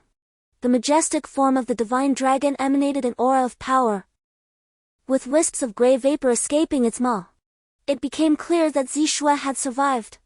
Without hesitation, Yang Chen commanded the undying firebird to plunge towards the earth, its terrifying solar flames instantly searing a cavern into the ground. The deeper they descended, the more intense the aura became. Suddenly, Yang Chen arrived in a vast hall, where a colossal cadaver lay supine. Before it, Yang Chen felt as insignificant as an ant. The immense corpse resembled a mountain, yet it rested within the palace. Surrounding it were the remains of various other demonic beasts, their bodies emitting a palpable and terrifying pressure. Yang Chen knew instinctively that their strength was on a level beyond that of the ice divine dragon. Even more astonishingly, countless ebony chains bound the bodies within the grand hall. These chains were wrapped around their forms, even the ice divine dragon was restrained by one. All the chains converged towards a single point, a vast lake filled with countless crystalline droplets. Yang Chen was astounded, for the lake was filled with the fabled spring of life, drawn from the bodies of these very beasts. Could it be that it was meant to sustain the corpse at the center? Perched upon the undying firebird, Yang Chen cautiously approached the body. The closer he drew, the more palpable the oppressive pressure became. As they neared, the firebird's heart pounded erratically, its rhythm quickening. Finally, Yang Chen arrived at the corpse's face, revealing a wizened cultivator with the countenance of a child, but whose entire being was blackened and desiccated. Surveying his surroundings, Yang Chen observed the cadaver before him. Upon its chest, the heart was visible, desiccated yet retaining a portion of fresh, sanguine flesh. Innumerable rivulets of the fountain of life sustained the organ. Awe-stricken by the miraculous scene, Yang Chen watched as the giant's complexion regained its vitality. The giant rose to his full, towering height, revealing a pitch-black cavern beneath his form. From this abyss, spectral emanations billowed forth, filled with the lamentations of countless spirits. The mournful chorus intensified, resonating through the hall like a cacophony of buzzing. Recognizing his ancestor, the vermilion bird, Yang Chen respectfully clasped his hands in obeisance. "Esteemed ancestor, your disciple pays his respects." The vermilion bird smiled affably. "Indeed, I perceive that you have cultivated the vermilion bird lineage's techniques. Your sagacity is unparalleled, ancestor. I have indeed cultivated the vermilion bird art, and have also mastered the nirvana divine power. The vermilion bird nodded approvingly. Your arrival here signifies a predestined fate. As my time is limited, let us proceed to the crux of the matter. Yang Chen acknowledged, as you wish. The vermilion bird recounted his battle with the Ghost King millennia ago, during which he sealed the riverbank Ghost King with the solar crystal, the frigid Ghost King with the vermilion bird token, and the ironclad corpse with his divine consciousness. His physical form was then emplaced at the nexus between the mortal and spirit realms, his immortality serving as the final seal. Alas! The divine consciousness had sealed the ironclad zombie. Although its physical regeneration was formidable, it could not withstand the relentless erosion of the numerous specters from the ghost realm. In this dire situation, a colossal ice dragon, a profound tortoise, and a fearsome tiger, all hailing from the demon realm, converged their life force to create a spring of life, intended to sustain the vermilion bird's seal. Having recounted this, the vermilion bird elder expressed with sorrowful countenance, "Our human realm has failed the demon realm." With a gesture, he indicated a massive, ebony-hued corpse of a tortoise in the distance, along with the remains of a tiger. They had both become blackened cadavers, leaving behind the expansive lake before them. The sole survivor was the azure dragon, yet from Yang Chen's vantage point, his tail was ensnared by black chains, a portion of it already transformed into a withered, lifeless mass, devoid of vitality. Yang Chen could not help but lament. These demonic beasts from the demon realm likely possessed abilities surpassing the spirit mansion realm. Yang Chen, currently only at the awakening spirit realm, could not ascertain. The vermilion bird glanced at the black chains binding the azure dragon's tail, and with a gentle wave of his hand, the chains detached. Subsequently, the azure dragon swiftly transformed into the form of a middle-aged man, appearing before the vermilion bird. Upon his arrival, the middle-aged man respectfully greeted, "Greetings, vermilion bird envoy." The vermilion bird waved his hand, saying, "Azure dragon, there is no need for such formality. My resurrection is your salvation." "Alas!" the azure dragon responded, "Envoy, there is no need to speak thus. This was a unanimous decision we made in the past." The vermilion bird elder ceased speaking, gesturing delicately towards the fountain of life within the lake. These waters, in mere moments, cascaded upon the azure dragon's form, swiftly restoring its vigor. The vermilion bird hastily waved its hand, saying, "Azure dragon, your temperament remains as fiery as ever. Though the Violet Wing clan has committed numerous atrocities, the majority are innocent, merely driven by the ambition of the Bone Lord. Now that the Bone Lord is deceased, what purpose does their slaughter serve? Go and deter them, but refrain from further bloodshed." The azure dragon nodded, replying, "Understood, envoy." With that, the azure dragon turned to depart.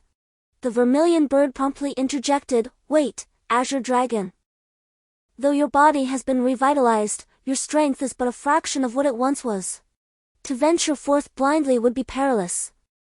It would be prudent to accompany Yang Chen." The azure dragon paused, gazing at Yang Chen. The vermilion bird continued, "Yang Chen, for awakening me, I shall bestow upon you a boon. In the future, the protection of the human realm will rest upon your shoulders." Yang Chen, somewhat perplexed, inquired, "Why do you speak thus, ancestor? Now that you have been resurrected, how could the ghost realm encroach upon the mortal realm once more?" The vermilion bird shook its head repeatedly, lamenting, "My divine sense is what seals the ironclad corpse. Before long, my divine sense will dissipate, marking my demise." Chapter 69, Legacy. This marks the second instance of the vermilion bird mentioning the ironclad corpse, inevitably stirring within Yang Chen the memories of the Sky Corpse Mountains in Tianhuang County. He recalled the ironclad corpse in the frigid pool, upon whose body grew the soul-devouring flower in a bizarre manner, and Chu Lanfeng's declaration of the dragon pearl's presence within the same pool. At this juncture, a shiver ran down Yang Chen's spine, and he inquired with a slight tremor, "Elder, Are you referring to the ironclad corpse sealed within the frigid pool of the Polonia forest? Zhu Ke regarded Yang Chen with astonishment, a hint of amusement gracing his dignified countenance. Young man, could it be that you have encountered this ironclad corpse? Having already seen it? Yang Chen was delighted by Zhu Ke's words, realizing it was indeed the one he had witnessed. Elder, that ironclad corpse is sealed within the frigid pool, and a soul-devouring flower grows upon its body. Yang Chen recounted his experiences. Young man, you are indeed fortunate. The ironclad corpse you saw is one of the ghost masters of the netherworld. That purple flower is a treasure of the netherworld.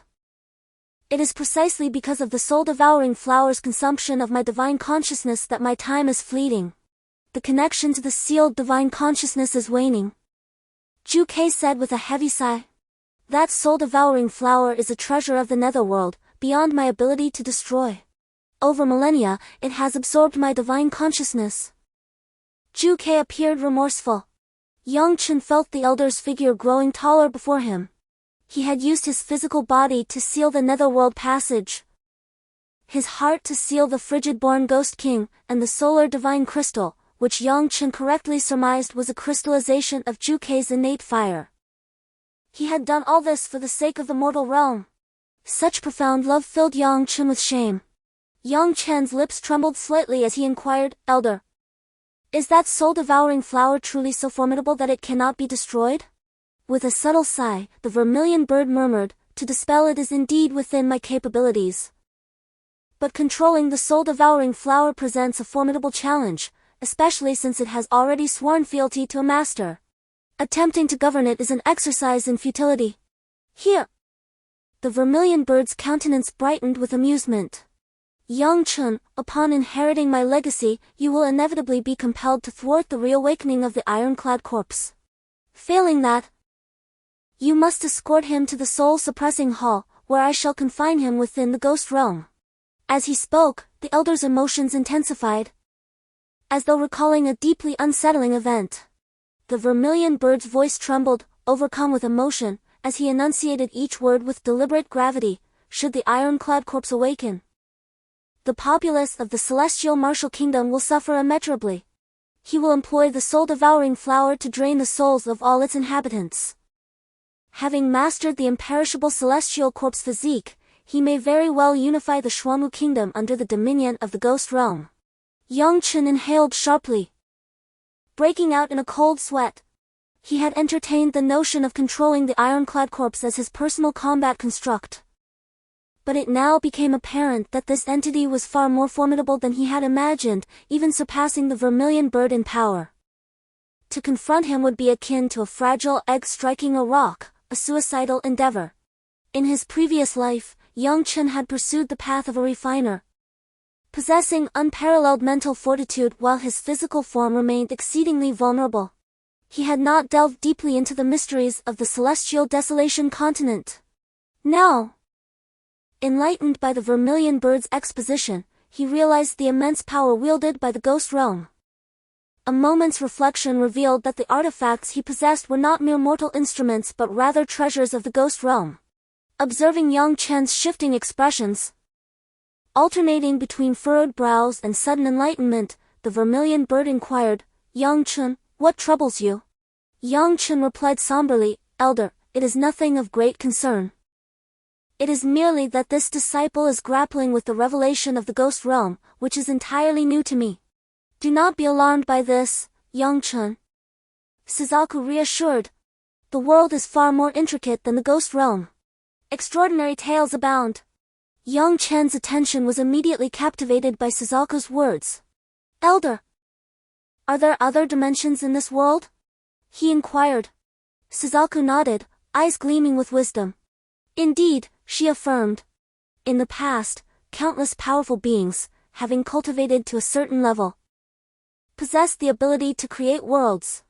With supreme power, they fashioned realms suitable for cultivators. These worlds are connected to the human realm through various passages, though their precise locations remain unknown to me. Having heard Suzaku's explanation, Yang Chen felt enlightened, yet profoundly shaken. It seems I am but a frog in a well, he mused. The world is vast, and I, despite living for over a millennium in my previous life, have learned more in this one. Very well, Yang Chen. Let us commence the inheritance now, Suzaku urged with gravity, lest the Solar Clan be annihilated by the Purple Wing Clan before your return. Yang Chen nodded resolutely. Suzaku gently manipulated her fingers, conjuring an ancient mystic symbol. A mere glimmer of starlight revealed the intense power it held. With a flick of her finger, the golden symbol imprinted itself upon Yang Chen's forehead, and a torrent of memories flooded his consciousness. He felt as though his mind was on the verge of implosion and immediately assumed a meditative posture. Suzaku then produced a peculiar pagoda from her bosom.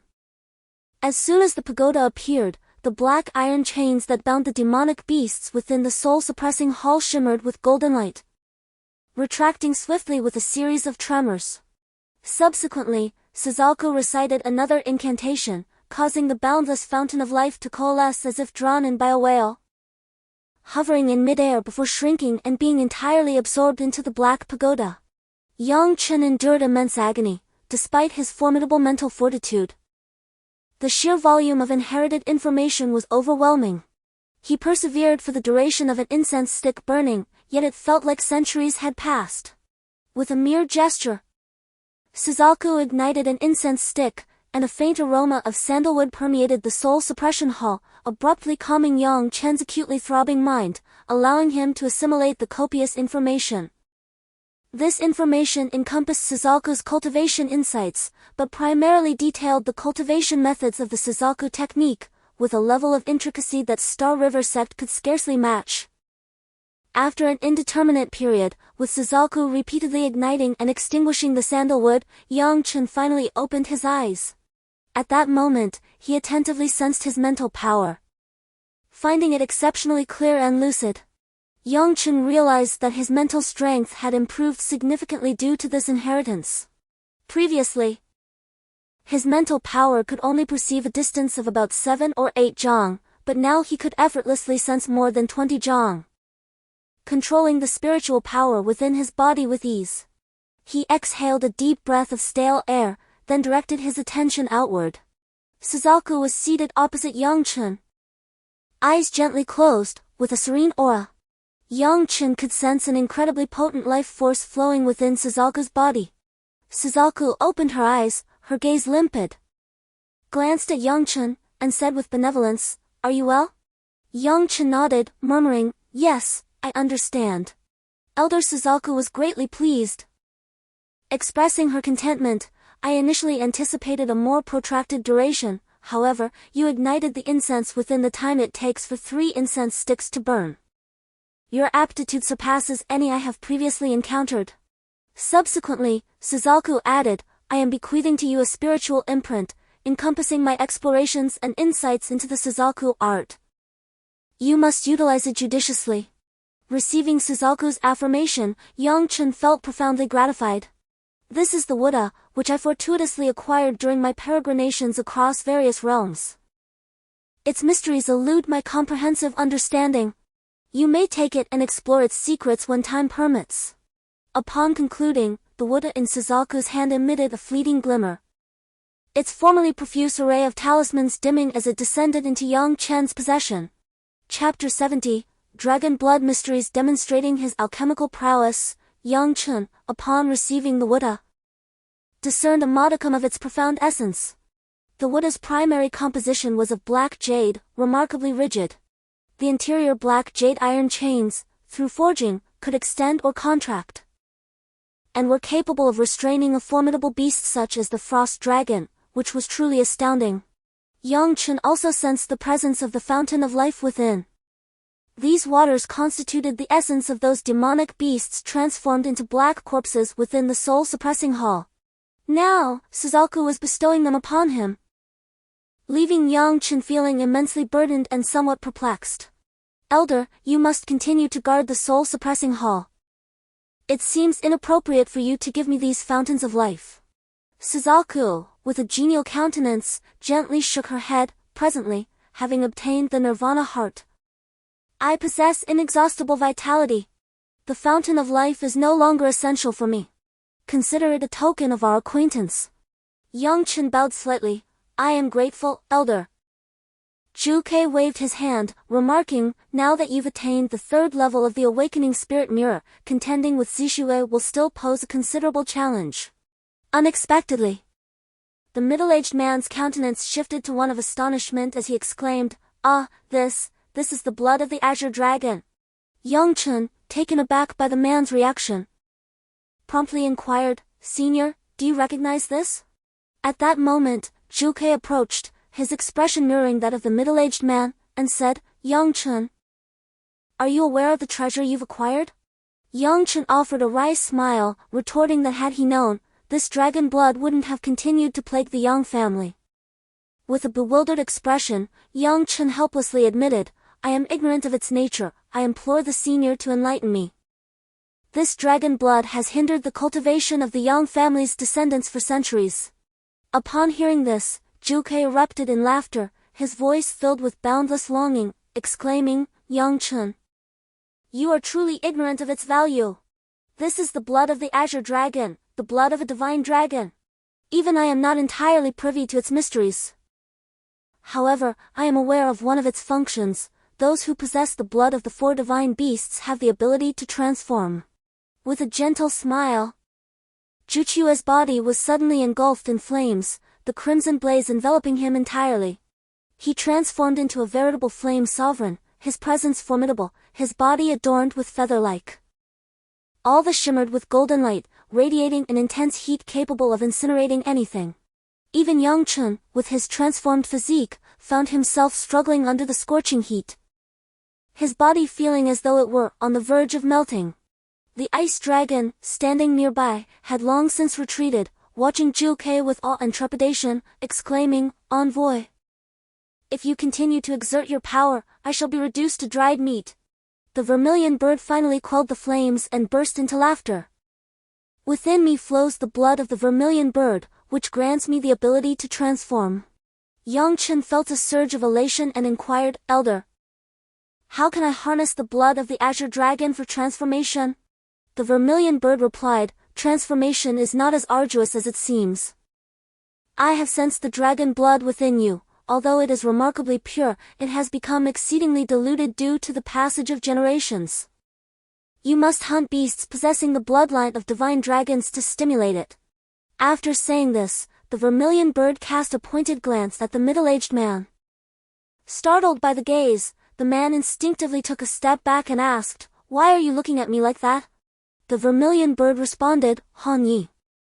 Use your dragon blood to invigorate the Azure Dragon blood within him. Han Ye's eyes flickered with concern as he decisively refused, Messenger.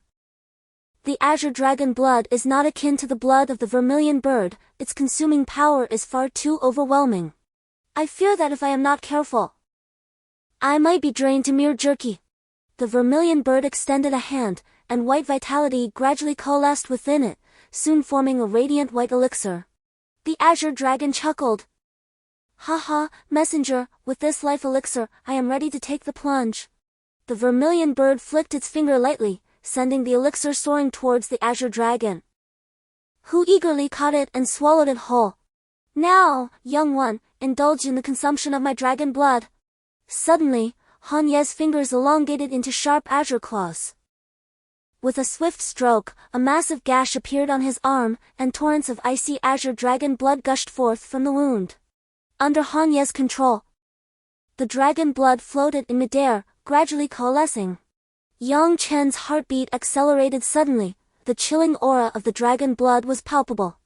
As it emerged, the temperature in the great hall plummeted, and countless crystalline ice formations rapidly materialized upon the walls. Yang Chen pondered his transformation into a flame body through the Juke technique. He mused about the potential consequences of consuming this dragon blood. Hesitantly, he inquired, Elder, my body has just undergone metamorphosis through the sun's sacred fire, filled with fiery true energy. If I were to ingest this dragon blood, could it lead to peril? Juke waved his hand dismissively, Fear not, consume it without hesitation. You still harbor the Tian true fire within you, which is also a cold attribute flame. The mysteries of the human body are boundless. The Juke technique alone cannot unlock all its secrets, it merely serves as an introduction. Upon reaching the star domain realm, the enigmas of the human form must be explored independently. Yang Chen glanced at the dragon blood, his hesitation dissipating.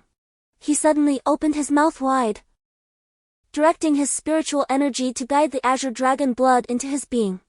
Once inside, he experienced the terrifying essence of the dragon blood, its intense chill coursed through him, freezing and shattering all the meridians in its wake. The clash between the frigid energy and his scorching true energy ignited violent explosions, each detonation wreaking havoc upon his internal veins. Fortunately, his physique was robust, akin to that of a beast. After the chaos, he was continually revitalized by boundless life force. Otherwise, such an explosion would have rendered him utterly incapacitated. As the dragon blood reached the Dantian, the dormant essence within underwent a tumultuous transformation. When the cold ice dragon blood drew near, the azure dragon blood surged to life, voraciously consuming the encroaching icy essence. Subsequently, the azure dragon blood began to bubble with an intensified pull, exuding an insatiable hunger, causing Yang Chen's entire vitality to boil in response. Observing Yang Chen's transformation, Han Yi once again forced the cold ice dragon blood from his body, a continuous stream of dragon blood being devoured by the azure essence. Chapter 71. Dragon Blood Warrior. Time seemed to stretch indefinitely until Han Ye's complexion turned ashen. It was only then that Yang Chen ceased his consumption. Abruptly, Han Yi collapsed onto the ground, lamenting, "Goodness, this azure dragon blood is exceedingly tyrannical. Messenger, had it not been for the life-restoring elixir you provided me, I fear I would have already been reduced to mere dragon marrow." The preceding scene did not escape the notice of Juke. Had he not bestowed upon Han Yi the life-restoring elixir, he would likely have succumbed to the azure dragon blood's relentless pull. At that moment, Yang Chen's body underwent a profound metamorphosis. His Dantian, once filled entirely with fiery true energy, was cleaved in two by the dragon blood. One half transformed into an extraordinary spiritual power imbued with icy true energy, the latter containing the essence of wood attribute energy, harmoniously merging into a singular entity. Moreover, it bore the will of the dragon itself. Soon after, Yang Chen's exterior began to alter dramatically. Countless dragon scales suddenly adorned his arms, face, and body. Even his lower back tingled with a peculiar sensation, and then, a magnificent azure dragon tail emerged, striking the ground with such force that the earth shattered beneath it. His spine was replete with barbs, shimmering with a frigid, azure light, their sharpness unparalleled. A fresh cascade of memories flooded Yang Chen's mind, revealing the arcane principles of the Dragon Clan's cultivation methods. These principles bore a striking resemblance to the Azure Dragon Institute of the Star River Sect, yet upon closer inspection, the cultivation techniques proved to be far more profound. Moreover, they encompassed an additional supernatural power, the Azure Dragon Step. The cultivation methods inherent in the dragon blood emphasized physical prowess, whereas the Azure Dragon Institute had evolved the Dragon War Sword, better suited for the human form. Yang Chen channeled the azure spiritual energy within him, gingerly raising and extending his foot. A single step consumed a significant portion of his spiritual energy, nearly depleting half of his reserves in an instant. Elder Suzaku and Han Yi were astounded, for at that moment, Yang Chen appeared as a celestial being. The surrounding space seemingly frozen, its spiritual energy spiraling out of control, unleashing terrifying explosions. Each footfall seemed to herald the annihilation of the cosmos, the very fabric of space collapsing. Suzaku and Han Yi wore expressions of utter dismay, clearly unfamiliar with such a formidable supernatural power. As Yang Chen prepared to take another step, Suzaku hastily interjected, "Hold! Young man, one more step and my soul-suppressing hull will be shattered, rendering even I incapable of suppressing the nether spirits of the ghost realm." Yang Chen retracted his foot, the terrifying aura that enveloped him gradually subsiding. As he circulated the azure spiritual energy within his body, Yang Chen noticed that his original firepower had receded, condensing into flames and chi cyclones within the acupoints, becoming exceedingly dense. The azure spiritual energy permeated his entire being. Here, Yang Chen's verdant spiritual power incessantly reshaped his physique. Before long, a peculiar verdant vortex materialized within his core, now dominated by said power. This vortex, singularly unique, resonated with an ethereal sense of containing its own realm. Akin to a summer pouch, possessing spatial properties. A surge of potent attraction emanated from within, guiding countless frigid and verdant wood-based spiritual energies from the cosmos, ceaselessly drawn into the vortex. Such was the hallmark of a spirit-powered gyre, unique to the aerial mirror realm. Concurrently, Yang Chen perceived an ability to command the spiritual energies of the world, as though they were extensions of his own limbs. With a mere thought, he conjured orbs of frost in the firmament, their immense power undeniable. Han Yi, observing this, chuckled and remarked, "Fortunately, my dragon blood was not squandered. Lad, upon transformation, you've successfully ascended to the aerial mirror realm." Yang Chen felt an unparalleled elation within his heart. For cultivators, the aerial mirror realm signified true initiation, a watershed moment in the path of body refinement. The emergence of the spirit-powered gyre meant that the manipulation of spiritual power would henceforth be as intuitive as moving one's own limbs, capable of manifesting a myriad of formidable powers. As the dragon blood was assimilated, a wave of exhaustion washed over him, the debilitating sensation causing him to break out in a cold sweat. Zhu Ke, noticing Yang Chen's discomfiture, cautioned, "Your physical body remains at the awakening spirit third level. Your attainment of the aerial mirror realm was solely supported by the dragon blood. Otherwise, your physical form would have already shattered." Yang Chen sensed this to be true. His body, burdened by excessive strain, teetered on the brink of collapse, countless meridians already fractured. Furthermore, he possessed the nirvana divine ability. With his heart incessantly generating vitality and his meridians undergoing reconstruction. Through this transformation, amidst the destruction and rebirth, Yang Chen's physical body grew even more formidable. "Very well. You shall now proceed to rescue the Solar Clan. Any further delay, and the Solar Clan will be annihilated by the Purple Wing Clan," Zhu Ke cautioned.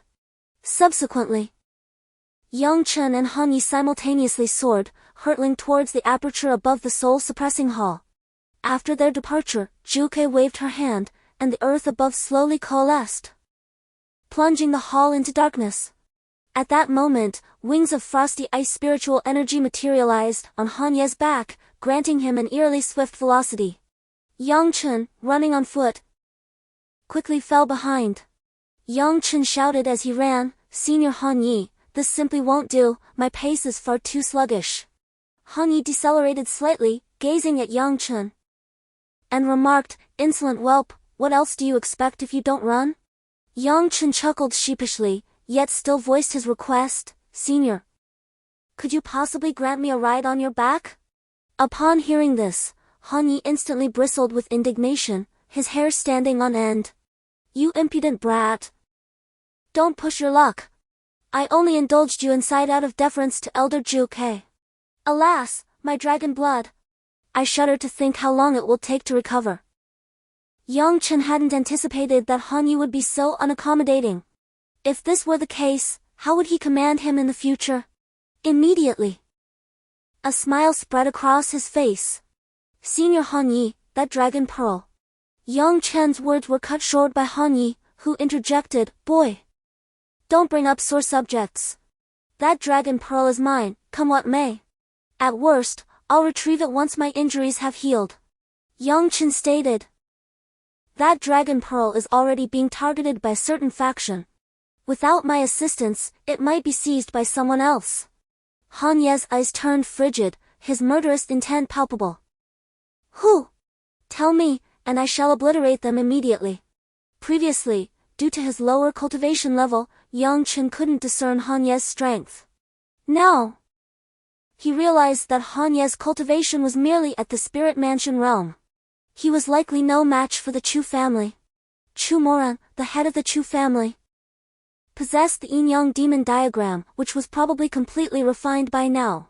Yang Chen informed Han Yi that the enemy possessed the yin-yang demon diagram. Han Ye's killing intent intensified. I didn't expect that someone would actually refine the Ghost Realm's most wicked artifact. Even as a demon beast, I find him abhorrent. At this point, Han Ye sighed.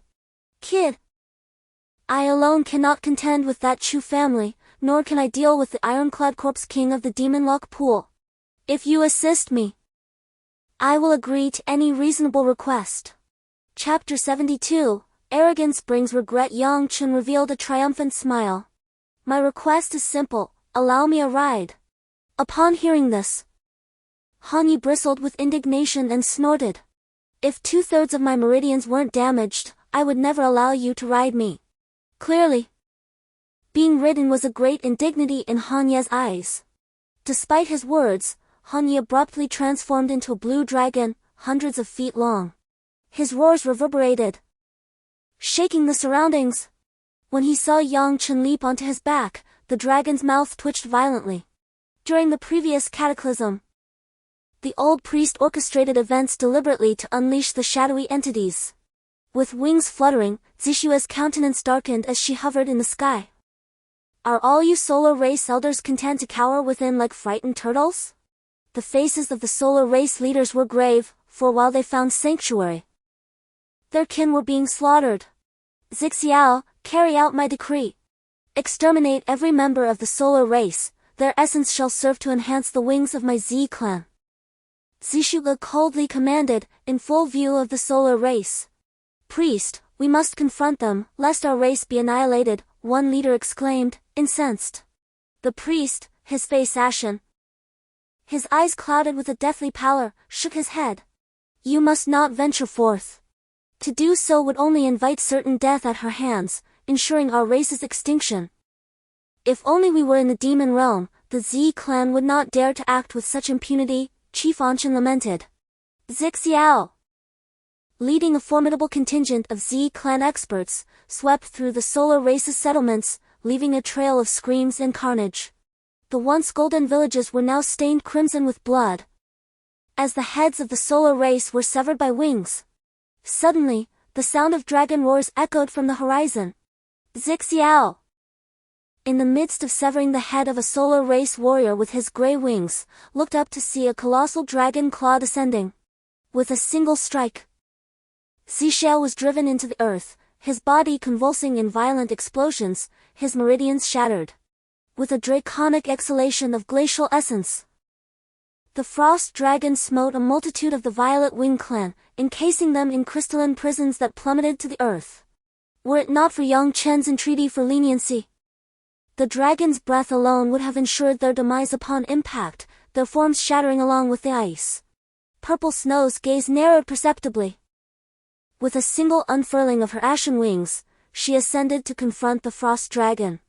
Her once frightened, otherworldly eyes now blazed with animosity as she addressed the ancient being. By what authority do you intercede, obstructing my path, on 2 occasions?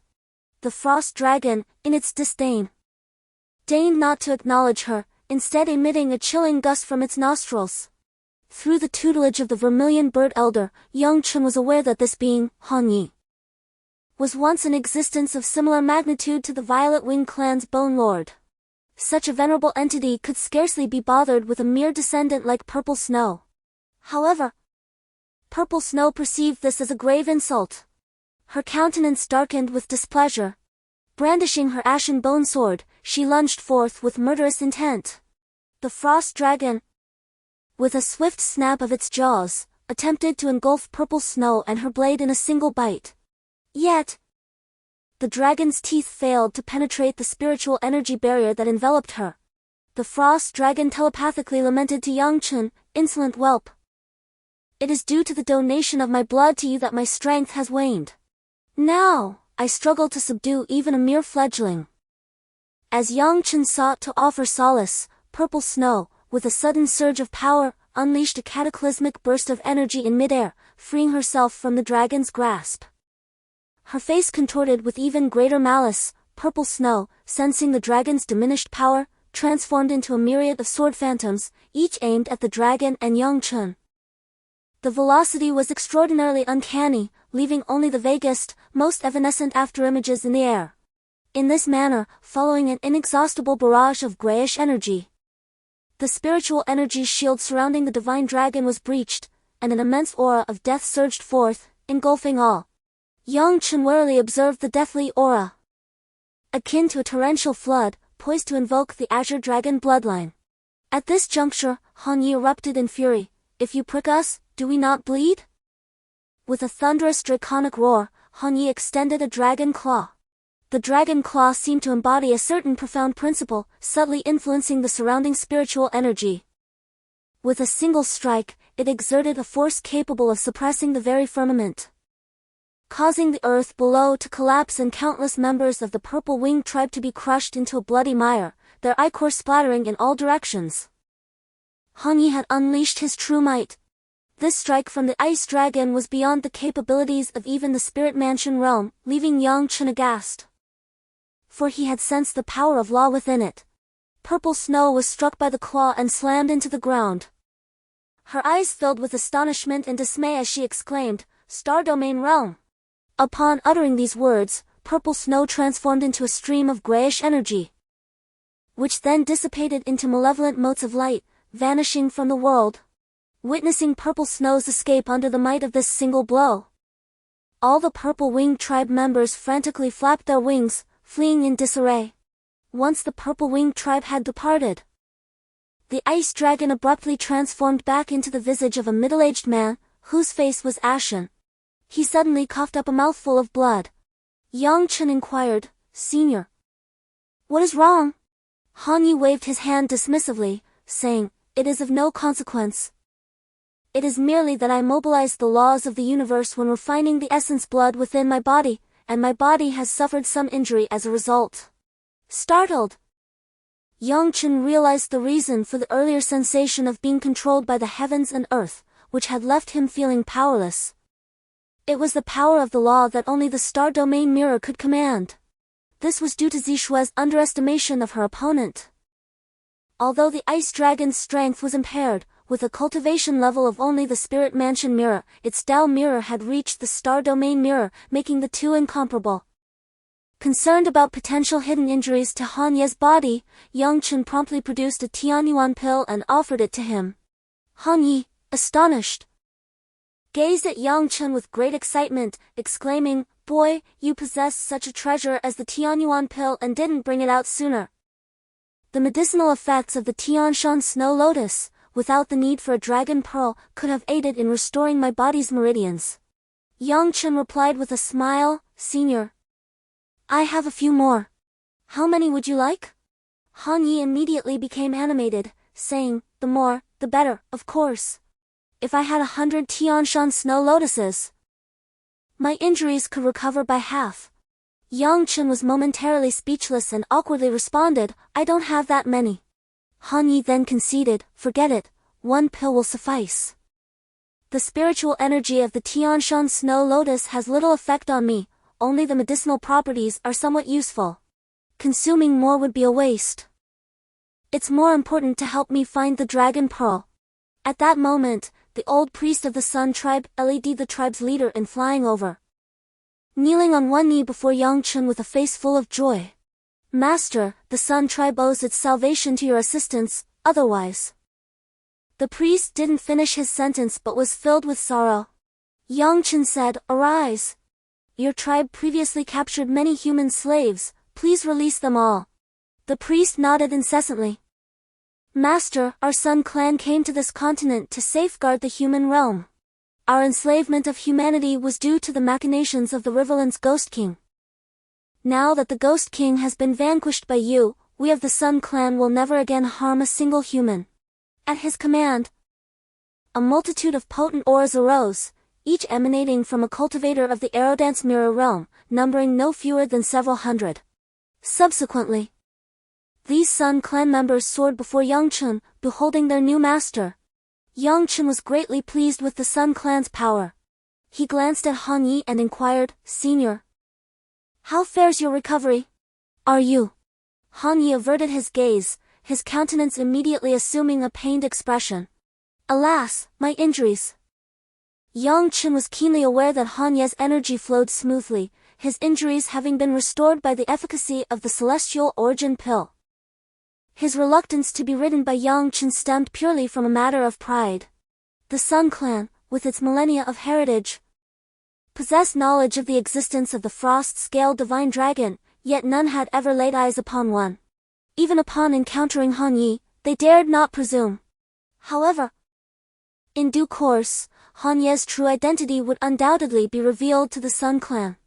Han Yi was inwardly distraught, contemplating the utter humiliation he would face if the tale of his being ridden were to reach the ears of the demon realm. Yang Chen, giving it little thought, was suddenly struck by a brilliant idea. It was to refine the violet wings. His current strength had not yet reached the aerodance mirror realm, and he could not condense wings of spiritual energy. Even if he were to reach that level, the wings of spiritual energy he condensed would only allow him to fly at a low altitude. The resounding clamor reverberated through the firmament, as countless golden scintillae scattered effusively. Subsequently, under the auspices of the priests, Yang Chen was ushered into a resplendent golden tent, an expansive abode befitting only the chieftain. The venerable tent was adorned with gilded phoenixes and a plethora of peculiar inscriptions, arcane symbols in the vernacular of the demon kin. Thanks to the legacy of the Vermilion Bird Elder, Yang Chen was privy to their significance. They chronicled the annals of the solar race and the lore surrounding the Vermilion Bird.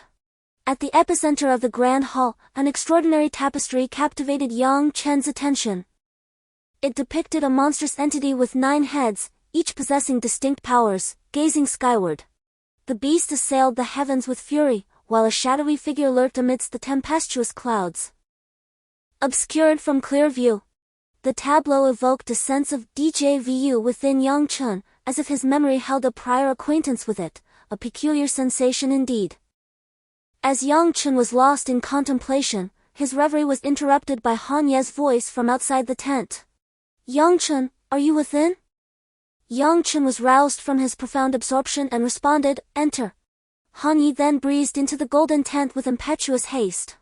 Abruptly, he emitted a couple of coughs and, with a tinge of embarrassment, queried, Yang Chen, might you perhaps bestow upon me another celestial essence pill?" Having uttered these words, Han Yi fixed his gaze upon Yang Chen with a hint of awkwardness. Yang Chen found the situation amusing, noting Han Ye's reluctance to beseech assistance despite his pride.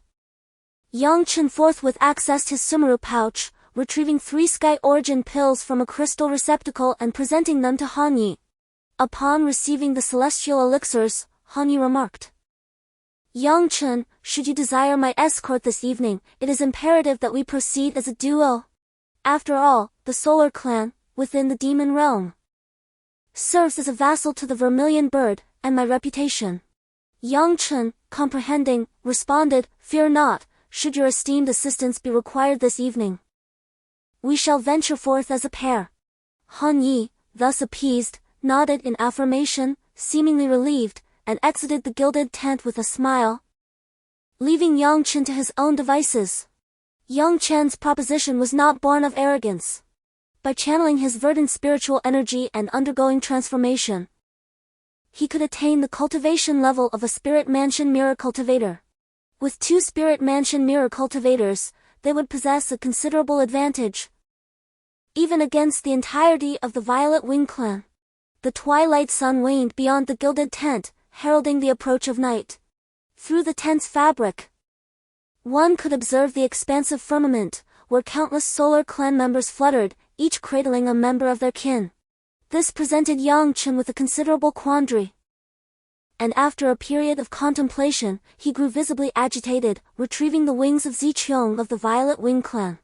The violet wings bore exquisite patterns, shimmering with phosphorescence and adorned with myriad Taoist, subtly emanating spiritual energy. The spiritual aura carried a peculiar sanguinary undertone, adding to its mystique. Subsequently, Yang Chen procured the materials for forging he had acquired from the Solar Clan: obsidian, spirit-attracting stones, and divine crystals. Ordinarily, the forging process would not necessitate divine crystals, merely spirit-infused ore. However, all the ore within the Solar Clan had been transmuted into divine crystals. Yielding to the insistence of the priests, Yang Chen acquiesced to the use of divine crystals, harboring a sense of curiosity as to the unique properties the spirit wing forged with such materials might possess. Chapter 74. The Peril of the Violet-Winged Clan. As night descended, a palpable sense of activity permeated the surroundings. The Solar Clan, through the concerted efforts of its people, had managed to reconstitute itself. Their eyes reflected the profound sorrow stemming from the loss of their kin. Under the guidance of their respective chieftains, they kindled bonfires, both to commemorate their resurgence and to mourn their departed brethren. The chieftains convened, indulging in copious amounts of wine and meat. Even Han Yi, unable to resist the fervent hospitality of the Solar Clan's stalwart warriors, joined their ranks, engaging in convivial revelry. Perhaps it was the protracted confinement within the soul-suppressing hull beneath the earth, a millennium spent in desolate darkness, that rendered Han Yi so uninhibited amidst the Solar Clan. He raised his cup in hearty draughts, his words flowing freely, devoid of any pretense. At that moment, he was simply one among them, a common man fraternizing with his newfound comrades. While merriment filled the air, Yang Chen remained in his chamber, his gaze fixated upon the array before him. The formation blazed with incandescent flames, its energy fluctuating between periods of intense volatility and tranquil serenity. Within, the violet wings ceaselessly rotated, their crystalline appearance enhanced by the searing heat of the celestial fire. This marked Yang Chen's inaugural foray into artifact crafting since his rebirth. As a grandmaster of refinement, the familiar sensations evoked within him a surge of exhilaration. Yang Chen's divine sense ceaselessly probed the wings, and as his consciousness orchestrated the entire construction process, he uncovered many of the wings' secrets. These wings were magical implements forged by the Violet-Winged Clan using mystical powers and blood essence. There existed a significant disparity between these wings and ordinary crafted objects, most notably in their compatibility with the human form. The violet wings could be effortlessly controlled through divine sense, fostering an exceptional rapport with their master, akin to the ease with which one commands their own limbs. Yang Chen discerned a faint aura reminiscent of a particular demonic beast, specifically the Grey Wedge Moth, of which the Purple Wing Clan is a descendant. As time progressed, other materials melded into the wings, transforming their hue from an eerie blue to a resplendent gold. He stowed the wings and, invoking a spell, affixed them to his back, channeling his spiritual energy to establish a connection between the wings and his body. With a mere thought, the wings began to vibrate vigorously, revealing a subtle crimson flame beneath their golden exterior. In a series of rapid flaps, Yang Chen soared through the air, moving with astonishing speed, swift as lightning, surpassing the realm of the Dance of the Void by more than double. If Yang Chen were a swordsman, such lightning speed would surely allow him to seize the head of his opponent before they even realized it. The superiority of a physical flying spiritual artifact became evident, as the energy consumption was negligible, thanks to a specialized array inscribed on the wings that continuously absorbed the ambient spiritual energy. After a graceful circle in the air, the flow of energy led Han Yi to discover Yang Chen's presence. With a voice raised in exultation, he called out, "Haha, Yang Chen, you have succeeded. Come, let us share a drink." Han Ye's vision was already clouded by intoxication. With several swift flaps of his golden wings, Yang Chen approached the Sun Clan members, hovering above them. As he gazed down, his golden wings unfurled magnificently, reminiscent of a celestial being descending from the heavens, inspiring profound reverence among those below. Their eyes brimming with sincere admiration, Yang Chen issued a measured decree: all luminaries of the Sun Clan, those who have transcended the terrestrial confines of the dancing void mirror, give ear. From the depths below, a myriad of auras surged forth with indomitable force, their wings fluttering in unison as they ascended into the firmament. These pinions, gilded with a lustrous sheen, paled in comparison to the radiant luminescence emanating from Yang Chen's own. The elder priest, unlike the others, was a frail and time-worn figure. Within the sacred confines of the Sun God Mountain, he reigned supreme, his dominion extending to every blade of grass, every tree, and the very essence of the mountain range itself. his power akin to that of the heavens. Yet, beyond the mountain's embrace, he was but a vulnerable mortal, susceptible to the ravages of time. Yang Chen's gaze swept across the assembly, alighting upon the elder priest, who stood below, his eyes fixed on the heavens, bidding farewell to the departing warriors. With a gentle gesture, Yang Chen raised his hands in a gesture of reciprocation. The elder priest, overcome with emotion, prostrated himself upon the ground. A faint smile graced Yang Chen's lips, surprised to find himself held in such high esteem by the elder priest.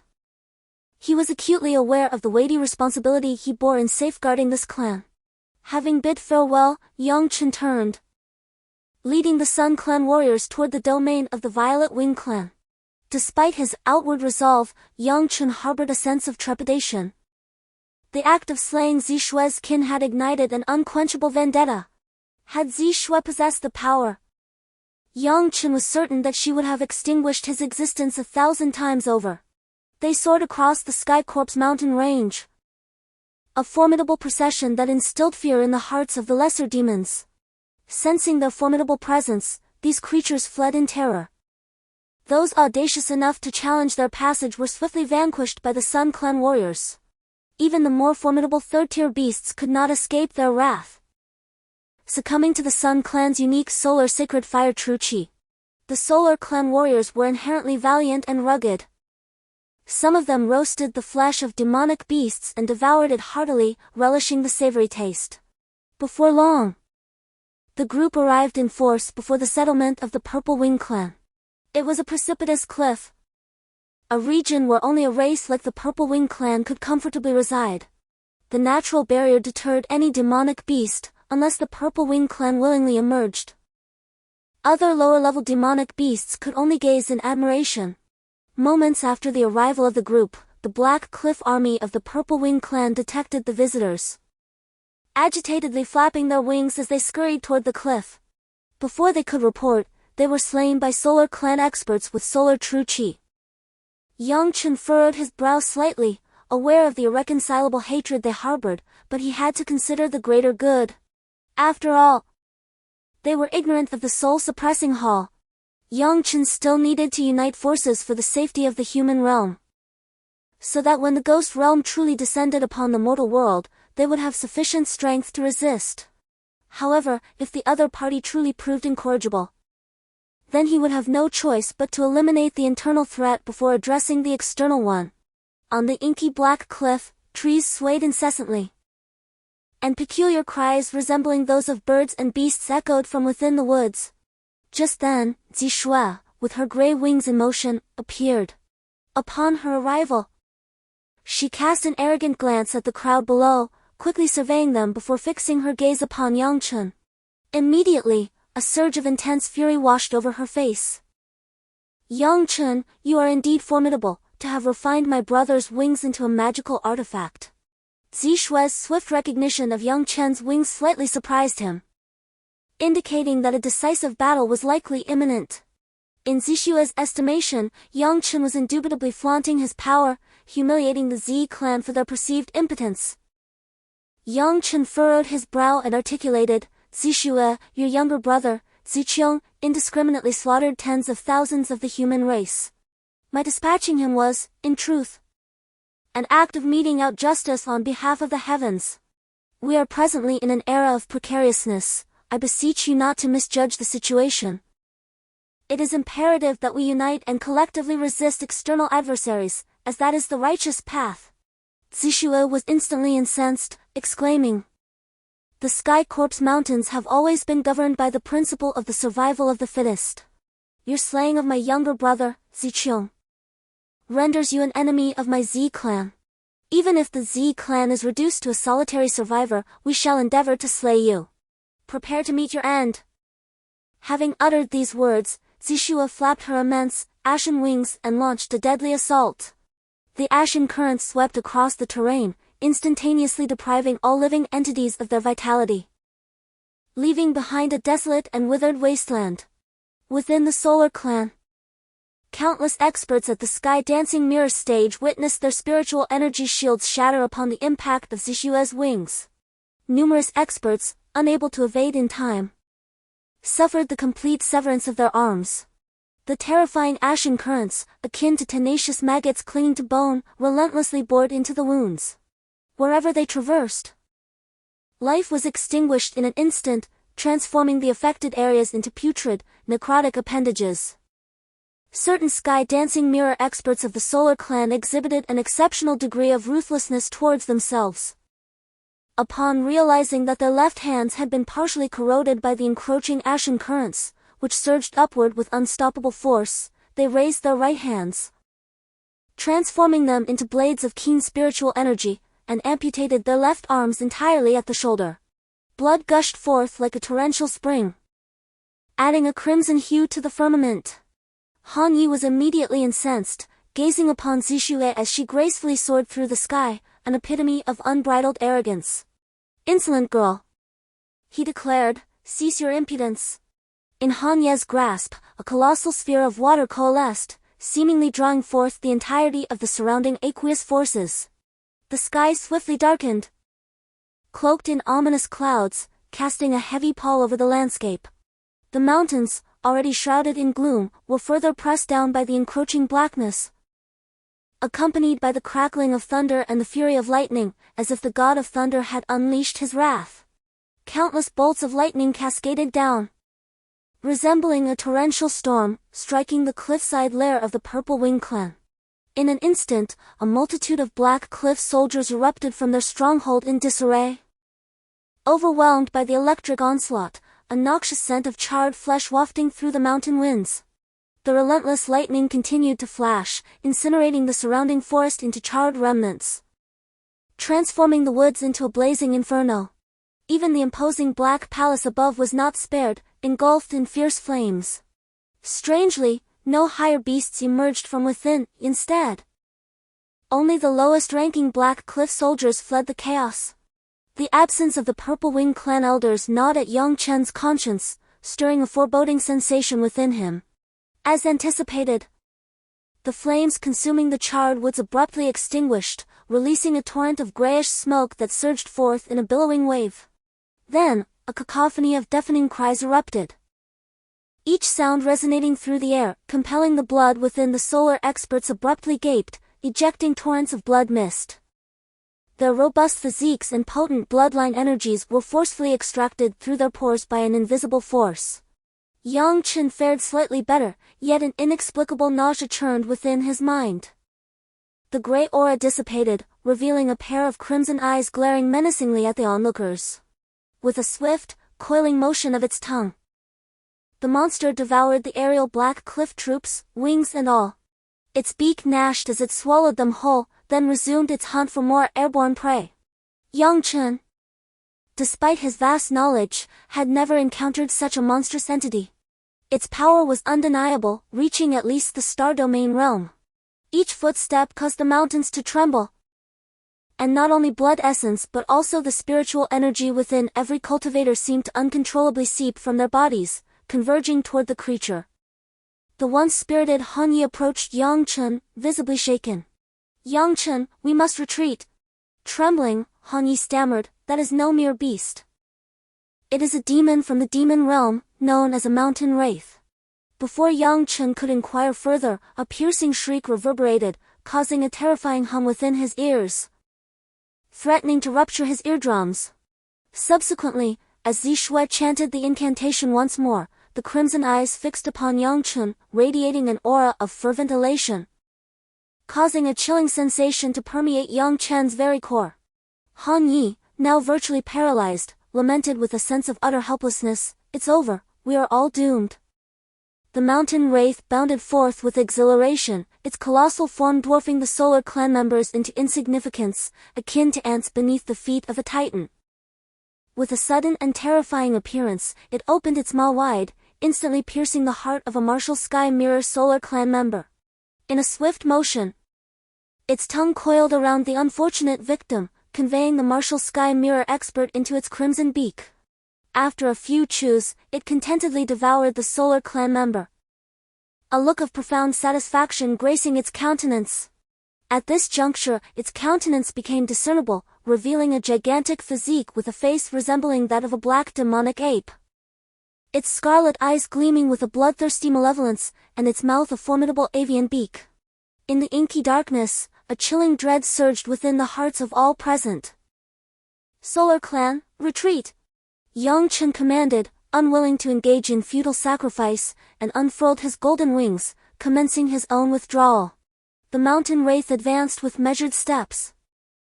Its movements seemingly languid, yet with each stride, it instantaneously materialized behind a Solar Clan expert. With a swift coil of its crimson tongue, a Solar Clan member was ensnared and swallowed whole, followed by a low, gleeful murmur emanating from the wraith. The mountain wraith, seemingly impossible to elude, relentlessly pursued Yang Chen from behind. With crimson tendrils darting and weaving, Yang Chen narrowly evaded the onslaught, his wings affording him just enough velocity to sidestep some of the attacks. Yet, despite his efforts, a grotesque, scarlet tongue pierced his arm, its surface replete with repulsive barbs that latched onto his flesh. Chapter 76, Celestial Strike. At that moment, Zixue stood atop the mountain wraith's shoulder, her countenance, obscured by the dim light of the night, transformed into a ghastly visage, a stark contrast to her usual demeanor, as if she were a specter. "Humph, how utterly delusional," she mused, as if a predator toying with its quarry. "Did you truly believe that such paltry efforts could impede the mountain wraith's assault? Glacial Divine Dragon, judging from your attacks during the day, your cultivation has already reached the Star Domain realm, has it not? Alas, how unfortunate! If you were not wounded, my mountain wraith would be hard-pressed to subdue you." Han Yi cast a frigid glance at Zixue, his azure eyes glinting with a chilling intent. With a roar, he unleashed a torrent of glacial breath. Zixue remained unfazed, allowing the icy dragon's breath to be intercepted by a layer of grayish energy. "Mountain wraith," Zixue commanded with fury, "slay this vermin." The mountain wraith gesticulated wildly in the darkness, emitting shrill cries. Its beak expanded, revealing another crimson tongue, which it launched at the glacial divine dragon's body with astonishing speed. Han Yi emitted a pained roar, as emerald dragon blood gushed forth from his maw. Yang Chen watched in disbelief as the mountain wraith revealed its second tongue. The colossal eyes of the frost dragon regarded Yang Chen, and from its maw issued a voice akin to a man's. "Yang Chen, relinquish unto me all of your celestial essence pills. I must unleash my most formidable assault to shatter the shackles binding this beast, lest we both meet our demise." Upon hearing this, Yang Chen promptly opened his sumeru pouch, releasing hundreds of celestial essence pills that transformed into luminous, white speckled particles, which entered Han Ye's maw. Abruptly, the heavens and earth erupted with an intense aura, the very essence of the dragon. Han Ye's overall presence surged dramatically, instilling in Yang Chen a sudden impulse to kneel in submission. Only by rapidly circulating the spiritual power of the crimson celestial flame within his body was Yang Chen able to suppress the immense coercion, regaining his composure. Were he unable to quell Han Ye's draconic attack would not be necessary. Yang Chen, standing merely a few yards from the frost dragon, would have his divine consciousness obliterated by the intense pressure. The frost dragon soared before, its form encircled by layers of white ice crystals, with countless streams of white vapor swirling around it, creating a domain of frost. Within this frigid realm, it was an invincible entity. As the gray aura emanating from made contact with the white vapor, it violently detonated, obliterating numerous surrounding peaks with its energy. Perched upon S shoulder, was struck by the raging white energy, causing her to bleed from the mouth. Immediately fluttered her wings once more, taking flight to evade Han Ye's assault. Despite her repeated evasions, Zixue was struck by the frigid aura, causing her to cough up a mouthful of blood. She attempted to flee, but a white tempest raged outside the gray aura of the mountain spirit. Should Zixue venture out, she would immediately be torn to shreds by the icy gale. Zixue chanted the incantation once more, and the crimson inscription on the mountain spirit's forehead materialized. Subsequently, countless streams of gray energy converged from the heavens and the earth, coalescing upon the mountain spirit's form. Soon after, the gray aura surrounding the mountain spirit completely shielded it from Hanye's icy torrent. And Zixue once again alighted safely upon the mountain spirit's shoulder.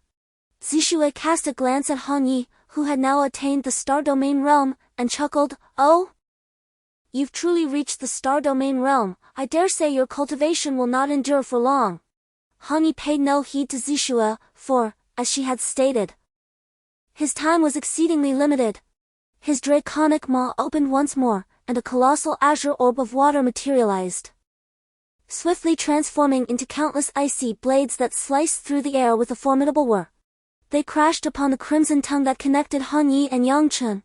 Unexpectedly, the mountain spirit's tongue, though bearing faint white marks, remained steadfast, maintaining the connection between the two figures.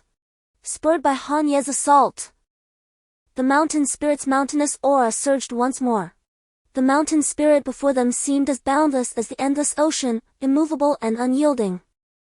The icy aura surrounding Hanyi was compressed by the mountain spirit's gray energy. Hanyi suddenly spat out a mouthful of dragon blood, his momentum utterly crushed by the mountain spirit. The ashen currents relentlessly encroached upon Hanye's glacial domain, causing the white aura to crumble under their insidious advance. The surrounding mountains, upon contact with the gray miasma, were instantly reduced to dust. Zixue chuckled once more, a faint hint of triumph gracing her darkly enigmatic countenance. "The mountain wraith's power is far more formidable than it appears," she jested. "I misled you earlier. Even if you were to attain the star domain realm, you would be unable to vanquish it." Just as Zixue reveled in her deception, a black vortex materialized silently in the sky, directly above the mountain wraith. The vortex expanded rapidly, tearing through the fabric of space. This spectacle did not escape the notice of Yang Chen and Hanyi. Abruptly, a female figure emerged from within, wielding a white whip. With spectral swiftness, she lashed out, striking the mountain wraith's tongue. The tongue, which even Hanyi of the star domain realm could not move, severed instantly. Before elation could take hold, Yang Chen and Hanyi collapsed to the ground, writhing in agony, the remnants of the tongue within their bodies, far from being inert, thrashed about like living entities, burrowing towards their hearts.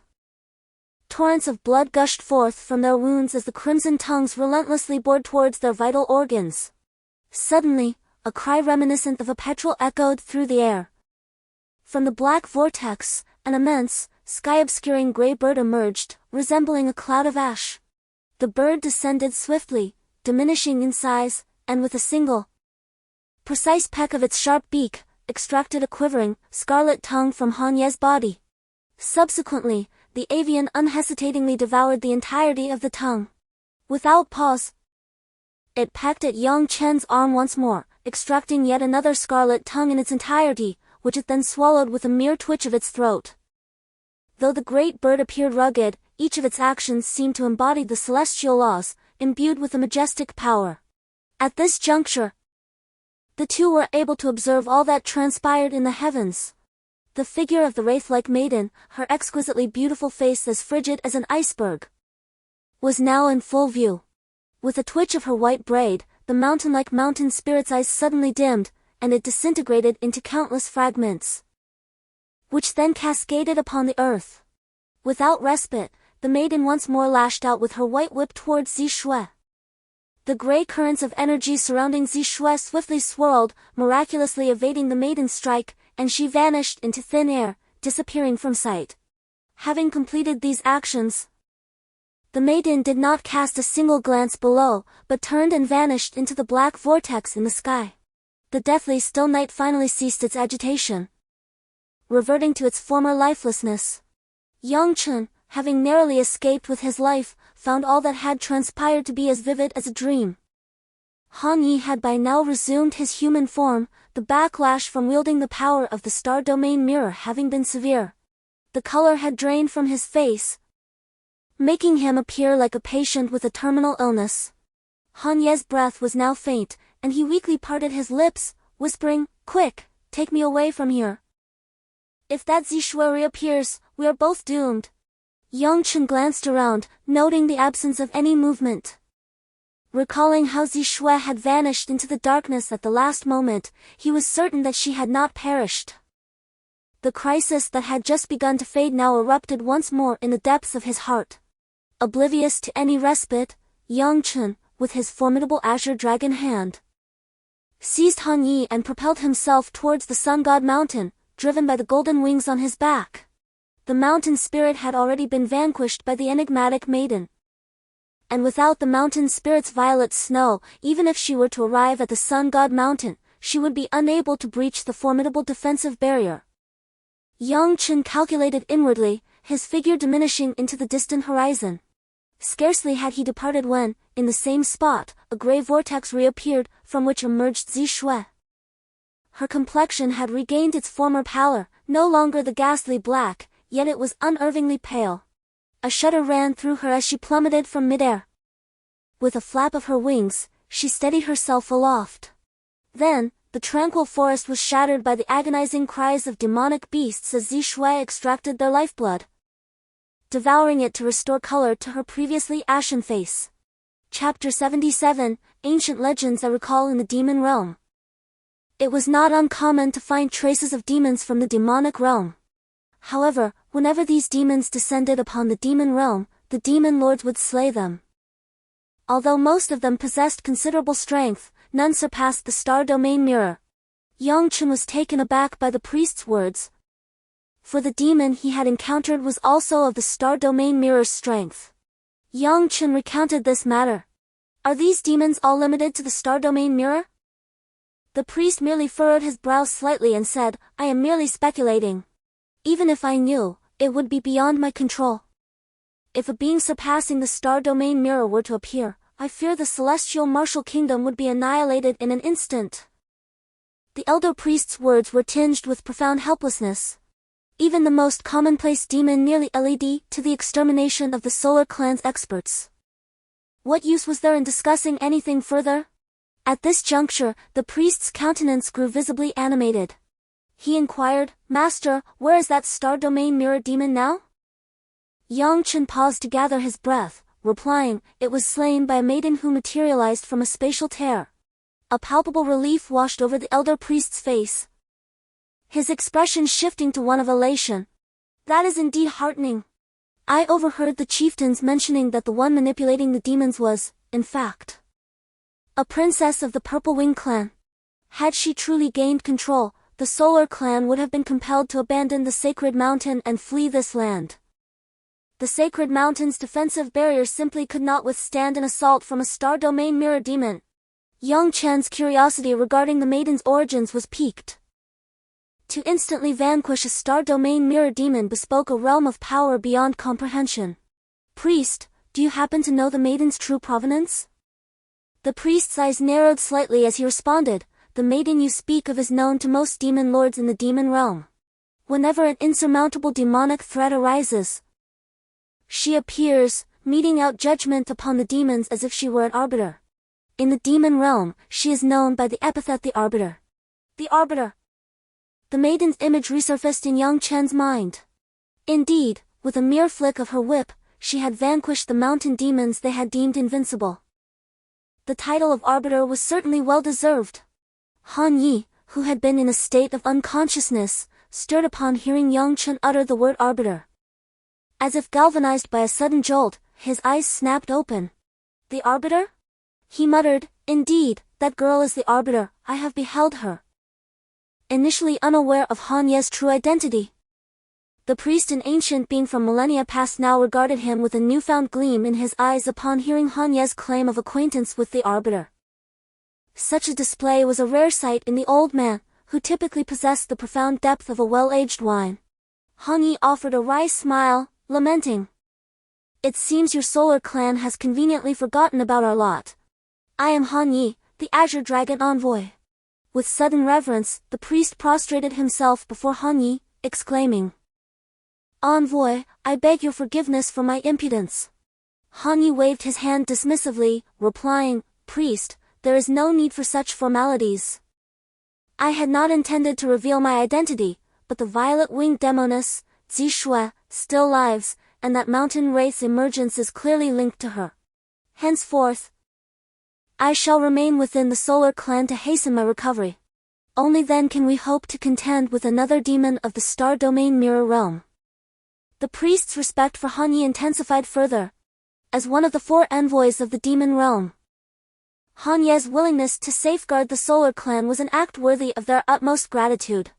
Turning his gaze towards Yang Chen, Han Yi remarked, Yang Chen, having inherited the Azure Dragon bloodline, you are destined to cultivate the War Dragon sword within the Azure Dragon Institute of the Star River Sect. Perplexed, Yang Chen questioned the meaning behind Han Ye's words. Why?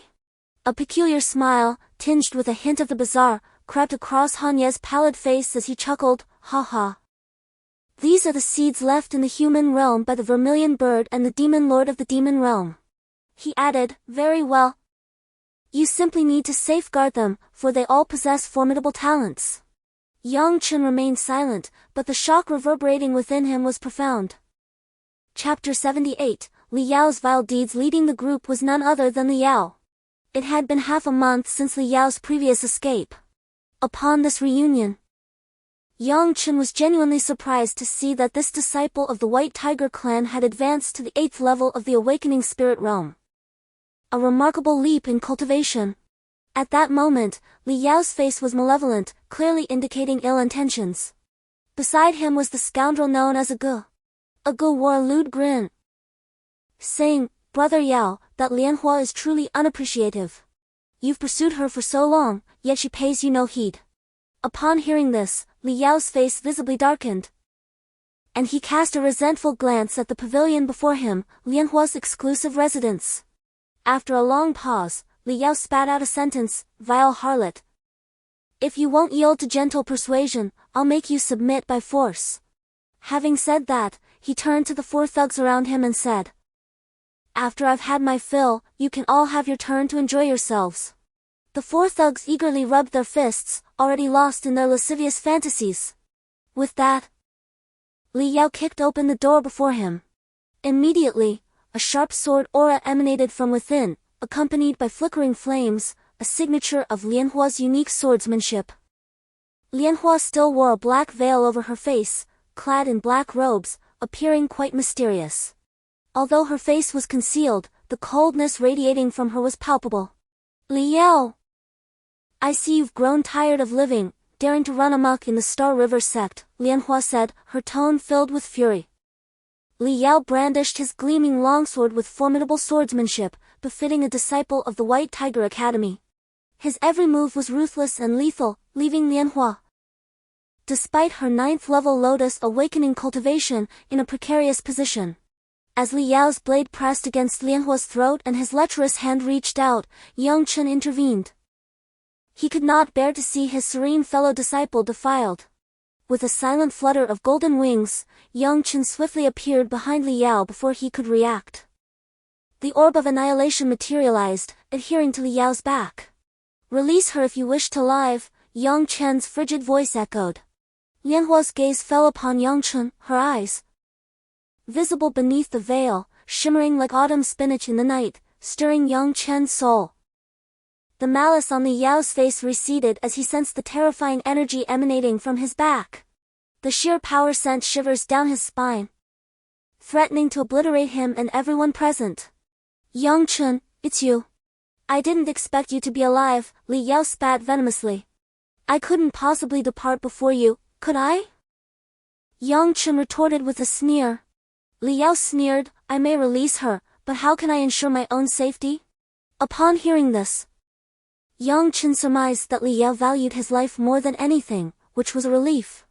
He then stated, the Alchemy Sect forbids internal strife, I shall not slay you. Li Yao's countenance turned somber as he seemed to weigh the pros and cons. In an instant, he declared, first, stow away that orb, and I shall sheath my sword. Yang Chen, capable of controlling the orb of annihilation in an instant, promptly concealed it. He had no fear of Li Yao reneging, for his awakened spirit possessed dual yin-yang attributes, enabling him to instantly unleash 2-colored energies through mental power. Upon hearing Yang Chen's clumsy excuse, Lotus could not refute it, but then made a move that caught Yang Chen off guard. With a flick of her slender hand, the black veil upon her face fell, revealing her flawless beauty under the night sky. Yang Chen's eyes widened at once. Her complexion was as fair as jade. Her eyes as watery as the stars in the night, her hair like silken threads, and her nose elegantly high. After a single glance, Yang Chen felt that she was the most beautiful woman he had ever seen, even more so than Tang Luoyan. Although Tang Luoyan was also a beauty, she could not compare to Lotus. Lotus, true to her name, was like a lotus flower emerging from the mud, untainted and unalluring. Graceful and elegant. She seemed to belong only in the heavens, not in the mortal realm.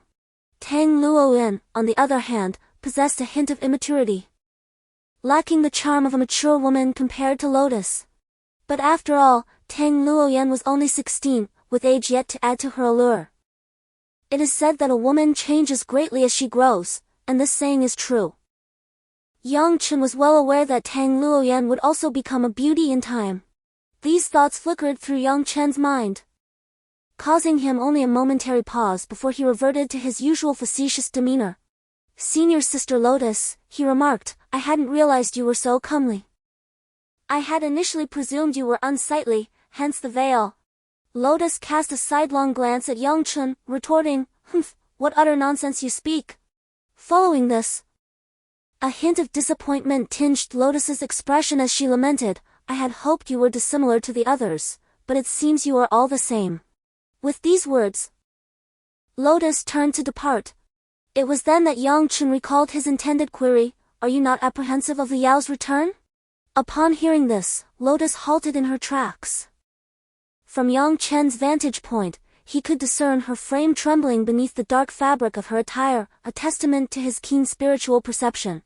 Lotus pivoted once more, her countenance now marred by a ghastly pallor. Her once alabaster complexion had transformed into a shade of ashen gray. Yang Chen was taken aback by Lotus's condition, at a loss to explain the sudden change. "What ails you?" Yang Chen inquired. Lotus's body convulsed violently, as a terrifying force of annihilation rapidly coalesced within her. Wherever the gray miasma permeated, her skin swiftly lost its luster. She appeared as a flower caught in a tempest, on the verge of being extinguished by the ominous energy. Despite their limited interactions and the relatively commonplace nature of their acquaintance, Yang Chen found it distressing to witness such a beautiful woman perish before his very eyes.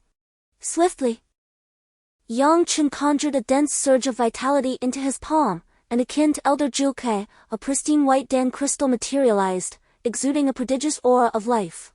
Simultaneously, the gray energy began to ravage Lotus, causing her arm to wither rapidly before their very eyes, transforming into a bloodless, ebony husk. Yang Chen administered the white Dan crystal into Lotus's mouth, where it dissolved instantly, transmuting into a rich vitality that permeated her body, mending her wounds.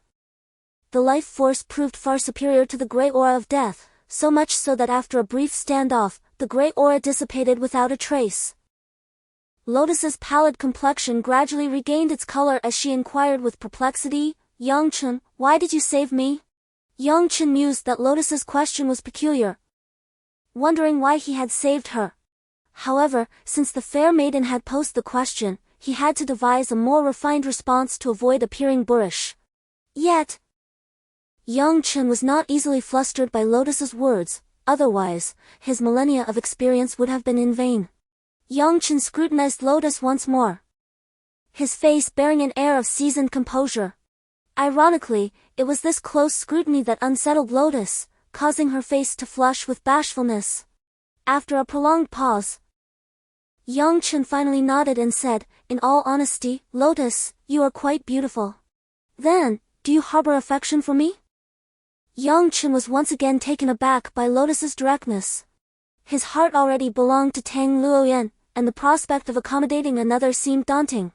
He responded evasively, "Lotus, love is not such a simple transaction. Though I have saved you, it does not necessitate your offering yourself in return." At that moment, a peculiar smile graced Lotus's face as she declared, "Our family adheres to a tradition. Should a woman be vanquished by a man and subsequently healed by him, she is obliged to offer herself in marriage." Yang Chen retorted, "What kind of tradition is this?" It sounds like forced matrimony. Lotus fidgeted with her collar, demurely replying. That is simply how it is. Do you find me undesirable? Yang Chen, ever perceptive, sensed a hidden agenda in Lotus's words. This so-called tradition of yours is irrelevant to me, he asserted. Besides, what kind of servitude dictates that one must marry their conqueror? Lotus stamped her foot with a hint of girlish petulance amidst her mature demeanor. Upon noticing the arrival of the vermilion bird elder, she gracefully shifted her feet. Father! What shall we do? This young man seems uninterested in me. Though somewhat frustrated, the vermilion bird elder could not conceal his delight. I sense a potent life force emanating from this boy, rivaling my own. He must have successfully overcome the restrictions on the nirvana divine ability. You must exert every effort to win him over. Tianhuang respectfully interjected, Father, I believe Yang Chen's character would compel him to surrender the vermilion bird token. Why complicate matters and risk damaging our relationship? The vermilion bird elder, appearing aged, shook his head. Huang, you misunderstand. The vermilion bird token is a magical artifact. Once it recognizes its master, no one else can wield it. To learn the nirvana divine ability, he must personally impart it to you. However, the nirvana divine power is indeed exceedingly potent. I harbor some reservations as to whether he will relinquish it willingly. Tianhuang felt a tinge of dissatisfaction with the words of the vermilion bird elder, yet he dared not betray it, for he was, after all, his sire. Despite his efforts, the elder discerned the shift in Tianhuang's countenance. The vermilion bird elder remarked. I am cognizant that he was the one who preserved your life within the Heavenly Corpse mountain range, and you are undoubtedly filled with gratitude. However, you must understand that this nirvana divine power is the very lifeblood of our Chen lineage. Within the Star River Sect, the reason for our family's subordinate status lies in the fact that this divine power has been sealed away. Once we acquire it, will not the Star River Sect be at our family's beck and call? The vermilion bird elder's tone was rather impetuous, and after uttering these words in a loud voice, he coughed several times, his aged face flushing crimson. Nevertheless, Tianhuang maintained, if the nirvana divine power is destined to be his, then so be it. If Yang Chen is unwilling to impart it to me, I shall not press the matter. The preceding scene unfolded entirely before Yang Chen's eyes, leaving him utterly astonished. These three individuals were, in truth, a family. The reason Lotus approached him with such a pretext was to obtain the Vermilion Bird Institute's nirvana divine power. This was, in a sense, justifiable. To put it plainly, had Yang Chen not emerged, Tianhuang would not have met his demise. And the one destined to master the nirvana divine power and inherit the Vermilion Bird artifact would undoubtedly have been him. In simpler terms, his own emergence had usurped Tianhuang's destiny. What truly astounded Yang Chen was the Vermilion Bird Elder's manipulation of the gray aura of death. Yang Chen was intimately familiar with the technique the Vermilion Bird Elder employed, for it was, in fact, a segment of the Nirvana Divine Power's spiritual energy circulation. Chapter 8: Vitality and Annihilation. However, the Nirvana Divine Power generates a continuous stream of vitality, while the Vermilion Bird Elder produces a gray aura of death. From the perspective of power, it is quite extraordinary. Yang Chen carefully observed every move of the Vermilion Bird Elder. The Vermilion Bird Elder pulled Tianhuang up and glared at him with exasperation. You unfilial son, have you not suffered enough grievances in the Star River Sect? If we fail to achieve a respectable ranking in this Star River Sect martial arts tournament, I think our Vermilion Bird Institute might as well be removed from the Star River Sect. Tianhuang said with a bitter face, Father, your son will definitely help the Vermilion Bird Institute win a good ranking. The Vermilion Bird Elder's expression then improved, and he paced back and forth in the courtyard with his hands behind his back. Forget it, with your spirit awakening second stage realm. You may not even be able to defeat the weakest disciples from other institutes, let alone talk about a good ranking. However, our Chen family ancestors have left behind some methods for operating the Nirvana Divine Power. If you reverse these techniques, they can generate considerable destructive power at critical moments. Reverse.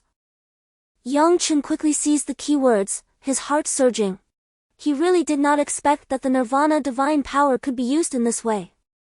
Yang Chen stopped listening to their conversation, having already made up his mind to return the Nirvana divine power to the Chen family, or rather, to teach it to Chen Huang. By doing so, he would be doing a favor, and perhaps Chen Huang could help him in the future. It seems that they are the vermilion bird descendants that Han Yi spoke of, that is, the half-demon. As the date of the Academy's competition drew near, Yang Chen refrained from hastily imparting his techniques to Zhu Ke, instead embarking upon an unprecedented endeavor, to reverse the operation of the Nirvana divine art. This was an undertaking Yang Chen had never before attempted, for the human meridians are profoundly enigmatic, serving as the source of all martial arts. A moment's carelessness could lead to either madness or, in the gravest cases, catastrophic demise. As he began to reverse the flow of the Nirvana divine art, a sudden wave of sharp pain surged within his body, and an abundance of gray energy began to coalesce within his meridians. The manifestation of this gray energy consumed a considerable amount of spiritual power, and to Yang Chen's astonishment, he succeeded in conjuring a gray energy orb that materialized abruptly in his hand. Upon witnessing the formation of the gray energy, Yang Chen swiftly halted the art's operation. The aura emitted by the energy was unmistakably potent. Any slight increase in intensity would undoubtedly provoke extraordinary phenomena, drawing the attention of others. With a deliberate gesture, he directed the gray energy toward a nearby wooden table and chairs, which were swiftly reduced to black dust under the corrosive breath of the gray essence. For several days, Yang Chen devoted himself to rigorous training, maintaining an amicable distance from Elder Zhu Ke and the Chen family. Although all the Tianhuang pills had been consumed by Han Yi, Yang Chen still possessed an ample supply of divine crystals, the purest form of celestial energy, which required no refinement and could be directly absorbed for his use. After days of diligent cultivation, he experienced significant progress beyond the 9th layer of the awakening spirit mirror, as the bottleneck appeared to loosen. On one particular day, a gentle knocking resounded at his door, a soft sound indicative of a woman's presence. Upon opening the door, he found himself face to face with Lianhua. Upon beholding Yang Chen, a delicate smile graced her countenance, an attempt to showcase her most radiant self. Aware of Lotus's intentions, Yang Chen feigned ignorance. Responding with a disingenuous grin, "To what do I owe the pleasure of your visit, senior sister?" Lotus cast a sidelong glance at Yang Chen before pivoting away. "I bear tidings of great joy. Would you care to hear them?" "Tidings of great joy? Senior sister, could it be that you are contemplating a matrimonial union with me?" Yang Chen exclaimed with immediate delight. Unexpectedly, Lotus bristled, fixing Yang Chen with a glare, though even in her ire, she remained captivating. "Yang Chen, today marks the commencement of the Star River Sect's martial contest. The rewards, I hear, are exceedingly generous. The top 10 shall be designated as seed disciples for the 4 Academy tournament." Lotus's words piqued Yang Chen's interest, for he sought to augment his strength and aid Han Yi within the Solar Clan. At this thought, Yang Chen's brow furrowed slightly. Cultivation was now an imperative, for the slightest misstep could imperil Han Yi and the Solar Clan. Yang Chen's face brightened with a smile. "I am curious as to the nature of these rewards. Pray, enlighten me, senior sister, that I may have something to anticipate." The usually composed Lotus, her eyes now gleaming with fervor, exclaimed, "Anticipation? The very purpose of my visit is to furnish you with such anticipation. The specifics of the rewards elude me. But I overheard Elder Zhu Ke divulging that the top 3 shall receive the Ascension Dragon Pill, a gift from the Azure Dragon Sword Master of the Azure Dragon Academy, and shall be inducted as core disciples of the Star River Sect." Yang Chen slightly narrowed his eyes, observing how Lianhua continued to feign innocence before him, addressing Zhu Ke as elder. Nevertheless, as he was already inclined to relinquish the Nirvana divine ability, he saw no need to expose her pretense. The ascending dragon pill she spoke of, however, was indeed a remarkable treasure. irrespective of one's cultivation level below the star domain mirror. Consuming it would guarantee a breakthrough to the next level. For instance, if Yang Chen were to acquire the ascending dragon pill and consume it, he would undoubtedly ascend from the 3rd to the 4th level of the awakening spirit mirror.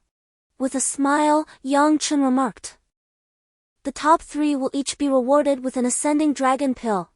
It is important to note that one can only consume a single ascending dragon pill in their lifetime. Excessive consumption renders it ineffective."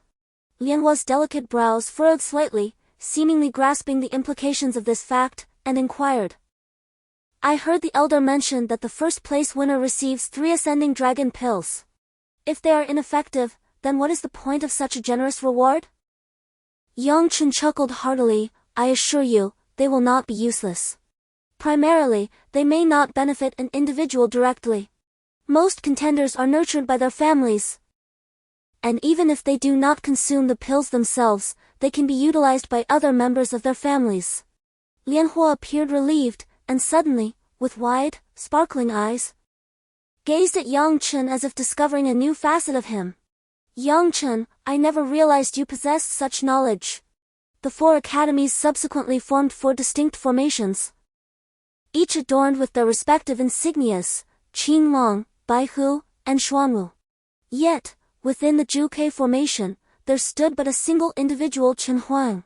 Sword in hand, his expression was somewhat frosty, and the incessant taunts echoing from around him indicated that his current state of mind was likely quite dismal.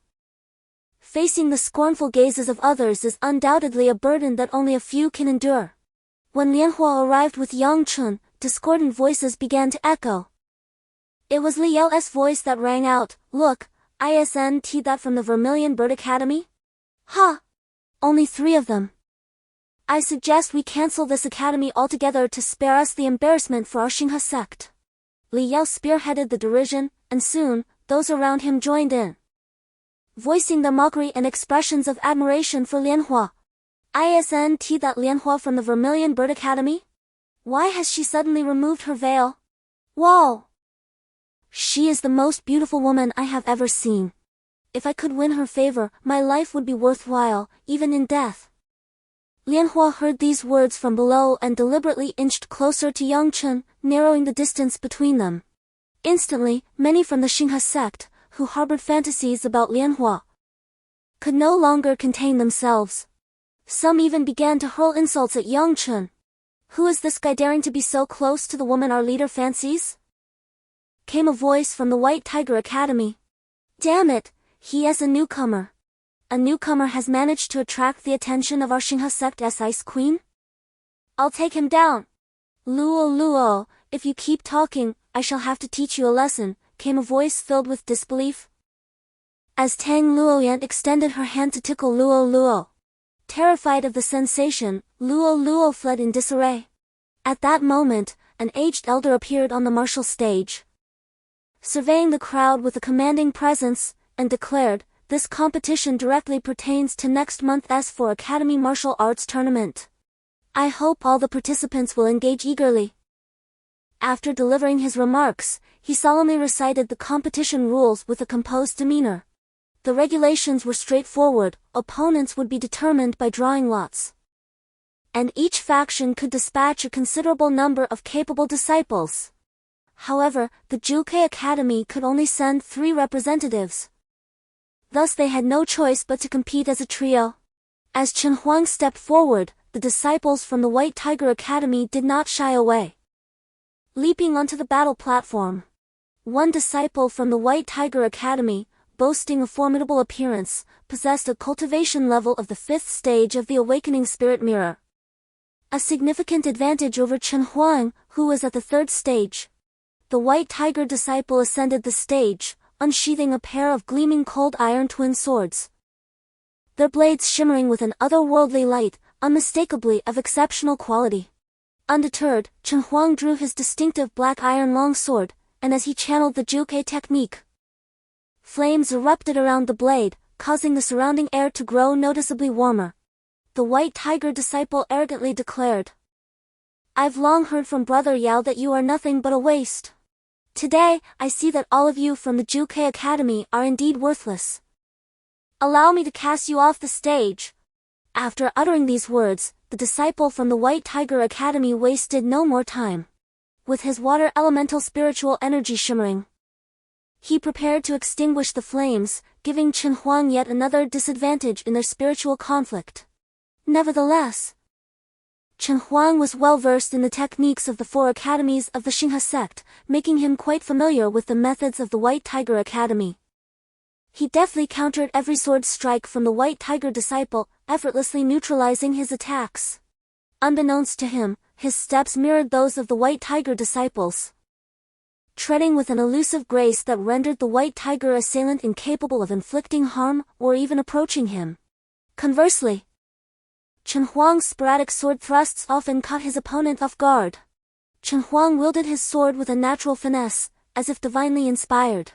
Even through Yang Chen's discerning eyes, his swordsmanship possessed a unique and impeccable quality. As he practiced, Yang Chen absorbed the techniques with diligent study. Possessing a multitude of skills is never a burden. And Yang Chen, accustomed to wielding the Xian iron greatsword with brute force, a tactic reserved for situations of overwhelming power, found value in this. Despite his disdain, Yang Chen accepted the white towel. Though confident, Yang Chen was not arrogant, and he did not presume invincibility. Accepting the white towel was a prudent measure. However, the other disciples held a different opinion. Upon witnessing this gesture, a Azure Dragon Institute student proclaimed, "It seems this battle is a foregone conclusion. Only the Vermilion Bird Institute's refuse would surrender with a white towel, ha ha ha." Chapter 82, Xian Iron Greatsword vs. Dragon Spear. Duan Zhanlong's momentum had reached its zenith as he gazed upon Yang Chen and inquired, "Why do you not wield a weapon?" He immediately realized his misstep and amended, "Haha, the refuse is indeed refuse, likely too impoverished to even possess a weapon." Yang Chen remarked, "Your execution of the Azure Dragon Institute's swordplay, War Dragon Sword, with a 3rd-tier intermediate spiritual weapon, possesses a certain novelty." Although Duan Zhanlong's spear was a 3rd-tier intermediate weapon, Yang Chen's Xian Iron Greatsword was a 4th-tier intermediate weapon, rendering them incomparable. The flow of spiritual energy caused the Xian Iron Greatsword to be abruptly enveloped in a layer of dark crimson flames, followed by the entire blade erupting in a blazing inferno. From afar, Yang Chen resembled a flame war god wielding a divine weapon of fire. The collision of weapons produced a violent resonance, akin to the resounding of great bells. The impact unleashed a terrifying explosion of energy, accompanied by rapid dragon roars. Both combatants were jolted back, and the energy shield of the martial arts arena, unable to withstand such tremors, fractured with a sharp crack. The fissures rapidly spread before shattering with a resounding crash. 83rd Chapter 8 Spider Lances. Duan Zhanlong allowed Yang Chen no respite. With a powerful flap of his spiritual energy wings, the crimson spear transformed into a scarlet beam of light, imbued with an ominous aura, and shot towards Yang Chen. Yang Chen, wary of underestimation, conjured a layer of flame as a protective barrier around himself. He then unfurled his golden wings and ascended into the air. In the instant Yang Chen took flight, the crimson spear struck the ground with a deafening roar. As it pierced through, Yang Chen's spiritual energy shield was eroded by the red light as if by melting frost. A layer of spiritual energy was instantly depleted from his dantian. The crimson spear, now embedded in the ground, corroded a massive cavity, creating a terrifying spectacle. As the spear dissolved his spiritual energy shield, Yang Chen discerned its true nature, a bone spear composed of segments of white bone. It dawned on Yang Chen that this was a manifestation of a spiritual vein inheritance, the 8 spider lances. The 8 spider lances are a spiritual lineage inherited from the human-faced spider. They are not mere weapons but can be affixed to one's bones, becoming an extension of the body. Ordinarily, they absorb spiritual energy, storing it until needed, at which point they return it to the master's dantian. The 8 spider lances can also serve as armaments, imbued with a crimson aura, the legendary baleful energy, possessing potent corrosive power and the ability to bewilder the mind. Yang Chen dared not underestimate this. using a sphere of annihilation would dissipate the strands of baleful energy nurtured within the Crimson Eight spider lances. But Yang Chen was unwilling to do so. After several clashes, Yang Chen was driven to the edge of the martial arena's protective barrier. With a flick of its scarlet dragon tail, it lashed out. Yang Chen's golden wings fluttered as he dodged, yet he was still tainted by the scarlet baleful energy. Losing a significant portion of his spiritual energy, the dragon tail struck the defensive barrier, instantly dissolving a massive hole in the grand spiritual energy shield. Subsequently, the second-order demon core, which anchored the barrier array, shattered into dust. Having observed the situation, the second elder raised his hands as the dragon's might dissipated. Unleashing a vast expanse of yellow earth elemental energy, imbued with the laws of the earth. A colossal earthen wall rose to meet the dragon's onslaught. With a thunderous roar, the dragon's might lashed against the earthen wall, its corrosive power rapidly consuming it into a hazy expanse. The second elder, the head of the Xuanwu Academy, possessed the strength of a peak spirit mansion realm cultivator, nearly reaching the star domain realm. The earthen wall he erected contained faint traces of the power of law.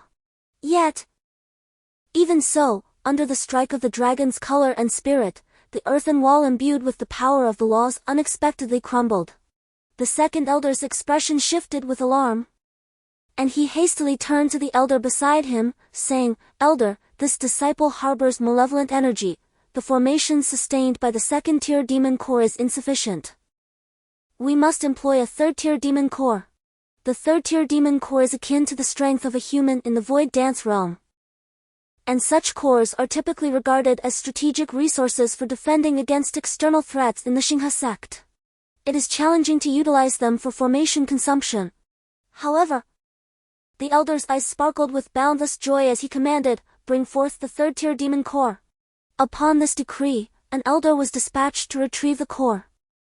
To prevent any unforeseen events, the second elder placed 10 demon cores into the defensive formation.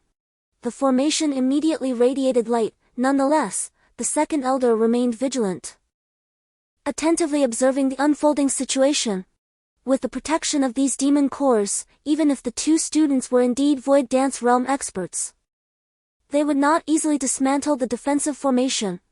As the demon cores were positioned, the pale blue barrier in the sky transformed into a light yellow protective shield. The strength of the shield underwent a remarkable enhancement, with the previously thin membrane becoming significantly denser. Meanwhile, Yang Chen deftly evaded the dragon's assault once more, as the dragon's tail struck the light yellow shield, causing it to tremble momentarily before returning to its original state. The second elder remarked with a smile, "This lad's offensive power is indeed fearsome. Even the protective shield formed by the third-tier demon core can be shaken." Chapter 84. The Grand Elder takes action. The disciples of the Vermilion Bird Academy are indeed formidable. Having compelled Brother Zhanglong to resort to the use of the fierce dragon, "That fellow is doomed," remarked a disciple from the Azure Dragon Academy. "I'm not so sure," countered another. "Brother Zhanglong has already exhausted his spiritual power once, while that disciple still possesses sufficient energy to persist. There must be some peculiarities at play. The outcome remains shrouded in uncertainty." On the side of the White Tiger Academy, Li Yao's expression was exceedingly grim. He had initially pinned his hopes on the god of death, Shura, from the White Tiger Academy, fantasizing about effortlessly dispatching Yang Chen. However, the prowess Yang Chen displayed now filled him with trepidation, making him question whether Shura would be willing to assist him, considering he too was a disciple of the Star River sect. Among the female disciples of the Azure Dragon Academy, a girl named Huahua stared wide-eyed in disbelief at the scene before her. She excitedly patted Tang Luoyan on the shoulder and exclaimed, "Luoyan, your taste is impeccable." "He truly is remarkable," Tang Luoyan replied. "Huahua, what are you saying? Do you not find Yang Chen incredibly powerful?" In the arena, Yang Chen had initially intended to refrain from using the explosive sphere, but it had become imperative. A wave of dizziness swept over him as the sensation of depleted spiritual energy coursed through his mind. Were it not for the Tianyuan Dan in his dantian, which had already expended nearly half of its energy continuously supplying him, he would have had no choice but to adopt the dragon blood warrior form. Yang Chen harbored concerns. Would employing the dragon blood warrior form attract unwanted attention?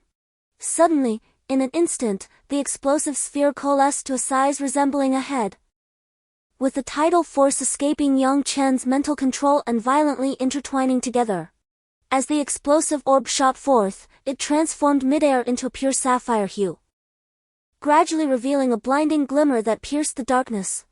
With a thunderous roar, the massive dragons had erupted amidst the dark clouds, scattering the ominous shadows, leaving everyone in a state of astonishment. In the arena of the Juke Academy, the elder of Juke soared through the darkness atop an immortal firebird, landing gracefully in the elder's seat. Gazing at the fierce explosions in the sky, he inquired, "Elder, do we face formidable foes?" At his words, the other elders displayed a myriad of expressions, and the Grand Elder, after clearing his throat, responded, "No. This is merely the result of a duel between two disciples from earlier. Please, take your seat." The Juke elder, somewhat taken aback, remarked, "I wonder which of your disciples wielded such power, for it shakes the very laws of nature." Upon hearing this, the second elder's countenance darkened, revealing his displeasure as he retorted, "Is it not your disciple from the Juke Academy? Do not feign ignorance." Upon hearing Juke disciple, the Juke elder quickly scanned the arena, noting that only Yang Chen stood amidst the chaos. His previously murky gaze sharpened, clarity returning as excitement illuminated his face, a rosy glow suffusing him, radiating triumph. Chapter 85, Radiating Triumph. Duan Zhanglong was not unconscious, but his consciousness had suffered a grievous blow, and his spiritual energy was utterly depleted, rendering him unable to move a muscle. Despite the persistent dizziness clouding his mind, Yang Chen remained steadfast on the field. The restorative effects of the celestial core pill, coupled with the continuous absorption of spiritual energy through the meridians unlocked by the vermilion bird art, significantly mitigated the disorienting sensations. As Yang Chen settled into his seat in the Vermilion Bird Institute section, Zhu couldn't help but commend him. "Yang Chen, you have distinguished yourself today, making the other institutes aware of the prowess of our Vermilion Bird Institute. Tell me, how shall I reward you?" Yang Chen, however, had no desire for any reward from Zhu. Possessing elixirs and weapons aplenty, and having mastered the Vermilion Bird Institute's paramount divine ability, Nirvana, he lacked nothing. "Elder's kindness is appreciated," Yang Chen replied, "but this disciple has unlocked the seal of the Vermilion Bird Mark, which allowed me to shine today. This is the Vermilion Bird Institute's benevolence towards me. What further reward could I possibly seek from the elder?" Zhu, her expression one of astonishment, lowered her voice and inquired, "You have truly unlocked it?" Yang Chen channeled the white vitality accumulated within his heart into his palm, causing a surge of potent life force to emanate outward. Zhu's eyes gleamed with delight as she exclaimed, "Then your teacher congratulates you." Aware of Zhu's interest in the Nirvana divine ability, Yang Chen remained unconcerned, considering their lineage as inheritors of the Vermilion Bird Envoy, making their acquisition of the Nirvana ability justifiable. Smiling, Yang Chen proactively addressed the matter of the Vermilion Bird token, stating, "Elder, that Vermilion Bird token is a treasure that recognizes its master. Even if I were to hand it over to you, it would be of no use. I hope the elder will not hold it against me." Zhu responded, "I understand that. However, regarding the Nirvana divine ability." Zhu's words trailed off, but her intention was clear. Yang Chen smiled brightly, seemingly unfazed, and said, "Elder, I have mastered the Nirvana divine art in its entirety. Upon the conclusion of the competition, I shall present it in full to the Juke Academy." Upon hearing this, Juke could not contain his joy, his face displaying a hint of disbelief as he regarded Yang Chen intently. "Yang Chen, our Juke Academy has languished for so many years. It appears that today marks the beginning of our resurgence thanks to you." Next, the battle between Lianhua and the disciples of the Xuanwu Academy commenced. Under the formidable onslaught of Lianhua's flames, the disparity between the disciple from Xuanwu Academy and Lianhua was glaringly evident, leading to a swift defeat within mere moments. Of course, Zhuge Academy's string of victories does not imply that other academies lack formidable talents.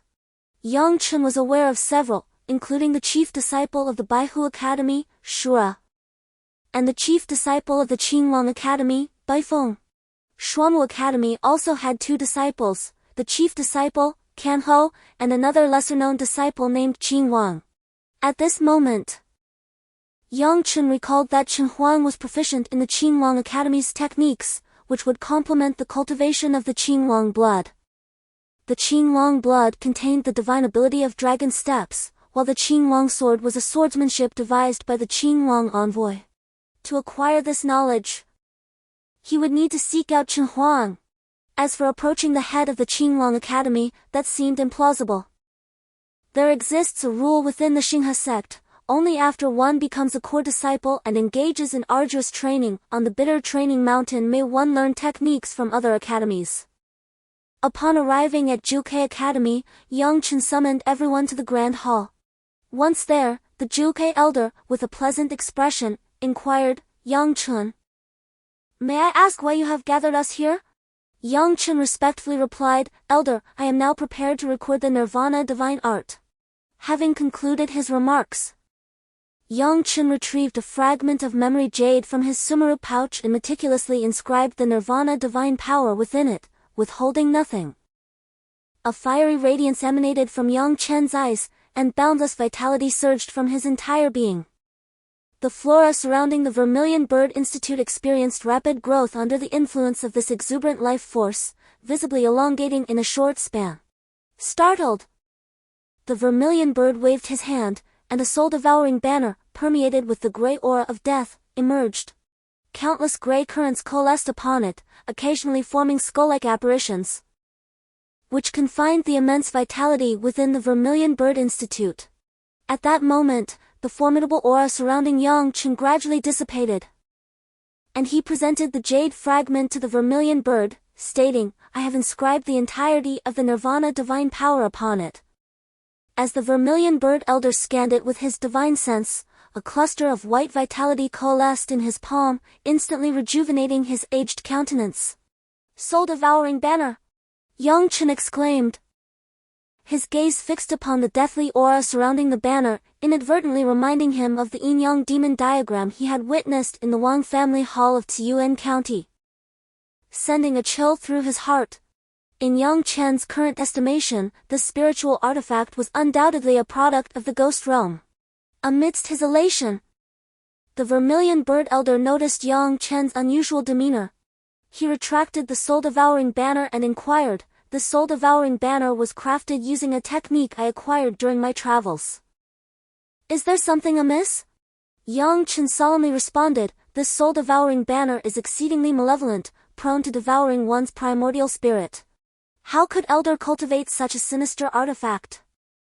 The Vermilion Bird elder waved his hand dismissively, "Yang Chen, you have been in the Vermilion Bird Institute for several months now. Are you aware of our institute's previous circumstances?" As Yang Chen remained unresponsive, the Vermilion Bird continued, lamenting the dwindling number of aspirants to the Vermilion Bird Institute since the Nirvana decree was sealed, with the Chen family's descendants primarily tasked with perpetuating the lineage. She further lamented the institute's perennial underperformance in the Star River Sect's martial tournaments, compelling her to seek formidable techniques to compensate for the institute's deficiencies. Yang Chen responded with understanding, yet inquired whether the elder had resorted to indiscriminate slaughter in pursuit of power, given the malevolent nature of the soul-devouring banner, which necessitates a multitude of living souls for its creation. The Vermilion Bird erupted in laughter, elucidating that the Vermilion Bird Institute's techniques harbored a secret: their ability, when inverted, to generate deathly energy antithetical to vitality. She had gleaned from arcane texts that all worldly methods are interconnected, devoid of inherent righteousness or wickedness. The deathly energy amassed from the Vermilion Bird technique could be employed to directly forge the soul-devouring banner, obviating the need for living souls. Chapter 8: Azure Dragon Art. dragon-slaying sword. Upon hearing this, Yang Chen relaxed. The events in Tianhuang County now seemed unbelievable to him. After reviewing the Jade tablet, the Vermilion Bird Elder passed it to Tianhuang, who in turn gave it to Lotus. With their profound foundation in the Vermilion Bird technique, they comprehended the cultivation method with remarkable ease. Subsequently, the Vermilion Bird Elder's eyes gleamed with renewed vigor and her spine straightened. She declared that with the advent of the Nirvana divine power, the Vermilion Bird Institute would undoubtedly distinguish itself in the forthcoming competition. Tianhuang's eyes blazed with golden light as he exclaimed that the Vermilion Bird Institute's disciples would henceforth be the most formidable warriors in the world. No one contradicted Tianhuang, as his statement was indeed factual. The formidable vitality inherent in the Nirvana divine power grants cultivators the opportunity to be reborn unless they are annihilated instantaneously. After a burst of laughter, silence descended upon the group. Lotus inquired, "Yang Chen, it appears that the terrifying spiritual energy sphere you employed today was not a martial technique derived from the Nirvana divine power. How did you come to possess such a potent skill?" Following Lotus's query, the Vermilion Bird Elder cleared her throat, exhibiting a hint of displeasure. "Lotus, you must not be impolite. Cultivation techniques are personal secrets, and it is inappropriate to inquire about them directly." Yang Chen offered an awkward smile, as he would certainly not divulge his secrets. The enigmatic Jade fragment and the heavenly fire transformation were the cornerstones of his existence. A technique capable of coalescing heavenly fire could hardly be ordinary, and the more individuals who knew of it, the more perilous Yang Chen's situation would become. After a moment of contemplation, Yang Chen fabricated a reason, stating, "This is a technique passed down through my family, which I inadvertently deduced. Although its power is immense, it requires heavenly fire and formidable spiritual strength."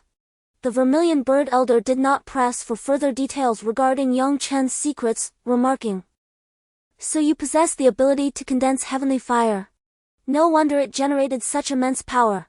It is a pity that you are not an apothecary, as the true potential of heavenly fire could then be unleashed." Yang Chen responded with a smile and nodded, saying, "I implore the elder to keep my secret." Tianhuang reassured him, "Rest assured, you are the pride of our Vermilion Bird Institute, and you have transformed our future. We would never repay kindness with malice."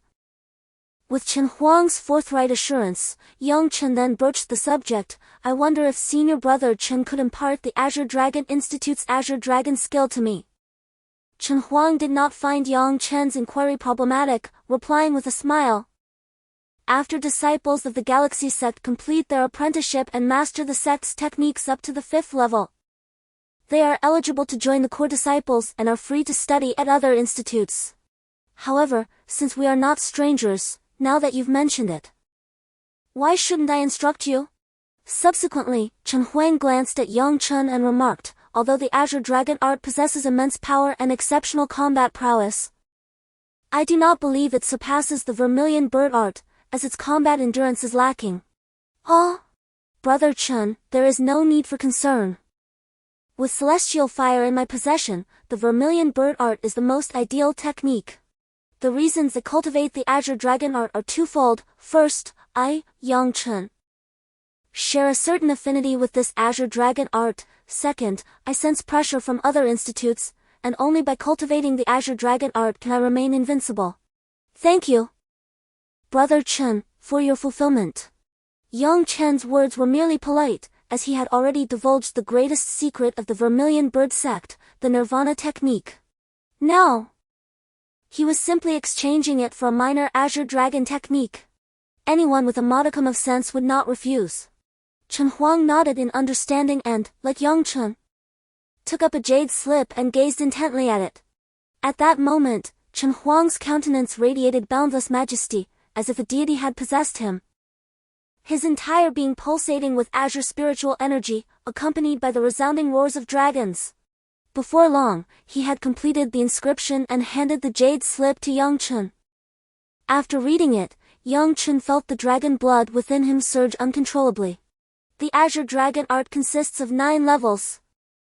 And this is the ultimate technique for condensing Azure Dragon power. The Battle Dragon Sword is perfectly suited to unleash Azure Dragon power in the form of spiritual energy. Yang Chen possessed formidable mental fortitude. After perusing the contents, he committed the information within to memory. Witnessing Yang Chen's actions, which she had refrained from interrupting while he perused the Azure Dragon art, Suzaku could no longer suppress her inner astonishment. Yang Chen, she inquired, her voice tinged with awe. When you mentioned being invincible, did you mean you possess the means to triumph over the chief disciples of the other academies? Having absorbed the essence of the Azure Dragon art, Yang Chen nodded with assurance, replying with nonchalant confidence, indeed, disciple is confident in securing victory. Suzaku appeared visibly shaken, exclaiming repeatedly, Yang Chen, you must understand that some of them have already attained the Spirit Mansion realm. Even if you were to unleash the extraordinary technique you employed today, you might not succeed in striking them. They might seize you and, in turn, use your fireballs to obliterate you. Yang Chen responded with an air of enigmatic assurance, Elder. Rest assured. During my sojourn in the Heavenly Corpse Mountains, I encountered the progenitor of our Vermilion Bird Academy and experienced a unique serendipity. Upon hearing this, Tianhuang was the first to react, his countenance a mixture of joy and sorrow, as he exclaimed, the progenitor is still alive? Yang Chen, is it true that our progenitor has not perished? Even the composed Suzaku elder could not help but betray a hint of excitement, gazing at Yang Chen with anticipation. Yang Chen nodded and proceeded to recount the events he had encountered in the desolate wasteland, ultimately revealing that the Vermilion Bird progenitor was facing the peril of death due to his divine consciousness being sealed by the ironclad corpse. The others paled upon hearing this. He further conveyed the progenitor's instructions to care for his descendants, causing their eyes to quiver with tears. Wiping away her tears, the Suzaku elder sighed with a hint of self-deprecation, I have embarrassed myself before you juniors. Thus, the journey proceeded without incident. Originally, the number of disciples participating in the trials of the Vermilion Bird Academy was scant, and the opportunities for competition were limited, leading to a splendid showcase for the other academies. After 3 days of contests, the disciples from the other sects began to regard the trio from the Vermilion Bird Academy with newfound caution. They had yet to face defeat, which, compared to previous performances, was nothing short of miraculous. Historically, even when facing the weakest disciples from other academies, the finest talents of the Vermilion Bird Academy had struggled to secure victories, as they were inherently lacking one divine ability, while the other academies essentially possessed an additional one. A few days later, all disciples reconvened at the martial arts arena. Upon arrival, it was evident that more than half of the competitors had been eliminated, leaving only the elite from each academy. In total, there were 20 participants, 7 from the Azure Dragon Academy, 6 from the White Tiger Academy, 4 from the Black Tortoise Academy, and 3 from the Vermilion Bird Academy. However, as soon as the drawing of lots concluded, Lianhua found herself matched against Qin Wang from the Black Tortoise Academy. Although Qin Wang was not the chief disciple, his combat prowess was formidable, placing him at the skywalking mirror level. The Black Tortoise Academy was renowned for its resilience, capable of rapid recovery even when injured, making victory for Lianhua a daunting challenge. In the Azure Dragon Academy, Tang Luoyan, despite possessing only the strength of the Awakening Mirror, miraculously secured a place among the top 20. The reasons for this were unclear to Yang Chen, who only knew that whenever Tang Luoyan faced disciples below the skywalking mirror level from the Azure Dragon Academy, they would willingly concede defeat. Another acquaintance of Yang Chen was Li Xiao, who had now attained the skywalking mirror level in cultivation. As an alchemist, reaching this level was indeed an extraordinary achievement. The augmentation of physical cultivation invariably nourishes the divine consciousness. Each scintilla of astral essence coalesced within the Wukong and Xingling mirrors will culminate in the solidification of the astral soul, inevitably elevating Li Zhao's mental fortitude to the second tier. A second-tier alchemist commands respect, even from luminaries of the Lingfu realm. Yang Chen drew a disciple from the White Tiger Institute, while, serendipitously, Chen Huang's lot fell upon Tang Luoyan. At that moment, Chen Huang, beholding the token in his hand, paused momentarily, then erupted in laughter, exclaiming, "This fair maiden from the Azure Dragon Institute possesses but the initial level of the Xingling realm. To contend with me would be akin to a futile endeavor." Thereupon, Yang Chen remarked, "Senior brother Chen, she emerged alongside me. Her lineage shares amicable ties with ours. I implore you to extend some leniency and refrain from causing her harm." Chen Huang responded, "Rest assured, I pledge not to inflict injury upon her." Tang Luowen, observing Yang Chen and Chen Huang gesticulating in her direction from afar, blushed demurely and addressed Li Xiao, who stood beside her. "Li Xiao, by whatever means necessary, ensure that I vanquish that odious youth in the arena." Li Xiao appeared somewhat perplexed and feebly replied, "My esteemed lady, I have already consented to assist you in securing a position within the top 20. To further aid you now is beyond my capabilities." Tang Luoyan promptly rolled her eyes and retorted, "Should you decline to assist me, I shall inform my aunt that you have been mistreating me." Li Zhao's countenance underwent an immediate transformation, and he hastily interjected, Nay, I shall devise a means to aid you, shall I not? Why must you invoke my elder once more? Did we not agree to refrain from alluding to that matter?" Tang Luoyan, sensing the validity of his grievance, resorted to cajolery, imploring, "Li Xiao, prithee, assist me." Li Xiao stated, "I am willing to assist you, but I cannot guarantee victory against that young man." With that, Li Xiao produced a crimson elixir from his robes. Tang Luoyan received the pill, scrutinizing it intently. An elixir? You're not suggesting I poison him, are you?" Li Xiao grinned mischievously. "Do not underestimate this elixir, its potency is immense. It is named the Du Yi Dan, and it is not for augmenting cultivation but for vanquishing adversaries." The demon core Li Xiao provided Tang Luoyan was, in fact, a third-order demon core, possessing power equivalent to the self-detonation of a sky-dancing mirror demon beast.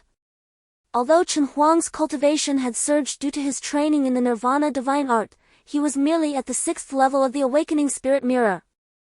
Seeing Tang Luoyan stash away the crimson pill with satisfaction, Li Xiao whispered the incantation to detonate the demon core, then cautioned, "Gracious, be careful how you wield this. If it results in a fatality, do not implicate me." Observing the apprehensive expression on Li Zhao's face, Tang Luoyan felt assured of victory in the upcoming contest. She chuckled and said, "All right, I understand. I simply detest that young man's condescension towards me. I shall let him taste the might of this lady." Witnessing Tang Luoyan's impish grin, Li Xiao gulped and averted his gaze. The referee ascended the platform and announced, "Chen Lianhua, Qin Huang, enter the arena." Lianhua now possessed the cultivation of the 9th level of the awakening spirit mirror, whereas her opponent, Qin Huang, boasted the strength of the sky-dancing mirror. He did not flaunt his power by vibrating his spiritual energy wings like other sky-dancing mirror cultivators. Instead, he walked up slowly, his countenance composed and restrained. Ascending to the platform, Qin Huang cupped his fist in salute to Lotus, and said, "Senior sister Lotus is peerless in beauty. To meet you today is indeed to witness the truth." Lotus snorted and retorted, "Today is for our decisive battle, not for admiration. Prepare to receive the blow." As she finished speaking, Lotus, clad in black, was engulfed in raging flames that surrounded her entirely, making her appear as a vivid and dazzling flower amidst the blaze. Lotus went all out from the start, having cultivated her vermilion bird skill to the 5th level, resulting in a qualitative change in her intensely fierce spiritual flame. Qin Huang, in a light yellow robe, appeared remarkably composed despite being only 18 or 19 years old. Suddenly, a layer of light yellow aura enveloped him. Lotus brandished her long sword, and the explosive flames began to incinerate the surrounding earth-based spiritual energy, causing continuous explosions in the air. Although Qin Huang's cultivation was higher than Lotus, he dared not allow the flames to burn his own spiritual energy. He produced a long, light yellow battle blade and began to wield it with ferocious energy. As his blade flashed, it seemed to merge with the earth. and the world was left with only him and the earth. He was the earth. And the earth was him. A glint of light flashed in Yang Chen's eyes, and he was deeply shaken. This was the Tao realm that Tianhuang had comprehended, creating an illusion for Yang Chen. Below, many disciples were also shocked as they looked at Tianhuang with boundless admiration in their eyes. Then, the earth-based spiritual energy in the world stirred and began to press toward Lotus, making it difficult for her to breathe. Lotus's face turned pale in an instant. Each strike from Tianhuang carried immense force. Each collision with Lianhua expended a significant amount of her spiritual energy. Had it not been for the regenerative power of the nirvana technique within her, constantly mending her shattered meridians, Lianhua would have been defeated after only a few exchanges. The vitality within Lianhua's body continuously restored her, allowing her to withstand Tianhuang's attacks, albeit precariously, preventing an immediate rout. Tianhuang had not underestimated Lianhua from the outset. When several heavy blows proved ineffective, he began to channel earth-based spiritual energy, forming massive orbs of power in the air, which he hurled towards Lianhua. These orbs were far from ordinary. A close inspection revealed that the air around them was distorted, imbued with intense fluctuations. The surroundings resonated with a continuous, deafening drone due to the violent tremors, causing countless Star River Sect disciples to cover their ears in agony. Yang Chen desperately wanted to rescue Lianhua. But just as he was about to act, Elder Chenyan restrained him and solemnly shook his head. Yang Chen knew that Lianhua was Chenyan's daughter, and that Chenyan would never intentionally harm her. However, the terrifying power emanating from the vibrating orbs made Yang Chen doubt Lianhua's ability to withstand them. His heart heavy with apprehension, Yang Chen remained poised to save Lianhua at a moment's notice. At that moment, Lianhua's flames abruptly extinguished, her frail form appearing exceedingly diminutive amidst the cacophonous battlefield. The disciples of the Star River Sect below knew that if those ochre spheres struck Lianhua, the icy beauty of their sect would perish in an instant. Upon the dais, nascent amber wings had sprouted from Tianhuang's back, with each flutter. He ascended amidst a multitude of pale yellow orbs of spiritual energy, an ethereal and enigmatic sight. His gaze, profound and unfathomable, and lips slightly parted, he uttered, "Lotus. There is still time to yield." Lotus remained silent. Suddenly, the black-clad figure found herself enveloped in an encroaching darkness, seemingly devoid of all color, as if cloaked by encircling tendrils of sable, deathly energy. Her countenance grew pallid, yet she persisted in her incantations, causing the earth to tremble. Abruptly, a vast chasm rent the ground asunder, revealing an abyss of impenetrable darkness. From this inky fissure emanated wisps of Stygian, deathly miasma, accompanied by an aura of cataclysmic power. The Grand Elder rose abruptly, casting a perplexed glance toward Chenyan, who remained taciturn. However, between his hands, a concentrated essence of deathly energy had already begun to coalesce. Yang Chen was alarmed. Should the Grand Elder intervene, Chenyan would undoubtedly retaliate. Fortunately, the Grand Elder's expression remained indecisive, and he ultimately refrained from action. Suddenly, a colossal, osseous claw emerged from the subterranean darkness, seizing the dueling platform with a vice-like grip. With a forceful pull, a repulsive entity, exuding a chilling aura of spectral energy, clambered forth. Though not as gargantuan as the mountain wraith, the very essence emanating from it bespoke a cultivation base at least at the spirit mansion level. As the sable, deathly aura dissipated from this tenebrous being, its true form was revealed, a colossal, humanoid skeleton, within whose Lotus stood. Through the skeletal orbits, she impassively gazed at the airborne figure of Tianhuang across from her. Tianhuang's previously composed countenance now betrayed a hint of astonishment. Without further hesitation, incantations were invoked. A swarm of buzzing, amber-hued projectiles of spiritual energy hurtled towards the ebony skull, impacting against its colossal form and detonating upon contact. The skeleton's framework was riddled with cavities. Yet inexplicably, these voids swiftly regenerated. Subsequently, the immense skeleton produced a gargantuan bone blade from an indiscernible source. slowly raising it aloft like a celestial cleaver poised between the heavens and earth. Tianhuang's gaze could no longer maintain its composure as the Alchemy Sect's divine ability. Tortoise breath erupted forth, manifesting a colossal tortoise simulacrum that interposed itself before Tianhuang as if corporeal. A resonant reverberation, akin to the tolling of a great bell, echoed as the bone blade descended, rather than the clang of metal upon metal. A vast fissure instantaneously appeared upon the ochre carapace of the tortoise, only to vanish in the blink of an eye, underscoring the Alchemy Sect's signature technique. At this juncture, the manifested skeleton emanated boundless miasma of death, the sable effluvium enveloping it entirely, save for the crimson flames of its soul blazing within the ocular sockets. The osseous blade had now transmuted to a pure black, and wherever the tenebrous aura encroached, it bore immense corrosive force. The moment the bone blade was brandished, the fourth-tier protective barrier, upon contact with the sable aura, abruptly manifested a gaping breach. Tianhuang's complexion underwent a dramatic shift, for while the training arena was expansive, evading the colossal skeleton's sweeping blow was manifestly unattainable. In a moment of evasive action, the black blade descended with an unstoppable force.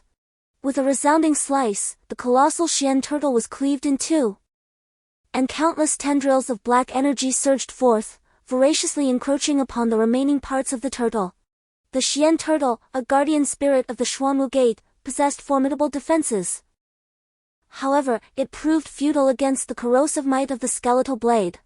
Tianhuang coughed up a mouthful of fresh blood, his eyes filled with venomous resentment as he glared at the lotus seated within the jaws of the skeleton.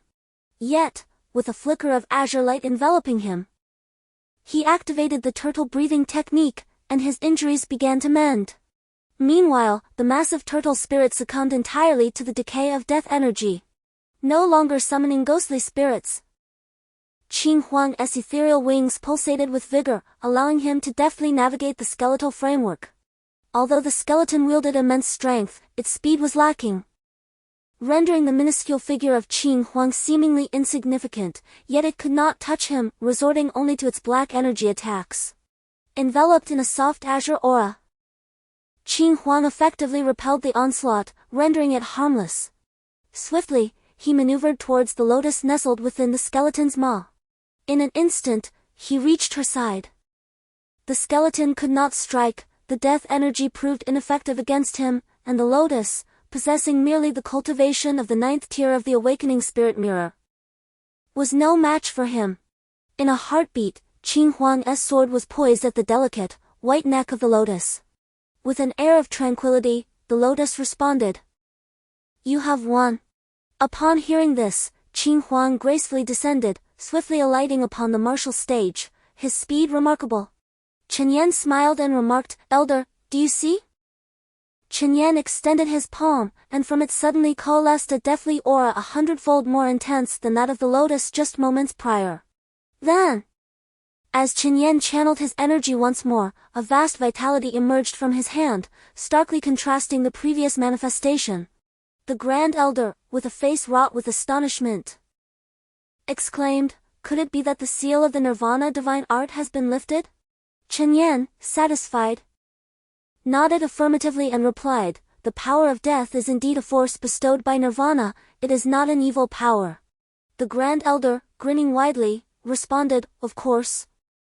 I would not dare to question the divine art created by our ancestors. With this Nirvana divine art, I believe our Star River sect will not be relegated to the last position in the upcoming martial arts competition among the 4 academies of Tianwu Kingdom." Chen Yan replied, "Indeed, I beseech you, Grand Elder, to keep this matter confidential. Too many voices may jeopardize the significant affairs of our Star River sect." Chen Yan's words hinted at deeper implications. The Grand Elder reassured him, "Rest easy, junior brother, I shall certainly keep this secret." Once the Grand Elder departed, Chen Yan's expression turned suddenly cold and austere as he gazed at the lotus and inquired, "Lotus, I sensed that when you summoned the Lord of the Ghost Realm, your strength reached the dance in the void stage. Why did you ultimately surrender?" Chapter 89. The strength of Tianhuang Lotus's countenance was far from pleasant. She had expended a tremendous amount of spiritual energy during the previous battle. However, upon being questioned by Chen Yan, she instantly adopted a respectful demeanor and replied, "Father, Tianhuang is not merely as simple as he appears, he has been concealing his true strength." Lotus's revelation left Chen Yan, Chen Huang, and Yang Chen in a state of shock. Lianhua softly remarked, "Just now, as I transcended from the awakening mirror to the void dance mirror, I discerned a formidable aura emanating from the person known as Tianhuang, who had evidently already entered the void dance realm." Chen Yan furrowed his brow, as though a realization dawned upon him. The void dance realm. The second elder of the Xuanwu Academy has indeed concealed his intentions well. It was he who proposed the addition of a quota for core disciples. If Tianhuang had long since attained the void dance realm, it is likely that this opportunity was tailored for him. Lianhua, perplexed, inquired, "Father, did you not say that this quota was to be awarded to the top contender?" Chen Yan nodded. Initially, that was the case. However, considering that each academy's top disciple has already become a core disciple of the Star River sect, this stipulation was later amended, a suggestion made by the second elder. Elder Chen's statement captured everyone's attention, for within the Star River sect, the privileges afforded to core disciples are vastly superior to those of ordinary disciples. Attaining the status of a core disciple requires not only high cultivation but also unwavering loyalty to the Star River sect. Once one becomes a core disciple, they gain access to abundant resources for cultivation, receive monthly allocations of spirit stones, and, should they achieve merit, have the privilege to choose their own cultivation cave either in the arduous training mountains or any mountain range of their preference. The advantages are indeed considerable. Naturally, most disciples opt for the arduous training mountains, for they harbor extraordinary secrets and possess a concentration of spiritual energy several times greater than that found outside. Feigning a sudden realization, Chen Yan wore an expression of agonizing remorse, lamenting, "Since the Academy's inception, our Vermilion Bird Institute, though independently established within the Star River sect, has yet to produce a single disciple worthy of core status. The Vermilion Bird Institute exists in name only within the Star River sect." Chen Yan's tone was imbued with boundless sorrow, so much so that Yang Chen couldn't help but feel the weight of his grievance.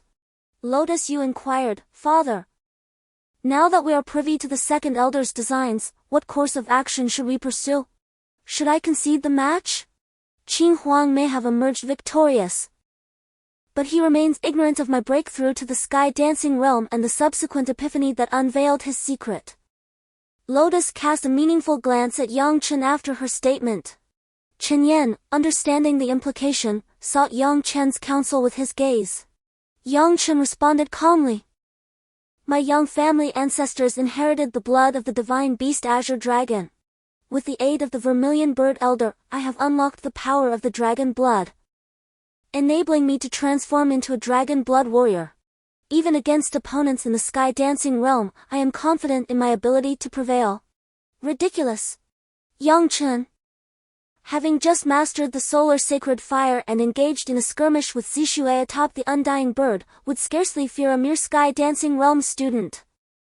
Each word uttered by Yang Chen resonated deeply with the trio, eliciting expressions of unbridled joy. Noticing their elation, Yang Chen swiftly cautioned, "We are still within the martial arts arena, let us refrain from discussing such matters lest the Xuanwu Institute overhear us, potentially leading to unforeseen complications." They immediately recognized the wisdom in Yang Chen's words and fell silent, turning their attention to the ongoing matches. With Lotus's competition concluded, there remained Chen Huang's and Yang Chen's own trials. Next, it was Yang Chen's turn to take the stage. Without a doubt, he swiftly defeated the disciple. A spectacle that elicited little surprise from the spectators, who had grown accustomed to his victories. Following the referee's announcement, the next match featured Chen Huang against Tang Luoyan from the Tianhuang Academy. Tang Luoyan, feeling somewhat timid, momentarily glanced at the audience, causing her cheeks to flush a delicate shade of crimson. Her gaze wandered across the crowd, seemingly in search of a familiar face. Observing Tang Luoyan's bashful demeanor, Yang Chen discreetly hid behind Qin Yan, who was clad in the expansive robes of the Academy's headmaster, effectively concealing him from view. The rationale behind this maneuver was straightforward. Following Lian Hua's intentional provocation earlier, many disciples from the Xinghe sect had begun to harbor resentment towards him. If Tang Luoyan were to gaze at him so unabashedly, Yang Chen's subsequent days would likely be fraught with difficulty. It is said that while the king of hell may be appeased, the little ghosts are indeed troublesome. Unbeknownst to Yang Chen, all his actions were clearly visible to Tang Luoyan, who felt an immediate surge of indignation at his furtive demeanor. Conversely, Tang Luoyan remained oblivious to the fact that her flustered expression had not escaped the notice of the disciples below from the Xinghe sect. Countless pairs of eyes followed her gaze, landing squarely upon the concealed Yang Chen. Instantly, the flames of jealousy ignited among them. Soon, a barrage of verbal assaults erupted from the crowd, accusing Yang Chen of being duplicitous. Li Xiao regarded Yang Chen with a sympathetic glance, shaking his head and lamenting, "Alas!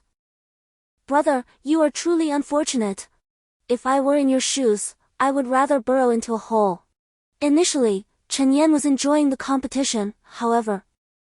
He inadvertently discerned an unsettling atmosphere around him, reminiscent of his experience being besieged by a pack of wolves during a hunt in the Sky Corpse Mountains.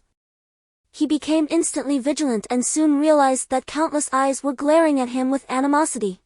Chen Yan touched his face and then noticed Yang Chen hiding behind him.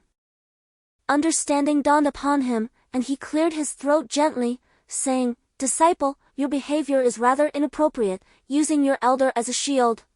If those gazes were swords, wouldn't you be the cause of your elder's demise?" A blush crept onto Yang Chen's face, marking his first instance of embarrassment.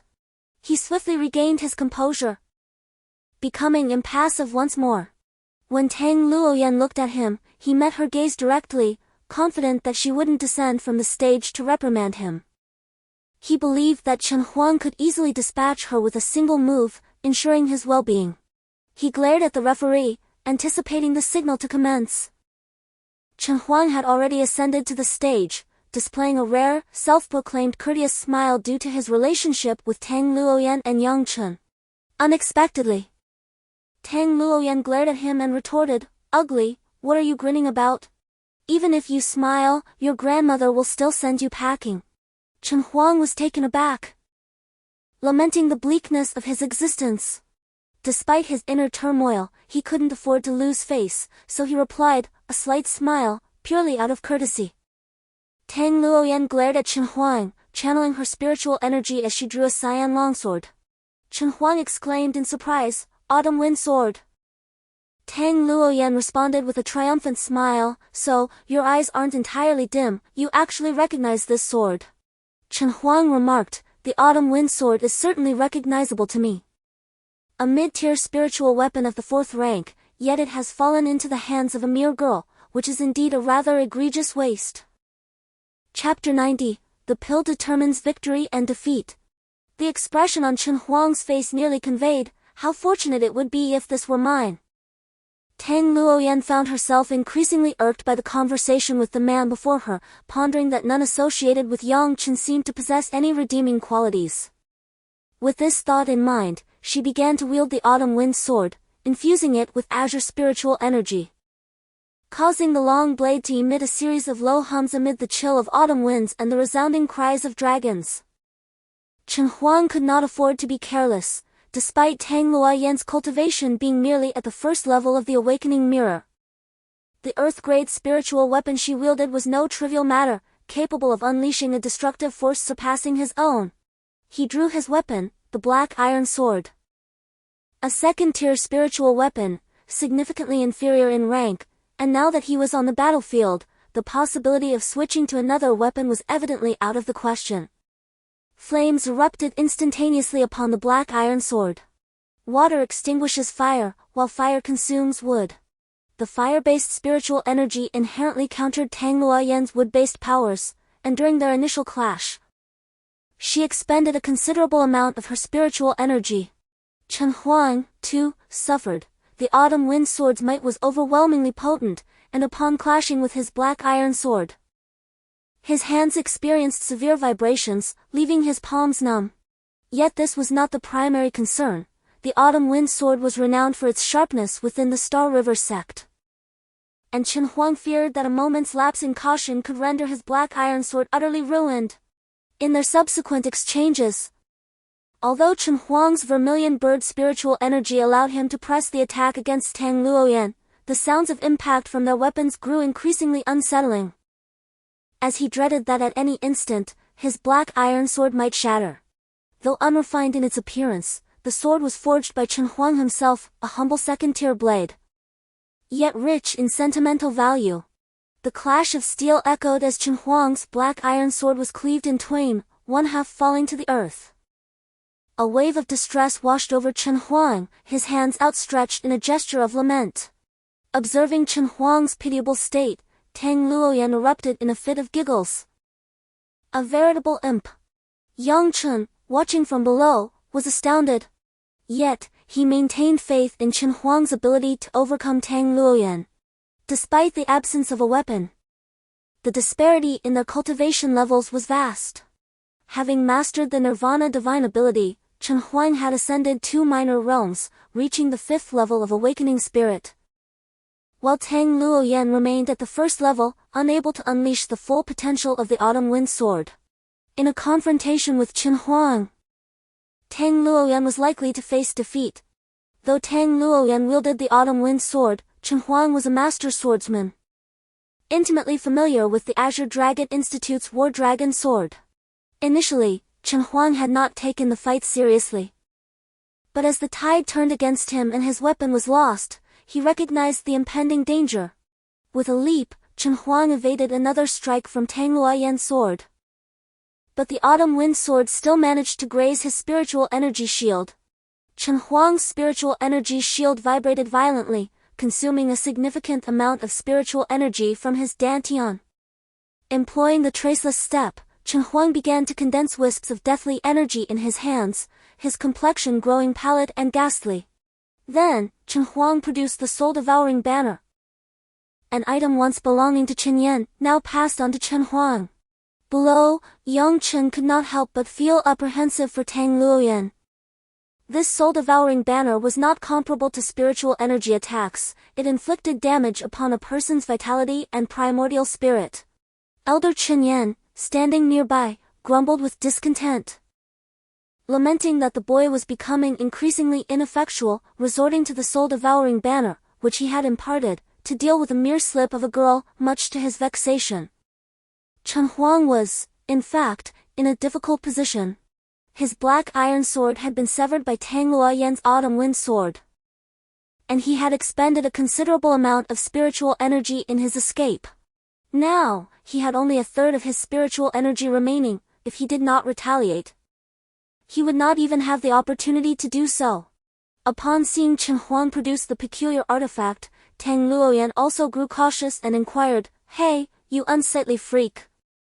What kind of magical treasure are you using?" Tianhuang paid no heed, seeking only to conclude the battle swiftly.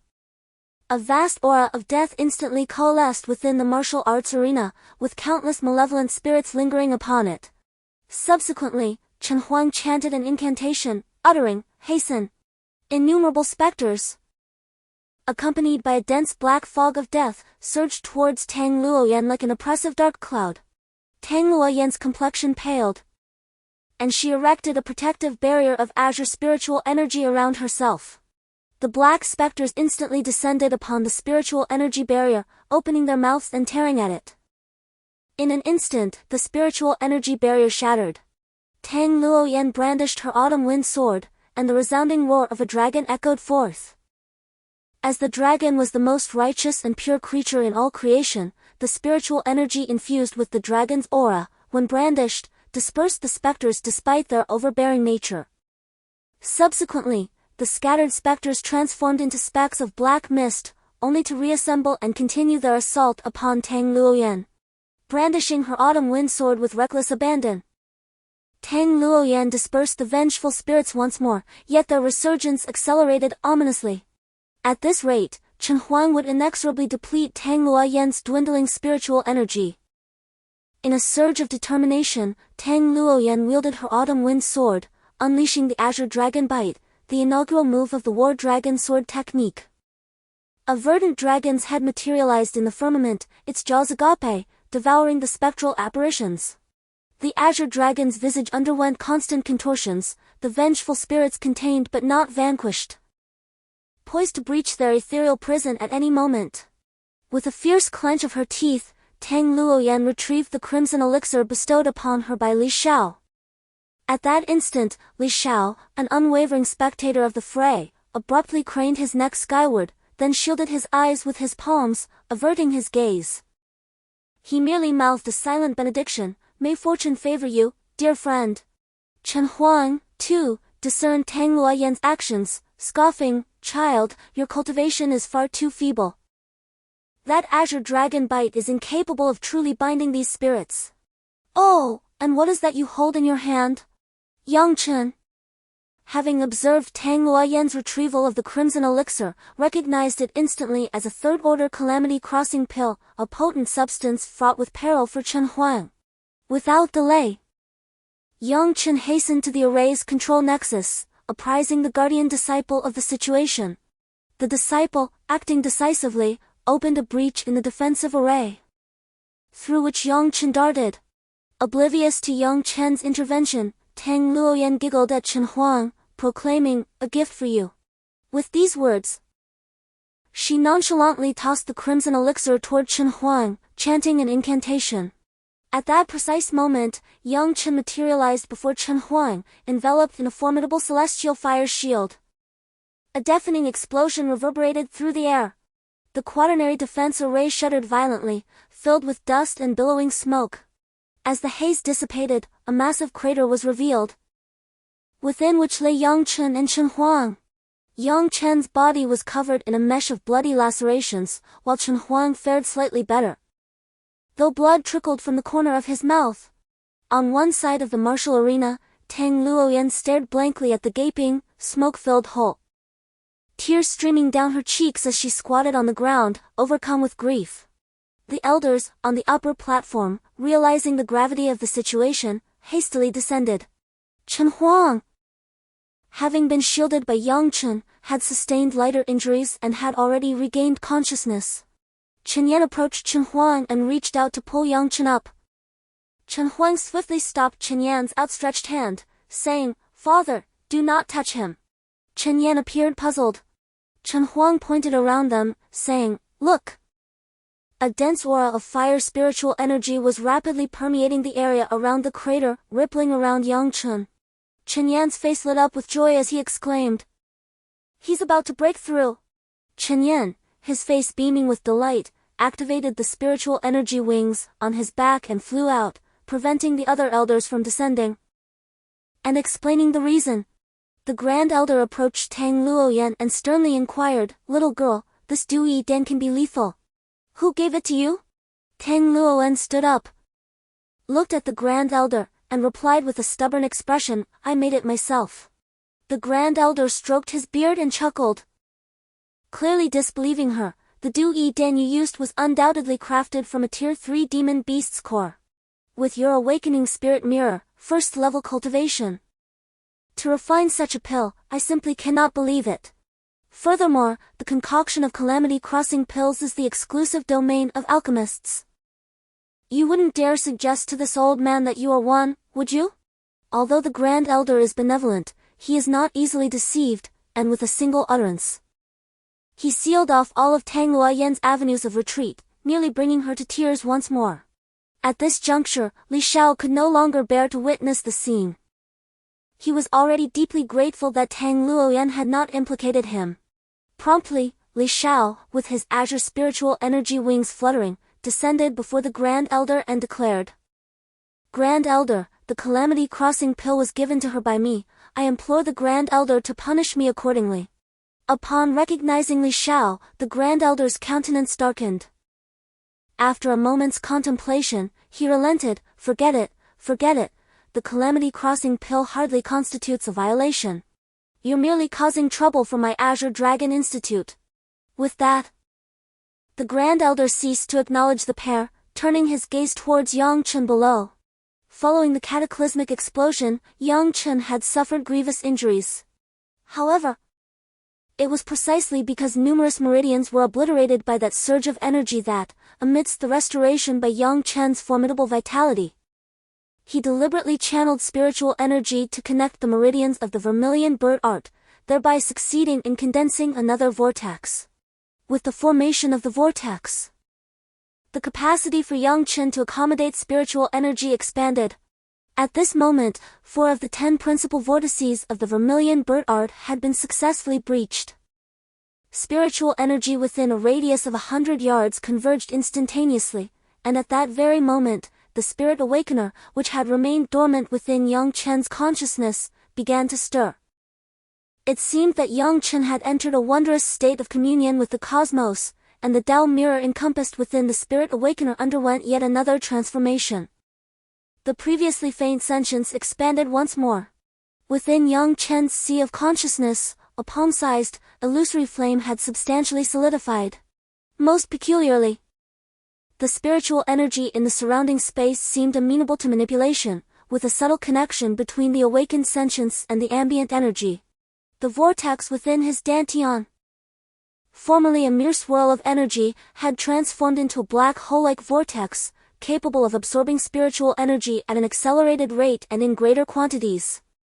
The heavenly yuan pill within him rapidly dissolved under the combined influence of the dantian vortex and the 4 acupoint vortices, transforming into a torrential downpour of spiritual energy that was swiftly absorbed.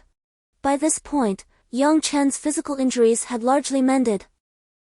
The surrounding air abruptly grew torrid as the fiery spiritual energy encircling him dissipated upon the completion of his breakthrough. The entirety of the spiritual energy manifested as waves of thermal energy, which diffused towards the 3rd-tier defensive barrier before vanishing entirely. Yang Chen emerged from the dilapidated crater. Though covered in dust and appearing disheveled, he was in high spirits. This unforeseen incident had shattered his constraints, allowing him to reach the 4th level of awakened sentience.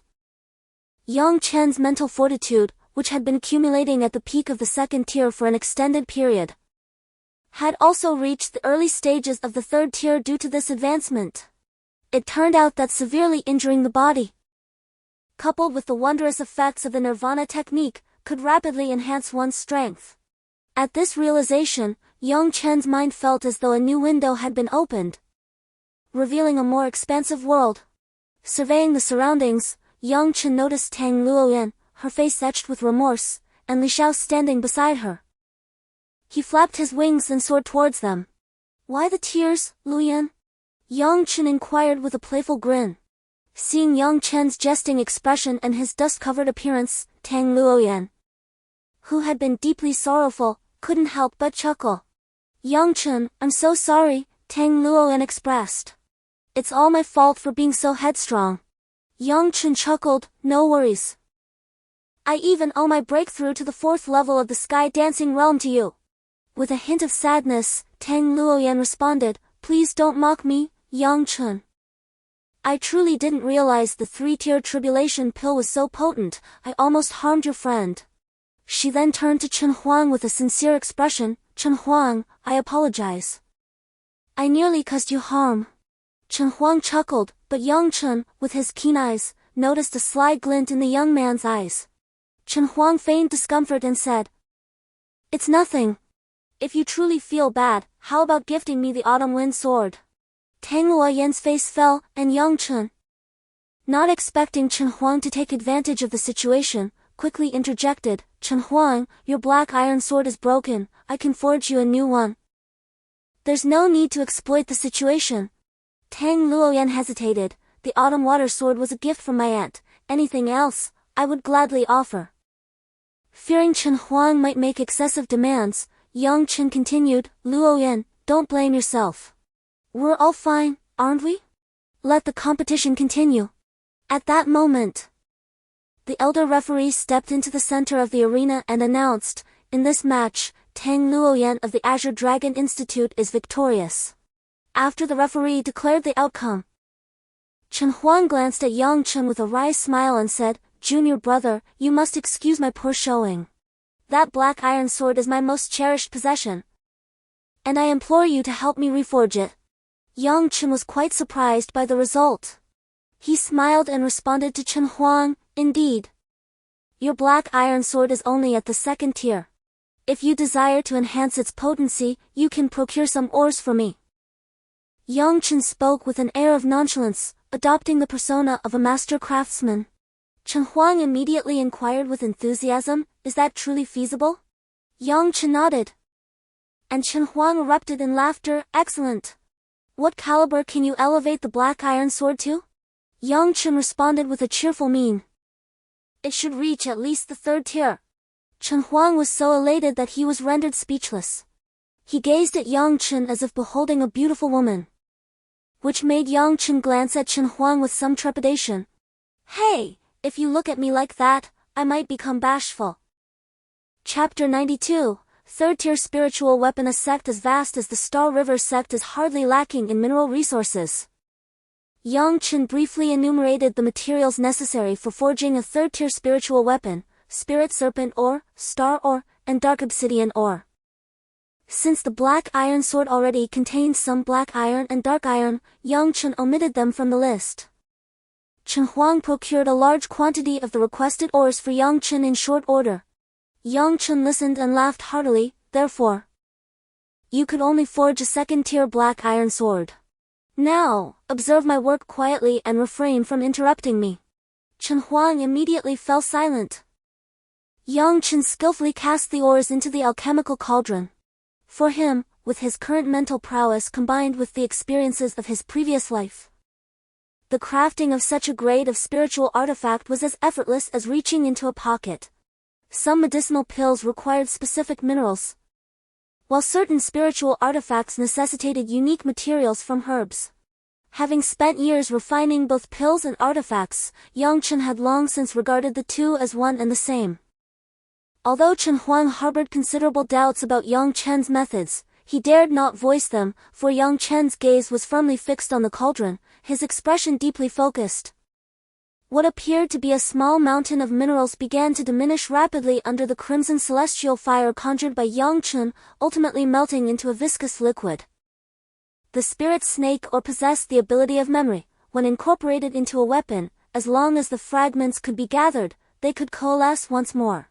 The star ore, said to be meteoric in origin, imbued weapons with extraordinary sentience, allowing a profound bond between the weapon and its master. The Moel ore, rumored to have traversed from another realm to this one, boasted immense hardness. Even a small addition to a weapon could render iron as soft as clay. As these ores were subjected to the celestial fire, Yang Chen assessed the form of the black iron sword, imprinting it in his mind before casting the entire sword into the flames. Given that the original spiritual array of the black iron sword had been shattered, it began to melt upon entering the celestial fire, with countless remnants cascading into the cauldron, accumulating within. As time passed, the essence of the minerals coalesced within the array, and with Tianhuang enveloping it in fire-type spiritual energy, Yang Chen inscribed a simple fire spirit array within the weapon, allowing the sword to harmonize with the power of the flames. Otherwise, as the cultivation of the vermilion bird art increases, the power of flame becomes more refined, eventually even capable of condensing the sacred fire of the sun, demonstrating the formidable nature of the vermilion bird art. Under Yang Chen's deliberate control, all the molten metal transformed into the original form of the black iron sword, with black iron and obsidian surfacing, turning the sword's body black, identical to the previous black iron sword. Soon, Yang Chen said to Tianhuang, who was utterly astonished, "The sword is forged. Drip a drop of your essence blood onto it." Upon hearing this, Tianhuang bit his finger without hesitation and dripped the blood onto it. The blood did not boil on the high-temperature black iron sword but quickly permeated it. Tianhuang's face lit up with joy as he summoned the black iron sword, which flew up, shimmering with red light. As he cultivated the vermilion bird art, he had a layer of flame spiritual power in his hand, so he was not afraid of the high temperature of the newly forged sword. There was no need to worry about the weapon deforming, as Yang Chen had sculpted it with mental power, and the spirit snake or had recorded its appearance. Tianhuang laughed heartily with joy and said, "It is indeed a third-order spiritual weapon. Yang Chen, you are truly remarkable." After speaking, Tianhuang rushed out happily. In an instant, the sky rumbled with thunder, and the once bright sky suddenly dimmed. "Ah!" A scream rang out. When Yang Chen came out, he saw Tianhuang's hair standing on end, with lightning flashing on the black iron sword in his hand. Clearly, a bolt of lightning had just struck the black iron sword. Having been struck by lightning, Tianhuang, far from expressing resentment, was instead elated. He brandished the black iron sword and exclaimed with mirth, "Only a treasure of immense value could summon a thunderous tribulation. This very sword has just invoked such a phenomenon." Yang Chen concurred, advising, "Communicate with it now and discern any transformations it may have undergone." Upon hearing Yang Chen's counsel, Tianhuang promptly engaged in communion with the black iron sword. Shortly thereafter, he excitedly proclaimed, "It seems as though the black iron sword now possesses a semblance of life, proactively absorbing spiritual energy." Yang Chen responded with understanding, "During its creation, I merely incorporated a rudimentary molten fire array within the black iron sword, refraining from imbuing it with a living soul to serve as its spirit. It appears that the celestial lightning has directly endowed the sword with a spirit. My felicitations to you. Possessing a spirit elevates the black iron sword beyond its former third-grade, low-rank status. As the spirit matures, the sword shall undergo various transformations. Its ultimate potential hinges upon the spirit's future development." Tianhuang, clutching the black iron sword, then vanished from sight, leaving Yang Chen to his solitude. Yang Chen, now alone, contemplated the anomalies he had perceived during the earlier forging process. Whilst forging, the enigmatic jade fragment nestled within Yang Chen's dantian continuously emitted an arcane aura. Guided by this emanation, Yang Chen observed a steady augmentation of his mental fortitude. Now, in solitude, Yang Chen could avail himself of the opportunity to scrutinize the jade fragment more intently. Directing his mental energy toward the jade fragment, he encountered a force that impeded his progress, preventing him from advancing even minutely, much like the situation he had faced with the vermilion bird token. While it did not elaborate on the extent to which the soul could be forged, it did indicate that the soul could be forged to be extremely powerful through the power of heavenly fire. Apothecaries and artificers place paramount importance on spiritual power, as it is indispensable for manipulating elixirs and artifacts within the crucible of flames. Insufficient spiritual power invariably leads to the ruin of both. Chapter 97. Celestial fire tempering the soul unveils a propitious path for Yang Chen through the enigmatic cloud fragment. In this realm, the conventional wisdom dictates that augmenting one's spiritual power solely relies on cultivation. Apothecaries and artificers are typically endowed with innate spiritual prowess, often surpassing that of others by severalfold. However, the cultivation of spiritual power proves to be an arduous task, with a seeming inverse relationship between spiritual strength and physical resilience. Consequently, many individuals with potent spiritual power exhibit modest martial cultivation. Yang Chen's cultivation of the scarlet fire transformation presents a departure from this norm. The eternal tempering of his flesh by the celestial fire renders him exceptionally robust. As for his spiritual power, which was formidable in his previous life, it had impeded his progress. Now, with a means to cultivate it, he can swiftly elevate his martial prowess through potent elixirs, achieving unparalleled speed. Cessating his reverie, Yang Chen mobilized the scarlet celestial fire within his body. Guided by the jade fragment, he formed a unique array within his meridians, known as the Celestial Fire Tempering Soul Array. As the array materialized, Yang Chen experienced profound discomfort, as if he were enduring the scorching heat of a fiery inferno. Yang Chen was acutely aware that he could not withstand the searing flames of the inferno. His body seemed impervious to the scorching heat of the solar sacred fire, rendering him almost oblivious to ordinary flames. The sole possibility lay in the fact that his soul was being refined by the Celestial Fire Soul Refinement Array. Pure energy continuously flowed from the jade piece, replenishing Yang Chen's primordial spirit, alleviating the oppressive heat he faced to some extent. After approximately the duration of an incense stick, a wave of drowsiness overtook him, and he succumbed to slumber, enduring the torment of flames even in his dreams. He found himself in a dark purgatory, the only entity present being fire itself. As dawn broke, a distinct knocking reverberated from outside the door, abruptly rousing Yang Chen from his slumber. Though a faint pain lingered deep within his soul, his mental acuity had sharpened remarkably, seemingly elevating him to the intermediate level of the third tier. Without needing to open the door, Yang Chen instinctively knew the visitor was Luo Yan. Events occurring within 100 meters became vividly clear in his mind. They were gathering at the martial arts arena, where the competition was about to commence. Yang Chen ceased the energy guidance of the celestial fire soul refinement array, and the burning sensation within his soul vanished instantaneously. Upon seeing Yang Chen at the door, Tang Luoyan was rendered speechless with astonishment. "Yang Chen, she began. But he appeared unaware of his own transformation and simply inquired, "What is it?"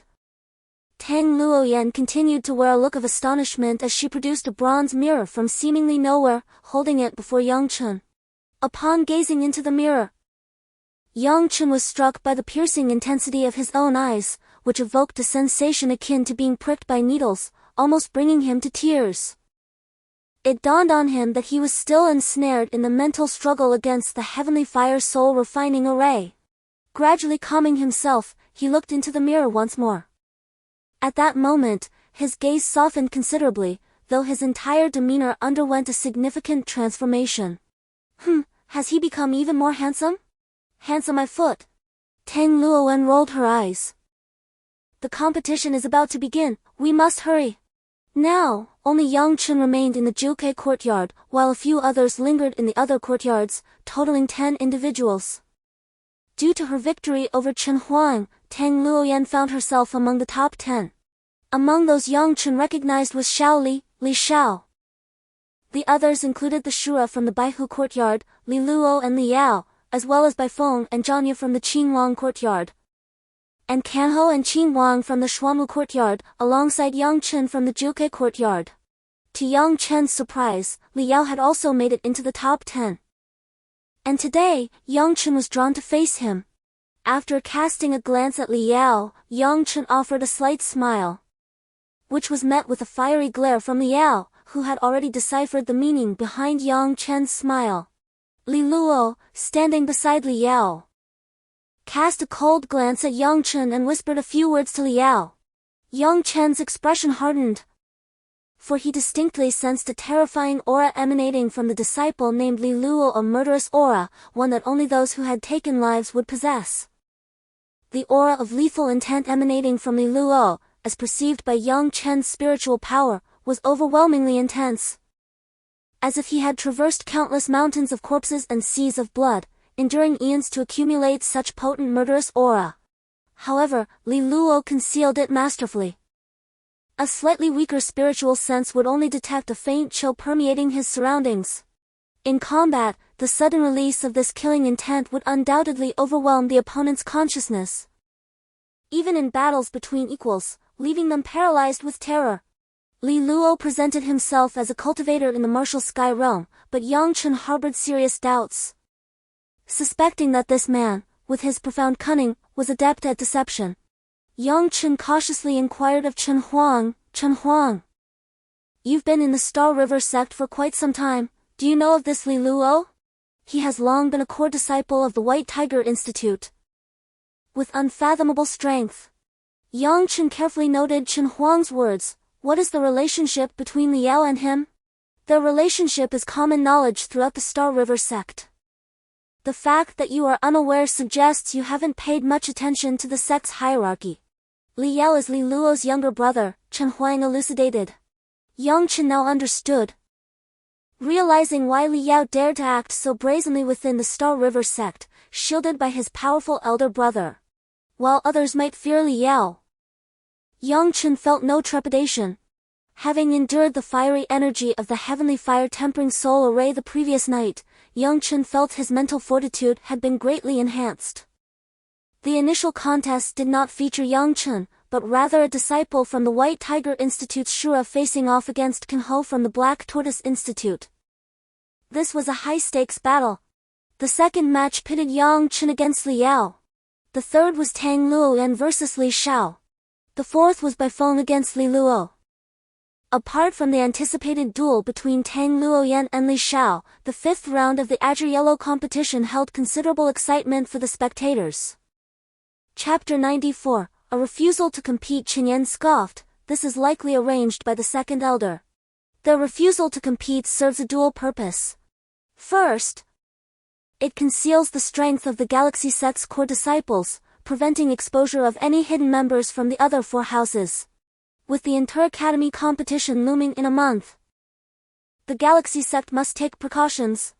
Second, core disciples already enjoy preferential treatment, and nearly all have already consumed a rising dragon pill. Another would be of little benefit, as they can readily exchange merit points for them at the alchemy chamber. Chen Yan sighed, it seems other disciples will also opt for a draw. However, those who choose a draw forfeit their chance at the top 3 prizes. Your opponent will likely be Qing Huang, who, I've heard, is the second elder's grandson. And not even a core disciple. As Yang Chen conversed with Chen Yan, the referee called his name, signaling his match against Li Yao. Yang Chen gracefully leaped onto the stage. Li Yao glanced at Yang Chen with composure and said, Yang Chen, I know I am no match for you, but I advise you to withdraw from this competition for a core disciple position that has already been promised to another. Don't court trouble. From Li Yao's tone, Yang Chen understood that his interference would undoubtedly provoke complications, but Yang Chen was never one to shy away from trouble.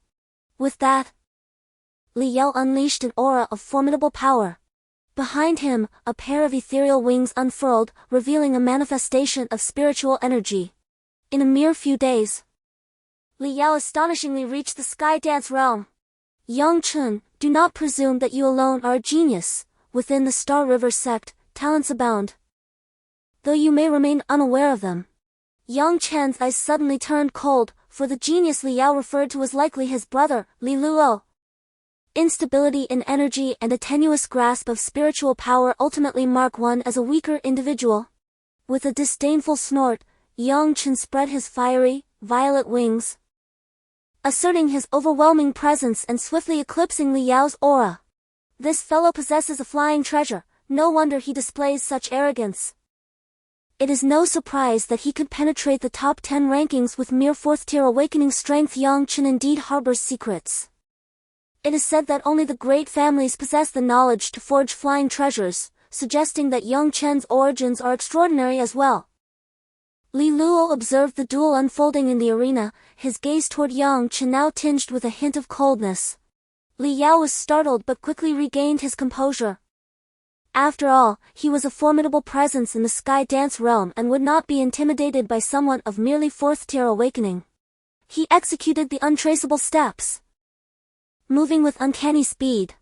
Even with Yang Chen's explosive attacks, he could only strike the 3rd-tier protective barrier. Yang Chen drew forth a massive sword forged from dark iron from his spatial pouch, and in an instant, the sword ignited with blazing heavenly flames. Li Yao, receive my strike! Yang Chen proclaimed, raising the fiery weapon for a decisive blow. Fueled by Yang Chen's fervent battle spirit, Li Yao's resolve intensified. As a faint mist of white energy coalesced around him, steadily expanding outward, Yang Chen observed intently. The mist appeared to emanate from the 2 blue short swords in his hands, adorned with sapphire-like crystals. To his astonishment, he recognized that they were indeed the cores of 3rd-tier water elemental beasts. The weapons of the flame soldier descended with ferocity, the mist violently dissipating under the intense flames. With a sweeping strike, the ground was cleaved, revealing a vast trench, charred and blackened, a clear testament to the devastation wrought by the inferno. The parted mist began to coalesce once more, shrouding the training ground in a veil of white once again. Suddenly, Yang Chen sensed a lethal presence behind him, however. There was no time to react. A flash of blue light heralded the swift insertion of a dagger into his flank. The severed sword, stained with blood, inflicted a grievous wound, causing blood to spurt from his side. Yang Chen swiftly retaliated, wielding the flame soldier once more, but Li Yao was swifter still. With a deft motion, he drew his short sword, ruthlessly extracting Yang Chen's innards in the process. This scene left Tang Luoyan aghast, her complexion paling in terror. Lianhua's expression turned icy as she remarked, "I did not anticipate Li Yao had already entered the Void Dance realm. Overcoming him with the techniques of the White Tiger Academy will prove quite challenging." Chen Yan waved his hand dismissively, saying, "Patience, this lad possesses the robust vitality. And he can transform into a dragon blood warrior. Defeating Li Yao should not pose a significant challenge. Moreover, he has seemingly mastered the bloodline techniques of the Purple-Winged clan. This young man certainly harbors many secrets. Ha! In this light, even if Li Luo intervenes, what difference would it make?" Chen Huang's interest was piqued by Chen Yan's words, and he inquired, "Oh, father, do you know this Li Luo?" "Yang Chen just asked me about him, but I'm not very familiar with him." Chen Yan elucidated, "Li Luo hails from a prominent family in the Sky Martial Kingdom. Many years ago, he joined the Star River sect and has been cultivating with the ascetic practitioners on Bitter Cultivation Mountain ever since. Over the years, his strength must have reached a considerable level. They are indifferent to fame and fortune, focusing solely on enlightenment. They only intervene to help resolve significant crises encountered by the Star River sect, and otherwise remain reclusive. Li Luo reached the 9th level of Awakening Spirit 10 years ago. After a decade, his current realm remains a mystery, as he does not reveal it. In the arena, Yang Chen's injuries were visibly mending at an astonishing rate. Layers of lustrous, jade-like radiance enveloped his wounds, and his shattered flesh regenerated. The countless disciples of the Star River sect were astounded by this spectacle. The formidable nature of the Nirvana divine power was undeniable. Although the Nirvana divine power was immensely potent, should Li Yao strike a vital point, Yang Chen would be unable to recover instantly. For example, the eyes, head, or heart, these crucial organs. After several more flame slashes cleaved through the empty, misty air, Yang Chen ceased his assault.